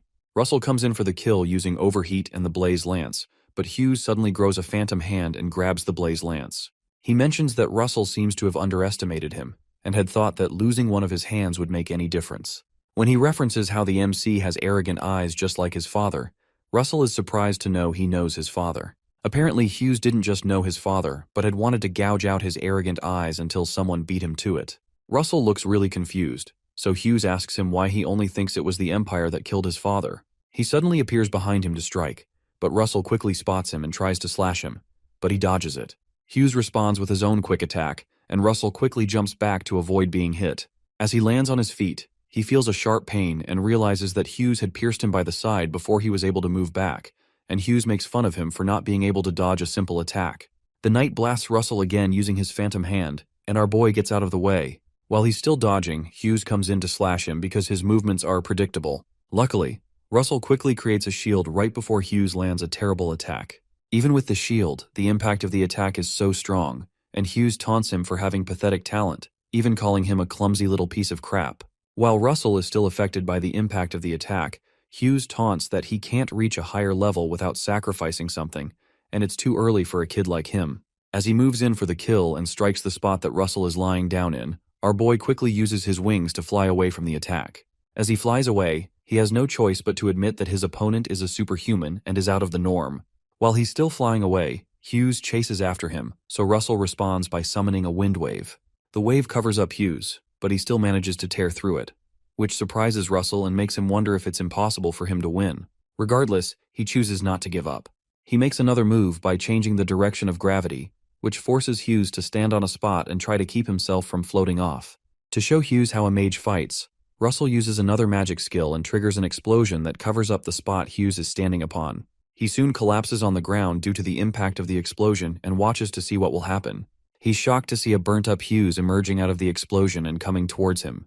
Hughes dashes towards him and strikes him with his new phantom hand, since he's basically lost both limbs now. The knight asks him if he really dared to fool him with his lowly petty tricks and tells him he's dead meat. Russell realizes he's in deep crap, so he uses the cloud ring to call the lightning giant.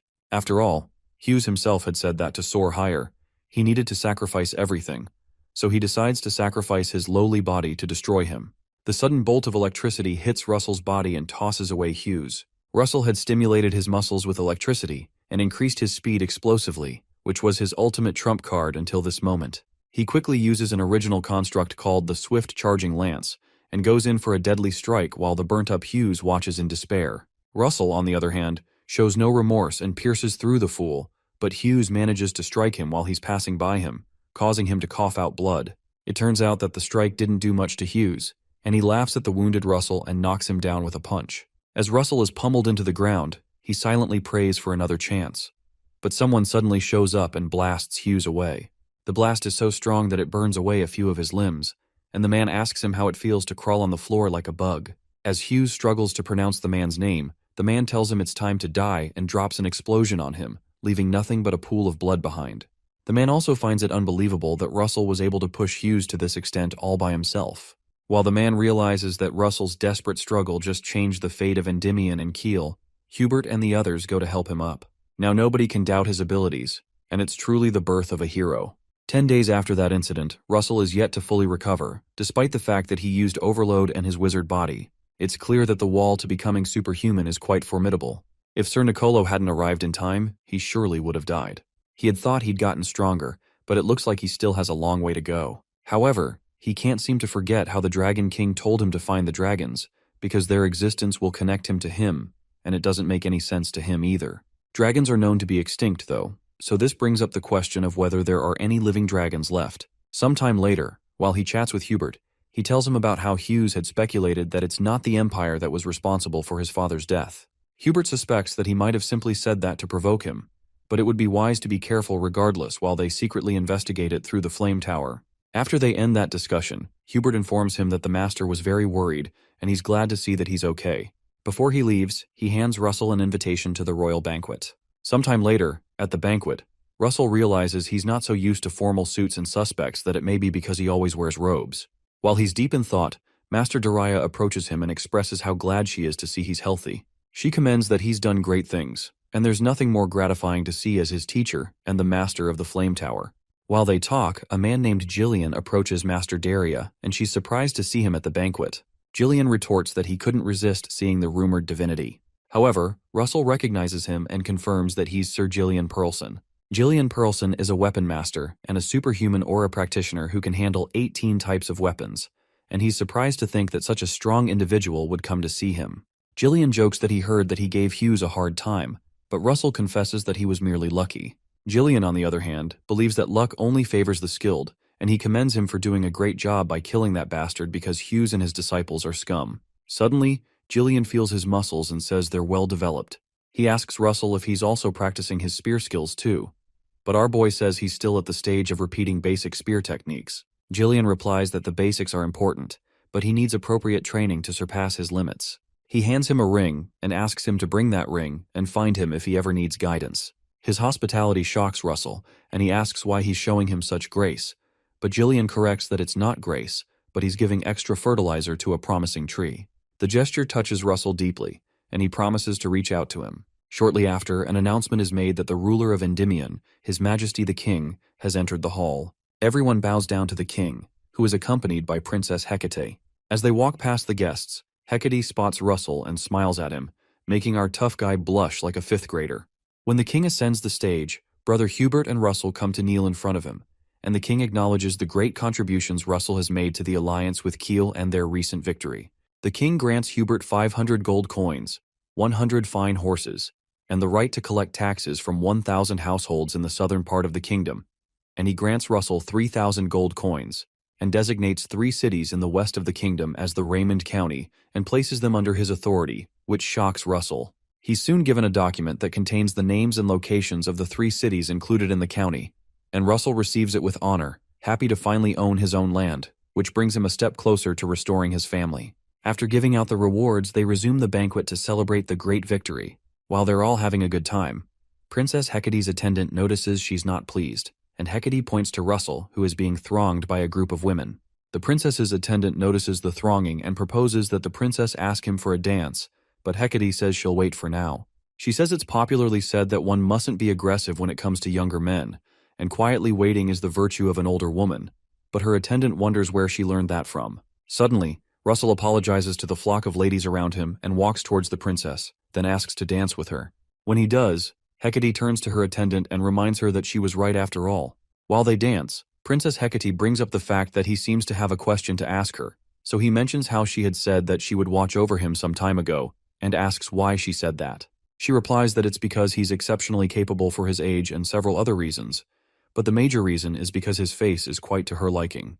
Her words startle Russell, and he asks her what she means, but she grabs his waist to continue dancing, stating that a woman doesn't say such things to a man she has no interest in, especially because she's not that kind of person.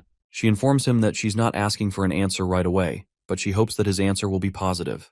Later that night, Russell goes outside to think. He had known about her personality, but he didn't expect her to say those words directly to his face. Hecate Rathmos is the king's only descendant and the person closest to the throne. Accepting her feelings would be the right choice to make for the sake of his family, but he's not sure about his own feelings yet. While he's thinking, he's suddenly approached by Sir Alan, who apologizes for interrupting him but informs him that he's come to propose that they end their wager. When he gets back to the tower, it turns out that Master Melville had sent in a letter to Master Dariah, proposing to end the wager, after Russell agreed with Alan to end the wager. He had expected Alan to get in touch, but this was much sooner than he expected. When Master Dariah asks him what he thinks, he mentions that they don't need the initial 3 years that were stipulated in the initial bet, so they decide to go along with them. Sometime after, they all gather in the dueling arena in the Colosseum, with a magical barrier that can withstand not just sixth circle magic, but also the sword aura of an expert-level swordsman. Our boy considers how he was a second circle mage in his past life, and how he would never have thought he'd be standing here someday. Master Dariah declares that they should start right away because there's no need to drag it out, and Master Melville jokingly wonders how long she can keep up her bravado. The barrier is a magical barrier created by the 2 Tower Masters, so they don't have to worry about destroying their surroundings, and have the liberty to show their skill to their heart's content. In the dueling area, Russell and Alan face each other. Alan is a genius known as the mage among mages, but as of this moment, there's little difference in their skills. Russell reasons that the crucial thing in a match between similar opponents is closing the distance between them. He quickly dashes forward, causing Alan to dart backward in an effort to create distance. Russell's fighting style seems to him like he's fighting a knight or a swordsman rather than a mage, because he seems to be confident in his firepower and resilience. Truly, the Flame Tower's instantaneous firepower is stronger than the Blue Tower's, but Alan quickly reacts with an icicle rain. As the icicles head toward Russell, he realizes that he had not expected less of Sir Alan, who's known to have unbelievable casting speed. However, our boy quickly responds with a fire rain to negate his attack. While the Masters watch, Melville is impressed that Russell could quickly copy Alan's formula in an instant. After the smoke clears up in the arena, our boy decides to strike first, this time with another powerful attack called the Fire Lightning. The Fire Lightning almost hits Alan, but he quickly uses Blink and teleports out of the way, thwarting Russell's plan to cover the distance between them. To be able to close the distance, Russell decides that he needs to stop his opponent's legs, so he quickly creates an earthquake before Alan can respond, and it catches Sir Alan off guard. Russell's plan is to make him find it hard to keep creating distance by driving him to a corner using these explosive earthquakes. Suddenly, Sir Alan casts a spell called Ice Age, and the entire arena ground freezes over, stopping the earthquakes that had been shaking the ground. It amuses Russell, but Alan realizes he's a total monster. He soon tells Russell that it's time to put an end to probing each other and summons another ice rain upon where Russell is standing. But our boy quickly creates a firewall to protect himself. Suddenly, Russell's hands freeze, preventing him from moving properly and casting his firewall. Alan had used a move called Frost Stop, which is a secret magic of the Blue Tower that Master Melville had taught him since he's going to be his successor. Alan commends Russell's astonishing growth, which he'd like to observe more, but explains that his master is waiting, so he has to postpone that. Using a method called Aqua Field, he floods the entire arena with water, and the waves of water overflow toward Russell to cover him up. Upon seeing the incoming flood, he decides to use an ace up his sleeve that he didn't plan to use before. Suddenly, Russell triggers an explosion, releasing a violent crimson energy that stops Alan from moving his body. Master Daria recognizes the method as something called Dragon Fear, and Master Melville suddenly realizes that the reason he had exceptional talent for his age is that he inherited a dragon's bloodline. On the spot, Russell's body transforms into a merge of a human and dragon body. Daria is shocked and believes this is impossible because she's certain that his parents were ordinary humans, which can only mean one thing. Master Melville speculates that this means there must be a high-ranking dragon among the ancestors of the Raymond family. On the arena, Alan notes that the power Russell has just released is enough to make his whole body tremble. However, Russell is not the only one hiding his power. He also has something up his sleeves. Alan suddenly casts a wide area spell, which can freeze an entire legion at the level he's casting. Our boy quickly casts the Gay Bulg Overwrap Spear and combines 6 of them for more power. His plan is to win by breaking through Alan's magic. Meanwhile, Alan decides to finish the fight immediately, and he releases a sea of cold energy that alarms Russell because it's so cold that it could freeze not only mana, but even time itself. However, he manages to tear through it with his weapon, and he also recognizes that it would have been tough to do that had it not been for his battle experience with McCrae Hughes. The fact that he could break through it surprises Alan, and Russell jumps towards him to land an attack. He's moving so fast that Alan realizes there's no time for him to use Blink, so he has to block. Before Alan can react, he gets hit by Russell's spear and falls to the ground, while Russell holds the spear to his face while standing over him. At that point, Alan smiles and he realizes that he's lost. Suddenly, the system announces that the mission has been accomplished, and Russell will receive a highest-grade mana stone as well as a relic from the era of the gods. Master Daria soon walks towards Melville and asks the old man if he has prepared the relic from the era of the gods, and the old man admits defeat. As the Tower Master of the Blue Tower, he can't break his promise, so he opens his compartment to provide the relic from the era of the gods, and it surprises Daria that he's actually giving it up.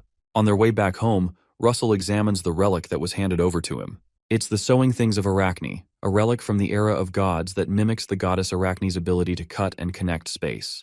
The dagger can cut through space, and in addition, if you imbue mana into the chain connecting the dagger and the needle to sew space, you can join the visible space with the space cut by the dagger. Even the mere cutting of space is extraordinary, but to be able to combine them too is something that could be very useful for ambushes or defense. Shortly after, the writer informs him that they've arrived at the Autumn Moon Castle. When he enters, he soon meets Sir Gillian, whom he thanks for inviting him over. Apparently, the news of him beating Sir Alan has spread to the Weapon Master's ears, but Russell claims that he was just lucky. Russell soon learns that the place they're standing in is Gillian's office, and he was unsure of that because it's filled with weapons and looks like a training room. Gillian confesses that it wasn't like this in the beginning, but the weapons continued to pile up over time as he continued to train. Since Russell had told him he uses a spear, Gillian hands him one of the spears and proposes to know his level accurately so he can guide him properly.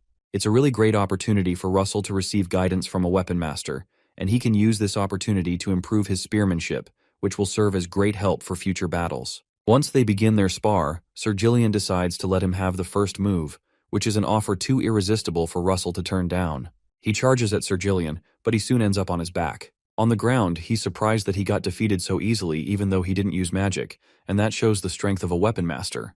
When he asks how he performed, Gillian replies that his visual acuity and flexible thinking are good, but he doesn't seem to have a talent for wielding the spear. However, it's still impressive considering the fact that he's self-taught. Gillian finds Russell amusing to watch, but Russell wonders if he should use magic in their next spar. Suddenly, Gillian informs him that he won't be teaching him for free, but he'll be training him once a week, and he'll spar with his knights in return. Sparring with Jillian's knights is not a bad offer, but just sparring won't make them even, so Russell makes a request. Meanwhile, all the knights are summoned by Jillian to meet with Russell. When they hear Russell is around, one of them speculates that Russell is the mage that blew off McCrae Hughes' arm and is said to have horns on his head and breathe fire. One other knight considers that nonsense because that sounds like a circus guy, but Lord Jillian soon arrives with Russell, so they all greet him in unison. Immediately, Jillian announces to the knights that they'll have 2 sparring matches with Russell starting today. In the first match, they'll be using magic and aura, but they won't in the second.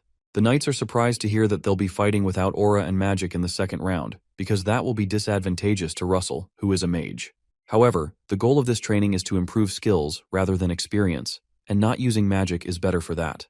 Based on that, Russell introduces himself to the knights and informs them that he looks forward to their guidance before they start sparring. Suddenly, the system displays that the next mission is to spar with the Knights of the Autumn Moon Castle, defeat the knights, and achieve consecutive victories by sparring, with rewards of low-grade manas. Shortly after, Russell is paired with one of the knights named Rohakan, a 4th-grade knight, who expresses that it's an honor to cross swords with a famous hero like Russell. They soon begin, and Rohakan dashes toward Russell with a perfect form that seems straight out of a swordsmanship manual, which Russell doesn't expect from a 4th-grade knight.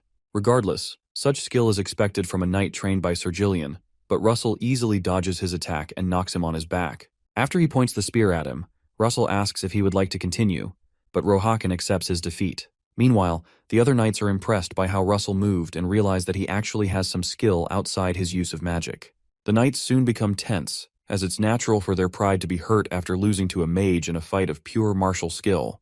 The request that Russell had privately made with Jillian was for him to be allowed to spar with them without using magic, and Jillian had accepted the proposal purely out of amusement.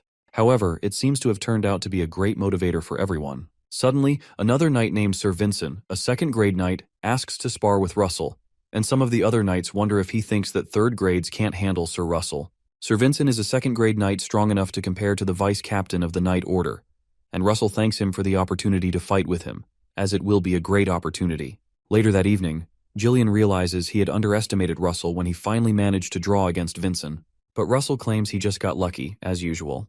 Jillian, however, doesn't buy his luck story and asks if Vincent would have stood a chance if he had used magic back there. When Russell doesn't answer, it proves Jillian's point that Vincent still wouldn't have stood a chance, even if he were a 1st-grade knight. Jillian isn't wrong because Russell is a 5th circle mage, which puts him on the same level as an expert-grade knight. Jillian cautions him not to sell himself short. As they say, excessive humility can become arrogance. Shortly after, Jillian opens a vault to show Russell a gift he has for him. Inside the vault are books that Sir Jillian collected while traveling all over the continent in his younger days, including spearmanship books that Russell can use to study. Since it will take too long to check all the books in the library, Russell decides to focus his attention on spearmanship. Later on, Jillian finds out that Russell is unable to choose between 2 spearmanship books, called the 6 Union Heaven-Shattering Arts and La Mancha, and informs him that they're both great books to master. Apparently, the 6 Union Heaven-Shattering Arts is difficult to master, but if perfected, it can become the best among the powerful spear techniques. La Mancha, on the other hand, is a refined spear technique, so being able to use it without unnecessary movements is a positive. Personally, Sir Jillian recommends the 6 Union Heaven-Shattering Arts, but Russell decides to go with La Mancha. The reason he chose it is that a refined spear technique that can be used flexibly depending on the situation is more suitable for him as a mage than a powerful spear technique. Jillian notices that he picked the rational choice over something that's just strong, which shows that he thinks like a mage. He decides to respect his decision and informs him to go ahead with mastering La Mancha. It intrigues Russell that Jillian would give away such books without a thought, and it resonates with him how generous Sir Jillian is. Suddenly, Jillian reminds him not to forget that he has to spar with the knights, so he's reminded that it's not free after all. Sometime later, while Russell is being transported in a coach, he practices the sequence of the La Mancha movement. The simple moves come together to form a line, but he keeps getting stuck at one point.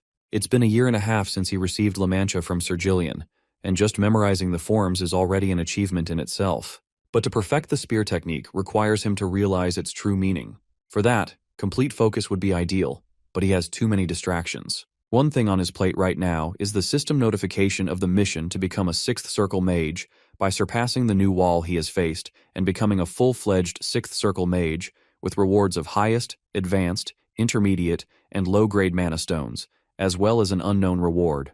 Becoming a sixth circle mage is a matter of training and enlightenment, and there's no immediate solution to it. The words of the Dragon King fill his mind because the king had told him to find the dragons, as their existence will connect Russell to him and help him become the master and hope of the dragons that remain in this world. He has no inkling as to how he's supposed to find the traces of the dragons. He had checked out the old books and found 4 places where he could find the traces of dragons. So far, he's checked 2 of them, but to no avail. That leaves the Red Mountain Belt Canyon and Coral Island. Coral Island seems to be more likely out of the 2, but exploring it at his current level is too dangerous. He decides to postpone exploring Coral Island until after he becomes a 6th circle and head to the Red Mountain Belt Canyon for now to explore the underworld within its depths. In a private discussion with Master Daria, she learns that he's going to the underworld this time. The underworld is a land of dwarves, and humans can't enter that place easily. Russell agrees, so the master tells him to visit the White Magic Tower Master if he must go because she's half-blood of the fairy race and must know something that can help him. Later that night, Russell heads over to the White Tower. Apparently dwarves are a part of the fairy race, so Master Daria had a point. As he approaches the tower, he's suddenly ambushed by someone that Master Daria had forgotten to inform him would be there. Brother Olsen. Olsen wraps his hands around his neck and mentions that it's been a while. Apparently Olsen had applied to the overseas research trip in the underworld too. He had thought it'd be lonely since it's not a popular research location, but it seems he won't be bored with Russell around.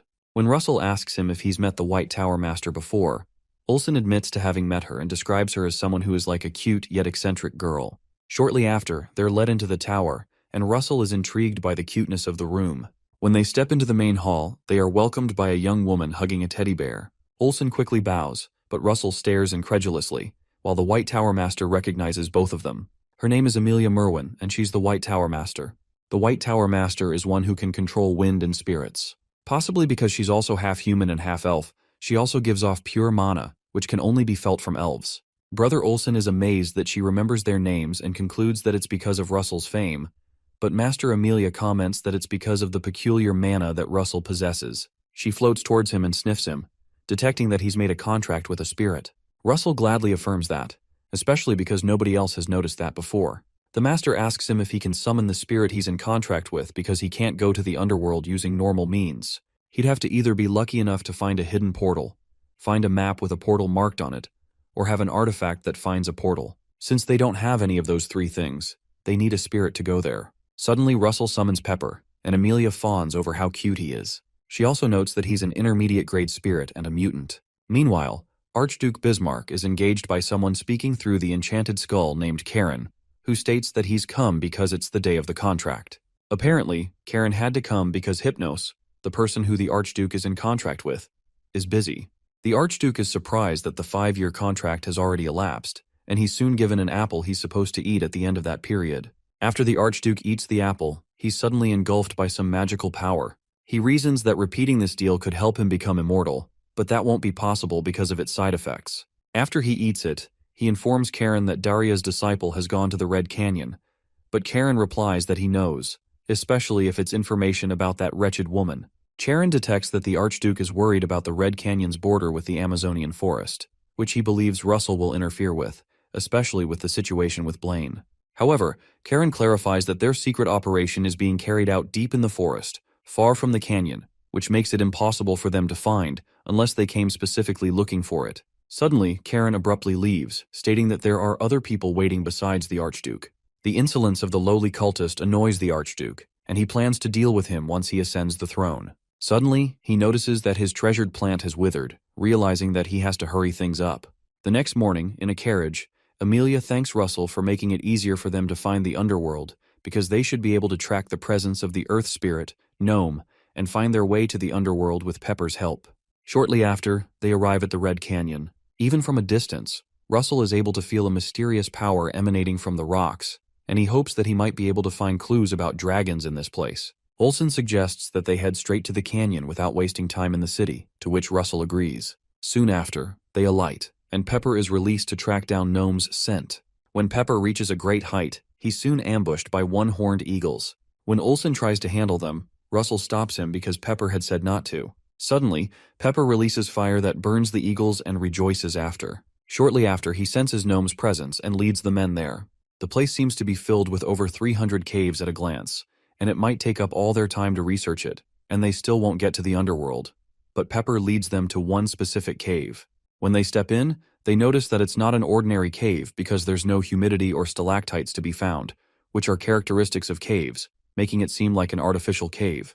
It's almost as if an artificial cave was made to hide the entrance, which could also mean there are traps there, but they decide to go in anyway to see what the dwarves have set up. Not long after, they can't count the number of traps they've successfully evaded, and they seem to be on their 15th so far. Russell had thought he could easily dismantle the traps with magic, but he didn't expect there to be mana control devices throughout the entire cave, stopping him from using mana and making it necessary to use draconification. As he's about to activate it, he faintly senses some mana, while Olsen urges him to run away. Our boy realizes that the mana control devices weren't installed in that specific spot, and he quickly activates his Blaze Lance and uses La Mancha. The only reason they wouldn't install mana control devices in a single spot would be because it's the warp gate leading to the underworld, and Russell tears through the wall using his Blaze Lance, unearthing the hidden warp gate. No matter how advanced the dwarves' technology is, crossing space isn't possible without mana, and that's why there are no mana control devices where the warp gate is. His find impresses Olsen, and they both walk through the gate. After walking in, they reach the underworld, which Russell had expected would be small since it's an underground city, but it looks as big as Endymion's royal capital. When they go down some stairs, they're soon approached by some dwarves who mention that it's been a long time since humans have come here because it's not easy to find the warp gate. One of them asks if they got their hands on a tribe's map, or if they're spirit contractors, but they decide to consider them as their guests regardless. The dwarves signal to them to follow if they're going into the city so they can show them around, because the underworld is much more interesting inside.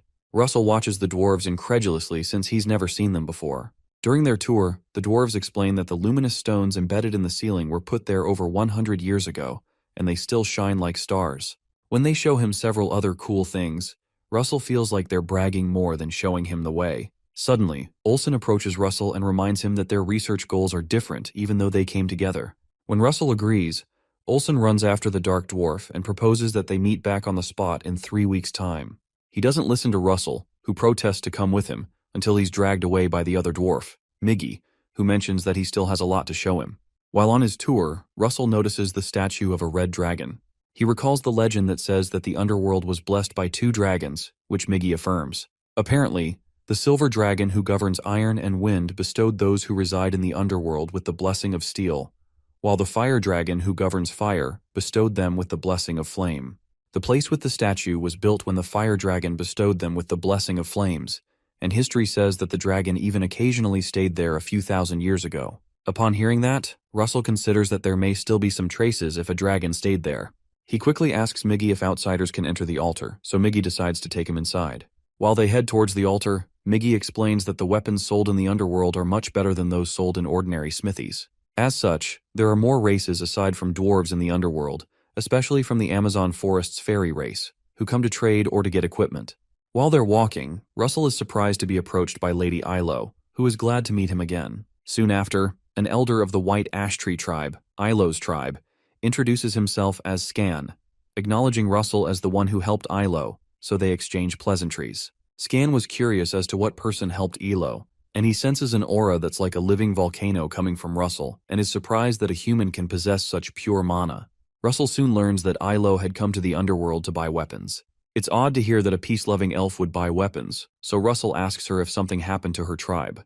True to his suspicions, it turns out that the monsters in the Amazon forest have become barbaric. Yahello laments that this wouldn't have happened if her blood had awakened, but Scan comforts her that it's not her fault. Back in the past, Yahello had informed Russell that she had the blood of the green dragon, and that makes him wonder if the White Ash Tree tribe has any records or legends related to dragons. However, she confirms that she knows nothing about that apart from inheriting a dragon's blood, but she promises to check for any records from her tribe if she can find any while he's staying in the underworld. Shortly after, they reach the fire dragon's altar, but Russell doesn't see anything special. He considers going to the silver dragon's altar, but soon finds out that the silver dragon's altar is the same as the fire dragon's altar in location and form. While he considers if there's really nothing to be seen here, Miggy steps out to wait for him while he checks it out. Suddenly, Russell places a hand on the statue, and a green light appears, eventually lighting up the silver statue's eyes. Suddenly, the silver dragon states that he's been waiting for a very long time, and is glad that he's finally come before the end of his remaining lifespan.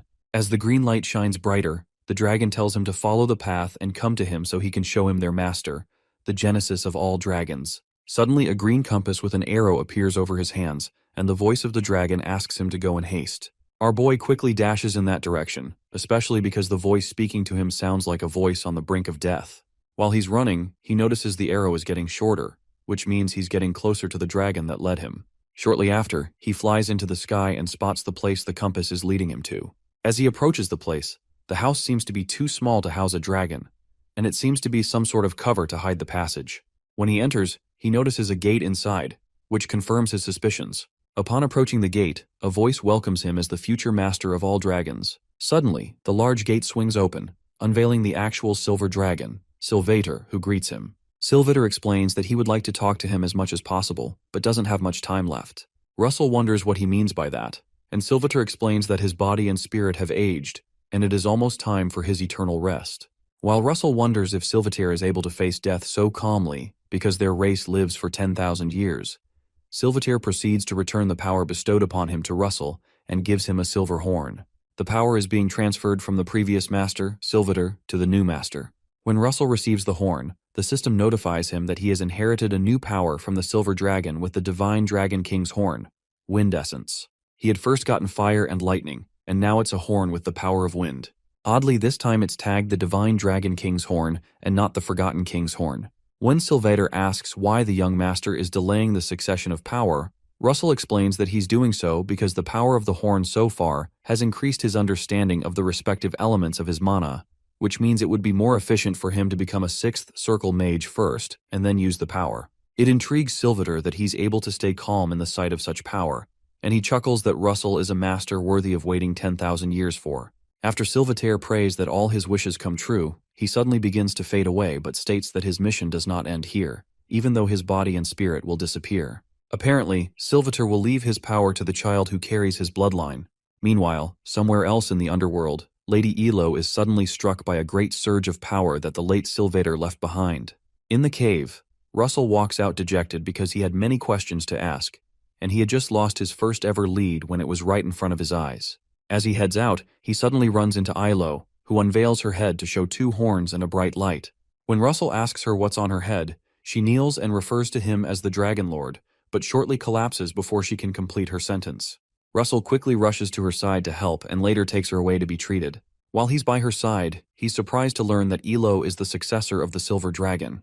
However, it doesn't look like her dragon powers have fully awakened yet. Suddenly, she wakes up and refers to him like she always does. Suddenly, the system notifies Russell that Elo has begun to awaken as a 2nd-generation dragon, but has not yet realized her mission. When she becomes aware of her mission, she will have to decide for herself if she will awaken as a divine dragon or remain as an elf.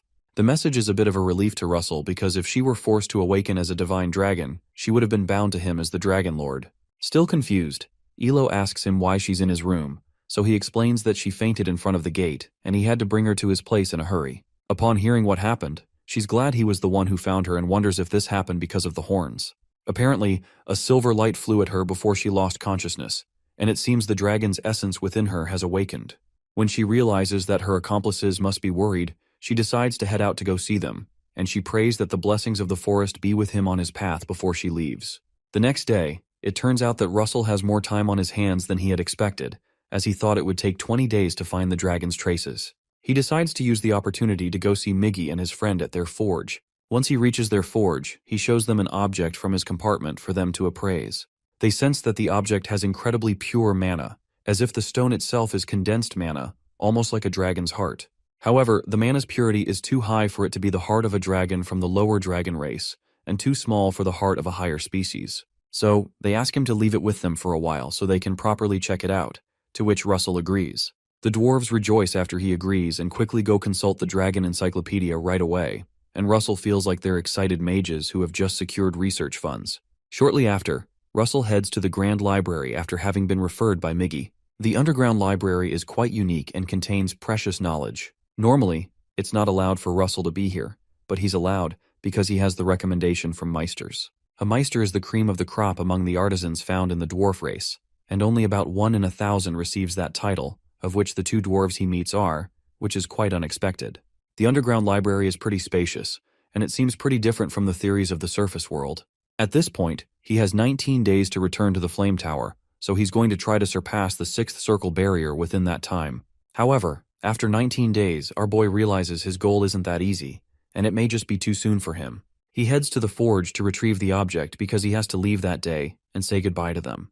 They're shocked he has to leave soon and try to persuade him to stay for a few days because they haven't been able to find out anything extraordinary about the object, even though they've made some progress. So far, they've found out that the mana stone didn't form naturally, and it's an artificial object created for a definite purpose by someone.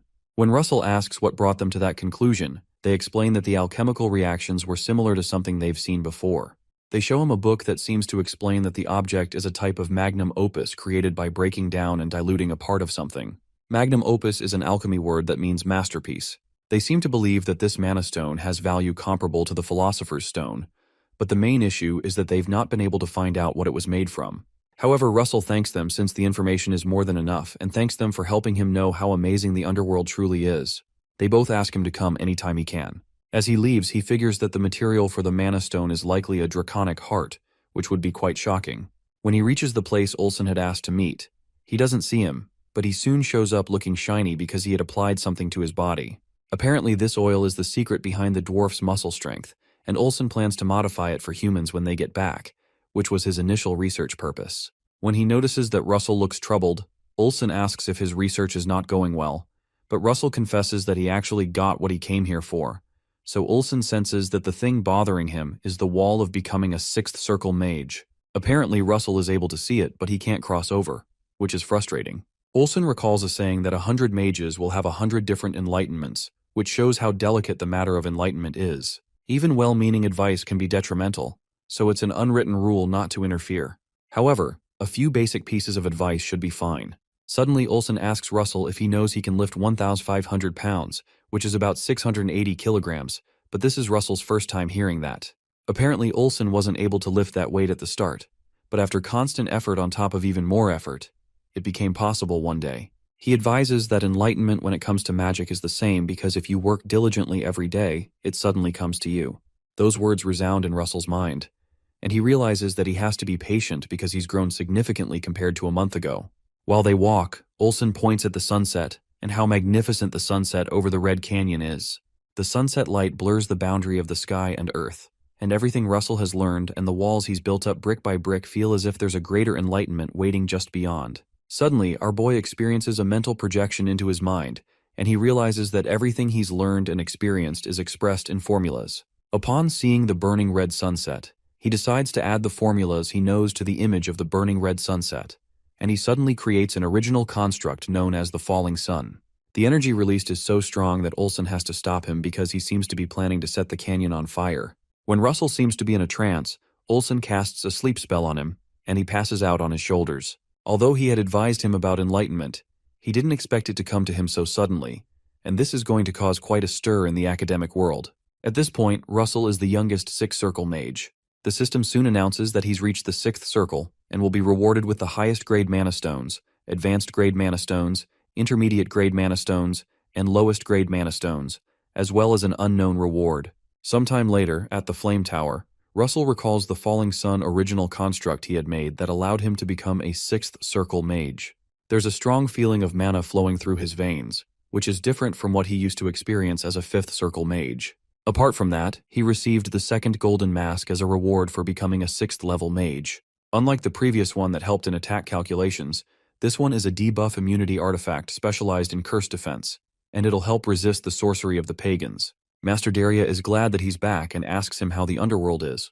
Before she can finish her statement, she recognizes that he's already surpassed the wall, so he admits that the external research was helpful. It's only been a year since he's fully mastered 5th circle magic, and it seems that Master Daria underestimated the kid's talent because she thought it'd take him at least a few more years. Regardless, she's so proud of him and tells him that it's expected of her disciple, and he pledges to continue to strive forward. Another funny thing that's on Master Daria's mind is how furious Master Melville will be when he finds out about this. She suddenly proposes that they see the skills of their remarkable youngest, so she teleports them to an open space to practice. This scenario reminds Russell of the day before the expedition of the ruins, when it was hard for him to face one giant.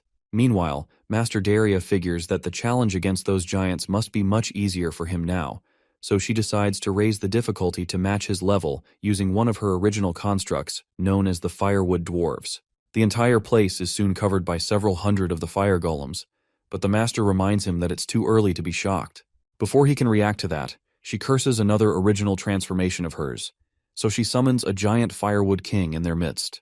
At this point, Russell wonders if she's going too far, but he realizes she just wants to get straight to the point.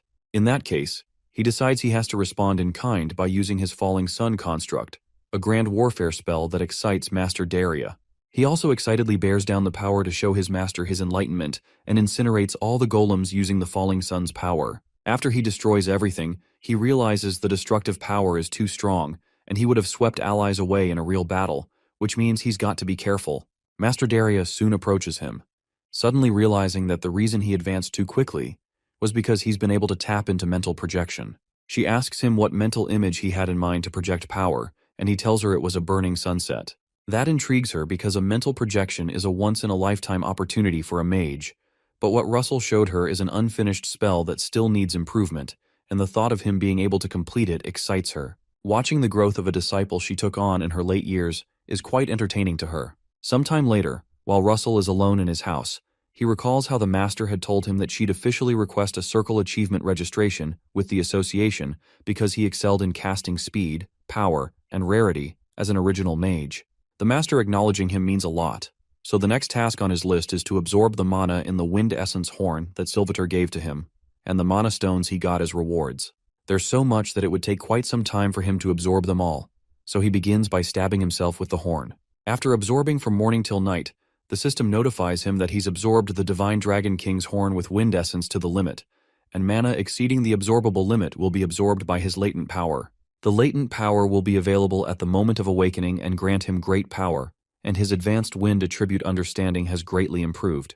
Although his understanding has improved, his rank is still the same. Furthermore, his body feels a bit lighter, and it may be because it's the wind attribute. Suddenly, he makes a punch and releases a great amount of power, even though he lightly swung his fist. If he strengthened his body with Overload Wizard Body, along with this, he might just be able to face second-grade knights without magic now. While he's thinking, he's soon told that he has a visitor request, and he tensely wonders if it's the princess. As he has suspected, he goes out to meet the princess, who asks him about his journey to the underworld. She explains that she was so curious about his adventure that she rushed here despite knowing that it's rude. However, Russell cheerfully asks her to ask him whatever she wants about the things he saw in the underworld, but she says she has to ask about something else first. As Russell grows tense by the question he knows is coming, the system notifies him that his new mission is to respond to the princess's heart, because Princess Hecate Rathmos has been waiting a long time for his answer, and it's his turn to give her a response. Some of the rewards for this mission include an intermediate-grade mana stone and a pair of Eros and Psyche's rings. The question she asks him is if he thought of her while he was gone, and Russell is pushed to a corner when he realizes this is a mission. After she asks the question, Russell becomes red and replies that her joke is too much. His reaction puts her at ease because she thinks teasing him is fun since he's always so stiff. She finally states that it seems her efforts haven't been in vain after all. Regardless, she explains that she isn't asking for an answer right now, but she only hopes that he'll consider it. By efforts, she's referring to the fact that she's been approaching Russell constantly since the last ball, but he kept pushing her away with the excuse of being busy with revenge, which makes him feel like a coward now. When she notices that the time has passed, she mentions that time seems to disappear rather than pass when she's with him, but it's a shame that she won't be able to get the answer she was expecting today. Before she can finish her statement, Russell goes on his knees, brings out the rings, and confesses that he is stiff as she had said, and because of that, the only thing he can say is that he looks forward to his future with her. Shocked, Hecate gets up and jokes that he doesn't know the slightest bit about mood. However, she acknowledges that it's strange that his words, even devoid of style or mood, sound so sweet to her. She accepts his ring and confesses that she looks forward to the future with him too. She reminds him to be prepared because she'll tease him for a lifetime as punishment for daring to make her wait. Shortly after that, the day of the princess's engagement party comes, and there's a lot of ruckus in the city as preparations for wine, food, and entertainment are made. A delegation from Kiel arrives, and Crown Prince Saron of the Golden Sand Dunes considers the festivities unnecessary pomp. But the great shaman Kasa of the Golden Sand Dunes, who accompanies him, explains that this level of grandeur is needed to showcase a young man who has become a sixth circle mage at the very young age of 20. Regardless, Saron believes it's just a ploy to increase allies against the Empire, especially because of the number of countries they invited. Saren expresses that he's tired of this boring talk and hopes they just get on with the ceremony because he wants to see what this Russell guy looks like. Meanwhile, Russell is shocked that he has to wear 4 tuxedos for the banquet, and even formal attire, and asks Sir Alan if engagements are always so complicated.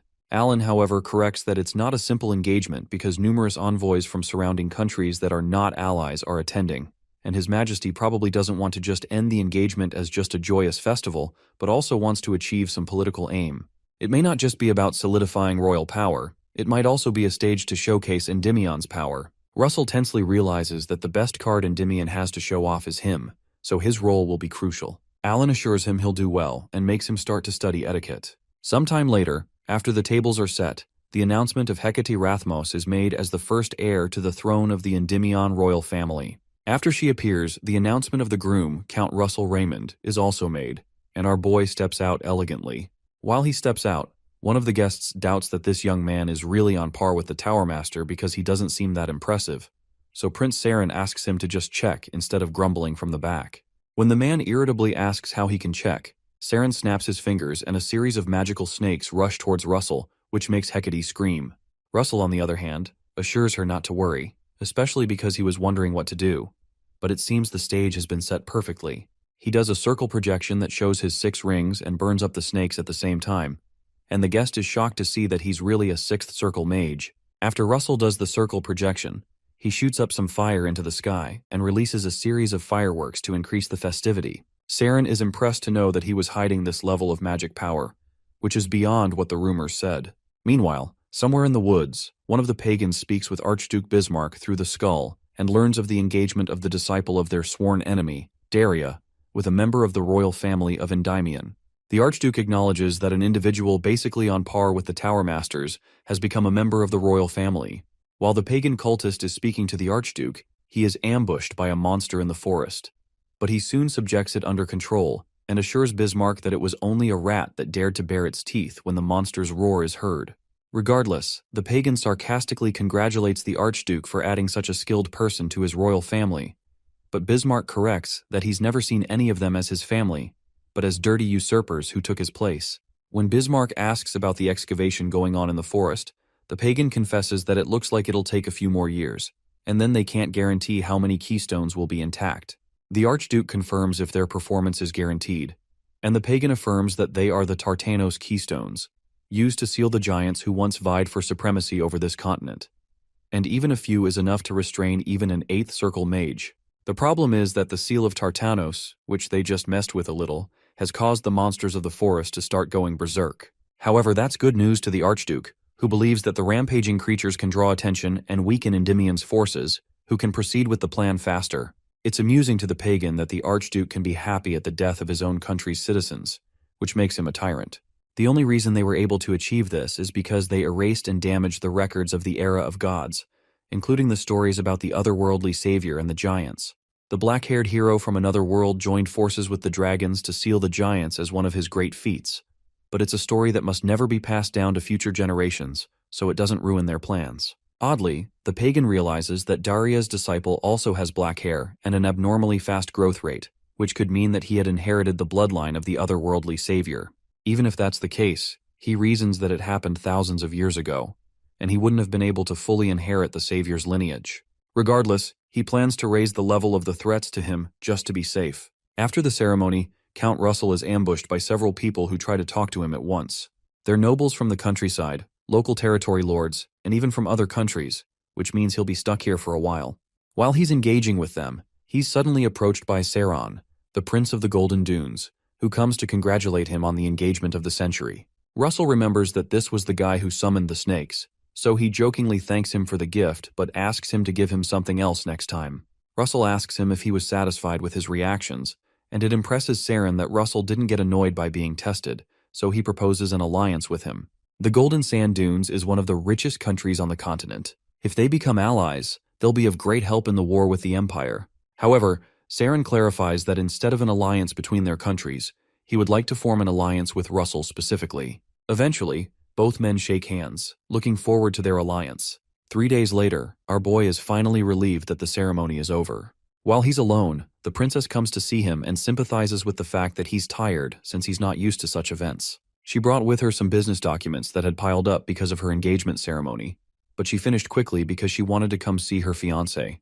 Her words make Russell turn red again, and he accuses her of teasing him once more. He notices a letter among the documents, which Hecate says is his. Upon opening it, he realizes it's a request letter for research she made on his behalf, so he won't have to walk on eggshells when he wants to go out by himself. She asks if it was unnecessary, but Russell hugs her from behind and thanks her for thinking of him. It amuses her that he's so happy about something she ought to do, and she suddenly says she's tired. Finally, she turns to him seductively and proposes they turn off the lights, and Russell agrees.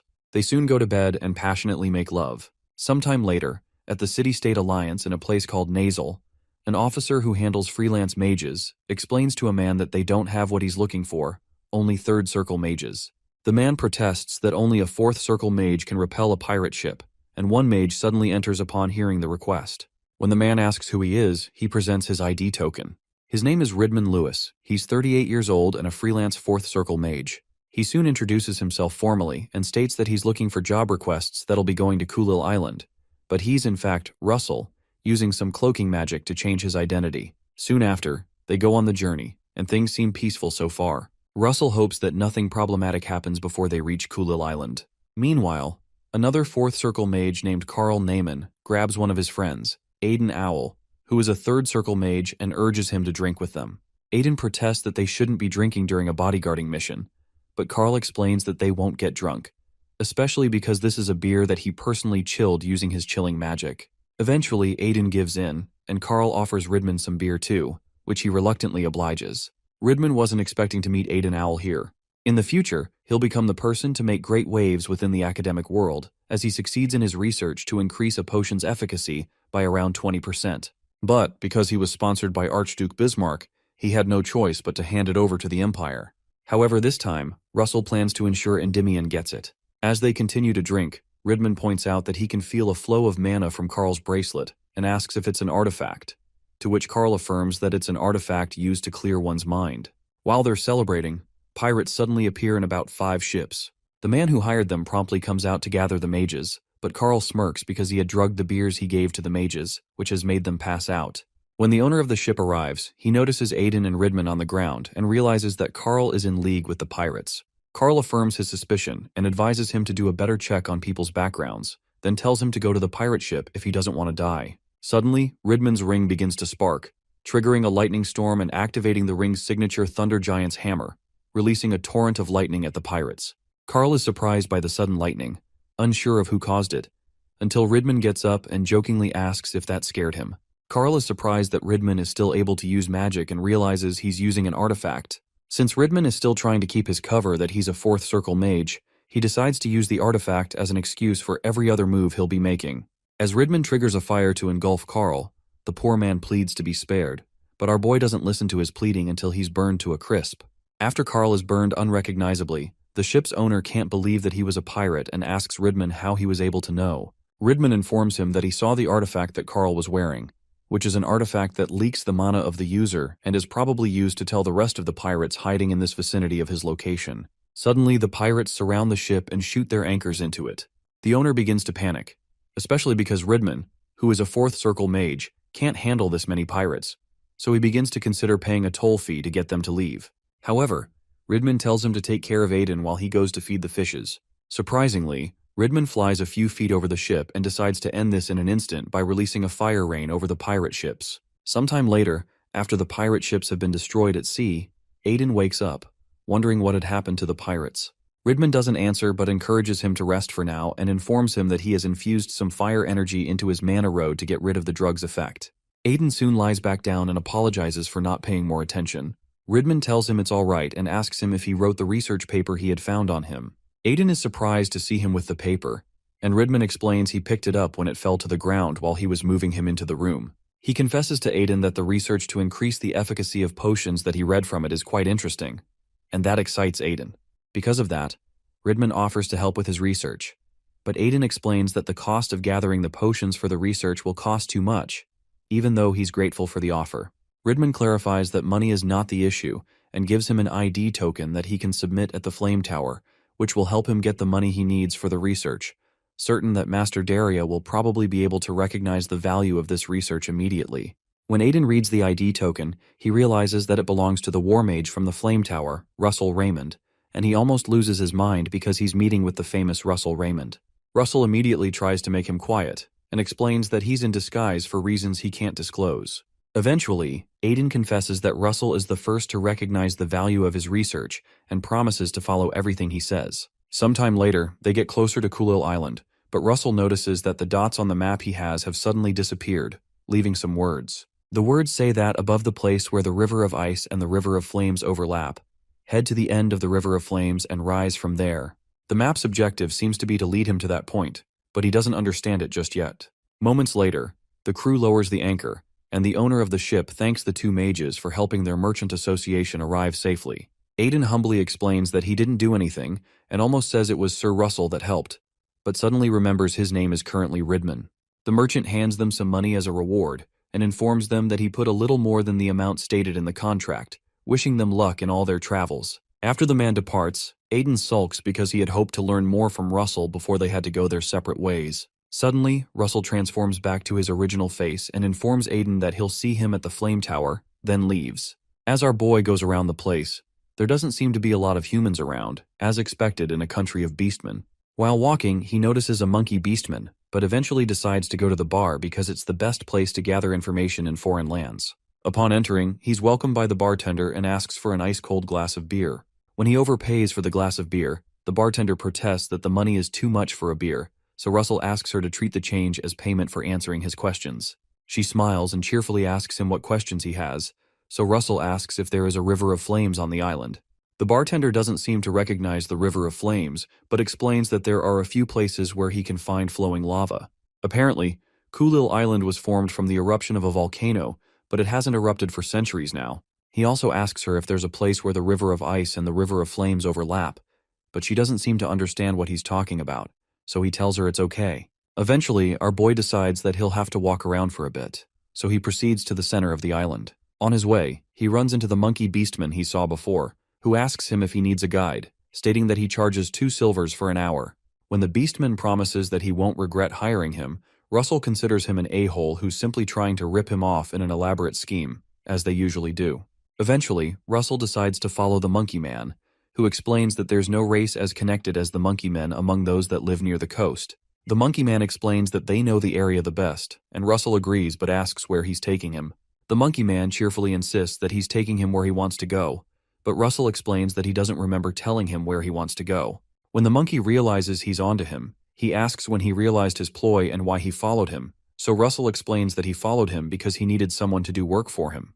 When the monkey man realizes he's been had, he complains and tells Russell he was going to spare his life if he handed over his belongings quietly, but he's changed his mind to ripping his skin off. As the group of monkey men charges at Russell, he casts a lightning spell and asks if he really thinks he would have followed him into his trap if he didn't have anything up his sleeves. The monkey man immediately recognizes the spell as a wide-range spell and tells everyone to retreat because this will sting a bit. Before they can react to the order, the lightning chain hits them all and wipes them out. Russell spares the one that brought him there and tells him he has some questions that he'll have to answer nicely while holding the lightning spell in front of his eyes. Russell asks him about a place where the river of ice and the river of flames overlap, but the monkey apologizes because he's never heard of a place like that. When Russell asks if he was lying about being the most knowledgeable when it comes to Kulil Island, the monkey man fearfully explains that there isn't such a place on the outer ring of the island. When Russell asks if it could be in the inner ring, the monkey man confesses not to know what's in the inner ring, which means that Russell would have to go there on his own. When Russell proceeds to go to the inner ring, the monkey man protests because those inside are not ordinary, are quite hostile by nature, and will charge at him immediately if they come to know that an outsider human has stepped into their territory. Shortly after, Russell heads to the inner ring, and he's approached by some of the locals, who ask if he's the outsider that's causing a stir on the island. Their leader states that he's tinier than they thought, and Russell realizes they have no killing intent at all, but just a desire to fight. He wonders if the instinct of beastmen is only to pursue strength, so he cheerfully asks if they're there to fight him. The leader affirms that he knows why they're here and apologizes because this is their natural instinct. The leader asks him to say when he's ready, so Russell cheerfully says they can start. The leader likes his personality and jumps at him, hoping to see if he's got skills to match his words. As the beastman charges at him, Our boy realizes that he won't be able to stop that charge with a half-assed spell, so he has to condense his mana as much as possible. Packing more punch into the attack, our boy releases a shockwave, which the Beastman commends but states that he still can't push him back with that level of strength, because this level of magic is nothing. As the Beastman attempts to charge through using sheer strength, he's soon knocked backward and thrown several feet away. The other guys watch in shock as their boss was thrown away with a single hit, realizing this mage must be strong. The rest quickly run to Russell to beg him to fight them next, but their boss quickly comes to chase them away, commanding them to stand back because the mage isn't someone that two of them can handle. The boss's quick recovery makes it look as if he didn't take any damage because that amount of power would have broken bones, but it seems that the Beastman's body is optimized for combat. Russell reasons that he could easily become above superhuman if he knew how to use aura. Our boy asks the Beastman if he'd like to continue, to which he gladly agrees, but explains that he can't do that because his body is battered and he doesn't think he can fight anymore. Eventually, the boss agrees to his loss and commends Russell on a good fight. Finally, he asks our boy what brings him to the inner ring, especially because humans only trade on the outer ring. Russell explains that he's looking for the place where the River of Ice and the River of Flames overlap, but the Beastman explains that he's never heard of a place like that. The Beastman suggests that he heads into the Divine Region because he might be able to find some clues there. The Divine Region is the Holy Land where a god resides, and the Beastman explains that he's never been there before, but he suspects that's the only place the thing he mentioned could be in.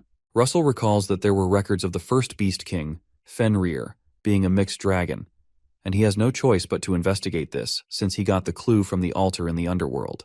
Days later, Russell defeats another Beastman in the inner circle, and it seems to be his 17th fight just that day. The boss Beastman he fought with had told him that he needs the acknowledgement of the great warriors and great elders in order to enter the Divine Region, but he has to prove his strength to get their acknowledgement. So far he's been fighting for 15 days straight, but no one has shown up to acknowledge him. Not long after, another Beastman from the Jaguar tribe shows up and asks him if he's the rumored outsider human. When he confirms, the Beastman asks him to follow him because there's someone looking for him.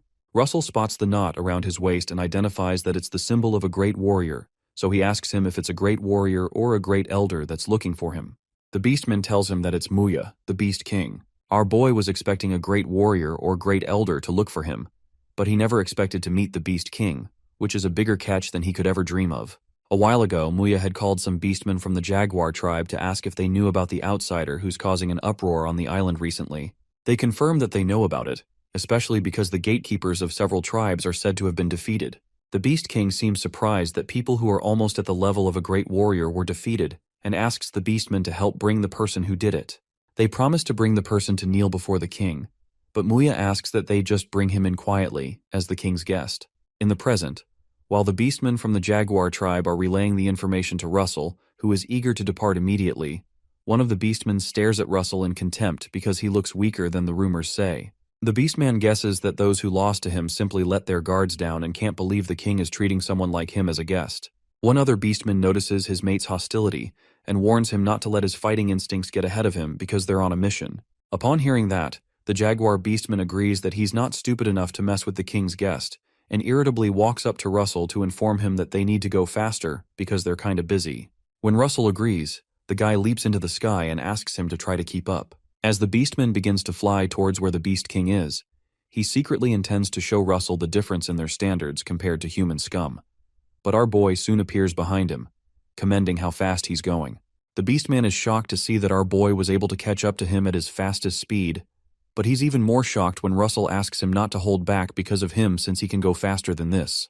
When they arrive at their destination, the Beastman commends Russell's speed because he didn't expect a human to be able to catch up to him. Finally, he asks Russell if he's the best runner among humans, but Russell confesses that there are at least 30 people in his kingdom who can do what he does, and maybe around 100 in the whole continent, which breaks the Beastman's pride. Focusing on the scenery, Russell is surprised that such a large city would exist in the forest, but figures it's expected of the residents of the Beast King.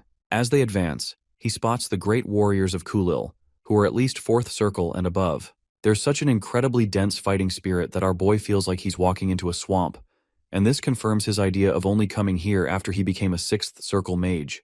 Meanwhile, one of the warriors is shocked that Russell is able to fight off the fighting spirit exuded by 100 great warriors.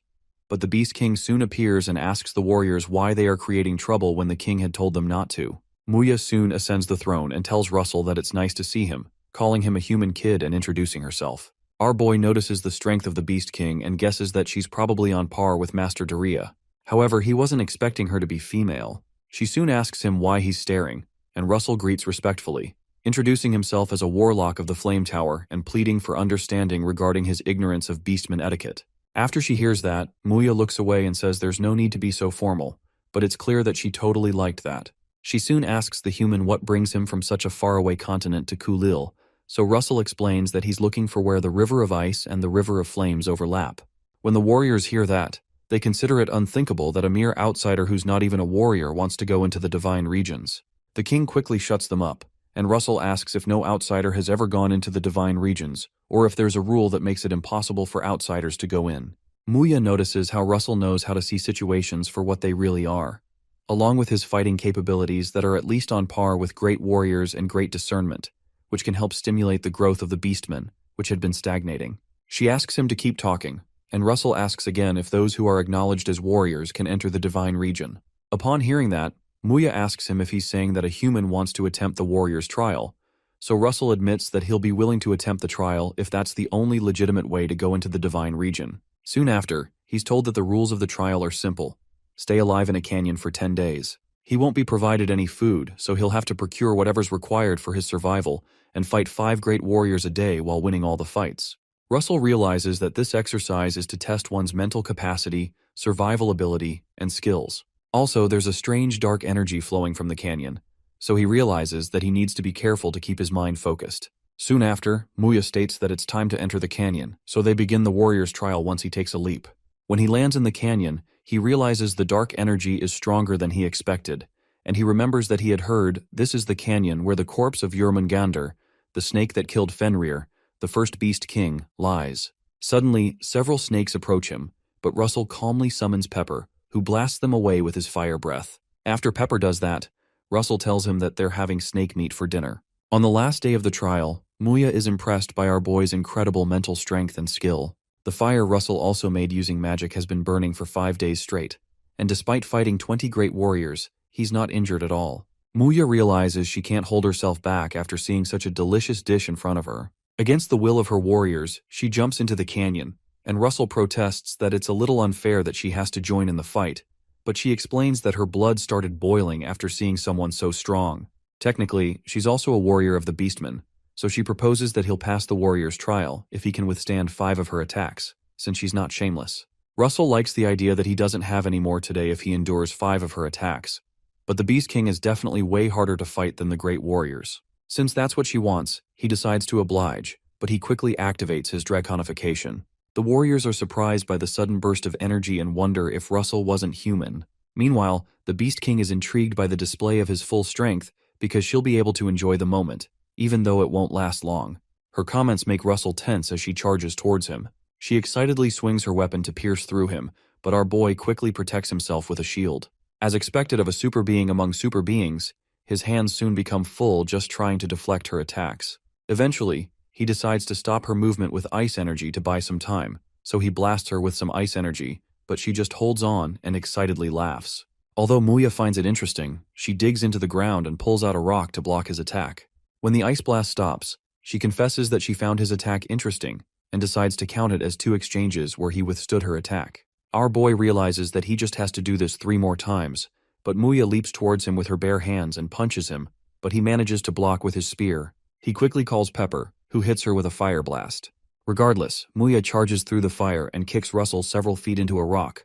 Russell quickly gets back up and uses his lightning ring to summon the lightning hammer. When Muya sees it, she deflects the hammer with a fist, knocking it backward. Eventually, she grabs the hammer and uses it as a weapon to smash Russell into the ground. He quickly casts another spell like the falling sun, which forces her to stop in her tracks, since she was charging towards him.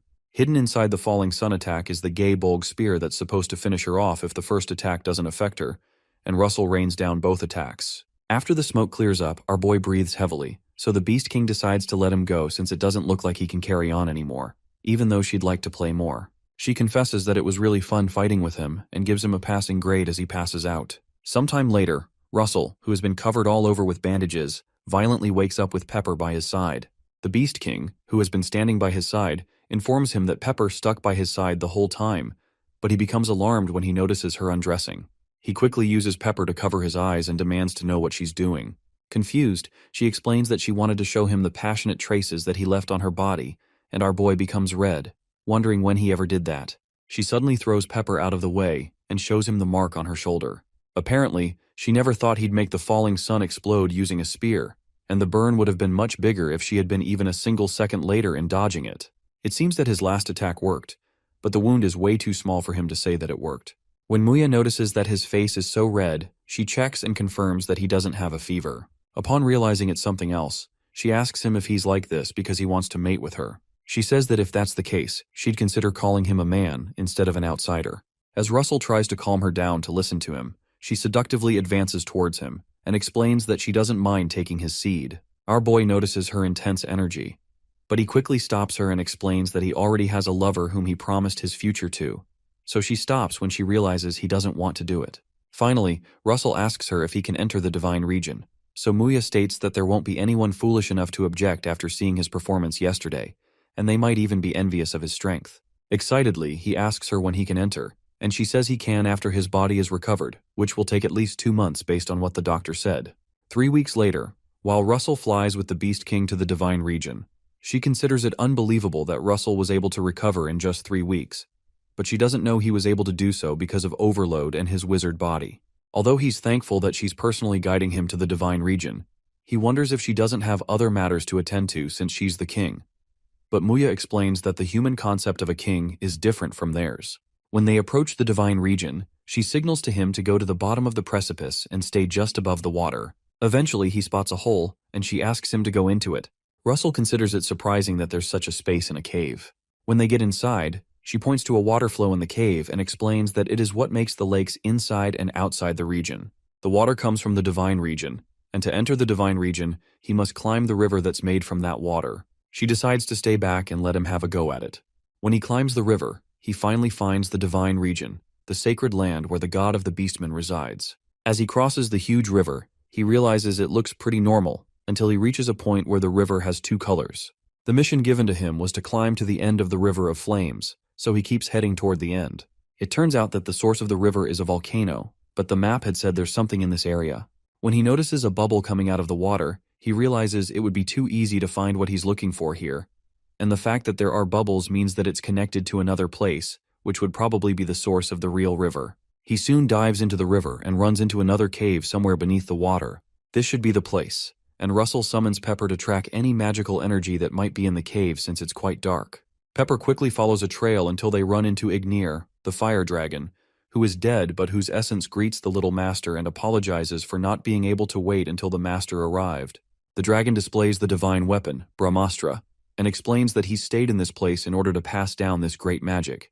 Russell is able to feel the power of the magic even without touching it, and wonders if he'll be able to handle a power this great at his current level. Suddenly, the system notifies him that the corrupted will of the first Beast King, Fenrir, is reacting to the divine weapon, Brahmastra. He's told that Fenrir's will is manifesting, and he's asked to purify Fenrir's will. Soon after, Fenrir literally appears, and Russell is surprised that a manifestation of Fenrir would be so imposing. The beast looks more like a divine beast than a monster, but Ignir pleads with him to take the weapon. Reluctantly, Russell grabs the weapon. Suddenly, he sees a vision of several warriors and giants who have come to fight against a woman. The woman promises to eradicate them all, but the giants jump toward her. Russell hopes that she's moving away from the attack, but she just looks back at him and smiles. As he wonders if she can see him, he recognizes the scales and horns on her head that seem to form a crown. Finally, he understands that the woman is the divine dragon king. Meanwhile, while fighting the giants, she creates Brahmastra, a new divine weapon with the power to kill even a god, and explains that this is to guide him in his future to become a torch. United with the spirit of the divine dragon king, Russell, in the present, throws the Brahmastra at the will of Fenrir, and is surprised that it defeats it in 1 hit. The power of the weapon is around 8 or 9 circles. Suddenly, as Fenrir's will is purified, a man appears and introduces himself as the one who inherited the blood of a dragon, hoping to make a request of the great master of dragons, referring to Russell. The man hands him something and asks him to pass it on to his children, and Russell recognizes it as the treasure of the beastmen and what binds them.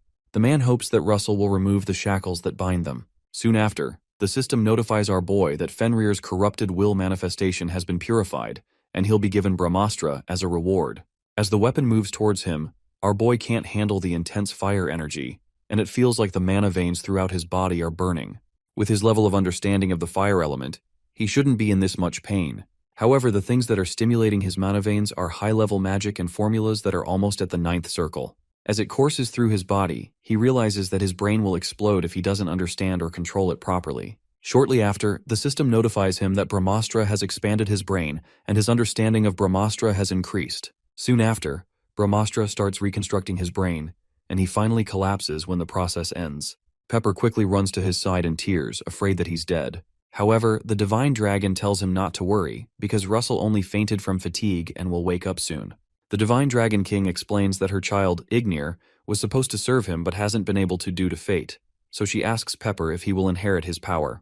When Pepper looks worried, the Divine Dragon explains that there's no need to be surprised because he's part dragon and part spirit, so he's more than capable of inheriting this. Suddenly, the power is released in the form of an egg, and the Divine Dragon hopes that Pepper will become the new Fire Dragon and journey with Russell.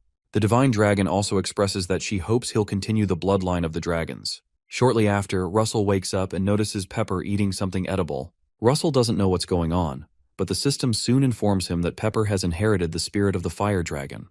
Pepper's soon envelopes him, and the system explains that a lot of time will be needed for Pepper to digest the absorbed power and become a second-generation dragon. Shortly after, Pepper enters into a state of slumber and collapses to the ground. Russell quickly carries him out, worried that he hadn't played with Pepper more often before he had fallen into this state of slumber, unsure of what will become of her.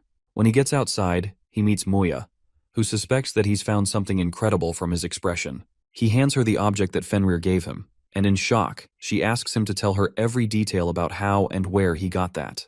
Shortly after, Muya explains that what he's holding is called the Moon Crystal, and asks him if he knows why the Beastmen are stuck on Kulil Island. Russell guesses that it's because they need to stay together to protect themselves since they're small, but Muya calls bull since even the long-eared archers, referring to the elves, and the earth stumps, referring to the dwarves, are on the continent, and they're stronger than they are. Apparently, they're staying on this island so they could find the item he's holding that belonged to the first Beast King, Fenrir. Russell wonders if that's what the dragon meant by shackles, so he asks Muya why they're so obsessed with finding this item, and Muya refers him to a term called beastification. Apparently, it's an ability that increases one's fighting abilities by bringing out the beast engraved into one's blood. On nights when the full moon rises, they can use moon beastification, which is 3 times stronger than beastification, but this moon crystal allows them to use it without a full moon. After their discussion, Russell asks her for a favor to spar with him once a day before he leaves. Shortly after, they have their spar, and Russell is thrown into a rock somewhere. Muya jokingly asks him why his breathing is already getting rugged when she's just getting started. She tells him to get it together because he won't be able to satisfy the one with whom he shares a promised future if he's this weak, so he quickly gets up for his next move. He casts an original construct, proclaiming that he's still full of energy and firing 5 gay bulg spears at her in a move called the Magic Spear of Death. Muya loves his energy as she blocks the 5 spears that soon explode massively. After the smoke clears, Russell realizes that Muya is a total monster, and wonders if it's impossible to fight against her without using draconification. Soon after, Muya approaches him and asks if he's already done, suggesting that he transforms like he did before. However, Russell explains that he's training to practice his basics, which would be pointless if he used draconification, but Muya doesn't care since it isn't any fun for her. Suddenly, she tells the human male, referring to Russell, that she would like to request that he become their bridge to the world, since she's going to leave the island with the Beastmen within the next few years, as they've found the crystal moon.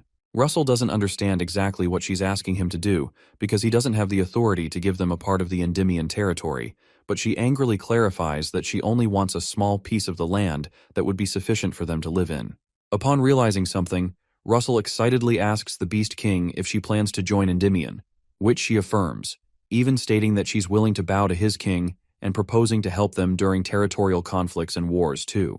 It's intriguing that she'd say that, and Russell is stoked to hear the news. Sometime later, inside the Endymion palace, the king and some prominent people gather to discuss allowing the migration of the Beastmen from Kulil Island. The finance minister protests that there are more than 200,000 of them, and they won't be able to find a place that could feed and shelter that many people. However, the military minister protests that even half of their number joining them in wars means many more soldiers, which they can't ignore. There are conflicting opinions about this, so the king tells them that's enough. The king clarifies that this is a vain discussion since they don't have enough information, so he proposes that Russell, the future husband of the princess, speak up, as he's met them and spent time with them. Finally, Russell narrates that the beastmen were mostly aggressive, and their culture isn't so different from Endymions. As much as it would require creating space for them, he believes that allowing them will allow the growth of a strong army, which will help them benefit from this deal. Finally, Jillian asks how powerful Muya is. Russell explains that, based on his standards from sparring with her, he'd say she's someone 3 levels above McCrae Hughes. When Princess Hecate hears that the Beast King is female, she becomes tense. Emilia, the White Tower Master, soon steps up and asks Russell if she didn't just seem strong because he's weak. Jillian quickly asks the White Tower Master kid to calm down, and Emilia calls him a fool that's obsessed with a kid, asking him why he thinks he's calling a kid. Regardless, Jillian just laughs and states that the Beast King isn't a mage but a warrior, so it's only fitting that he should be the one to handle this, since he's trained in aura. Eventually, Emilia angrily concedes, and Jillian fires a drove of weapons at Russell to see how he'll deal with it, and our boy is surprised that he could make several hundred weapons with the manifestation of his aura. It's clear they'll be full of holes if he tries to block them, so he decides to deflect them instead, and it shocks Jillian that he's able to deflect his aura. Jillian notices Russell has grown stronger and wonders if he received some form of enlightenment during his duels with the Beast King. After Russell passes the test, Sir Jillian apologizes to His Majesty for the ruckus he caused to assess the situation and explains that Russell's evaluation can be trusted considering his skills. Based on that, His Majesty states that all that's left now is to figure out the Beast King's true intentions to know whether she's serious or up to something. Russell quickly affirms that it's probably the truth and exposes the necklace the Beast King had given him as a gift, made from her canine tooth, which shows her sincerity. After getting more information, the king proposes that they discuss the matter further in the future. He also states that, although this is just the first meeting, if there are no unexpected variables, the land of Endymion will be receiving 200,000 beastmen. Also, he states that this will be considered a great contribution from Count Russell. When Russell protests that he only happened to stumble upon this and didn't do so to gain recognition, the king insists that it's a contribution, and he hereby bestows the title of Count Morning Star on Russell, and also grants him the right to take one item from the Imperial Vault. Finally, he hopes that Russell will continue being a star that shines for Endymion, as his title suggests. By the way, an item from the Imperial Vault is worth at least billions of gold, and Russell considers it too grand a reward, but also wonders if there's some other purpose to the Majesty giving him this reward. While he's deep in thought, Master Daria asks him to come to the reception room after the meeting is over, because the Majesty has something urgent to discuss with the two of them. Sometime later, Russell shows Hecate a jade hairpin that he heard women use to fix their hair in place when they tie it up. Hecate affirms that she's also heard about the hairpin, but asks him why he bought it, and our boy confesses that he thought it would look nice on her. She also confesses that hearing those words makes her feel happier than the gift, so he helps her put it on. While he's doing it, Hecate reminds him that he mentioned that the Beast King is female and asks what kind of relationship he has with her. Our boy stutters and drops the hairpin, then explains that he simply dueled with her, as he explained before. Hecate picks up the hairpin and says, "That's strange because that doesn't explain why she gave him a necklace made from her canine tooth." Russell becomes afraid as Hecate corners him with the hairpin and he realizes he's screwed. Sometime later, when Russell manages to get free, he realizes he wasn't expecting Hecate to get jealous. Her reaction makes him feel slightly wronged but happy at the same time, and he was only lucky that the king came at the nick of time. The king had shared shocking information about how he's been looking at the reports about the Raymond household for a while, and has discovered that the report claiming the territory of the Raymond household was returned to the National Treasury was falsified. It's more accurate to say that it was taken back, and that's what drove Russell out of his territory. The king apologizes for his negligence and vows to apologize to him and his household, but Russell begs His Majesty to raise his head. Suddenly, our boy recalls how Hughes had tagged him a fool for thinking it was the Empire that killed his father. If the report document submitted to the king was manipulated, then that means someone in Endymion is the culprit behind his father's death. Hecate places her hand on his in a bid to comfort him, and that makes Russell feel better. Even though he acknowledges that it can't make up for what he's gone through, the king hands him a permit to enter the Museum Louvrium's 6th floor basement. Russell soon heads there and plans to visit the Imperial Vault after. He soon reaches the Museum Louvrium's 5th floor basement, which people think is the deepest floor but has a hidden floor below. The 6th floor basement stores the Magic Tower Master's view on magic as well as information on their originalities, and only those who have the king's direct permit can enter it. After opening the permit given to him, teleportation magic is activated that sends him into the 6th floor basement, which has thousands of books in it.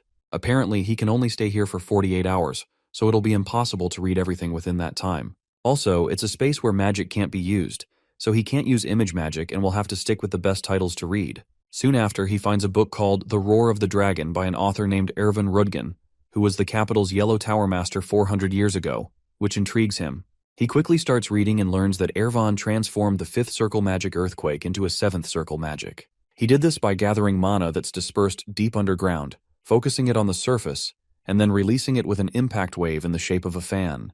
While studying, the system soon informs him that his understanding of advanced earth element magic has slightly increased and has reached the limit.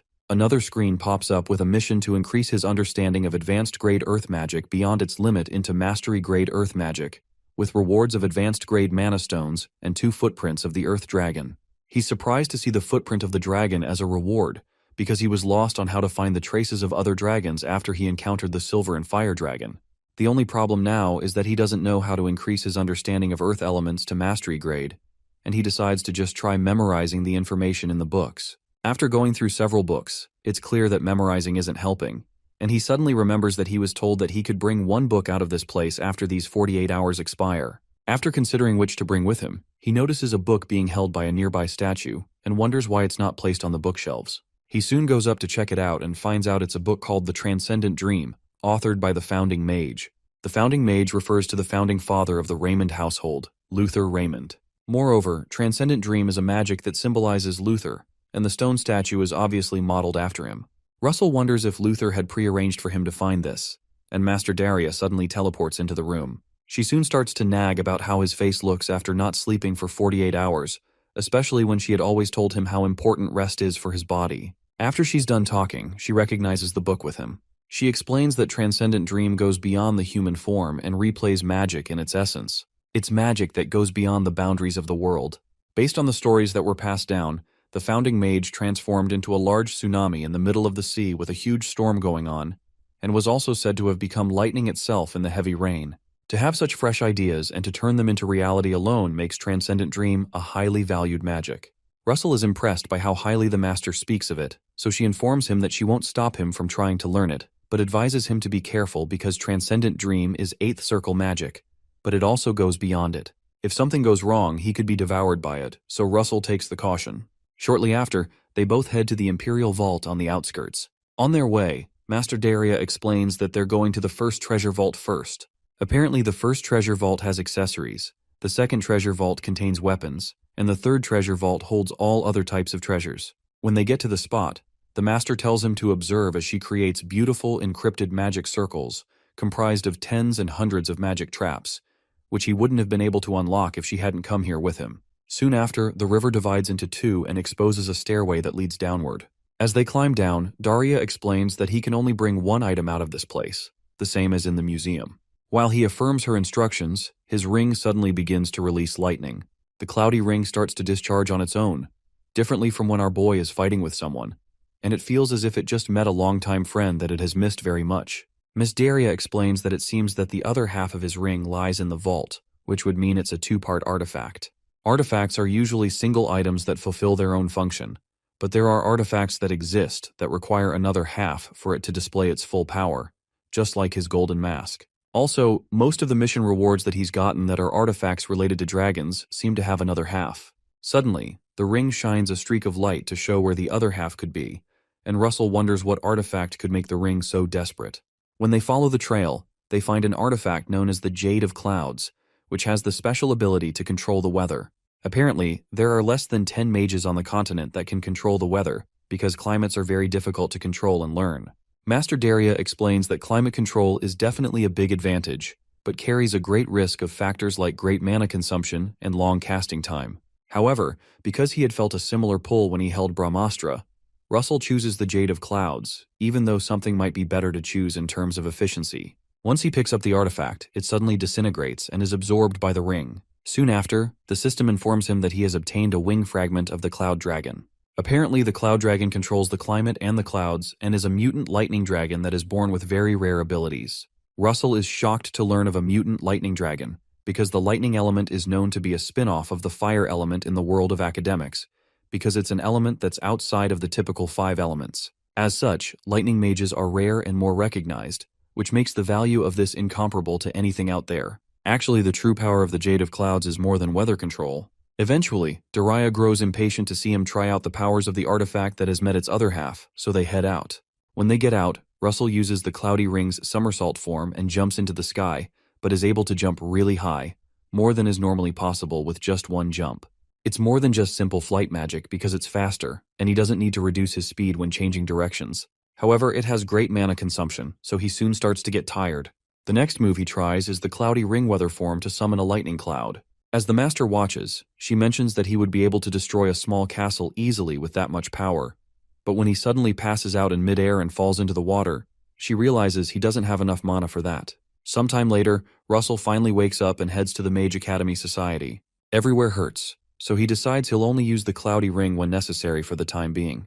As he prepares to carry on with his mission to increase the limit of his advanced Earth-grade magic into Mastery-grade Earth magic. Since the Yellow Tower is the most well-versed place in Endymion when it comes to Earth magic, he starts by looking for 6th Circle mages and above of the Yellow Tower. Soon after, he finds the perfect person and quickly goes to see him. He soon reaches the office of Elder Spiegelman and apologizes for not coming to visit often, but the Elder replies that it's fine. The Elder detects that he's now a 6th Circle mage, when he was just a 5th Circle mage during their mission in the Temple of Mirrors. Soon after, Russell explains that he wants to get advice about Earth magic that he read about in the 6th floor basement, and Spiegelman is glad to help him with it. Later at night, at his house, the Archduke writes a letter to inform an ally about how they've won a lot of people over, and the weapon manufacturing is also proceeding smoothly. Apparently, they won't need to worry about the military provisions either, and all that's left is to wait for the right time, and the Endymion throne will become his. Shortly after, he gets an unexpected visitor who apologizes for visiting at a late time. From the person's green eyes, the Archduke suspects that it's Karen, and eventually confirms that it's truly him since this is their first time meeting in person. Sharon soon explains that he has come to show the Archduke the sample of the time that he's wanted so much, the Keystone of Magic Sealing. The Keystone of Magic Sealing is a seal that blocked off the gates of Tartarus for a long time. However, the Archduke is not impressed by the size of the stone brought because it won't be able to stop the Masters of Endymion. A purple aura breaks out around the Archduke as he protests that he wasn't promised a mere stone like this. And Karen realizes that the Archduke still has the purple energy of the royal family despite being chased away to the borders. Sharon explains that in the old war that took place between the gods and giants, the Gigantomachy, the gods that emerged victorious after a long drawn-out war sealed hundreds of giants and monsters in Tartarus, and hundreds of stakes were required in order to seal that many giants who possess transcendental strength. If they can excavate even 2 of those stakes, they'll be able to immobilize the masters of the Blue Tower and the Flame Tower.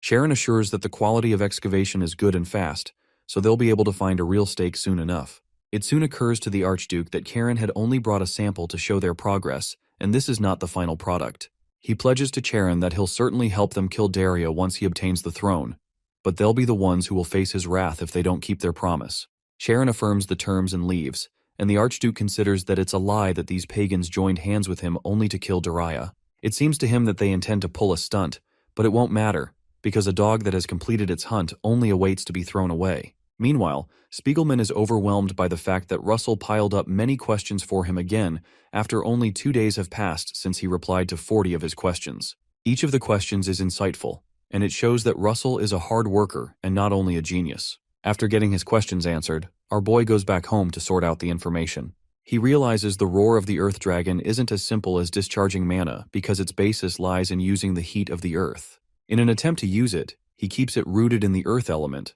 but also doesn't set restrictions on any branches that branch out in the flame, wind, and lightning elements to open up more possibilities. Suddenly, a mental imagery of a huge bright tree forms, surprising Russell, and the system informs him that a part of his understanding of Earth magic has increased and is changing into mastery-grade Earth magic, based on his efforts. He's soon notified that he's completed the mission and has received 2 advanced-grade mana stones and the footprints of the Earth Dragon, which looks like a small pipe. The form intrigues Russell, but he doesn't know how to use it, especially since he had been expecting a map like the last time. When it doesn't work as a weapon, our boy notices the distinct pattern on it and quickly pours some ink on it when he realizes it's not a normal stick. There are dots on the paper constellation, which means it's probably a sky chart. Once he figures it out, the system notifies him of his new mission to find the location marked on the sky chart and enter the dwelling of the Earth Dragon. Apparently the light will show him the way when he arrives in its vicinity. The The rewards for the mission are the Divine Dragon's King's Horn, Earth Essence, 5 advanced grade mana stones, and 7 low-grade mana stones. Being pleased that he's received a mission, Russell wonders why he wasn't given a normal map instead of this sky chart. But it seems he'll only find out after he arrives at the dwelling of the dragon. The next task is to figure out the location, so he uses the North Star as a reference and identifies the place as the Nadia Desert. Shortly after, Hecate learns from Daria that Russell has requested to conduct overseas research again. When he apologizes that he has to go, she explains that she's not a narrow-minded woman who can't understand what her man will do on the outside, but she's simply concerned about him. However, she asks him to be considerate enough to send updates about himself periodically, which he promises to do, and pecks her on the face. As he's about to leave, she protests that won't be enough. Sometime later, our boy is in the desert under the strong sun, and he's glad he joined the merchants like Hecate suggested. He finally understands that the location was shown through a sky chart and not a map because every time the wind blows, the location and height of the sand change. While they're moving, one of the merchants offers him a robe if he's feeling hot because it helps cool the body, even though it's long, but Russell politely declines. He suddenly feels a tremor that didn't come from the surface of the sand, which makes it seem as if something huge is swimming underground. Suddenly, a huge monster known as Korko emerges, and the merchants quickly spread out to save their lives since they'll die if they fight it. Russell, on the other hand, just watches it, and the merchant woman urges him to run quickly, but he only asks her to stay by his side so she'll be safe. In Russell's mind, this is the perfect opportunity to test out his new magic, which he learned from the 6th floor basement from a material by a guy called Engale Gloman, who had written it 200 years ago. He quickly summons a fiery whirlwind using a technique known as the desert flower. As the desert flower encircles the Korko, it burns it until it's destroyed, and the merchants are shocked, wondering who the mage that helped them is. Suddenly, the poison from the dead Korko's blood hits the camel Russell was using, so he quickly drowns the camel with quicksand before it infects them. After he manages to resolve the situation, the woman who had spoken to him earlier approaches him and introduces herself as Anne Mashrin of the Kurtberth Merchant Association, thanking him for saving them. Russell introduces himself as Richard and asks her for a camel when she offers that he ask anything he desires so she can pay him for his help. Since he's heading in a different direction, he'll have to split up there, so he'll need the camel for his journey. Late at night, Russell notices a constellation in the sky, and his sky chart suddenly releases a bright streak of light that guides him towards a specific place. He quickly jumps off the camel and follows the light to where it stops, but all he can see around the area is sand. Suddenly realizing it might be underground, he plunges into the ground and digs his way through using a magic technique. Eventually, he digs past all the sand and reaches a room with a marble floor. Since it's dark, our boy summons Pepper to create some fire, but he soon recalls that Pepper is still asleep and begins to wonder when he'll be able to meet his friend again. In any case, he seems to have found the right place, but he soon runs into some scorpion-like monsters. Nonetheless, he's more worried about the ruins collapsing than the monsters.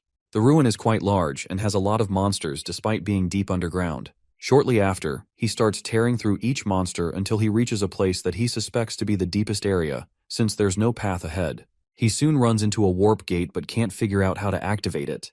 When he reaches the top of the door, he suddenly notices a small hole and realizes that's the reason the sky chart wasn't in the form of a map this time around. After he puts the sky chart into the hole, a bright light bursts out as the door opens, leading him into another deserted area that makes it look like he came out of the ruins. However, the area feels a little different from the desert he passed by. When he's suddenly given a compass with only one needle, a screen pops up to inform him that this space is a daydream created for the sake of testing a certain person, and his mission is to arrive at the end of this place using the compass. He won't be able to use any mobility magic while in the air, but will receive the Divine Dragon King's Horn, Earth Essence, as well as several mana stones as rewards. Russell realizes that this place is the inside of a certain someone's dream, but something feels out of place. Regardless, he decides to follow the direction of the compass until it leads him into a volcanic area, oozing with magma. When the arrow doesn't change, Russell decides to break through it regardless, since nothing comes easy. Sometime later, while in the dream, Russell is caught in a sea of fire after just escaping from a sandstorm and a snowstorm. Regardless, he finds it amazing that all of the things he's seeing were made of magic, so he decides to read the mana, understand it, reverse engineer it, and dismantle it. The previous tests seem to have been testing if he is worthy, and this one feels like a test of his qualities as a mage. Shortly after, the system notifies him that he's completed the mission and is now entering the dwelling of the Earth Dragon to retrieve the Divine Dragon King's Horn. When he enters, he realizes it's the same place where he discovered the door, but the door seems to have disappeared along with the warp. Suddenly, the earth horn appears, and Russell wonders how much mana he'll get from absorbing it. When he touches it, something goes wrong, as it seems the absorbed mana is blocking his mana vein. If it blocks his mana vein completely, he won't be able to do anything about it, so he needs to guide the mana into the circle quickly. After he completely absorbs the mana, his body burns a bright yellow, and the system informs him that he has absorbed the maximum amount of mana from the earth horn, and any mana absorbed beyond the maximum capacity will be kept as dormant potential. He's also told that the dormant potential will be of great help once awakened, and mastery-grade knowledge of the earth element has increased very slightly. As some shells fall from his body, he wonders if his body waste is coming out like dead skin cells, and somehow his muscles and bones seem to have gotten stronger.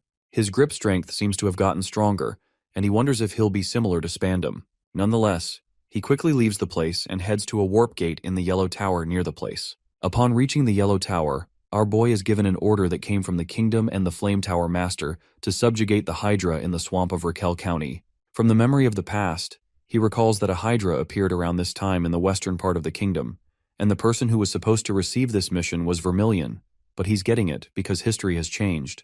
He actually traveled 8 years back, and 7 years have passed, so he only knows less than a year of the future now. As he goes through the order, he notices that Sir Alan is among the list of supporting mages, but also notices that he's still at the 5th circle. He had thought that he'd be a 6th circle since he achieved the 5th circle earlier in the past. Meanwhile, Alan and some mages who had received the king's order to subjugate the Hydra go pay their respects to Count Raquel, who is excited that the genius mage acknowledged by the Blue Tower has come to help them. Alan explains that he's simply supporting Count Russell Raymond, who is leading this subjugation and whom the Count has heard many things about. Alan soon asks the Count if he knows where the nest of the Hydra is, and the Count informs them that the Hydra has set up its nest in the swamp area beyond the plain and hasn't attacked Raquel County first. Alan realizes that they should wait for Sir Russell to arrive first, but that could cause a delay in subjugating the Hydra, so he decides that it's best to at least scout the area in advance. While they're still talking, a noise of turmoil surfaces as the Hydra begins attacking the county, shocking the Count since the monster has never attacked first before. Alan quickly goes to fend off the Hydra and asks the Count to prioritize the evacuation of the citizens. As the mages head out, the Hydra doesn't seem to notice them, so Alan leads them to pour everything into one attack before it does. Although he realizes that he can't defeat the Hydra himself at his current level, he might stand a chance with the help of the other mages. As the mages hit it with a combined attack, the monster isn't affected, and they quickly rush to get away. With the monster's dangerous destructive power, all the citizens within the castle could be in danger if this goes wrong, so they must ensure they prevent any casualties. A while later, Russell is on a cliff close to the county and senses Alan is in trouble. Meanwhile, the Count asks to know what happened to the Hydra, which hasn't shown any movement since it returned to the swamp area. He's told that Sir Alan received great damage from its attack and has been exposed to the Hydra's poison when defending the castle wall, leaving him in bad shape. Count Raquel orders that they must do everything to save him, and he's soon told that Count Morningstar is here. Before he can react, Russell climbs the wall and jumps to where the men are, greeting them and introducing himself. When he enters the chambers where Alan is kept, he learns that this is the second day he's been in this state.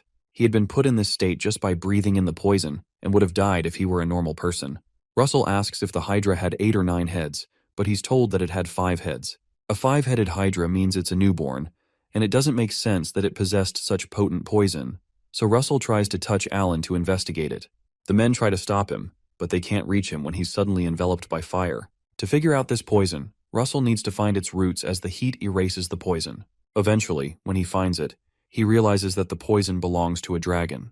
The system soon notifies him about his new mission concerning the Hydra's secret, where he has to repel the Hydra and resolve the mystery around it by figuring out its secret. The rewards are a mastery-grade mana stone and the Hydra's secret. Russell doesn't understand what the system means by the Hydra's secret, and when Count Raquel asks him if there's a problem, he says it's nothing and informs them that he's found a way to cure Sir Alan, but he needs everyone to leave the room so they don't get poisoned in the process. In order to cure poison, you usually need either an antidote or healing magic with divine power, but what he can do is burn the poison away and purge it out of his body. There'll be great resistance in trying to purge it out, and even if he manages to do so, there's a chance of him getting poisoned again because of its potency. However, regardless of how long it takes, he has to ensure that the poison is totally gone. After extracting the impure substance, he helps with his mana circulation and repeats the process until the poison is drained out. Russell suddenly feels a different energy from the one he had previously felt from Alan, and wonders if he achieved enlightenment in the process of removing the poison. Soon after, Alan gets on his feet, and Russell congratulates him on becoming a sixth circle mage. Alan thanks him for saving his life again. As usual, our boy deflects the compliment, stating that the residents of Raquel County are only safe thanks to him. Shortly after, Alan and Russell go out to speak with the men, and Alan apologizes for causing any worry, but the Count is only glad that he's alive. However, Russell asks to know the number and capabilities of the knights that will be participating in the subjugation, as well as information about the monsters around the swamp area. He's told that there are 30 knights and about 500 soldiers, but none of them are at the level of experts. The swamp is about 1,500 hectares, but they don't know the exact type of monsters or their numbers, because the whole swamp area has become a den of monsters since the Hydra made its nest. With such a huge area, there will be at least thousands of monsters, apart from the fact that the swamp area also hinders the soldiers' movement. Russell, however, excitedly states that he has a solution for that, but he needs the Count's help to ensure that preparations are made so they can depart in 3 days. 3 days later, the captain of the army reminds them that their country was covered in golden light and peace last autumn, but they can no longer have that because of the invasion of the Hydra. The men become pumped up to fight the one that stole their peace. After their spirits are raised, Russell explains how the subjugation will proceed. First of all, the knights will be divided into 2 groups, and are to protect the 3rd and 4th circle mages while providing support from the rear by stopping the monsters from escaping. On top of that, they'll work with the 5th circle mages and above to pave a way through the monsters.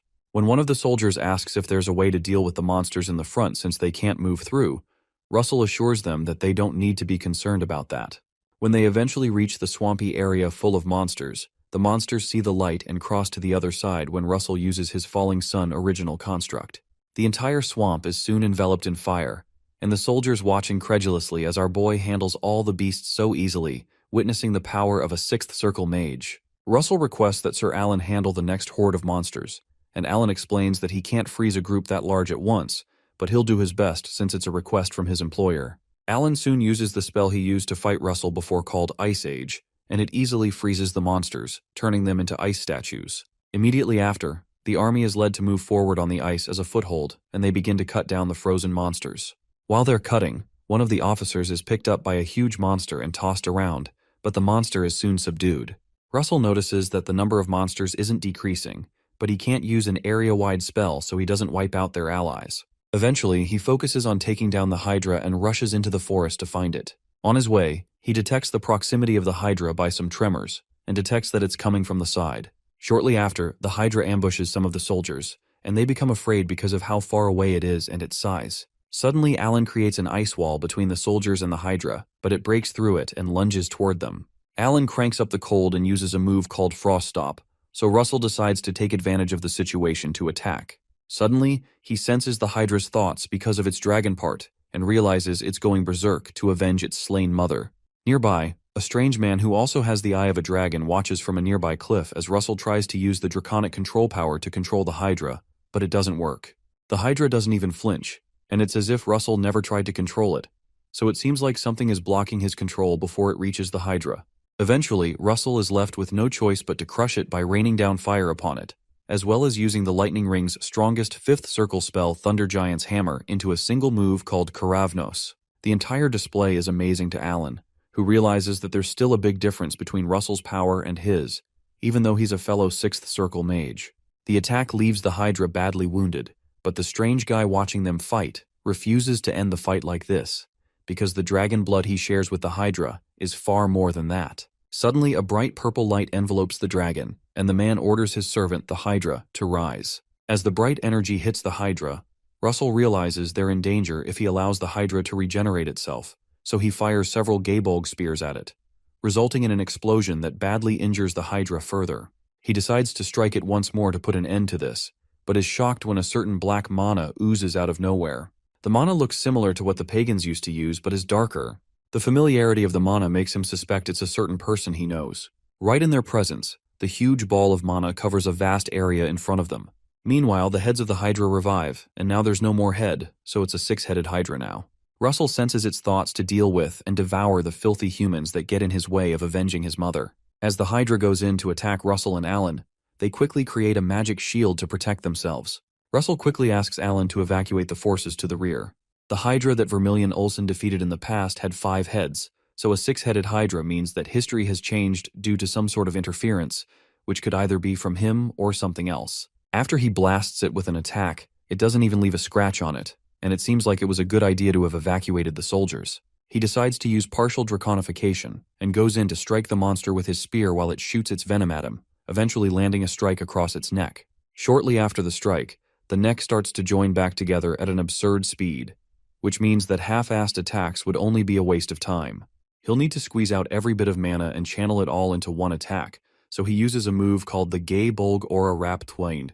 As he jumps towards the monster, he sustains a cut along his abdomen, so he jumps away to re-strategize. Using the La Mancha method he learned, he uses a move called the Giant Slayer and severely injures the monster. After our boy lands the strike, he senses the monster raining curses on them and claiming to be someone's servant, intending to make them all face their ends on the day his master ascends. Upon hearing that, Russell is certain that someone is behind the appearance of the Hydra. Meanwhile, the strange guy that was controlling the Hydra realizes that the reason he found Russell's power familiar is because he's the Dragon Emperor. After the victory over the Hydra, Raquel County holds a huge celebratory banquet.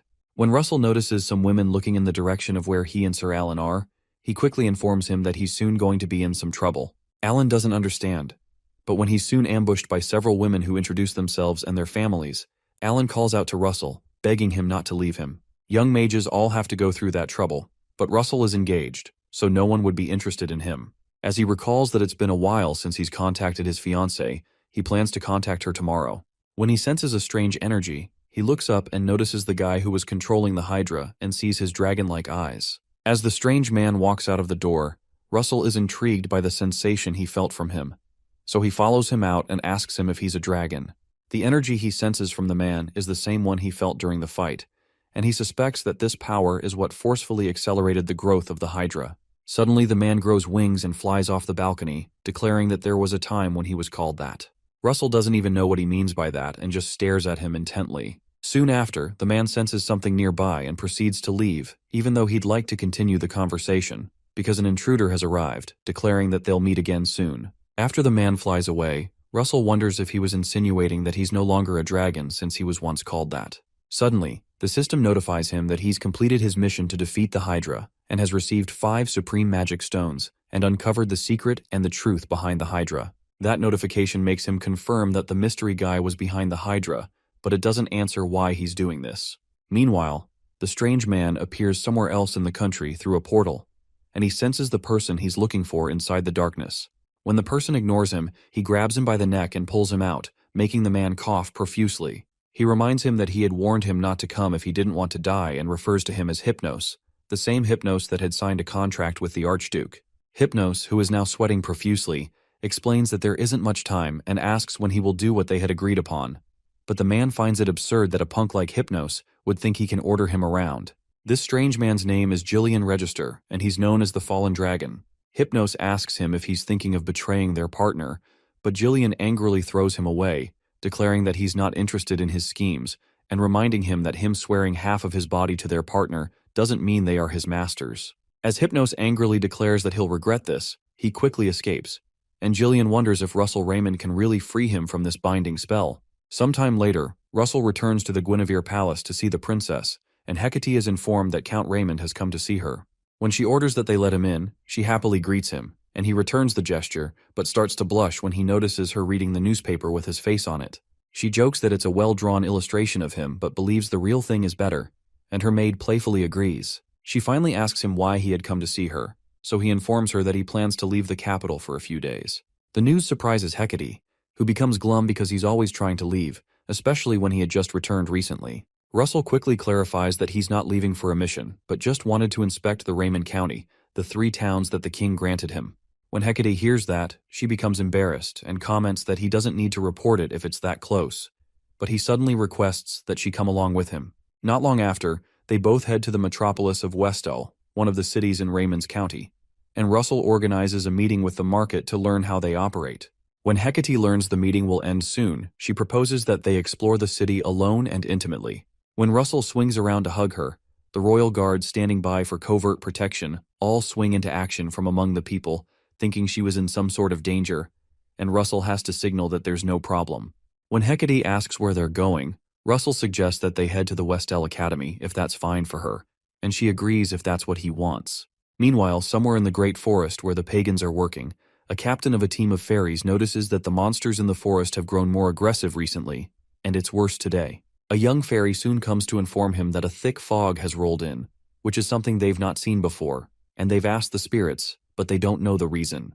The idea of a fog that causes the spirits to be afraid sounds ominous to the captain, so he asks the team to retreat, but they're suddenly attacked by some monsters. As several monsters attack the fairy village, they try to quickly evacuate the children to the rear first and pray that the north wind protects them. As several of them are killed and some cry for help, Hypnos is seen holding 2 stakes from the keystone of magic ceiling, happy at the magnificent sight. He turns around and is overjoyed by the fact that Tartarus will soon open because the monster horde is only beginning, and the remaining seals won't be enough to hold the barrier. Once they emerge, the one once revered as the god of destruction, the Titans, will arise. When this happens, the entire kingdom of Endymion will be engulfed in flames, and the thought excites Hypnos. Meanwhile, in the metropolis of Westel, Russell realizes that the time when his return to the past began is approaching, and the fragmented knowledge of the future that he held, along with its benefits, is coming to an end. Now, he has to be certain of what he'll do moving forward to navigate an unknown future. When Hecate asks him what he's so deep in thought about, he's surprised and tells her he was merely reflecting on the path he's walked and wondering if he can do well moving forward. Suddenly, Hecate asks him if he knows why His Majesty granted him this city, but Russell hadn't really considered it. Hecate goes on to explain that money and power are important, but the essence of power lies in people. She informs him that His Majesty wishes for Russell's house to rise again, and she'll be by his side if he's afraid of the future. Touched by her words, the couple exchange a kiss, but they're suddenly interrupted by one of the guards, who hastily brings an urgent message from the royal family. When Russell reads the content of the letter, he's shocked to find out that even Tower Master-level mages and Master-level aura practitioners are to report to the palace immediately, and he wonders if war has broken out. He informs Hecate that something serious has happened and they need to return to the palace, but she asks him to leave her and leave immediately. Russell is uncomfortable with the idea of leaving her behind, but she insists that the kingdom's safety takes priority over a lover's affection, so he finally leaves. As Russell flies away from the place, Hecate speaks within herself that more than the time spent with him, it is mostly the time she spends waiting and worrying about him. But she realizes it can't be helped, and it's the fate of one who loves a hero. Shortly after, Russell reaches the palace, and every master-level practitioner is seated and ready, but our boy doesn't know what on earth is going on. Shortly after, the king enters and quickly skips the formalities to address the present situation. Apparently, the assembly was called due to an unprecedented situation, and the king asks the parties involved to explain themselves. When he orders that they bring them in, an elf named Aslan, first guardian of the Blue Wisteria tribe, greets them, along with a dwarf named Mathers, who is from the underworld. Russell is surprised to see elves and dwarves visiting together, even though they both dwell in the southwest of the kingdom, and he wonders if something has happened there. Shortly after, using projector technology that was recently developed in the underworld, captured images of the invasion of several monsters are projected on the wall for them to see. There seem to be tens of thousands at least, which seems off. Aslan explains that the swarm of monsters suddenly attacked, pushing elves and fairies out of the great forest, and the same was done in the underworld's Red Gorge to push out the dwarves. Russell suddenly raises his hand, and the king allows him to air his opinion. Once he's granted permission, our boy mentions that the number of monsters is abnormally high because all the monsters in the Great Forest wouldn't be this many. Master Melville wonders if the monsters were created somehow, and Daria wonders if they could have opened another dimension. But Amelia notes that the type of monster is also unsettling because these monsters were supposedly extinct long ago. Suddenly, Aslan and Mathers plead for both the Great Forest and the Underworld and Red Gorge, pleading with the masters of Endymion to save their homes. The king asks them to stand up and declares that the situation is that they don't know how this staggering number of monsters emerged, but leaving them unchecked will undoubtedly lead to catastrophic damage. By the name of the king of Endymion, he commands them to aid the Great Forest and the Underworld, and to ensure not a single monster crosses their borders. When everyone affirms the instruction, Russell realizes that the advantage of coming to the past that he had has ended, so he has to trust in everything he's built and move forward. Shortly after, Miss Daria dispatches her disciples but can't leave because she has to guard the kingdom with the Tower of Spears. They reply that it's fine because they'll wipe them all out, and Miss Daria is confident of their skills, but is worried because the battlefield is a place where even a stray arrow can take one's life. Since their youngest, Russell, is going into battle for the first time, she pleads with him to be careful, but he assures her that he'll be fine, especially since he's experienced battle endlessly in his past life. Suddenly, Daria recalls that a particular child will have surely grown as brave as Russell if he were still alive and slightly trembles. When her disciples notice her trembling, she assures them it's nothing and pleads with her beloved disciples to return safely as they head to the warp gate. On the other end of the warp gate, they encounter Niccolo Machiavelli, the commander-in-chief and Golden Tower master, as well as some other people. Apparently, only the Spear Tower and White Tower are left to arrive, and it seems the warp gate's capacity limit is causing a delay. Russell approaches Aslan and asks him if he knows Lady Ailo of the White Ash tribe by any chance, and Aslan realizes that he's the one who saved Lady Ailo and her clan when he recalls that she had described his black hair and red eyes. When Russell realizes that Aslan must know Ailo well, he affirms it and says they're not from the tribe and she's a sentinel. A sentinel is a protector not just of the tribe, but of all elves, and Russell wonders if Ailo had ascended to a sentinel because she awakened the dragon's power. When he asks if she's okay, Aslan informs him she was fighting on the front lines when he left, and he's not sure. This confirms that she was safe at least 5 days ago, and Russell realizes they have to quickly go help. While they're talking, Alan and a woman named Olive, a mage of the White Tower, as well as Amelia, appear through the warp gate. Soon after, Sir Niccolo explains that the Elf Command Center has been confirmed to have relocated from the Great Forest, possibly because they were pushed by the monsters, and Amelia adds that the 5th and 7th Corps will arrive in at least 10 days because it takes time to move such a large force. Their mission is to drive them into the Great Forest before the infantry arrives, and their journey will take 3 days. After Niccolo explains the mission, they all charge towards the command center, determined to destroy the monsters and continue their journey until late at night. While they're still moving, Amelia senses something and orders everyone to stop because she smells blood, and it's getting stronger the more they move. There seems to be a problem since they're still far from the command center, so Niccolo orders them to split up and asks the priests of the Flame Tower to follow him while the rest bypass the rocky mountain. Olsen leads the men from the Flame Tower behind him and they notice something over a mountain on their way. When they climb it, they notice a plethora of monsters attacking some folks from the Feather Tribe, who keep dropping rocks on them, and several other elves, who are trying to defend themselves with arrows. Niccolo becomes annoyed by the sight and hits the ground with his legs, releasing hundreds of broken rocks and firing them at the monsters to kill them. Suddenly the wind changes, and it turns out to be Amelia's work, as she uses the wind to carry away about 100 monsters. Russell watches the power of the 4 great tower masters of the capitals in awe. Meanwhile, Olsen tells the others that they can't just stand still and watch even though the masters beat them to it. So Russell excitedly uses his original construct, Fallen Sun, on the poor, confused monsters. When the dwarves and elves that are fighting the monsters see the mages of Endymion, they rejoice because Aslan and Mathers succeeded and they're saved. Russell looks at the monsters with a menacing look in his eyes and calmly tells them to die as he drops the Fallen Sun over them, easily creating some monster kebab.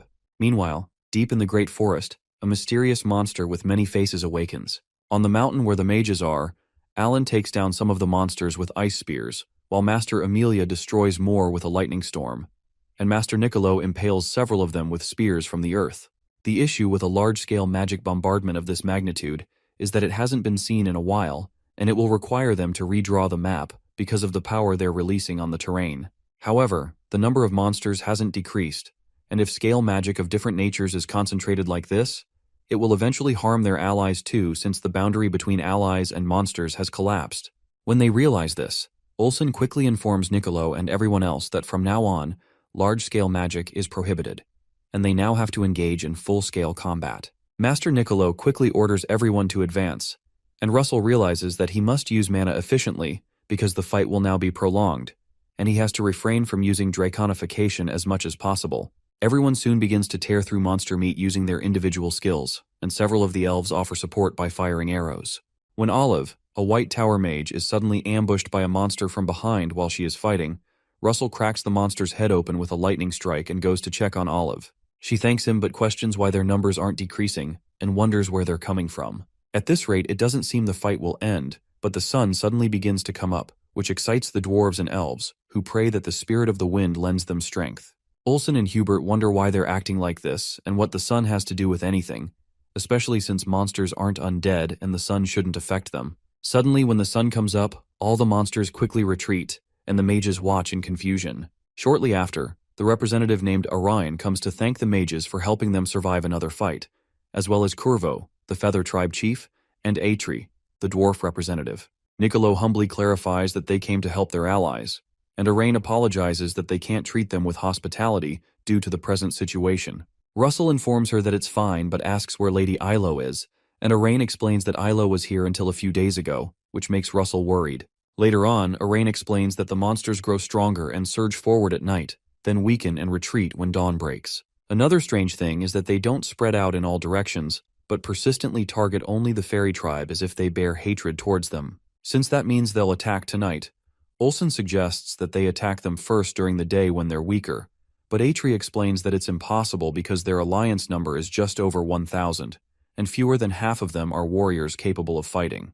When Emilia informs Nicolo that they have no choice but to hold out until reinforcements arrive, he agrees and leads them to move the wounded, reorganize the front lines, and reconvene for a strategy meeting. After that, Arain approaches Russell and asks if he's Sir Russell Raymond by any chance. He wonders how she knows him. She quickly introduces herself as Arain, chief of the White Ash tribe and one of the elf manure, and also Elo's mother. Apparently, Elo heard about the isolated fairy tribe and left to save them. Many fairies couldn't join due to a sudden monster attack, and many were scattered during the retreat. Meanwhile, Russell hopes that they stay safe, and Arain assures him that her daughter is strong. Soon after, the others are surprised to learn that Arain is the manure. The manure is the supreme leader of all elf tribes, taking the place of the now non-existent high elves, and it is said there are only 5 in a century. Nicolo is surprised to know he was able to meet the manure of the elves in his lifetime, and Emilia expresses her honor to meet Arain, unsure of what honorific to accord to her. Arain laughs, realizing that Emilia is confused about which honorifics to use because she grew up in the human realm, although an elf. She soon bows to greet Emilia, telling her not to worry about it too much. Immediately after, Nicolo explains the strategy devised in Endymion. The first step is forming a siege. The approaching army numbers nearly 60,000, which should be enough to encircle the monsters. Emilia explains that the second step is exterminating the monsters inside the siege, forcing them back into the Great Forest so the battlefield will shift from the Red Canyon to the Great Forest. That news shocks the Elf Chief and the Feather Tribe Chief because the Great Forest is not just a home, but a sacred place blessed by the gods for the Fairy Tribe, and will suffer significant damage if the battlefield changes, and it will take decades to fully restore a single forest. For a forest the size of the Great Forest, it'll take at least a century. Nicolo explains that while it's hard to predict the extent of damage, Endymion will actively assist in its restoration and will provide housing for the fairy tribe. Upon hearing that, Arain and Curvo accept the inevitable destruction, and Nicolo thanks them for their cooperation, promising to do their best to minimize the damage to the Great Forest. Suddenly, one of the soldiers notifies the commander that something is flying their way, and they wonder if it's a monster. When Curvo looks closely, it turns out it's not a monster, but an ally and a soldier who left to rescue the fairy tribe a few days ago. When the badly wounded soldier crashes into the ground, Curvo orders that they quickly call for the medics. As Curvo tries to help the soldier, he mutters that the silver-haired sentinel is in danger, which triggers Russell and Arain. When Nicolo realizes that Russell knows the person that's in danger, he asks him to go out as part of the rescue team. Olsen offers to go with him, and that reassures Russell. Since the White Tower's search magic will be useful, Emilia asks Olive to go with them. Arain also sends Aslan and some elf soldiers with them because she can rely on him, and he promises to bring her back safely. So she prays that the spirit's blessings be with him. The rescue team soon departs, and not long after, Olive detects some movement ahead that looks like a flying monster. Olsen orders her to push through because they'll handle them, and they soon run into hundreds of vulture-like monsters called the Great Rock, which are monsters known to be in the west. The elves quickly go into battle positions, and Russell uses a skill known as Red Lightning and a lightning chain explosion to take down many of them. As Olive advances forward, she realizes she and Russell are both Tower Lord level, but is surprised by their difference in level. As they continue, they notice a loud thud behind them that turns out to be Olsen aiming a huge number of monsters behind them since he can't leave everything to Russell. As the monsters explode violently, Russell excitedly wonders if Olsen is a mage or a martial artist. The level of destruction causes the rest of them to quickly retreat, and Olsen jokes that he must have stood out too much. As they're about to take the rest, Aslan tells them to leave the rest of the monsters to them, and they'll follow after they finish up. Upon hearing that, Olsen and Russell run after Olive at full speed, and Russell hopes that Ilo is safe. Meanwhile, in the Great Forest, Elo and other elves are seen creating a barrier to hold back some monsters from passing through. Everyone's mana soon begins to run out, making Elo wonder if they can hold out till sunrise as she prays for reinforcements to arrive. Not long after, one monster breaks through the barrier, but before they can stop it, another one does that. As Ilo fires her arrow, she calls upon Eurus, the spirit of the wind, to grant her strength, then fires the gust arrow. Later that evening, Olive detects some energies clashing beyond the mountains and tells the others they need to hurry up. They quickly rush there, and Russell hopes that they're not late. Beyond the mountain, after the monsters successfully break the first barrier, Lady Yahello rains an attack known as the Gust Rain over them, and she asks one of the other elves to take the chance to deploy the barrier. Before the elf can respond, the warriors behind them cry for help as the monsters also break the barrier behind them. Yahello quickly responds by aiming at the monsters with her arrows, but the thought of Russell suddenly enters her mind, and she's ashamed that she's suddenly thinking about him. Out of nowhere, Russell arrives on the scene and summons a firewall in front of her that burns the approaching monsters, and Yahello is excited to see him. When the fire mages land, Olsen decides to create an opening for Russell by using one of his original constructs called the Flare Strike. The strike blasts away several monsters and allows Russell to reach Yahello, and he confirms that she's fine. She explains that she doesn't know how to repay him for helping them, but Russell reminds her that he's a warlock of that allied country and simply did what must be done. He asks her to release the barrier whenever she's ready so they can destroy the monsters on the other end before more come.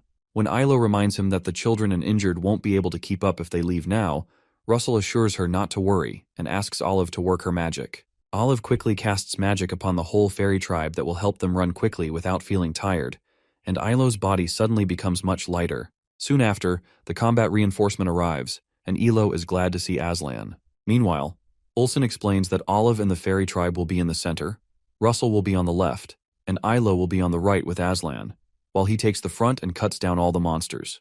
When orders are given, Yahello quickly orders the other elves to release the barriers so they can leave, and they begin their run. Not long after, they get closer to the Red Canyon, and Olsen reminds Russell to preserve his mana even though he's tired, because they still need to break through the monsters in order to join up with their allies. When they get close to the canyon, they notice Niccolo and the rest surrounded by a sea of monsters being held back by a fortress that Niccolo created overnight. When Hubert notices the rescue team, he happily notifies Commander Niccolo that the rescue squad and the fairy tribe are back, and Arian is glad to see Yahello among them. Niccolo proposes that they open up a path for their allies, so he creates a defensive wall, leaving Olsen and Russell to break through it in one go using all their mana. Both fire mages use a huge fire attack to break through the monsters in front of them, while also encouraging those behind that the destination is just right ahead. Soon after, they all pass through the opening in the wall, and Yahello reunites with her mother while the rescue team finally rests. As they all rejoice, Russell is glad that the very long night ended with everyone surviving.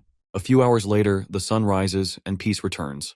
A week soon passes since that time, and they're still fighting monsters when the sun sets and killing monsters that are hiding when the sun rises. The situation is much more settled now, and they were able to rescue a large number of the fairy tribe that had been dispersed. There are about 9,000 of them there right now, and there are quite a lot of warriors among them who can put up a fight. A short while later, Endymion's 5th and 7th Corps arrive.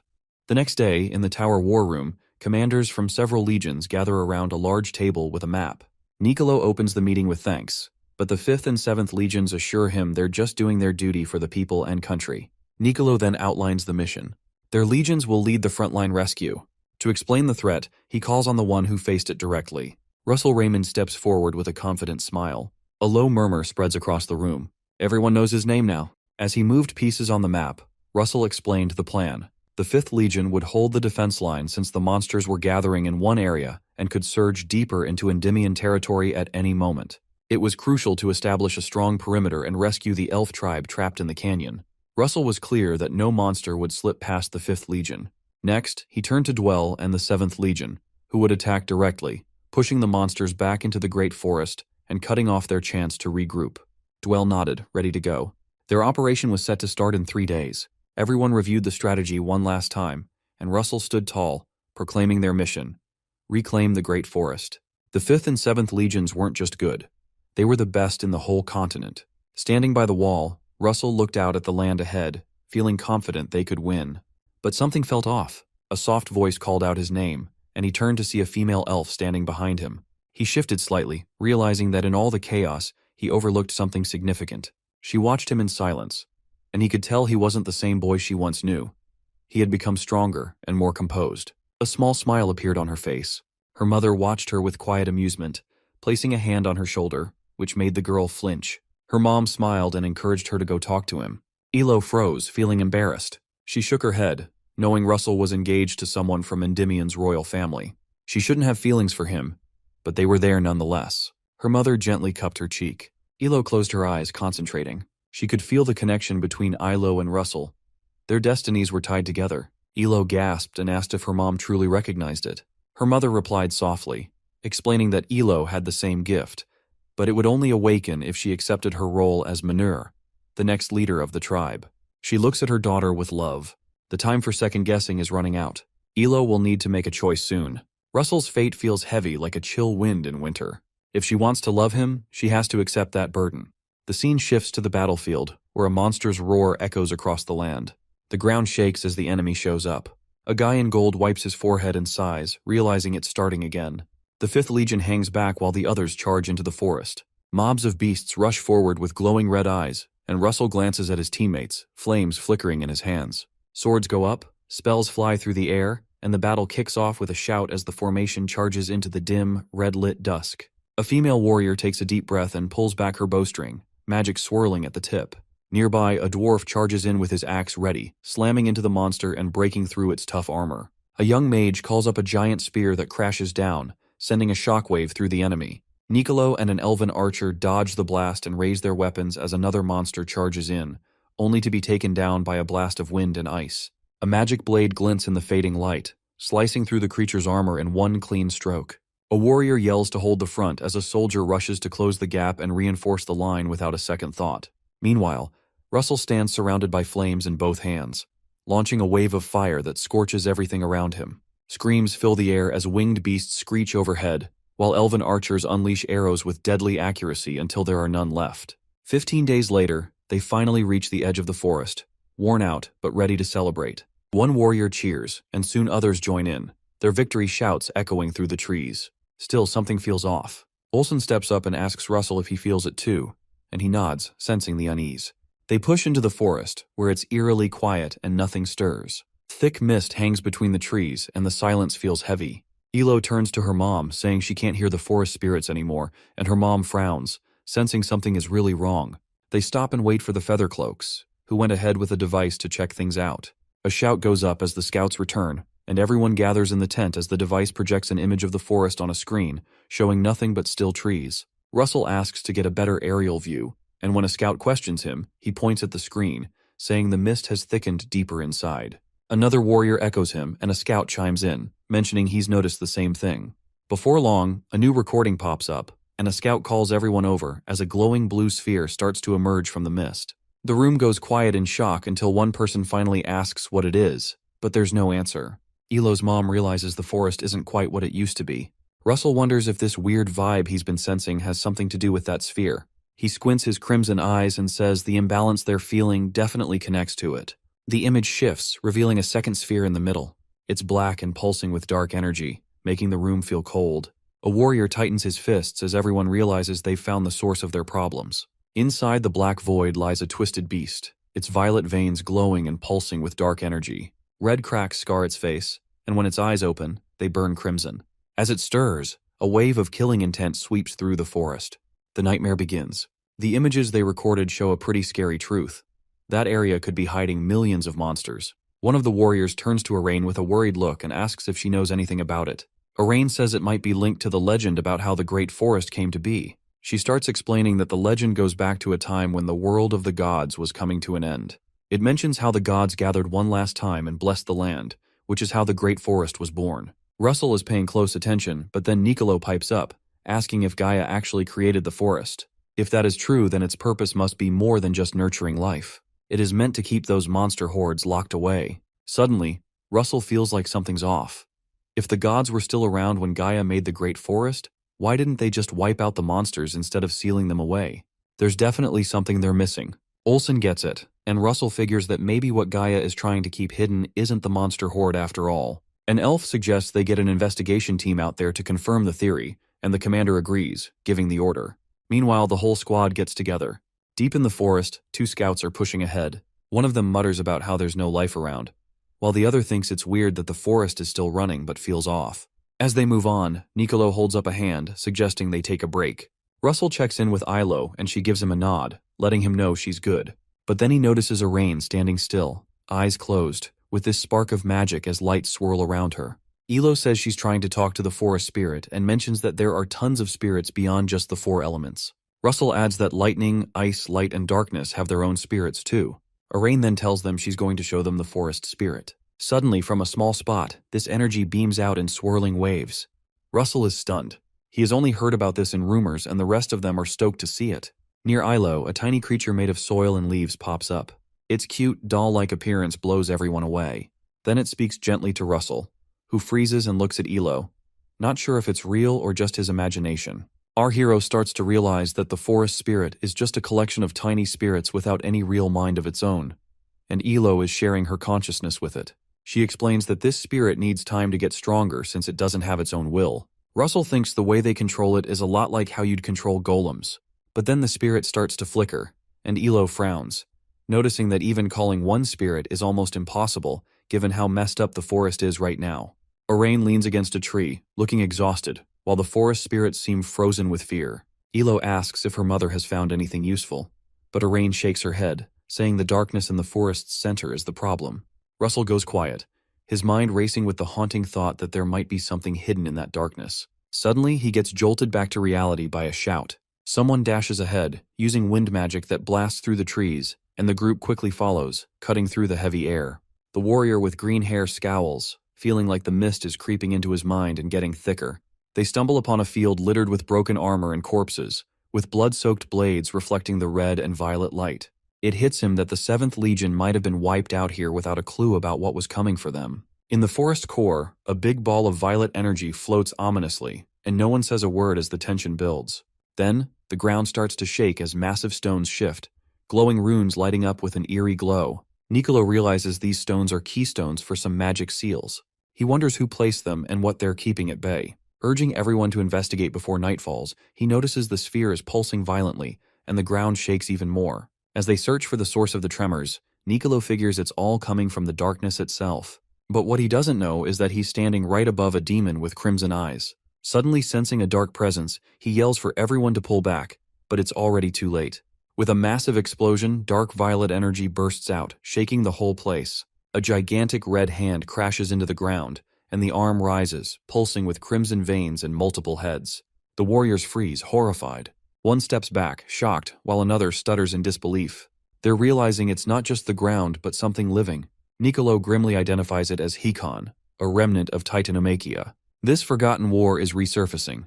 Long ago, these titans tried to take over, but dragons sealed them away with a force they couldn't control.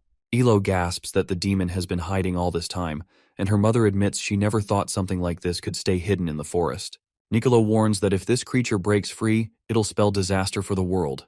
Red light bursts from the abyss as a roar disrupts the silence, shockwaves rocking the land and sending bodies flying. That roar is deadly on its own. Yahello flinches, feeling pure rage coming off it. Her mother is busy setting up a defensive barrier and says it is not just anger but pure killing intent. Russell clenches his fists and insists they need to stop it now. This is their only shot. Nicolo is taken aback, but Russell stays determined. He keeps his eyes locked on the monster and says they cannot afford to lose. From a distance, a cloaked figure stands on a cliff's edge, stunned by the sight before him. Realizing it is not a titan but something worse, a Hekon, his awe shifts into a grin as he whispers that this is the rebirth of a god. A masked figure appears, telling the cloaked man that this is the end he's been waiting for. Shocked to see Karen, he asks what he's doing there. Sharon stands calmly as darkness swirls around him, saying it's disappointing Ho isn't glad to see him and that he's brought a gift. Ho mumbles as Karen talks about how the keystone of magic healing is way stronger than the one used in Tartarus.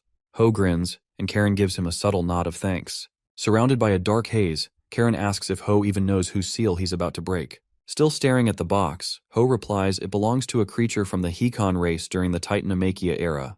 He name-drops Briaros, the vanguard general who once had the gods sweating. The heroes' group stands there, frozen in shock, as Ho coldly mentions telling the Fire Witch about her apprentices' deaths. Charon opens a green portal, laughing as he says he can't wait to hear that. But then his tone shifts, and he warns Ho that failing won't just end with his death. The seal cracks and light bursts out. One warrior yells that the seal's broken, while another tells everyone to chill, thinking the creature is still weak. Under the dark sky, Briaros rises, crackling with wild energy. He hasn't regained full power but is still a serious threat. Our guy grips his weapon tightly and insists they have to take him down right now. The White Tower Master lifts her hand, calling forth green energy. Her focus is razor-sharp as she channels cosmic power into a beam aimed right at Briaros. The creature turns his glowing eyes and charges. Russell hears a voice in his head. It's Nicolo. At the same time, Briaros powers up. Green energy wraps around his arm, and he hits the ground with a massive punch, shaking the whole battlefield. A warrior runs to the White Tower Master and asks if she's okay. She kneels, dazed, but says she's fine, though she secretly hopes her spell won't fail. Out of nowhere, Nicolo shows up and casually says sorry for being late. He casts a spell that turns the ground to sand. Briaros totally ignores it and keeps on charging. He shouts for everyone to attack, and the warriors let loose with blasts of red and green energy. The explosion rocks the battlefield, sending Briaros crashing down with a howl. Meanwhile, two meditating mages tap into the forest's power, and vines shoot up to hold Briaros in place. Then the Great Spirit shows up, wrapping him in huge stone arms. He struggles but can't break free. One warrior grins, thinking they've got this in the bag, but another chimes in, reminding everyone it's still not enough. Briaros was fuming as he smashed the stone arms with a massive punch, sending shards flying everywhere. He yelled at the warriors, calling them worthless. Dark energy gathered in his mouth, and he fired a deadly blast, leaving the mages screaming in shock. None had expected the monster to speak. With each step forward, the ground trembled. He looked at the warriors like they were nothing more than bugs. Nicolo, struggling, dropped to one knee, gasping for breath. Briaros mocked him, suggesting he clearly wanted to get eaten. With a cruel grin, Briaros vowed to tear everyone apart and enjoy doing it. But Nicolo, calm and collected, looked up and hinted that Briaros might have overlooked something. Suddenly, a massive surge of energy lit up the sky, and Russell's fist crackled with electric power. Nicolo urged him to get ready for their final blow while trying to hold off the beast. Briaros stopped for a moment, considering the black-haired fighter. Russell gathered a spark in his hand, and a powerful lightning bolt crashed down. Nicolo couldn't believe it. How could someone in just their 6th magical circle generate that much power? Behind a glowing barrier, Yahello realized the Fire Tower Master had a solid reason for backing him. Russell hovered in the smoke, with light swirling around him. His spell was demanding way more mana than he'd thought. Even with the intensity, it wasn't clear if the monster took the full brunt of the attack. Russell stayed focused, convinced it must have hit, but the enemy stood tall, his red eyes still glimmering with strength. The teammates couldn't believe the monster was still on its feet. Nicolo knew their attack only bought a little time. Gasping for air, Russell was stunned the beast had shrugged it off. The creature growled that Russell's magic reeked of dragon energy and demanded his link to Kim Hyun-sung. Russell had no clue who that was. The enemy's aura flared up, and he said that name brought back painful memories he wanted to forget. But then, with a menacing tone, he declared that it was time for Russell to die. Suddenly, a burst of red light exploded, and a sharp air blade shot straight at him. A red-haired guy sprinted toward Russell, shouting for him to move. Glancing up, Russell finally noticed the attack coming. For a second time, he hesitated. In the distance, the monster shone with fire on one side and frost on the other. Even after everything, it still had its full strength. A confused white-haired guy couldn't figure out why Alan was doing what he was doing. Blood flew, and the sound started to fade. Russell staggered back, tasting blood on his lips. He realized he was hurt badly. If the attack had landed a bit closer, he would be finished. Someone asked if he was okay. Olsen was trapped under a boulder, breathing weakly. Russell saw him and shouted his name. Another teammate checked on Olsen and said he looked bad. His ribs might be broken. Leaning against the rock, Olsen gave a faint smile, knowing he wouldn't be training for a while. Russell slowly got to his feet, feeling the pain all over his body. Nicolo called out for him, and Russell reassured him that he was fine. While they were struggling against the monster, Nicolo asked Russell if he could use that same spell again. If aimed well, it could pack a serious punch. Just then, the enemy slammed a massive punch into the ground.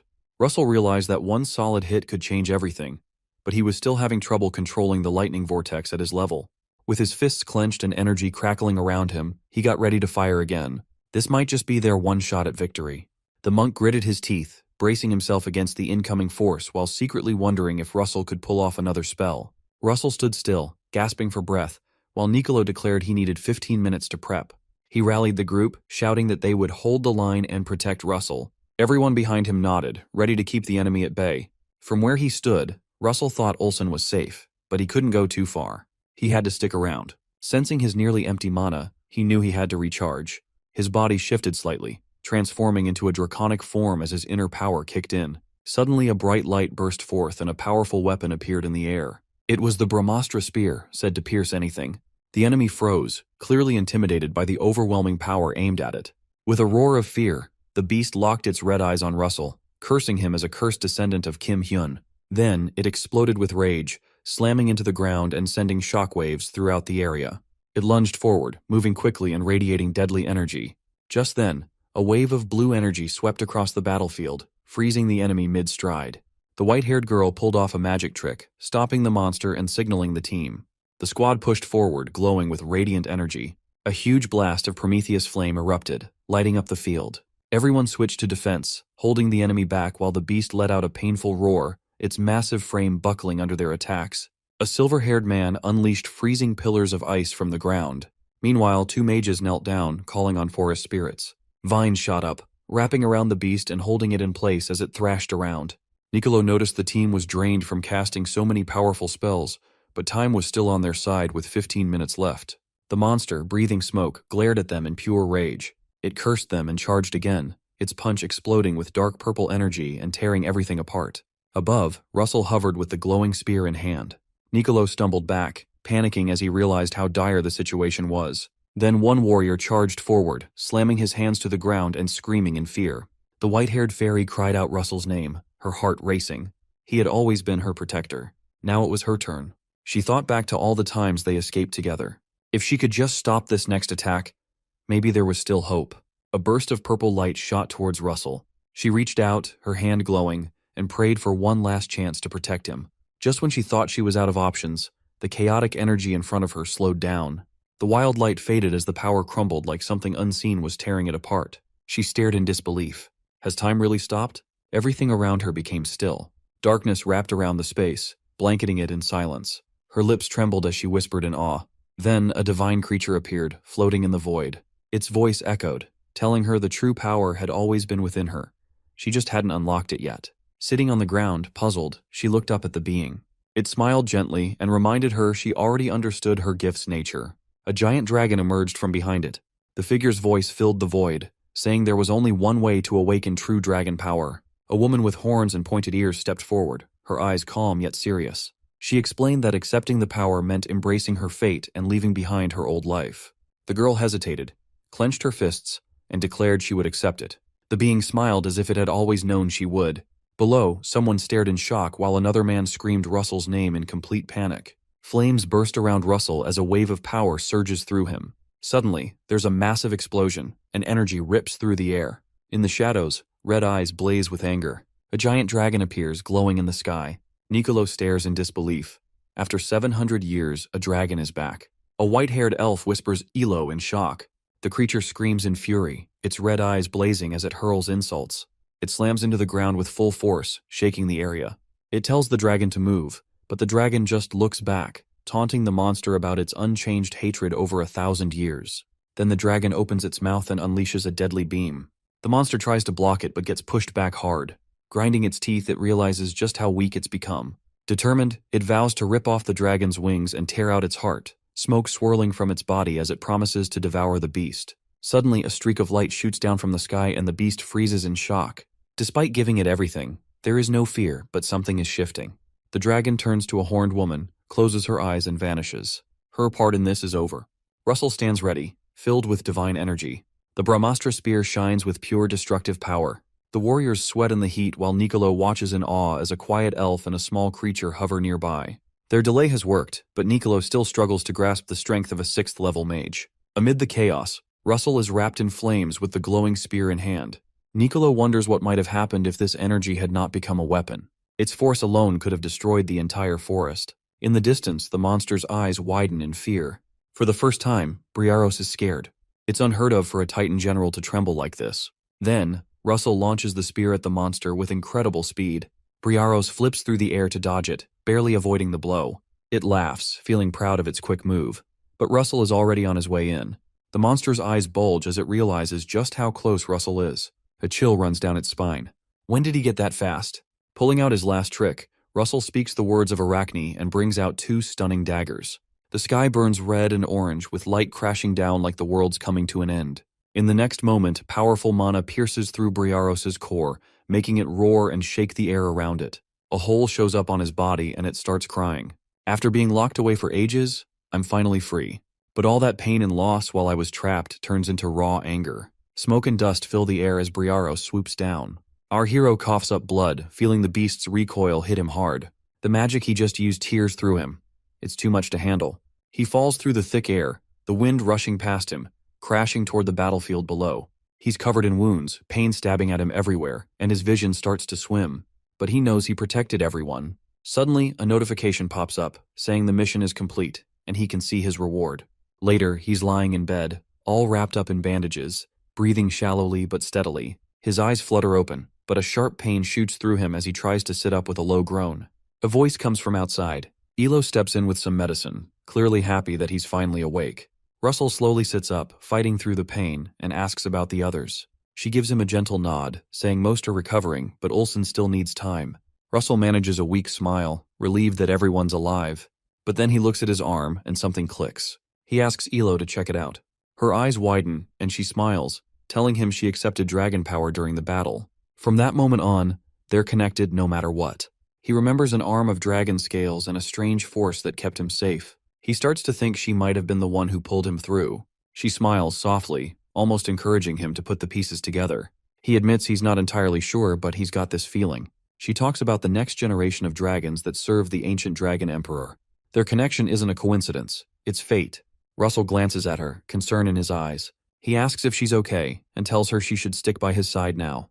He worries about how this dragon power might change her. She just smiles and says she's picked this path for herself. She hasn't changed, she's still her. Her grip tightens, solidifying her choice. Russell's heart races. It's her decision.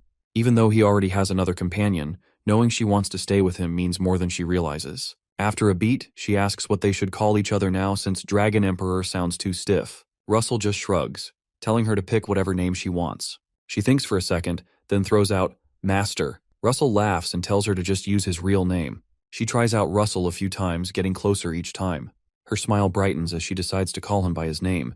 Across the room, Nicolo watches with sincere eyes, thanking Russell and saying lots of lives would have been lost without him. Even though Russell is still healing, he sits up, not wanting to rest while others depend on him. He gives a faint smile, saying he couldn't have done it alone.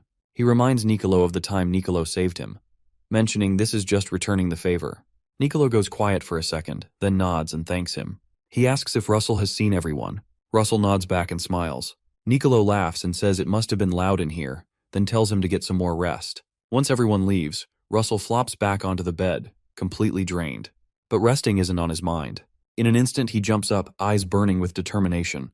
It's time to move forward. He grabs the third golden mask he earned after taking down Briaros. This mask helps ground him and boosts his resistance to mind control. Now he's better at resisting dark magic, curses, and illusions. He stares at the 3 floating masks. One sharpens his attack control, another strengthens his defense, and the third fights off mental manipulation. But he can't wear all 3, so he decides to fuse them into one. A wave of pain crashes over him as energy surges through his body. He grits his teeth and pushes through it. Gradually, the masks blend together and go back to their original shape. The system confirms he's nailed the Crown of Solomon. It holds the full power of all 3. As it shines brightly, the legendary figure of Solomon, the ancient king of mages, appears. Russell is blown away. A relic from a legend stands right in front of him. But then he notices something strange. The crown is way smaller than he thought it would be. As the tiny crowns spin around him, he wonders if they're calling forth relics. One suddenly lights up and shoots towards him. He flinches as a weird sensation washes over him. It's like a second version of himself has shown up.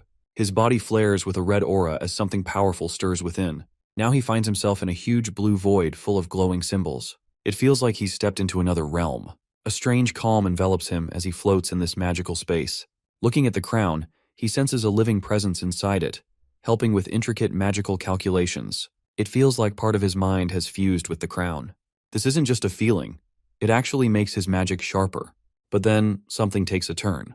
A part of his awareness starts to split apart. Suddenly, he feels a touch on his leg. Pain jolts him awake and his body is slick with sweat. Clutching his head, he sees a system alert saying his original consciousness is nearly drained and the crown's powers are growing weak. He thinks about the backup mind in the crown. It doesn't keep everything, just enough to bring him back if a curse tries to take over. He glances at the crown and smiles, determined to harness its power. Back on the battlefield, Russell stands tall, his cloak fluttering in the wind. Magic flames rain down from above, but he effortlessly waves his hand to control them. He raises his arm and sends magical blasts crashing down, shaking the ground. A nearby observer is in shock.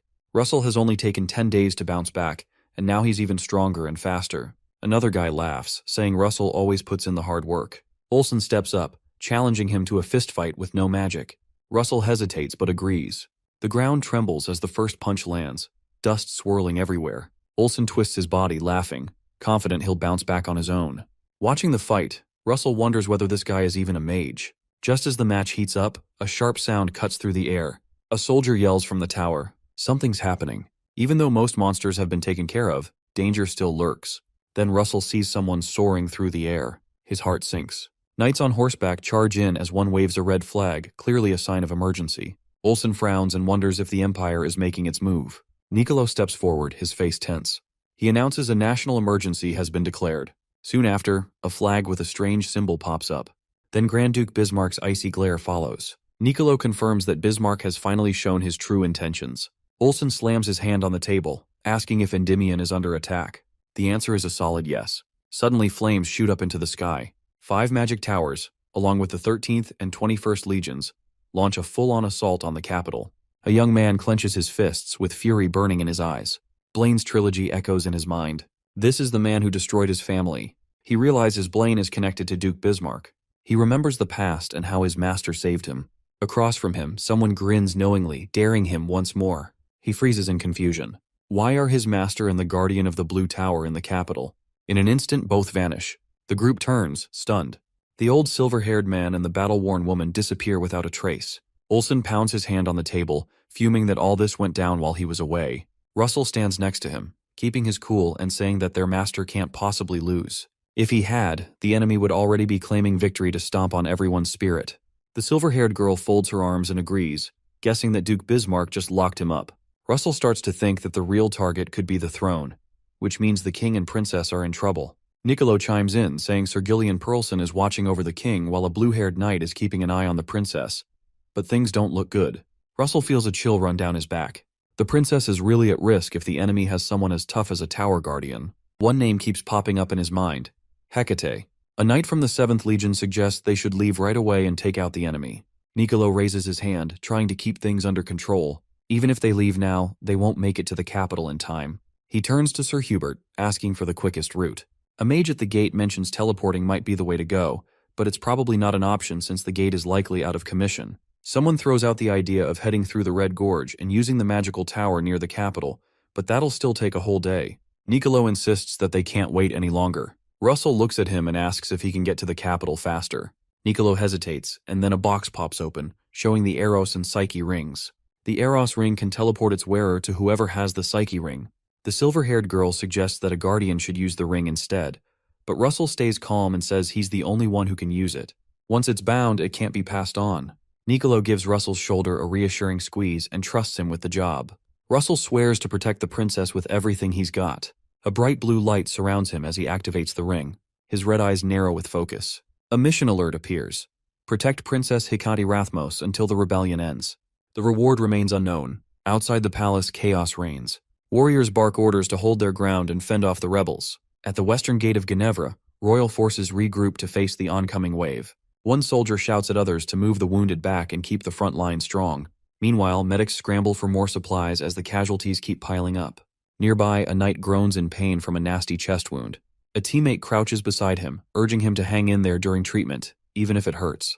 A soldier spots Princess Hecate and freezes. She kneels beside him, gently holding his hand. With a smile, she reminds him that none of them are disposable. Before he can say anything, her eyes go wide. The west gate just came crashing down. People are shouting to make a last stand, even if it costs them their lives. Warriors are gripping their weapons, ready to go down swinging. Then bam! An explosion rips through the battlefield. Fire sweeps over the soldiers, their screams ringing out in the smoke. Out of the flames strolls a lone figure, his red cloak catching the light. He looks around, kind of bored, wondering if he's needed now that the top mages are gone. Behind him stands a quiet crew in red. Arcarium Ergo steps forward, introducing himself as Blaine Trilogy's first disciple and head of the Red Tower cargo. Princess Hecate shoots him a furious glare, cutting off his words. Arcarium smirks, telling her he's not even worth of being called Sir anymore. One of his guys chimes in that only royals get that title. Hecate draws her sword, glowing with purple flames, and calls him unworthy of being a knight. A soldier nearby gasps. It's Arendite, the sacred sword given by the water nymph, the same blade that once took down a berserk dragon. Arcarium's face lights up, thrilled to snag such a royal treasure. To him, it feels like pure luck. A group of knights urges Princess Hecate to get out while they hold the line. Fighting back tears, Her voice shakes as she calls their names, caught between grief and resolve. In the chaos, her enemy smirks and declares it's the end for her. Then a massive explosion goes off, flames consuming everything. Amidst the chaos, her guards try to escort her to safety, but fire blocks their way out. Hecate looks down, whispers an apology to the one she loves, and grips Erendite tightly, vowing to reunite in another life. Another explosion rocks the ground, sending a knight reeling as his shield shatters. Arcarium watches from a distance, feeling strange distortions in the air like dark magic is warping reality. Panic erupts as someone yells that the fire looks like it's from the Tower Guardian of Fire. A white-haired figure stands frozen, while a man in red stares in shock at a supposed dead enemy who's suddenly back. Hecate gasps for air, confused as she scans through the smoke. Just then a voice cuts through the noise. Russell appears, concern etched on his face. Hecate trembles and calls out to him. Nearby, a man with golden eyes can't believe there's been a teleport gate. His expression turns serious as he decides he'll offer the enemy's head to the Grand Duke. A mocking voice echoes, saying it's been a while. Russell, holding Hecate midair, glares at Arcarium, demanding to know what he's done to their master. Arcarium just smirks, claiming he's not near enough to answer. He gestures to his crew and tells them to capture the princess no matter what. Russell quickly realizes the enemy mages are all on a higher level and shouts for a retreat. An enormous explosion goes off as a mage calls forth fire warriors to incinerate the rebels. Arcarium jumps into action, unleashing a wave of flames, mocking his opponents for their arrogance. Russell rushes forward, determined to draw Arcarium away from Hecate. Blue lightning crackles from his fingertips as he cuts through the flames. Arcarium is caught off guard, and Russell strikes with lightning, breaking through Arcarium's shield and sending him flying. Arcarium groans, cursing Russell for using cheap tactics. He aims back with a massive fire blast, vowing to turn him to ash. But Russell stands his ground, ready to counter the blaze cannon technique. Their powers clash in a fiery explosion that shakes the battlefield. Russell holds steady, amazed at how fast and strong his opponent is. Even though Arcarium isn't superhuman, his rapid casting is dangerous. Russell figures he's skipping the heavy spells to move quicker, which weakens their impact. A grin spreads across his face as he gets ready to strike back. Suddenly, a giant snake made of fire charges forward. Russell's eyes narrow, sweat dripping down his face, but he stays calm. He waves his hand, controlling the flames like a wild beast, sweeping them across the field. Hecate panics, watching Russell fight with growing dread. Far away near a tower, a group of mages is performing a strange ritual. A voice from the shadows mocks them, calling the prize student a failure. Briaros lies motionless on the ground. A cloaked figure steps over Briaros, declaring that his real target is the enemy faction. With crazed eyes, he vows to drown Endymion in flames. In the darkness, a masked voice coldly declares that not only will Endymion fall, but every one of its disciples will be destroyed. The barrier holds up, but the force of the impact is insane. Magic and raw power slam into it like a wrecking ball. Russell glances down at his tattered cloak and mutters a curse. A royal knight rushes in, telling the princess to get out of there. Kate looks back at Russell, her face full of concern. The enemy spots her trying to escape and starts chasing her. Russell just stays calm, confident the knights can handle Arcarium's goons. Suddenly, a guy in a red jacket starts laughing and unleashes a firestorm, challenging anyone to survive it.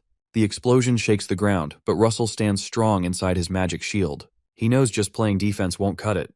An idea hits him, and he calls forth the magical sword, Gay Bolg, which fires off a deadly energy beam. Flames dance as the red-jacketed man realizes what's coming too late. The blast strikes him hard. Blood sprays from his mouth, and he drops to his knees, stunned by his defeat. Arrogance gets him killed, and our hero can't help but think things might be easier if he weren't so full of himself. In the distance, there's a chaotic fire, and knights are battling sorcerers. He turns toward a glowing doorway and whispers a name. Hecate. Russell steps into the dusty light, but red-cloaked figures block his way. One of them stumbles while another panics. Russell lights a flame in his palm, smirks, and throws a fireball at them. Their screams fill the air as he turns them to ash. With a cold voice, he warns them not to mention their master again. Hecate bursts in, hugging him tightly, tears in her eyes. She cups his face, asking if he's okay. Russell reassures her that he's fine and touches the glowing ring she gave him.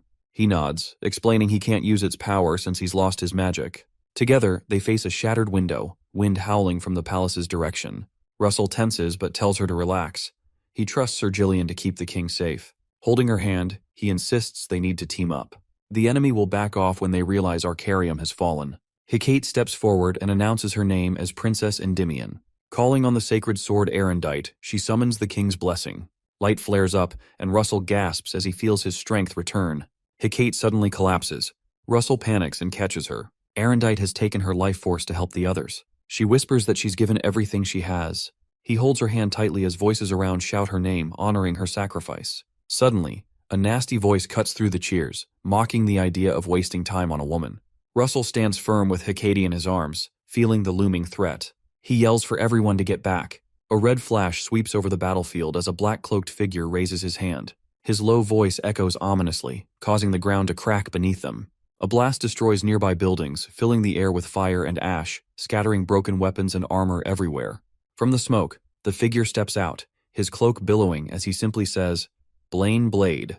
That marks the start of a new nightmare. Nearby, a red-cloaked enemy sneers, amused, taunting Russell that it's been way too long. Russell quickly raises a barrier to protect Hecate. He grits his teeth, realizing this enemy is stronger than he expected. From a distance, the foe looks shocked that Russell can stand against such a powerful attack. He mutters in disbelief, finally recognizing that this fight will be a tough one. Russell is panting, trying to wrap his head around how someone could take down a palace in just a few seconds. This enemy is unlike anything he's dealt with before. Blaine Trilogy gives a smirk, noticing that Arcarium is out of the picture and assuming Russell has taken care of him. He mutters that he told Arcarium his arrogance would be the death of him. Hecate steps up, clearly furious. She demands to know why Blaine turned against the kingdom and dragged innocent people into his crazy plans. Her voice shakes with hurt as she accuses him of targeting her all along. Blaine just laughs and mocks her caring nature, even joking that she'd make a decent king. Then, with a smirk, he asks if she's done talking because he still has business with the king. Russell jumps in between them, telling Hecate to back off. He says this guy won't be changed by words. Royal knights come rushing in, calling for the princess. She lets out a relieved smile, reassuring them that the king is safe, and they arrived only after seeing the palace go down. Blaine frowns at the growing number of knights and mutters that this is getting annoying. In the distance, the knights raise their weapons and shout, ready to charge. Suddenly, a massive explosion shakes the ground. Flames erupt as Blaine takes a direct hit, stepping back, stunned. Hanging in the air, he looks down at Russell and asks if he plans to stop him. Russell doesn't say anything, but his eyes give away everything. Blaine laughs, saying he looks like Daria did the last time they had a fight. Then, his tone shifts and he claims Daria is gone for good, stuck in the void. This leaves Russell stunned, making him think about the thin line between the void and darkness. Blaine challenges him to unleash his full power for his master. He then hurls a burning sword at Russell and activates Solomon's crown to block the hit. The fiery blade crashes into the ground, causing a huge explosion. Russell realizes the blade is moving faster than the speed of sound. The blasts shake the whole battlefield, and Blaine is shocked that a level 6 fighter managed to dodge it. Russell figures out he can manipulate time to anticipate Blaine's next move. He can sidestep, but his allies are still in the thick of the fight. If he moves, they'll be left open to attack. So, he decides to stand his ground.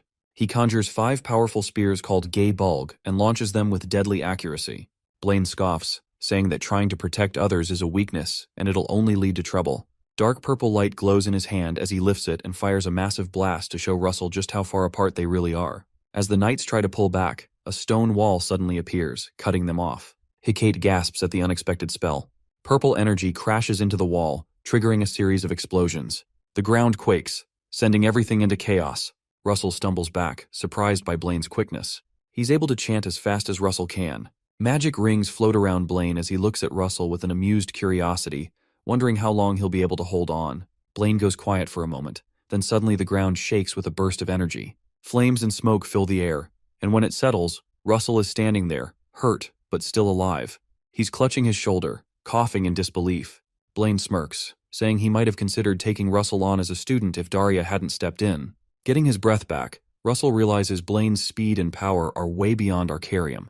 Just then, Hecate rushes over, looking worried, and Russell can't help but stare at her in shock, whispering her name. Blaine starts chuckling, teasing them about being lovers and how he'll make sure their graves are next to each other.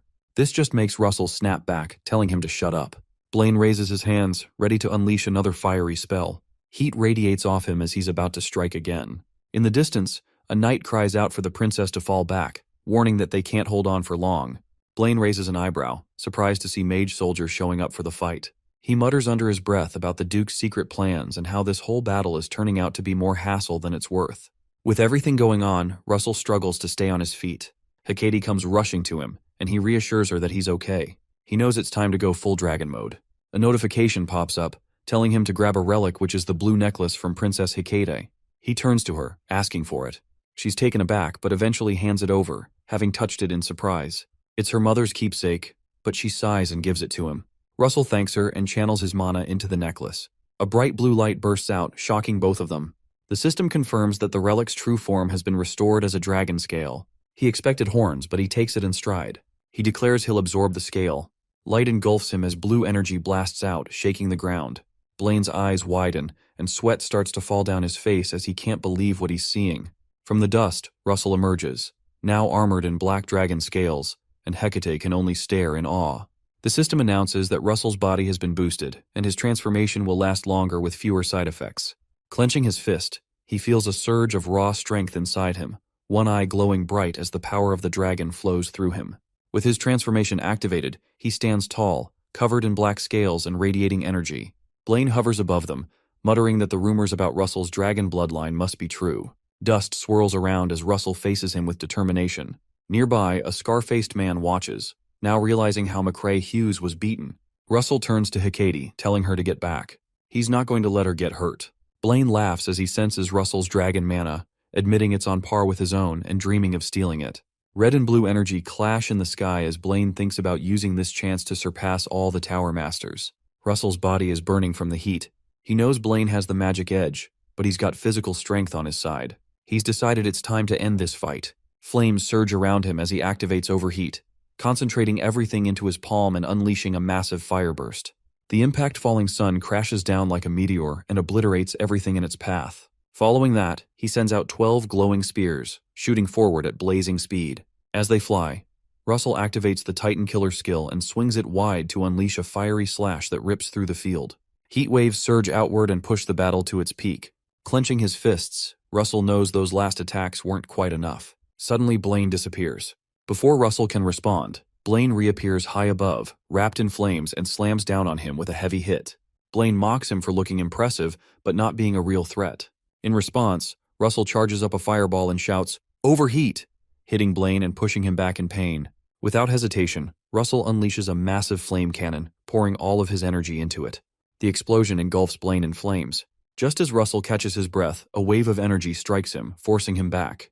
Blaine lands with a smirk, acknowledging that Russell's power is almost superhero level. He mentions that in 5 more years, Russell might actually surpass him.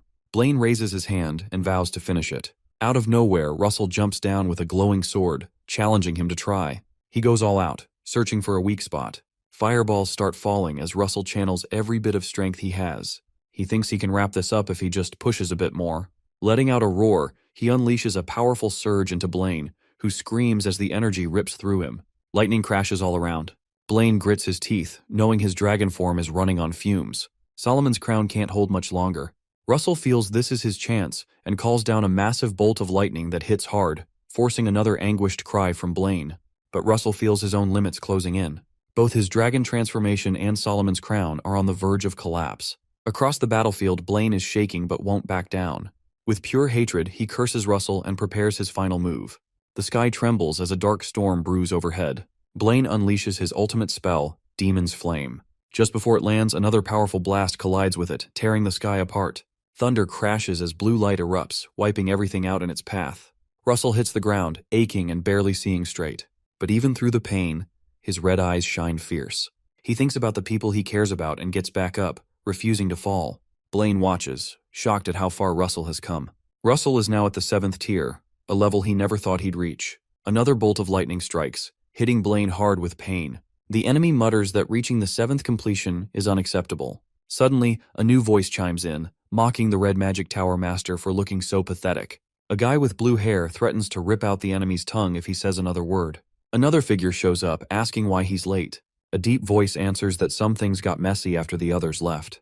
The man in the black cloak smirks and touches his cracked face, saying he broke the Fire Tower Master's seal but claims to have sealed it up perfectly again. Far off, a badly injured man gasps for air. Through clenched teeth, he asks what happened to his master. Russell looks up at the new guy. Even though they've talked before, this is their first face-to-face encounter. The man grins coldly, declaring he'll kill both the father and son of the Raymond clan. Russell glares at him, fury blazing in his eyes. Our boy is in tears, telling us he's the one who killed his dad. The bald guy admits he went after Russell's father but tries to shift the blame, suggesting that Blaine is really behind it all. Russell yells his name, asking why Blaine's doing this. Blaine just smirks and spills the beans that Russell's dad uncovered a conspiracy linking the Duke to some pagan cult, and that knowledge is what seals his fate. Russell's blood is boiling.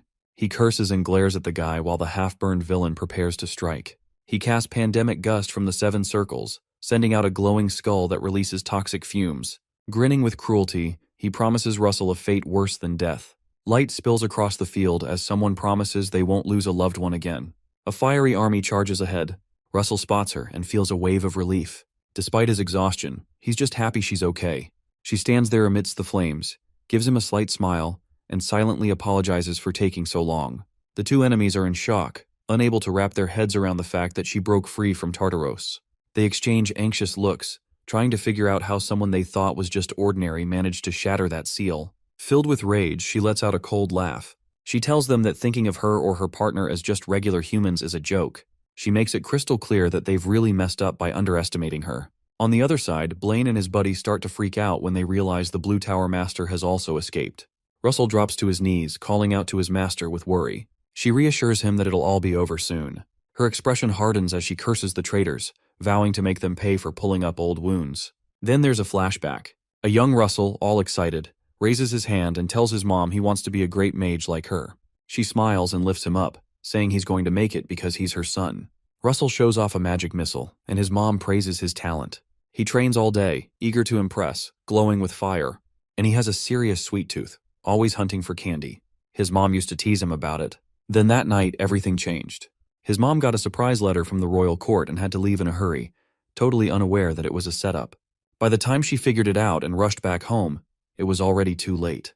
When she got there, her house was a wreck. Her husband was missing, and her kid was badly burned. She held him tight as he called for her, trying to be strong while tears filled her eyes, and she softly told him to sleep. After that, it felt like she had lost everything. But just when hope seemed gone, a white-haired woman appeared and saved her. Now, that same woman was ready to fight, her voice shaking with rage as she yelled at the enemy, vowing they wouldn't get away. Flames danced around her, ready to take down anyone who caused this pain. She called on the Fire Giant King, a massive beast that scared the hell out of her foes. Then she unleashed her ultimate move. Combining the Flame of Muspelheim from the 8th circle with her signature Flameflower Dream, she sent a wave of destruction crashing over the battlefield. The enemy screamed as their defenses crumbled under the heat. With the flames still swirling around her, she warned them that she had more in store. She cast her original spell, Rot Apple, creating a vortex of fire that burned hotter than anything. A bright burst of orange light covered the area.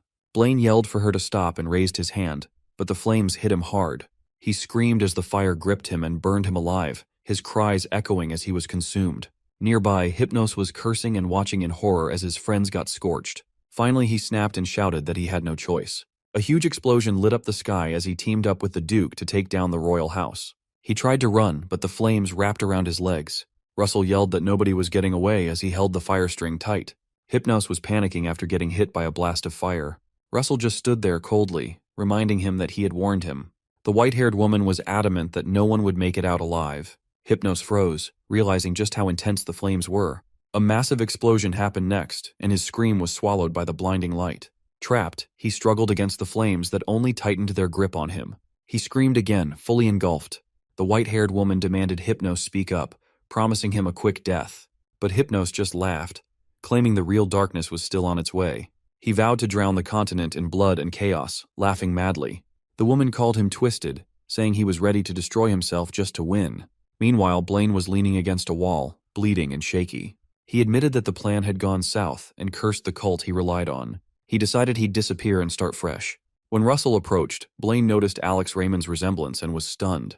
Memories of Alex's death flooded back, leaving him in disbelief as he covered his face, unable to handle it.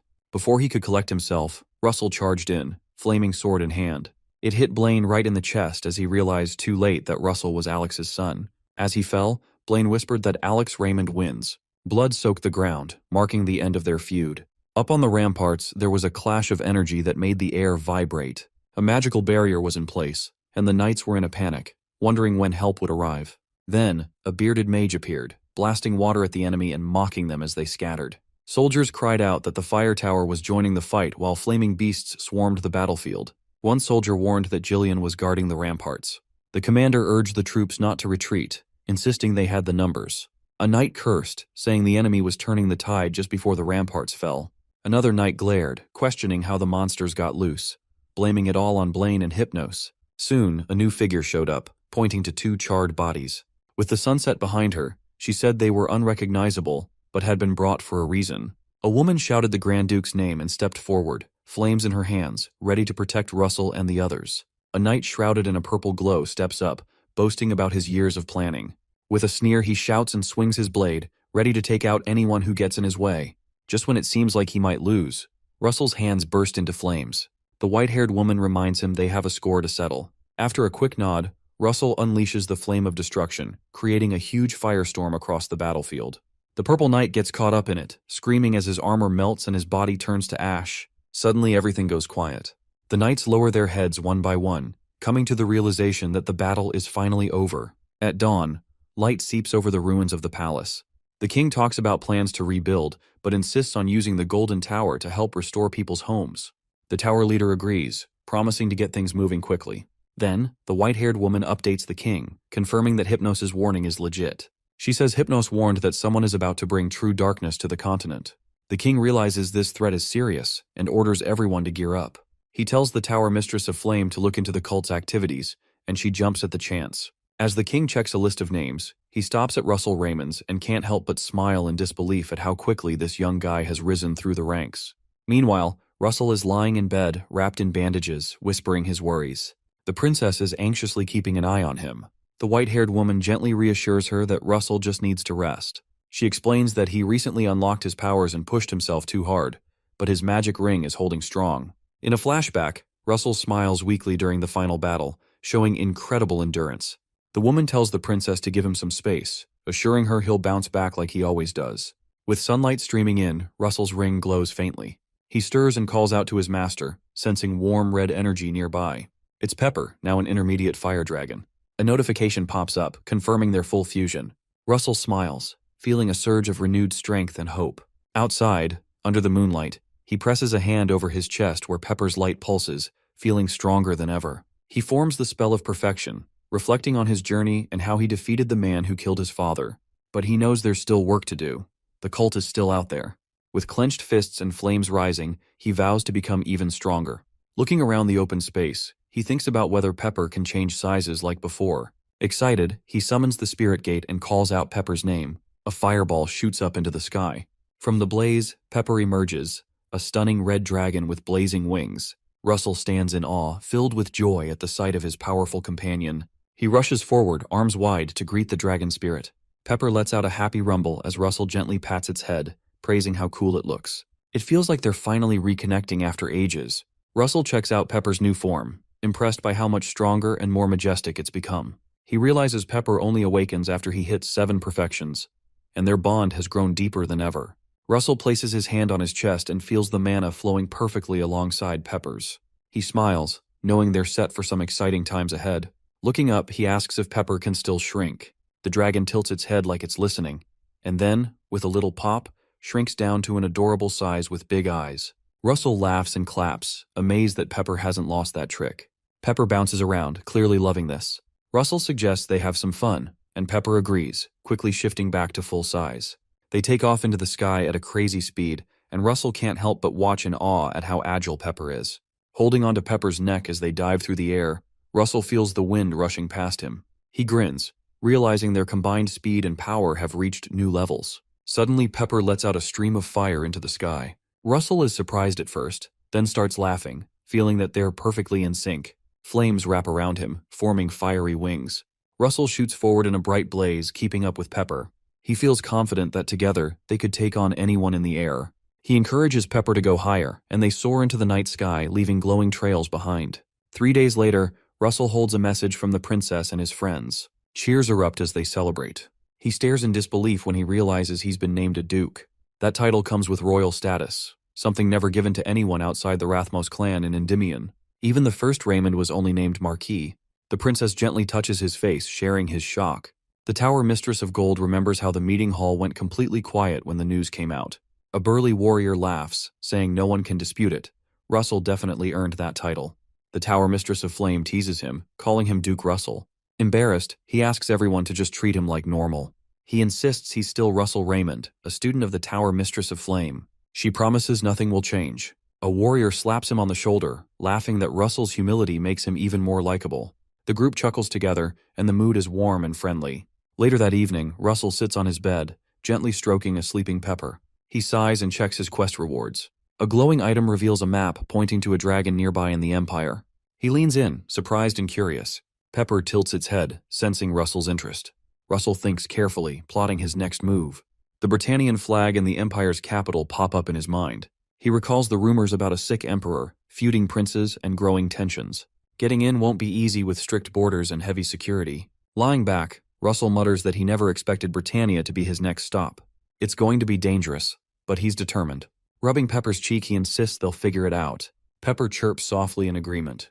Meanwhile, a woman stands on a ship under the stars, gazing out at the horizon with a smile. She whispers that the boy should wait for her, her eyes sparkling as she declares she's going to find him.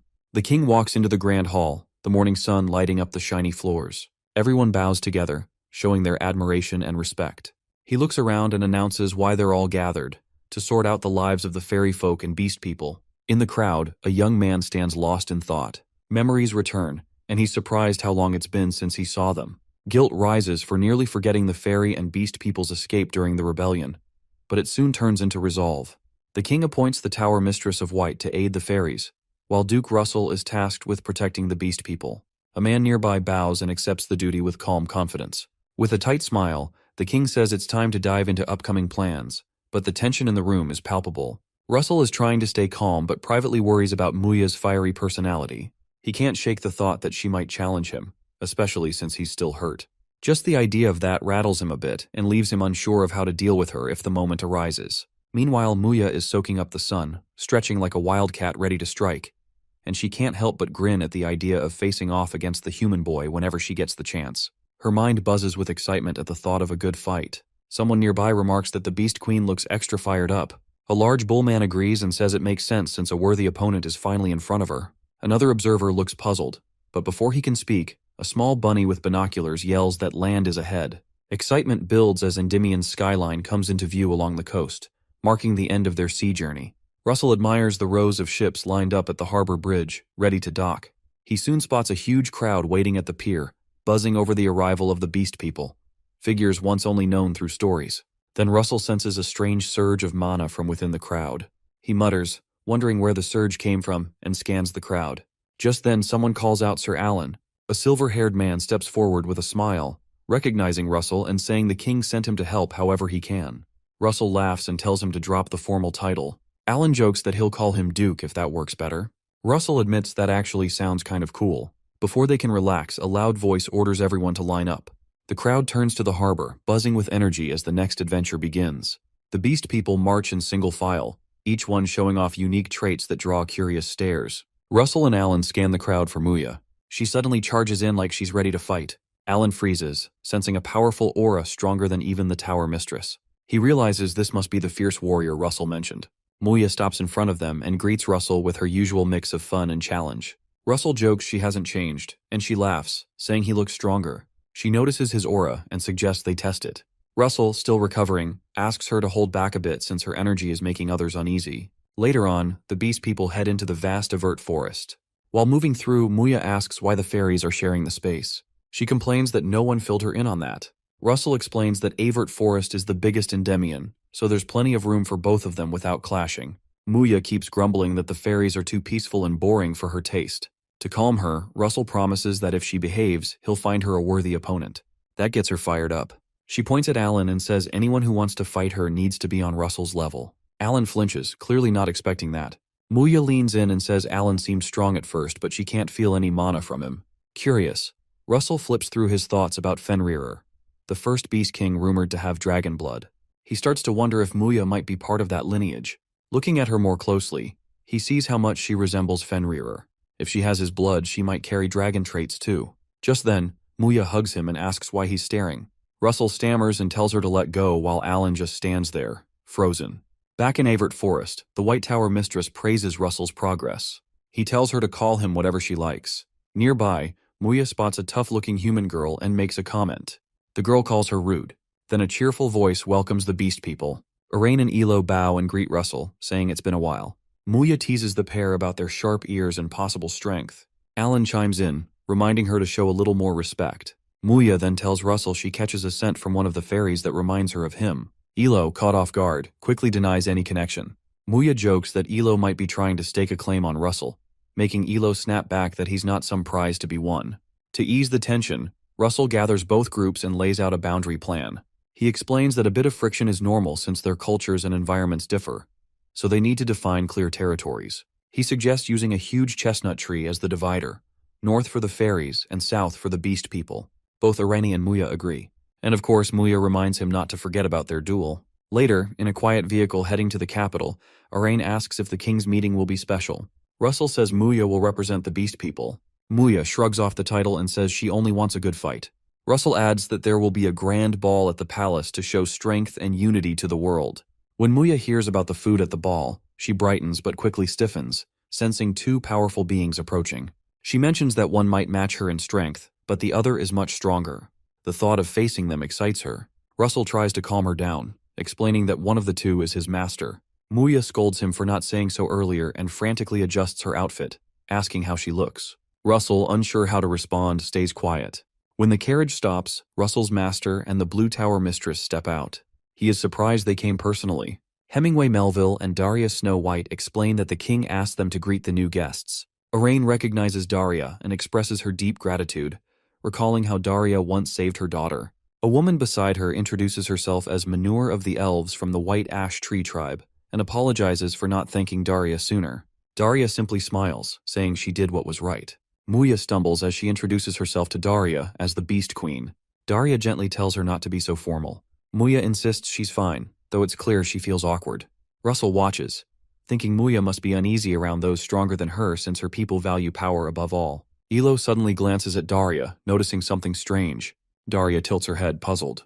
Muya sways slightly, and Russell asks if she's all right. Daria's expression turns faintly sulky as she realizes Russell, despite his easygoing nature, is no fool. She braces herself for tension at the upcoming ball. Meanwhile, the princess scans the capital with a pounding heart, gripped by an unease she can't explain. Russell couldn't believe his eyes at how stunning the palace looked after its makeover. It was as if the damage had never even happened. Diara was right beside him, grinning as she mentioned how Niccolo and his crew of students had been working non-stop, even skipping breaks. She reminded everyone around to hurry inside because the king was waiting for them. Once inside the grand hall, Russell stepped up as Duke Raymond, proudly announcing that his mission was a success. The king welcomed him with a big smile and told him to stand up, genuinely appreciating all his hard work. Then Arain and Ilo came over, bowing and introducing themselves as part of the celestial Pure White Tree clan. The king thanked them sincerely, promising they'd always be remembered for their help and hoping for lasting peace among all the races while the forest recovered. Muya then introduced herself as the Beast King, trying her hardest to get the greeting right. Russell quickly jumped in, apologizing for her, saying she wasn't exactly familiar with how these formal events worked.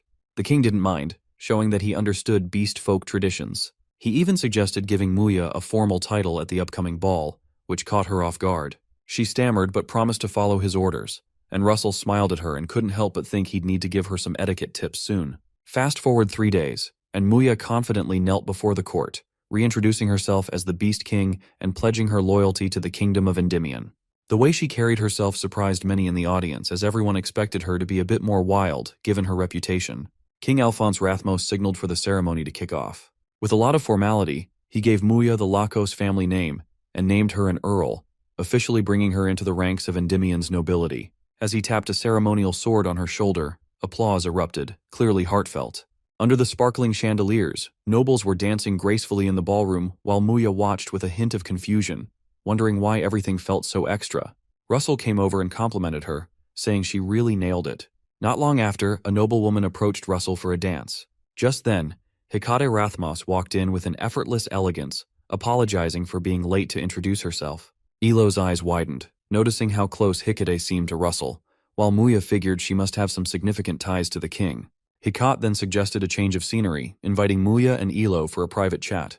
When Russell offered to join, Hecate kindly but firmly declined, saying it was a conversation strictly for the women. Diara, watching from a distance, couldn't help but chuckle to herself, thinking it looked like a subtle competition over Russell.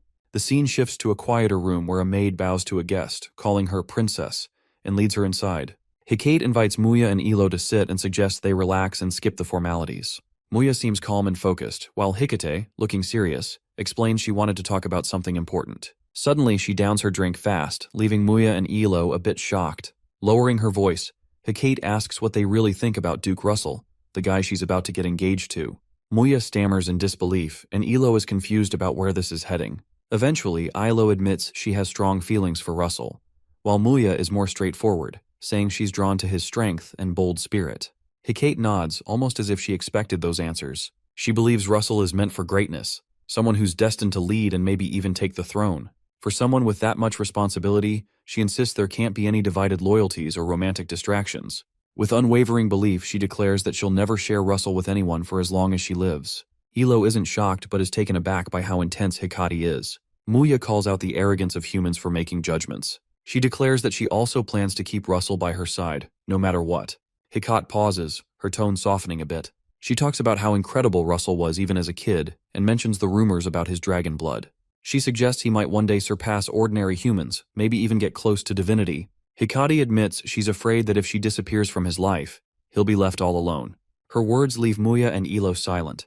Muya leans in and quietly asks if Hecate means something more. Hecate just says she plans to be Russell's number one and asks which of them wants second place. The question hits hard. Ilo and Muya exchange sharp looks. Hecate tells them to sort it out and let her know. Later, on the palace stairs, Hecate stumbles. Russell catches her and gently scolds her for drinking too much, saying her tolerance is low. Leaning on him, she mutters a strange question about beating an enemy, hinting it's sometimes best to let enemies destroy each other. When Russell asks what she means, she just shakes her head. Then she asks if she can stay in his room. Holding her close, Russell tells her she's always welcome, his warmth helping her relax. 3 months later, Russell is in the Flame Tower, deep in discussion with Diara. He complains that just when he thought things were settling down, another unexpected problem pops up. Diara asks if he's told the princess about his upcoming research trip, and Russell confirms he has, mentioning he's already got the green light. Diara, grinning, warns that the princess might not be happy with him disappearing like this. Russell mutters that he just hopes things stay quiet for once. Diara hands him a document that points to his next stop, Akan. She asks if he really knows what he's getting into there. Russell nods, saying he gets it. Akan is a city-state known for its busy trade scene and wild casinos, and it's got a reputation for all sorts of shady black market stuff. The Tower Master warns him, really emphasizing that Akan's underbelly is deeper and scarier than most people think. Russell just smiles and says he'll be careful, promising he takes the warning seriously. As his boat cuts through the dark waters, wrapped in fog, he feels a bit uneasy. He's had this nagging feeling that someone's been tailing him since the train station. That shadowy figure seems to be hiding well, keeping both their presence and intent hidden. Russell figures whoever it is could be a real threat, and thinks sparring in this kind of situation isn't a great idea. Annoyed, he pulls off his black cloak and calls out to see who followed him. It's Muya, standing on deck with a nervous laugh. Russell asks why she's here. Muya says she would have challenged him back in the capital if she got the chance. After hearing he was leaving, she decided to tag along. Russell warns her it's dangerous and tells her to go back. But Muya says she has her own concerns about going to Akan. He explains it's only a brief stop and that his true goal lies farther ahead. She asks what it is. He finally says his mission is to face the sworn enemy of Endymion, the Britannian Empire. If you liked this video, feel free to support me on Patreon, link in the description.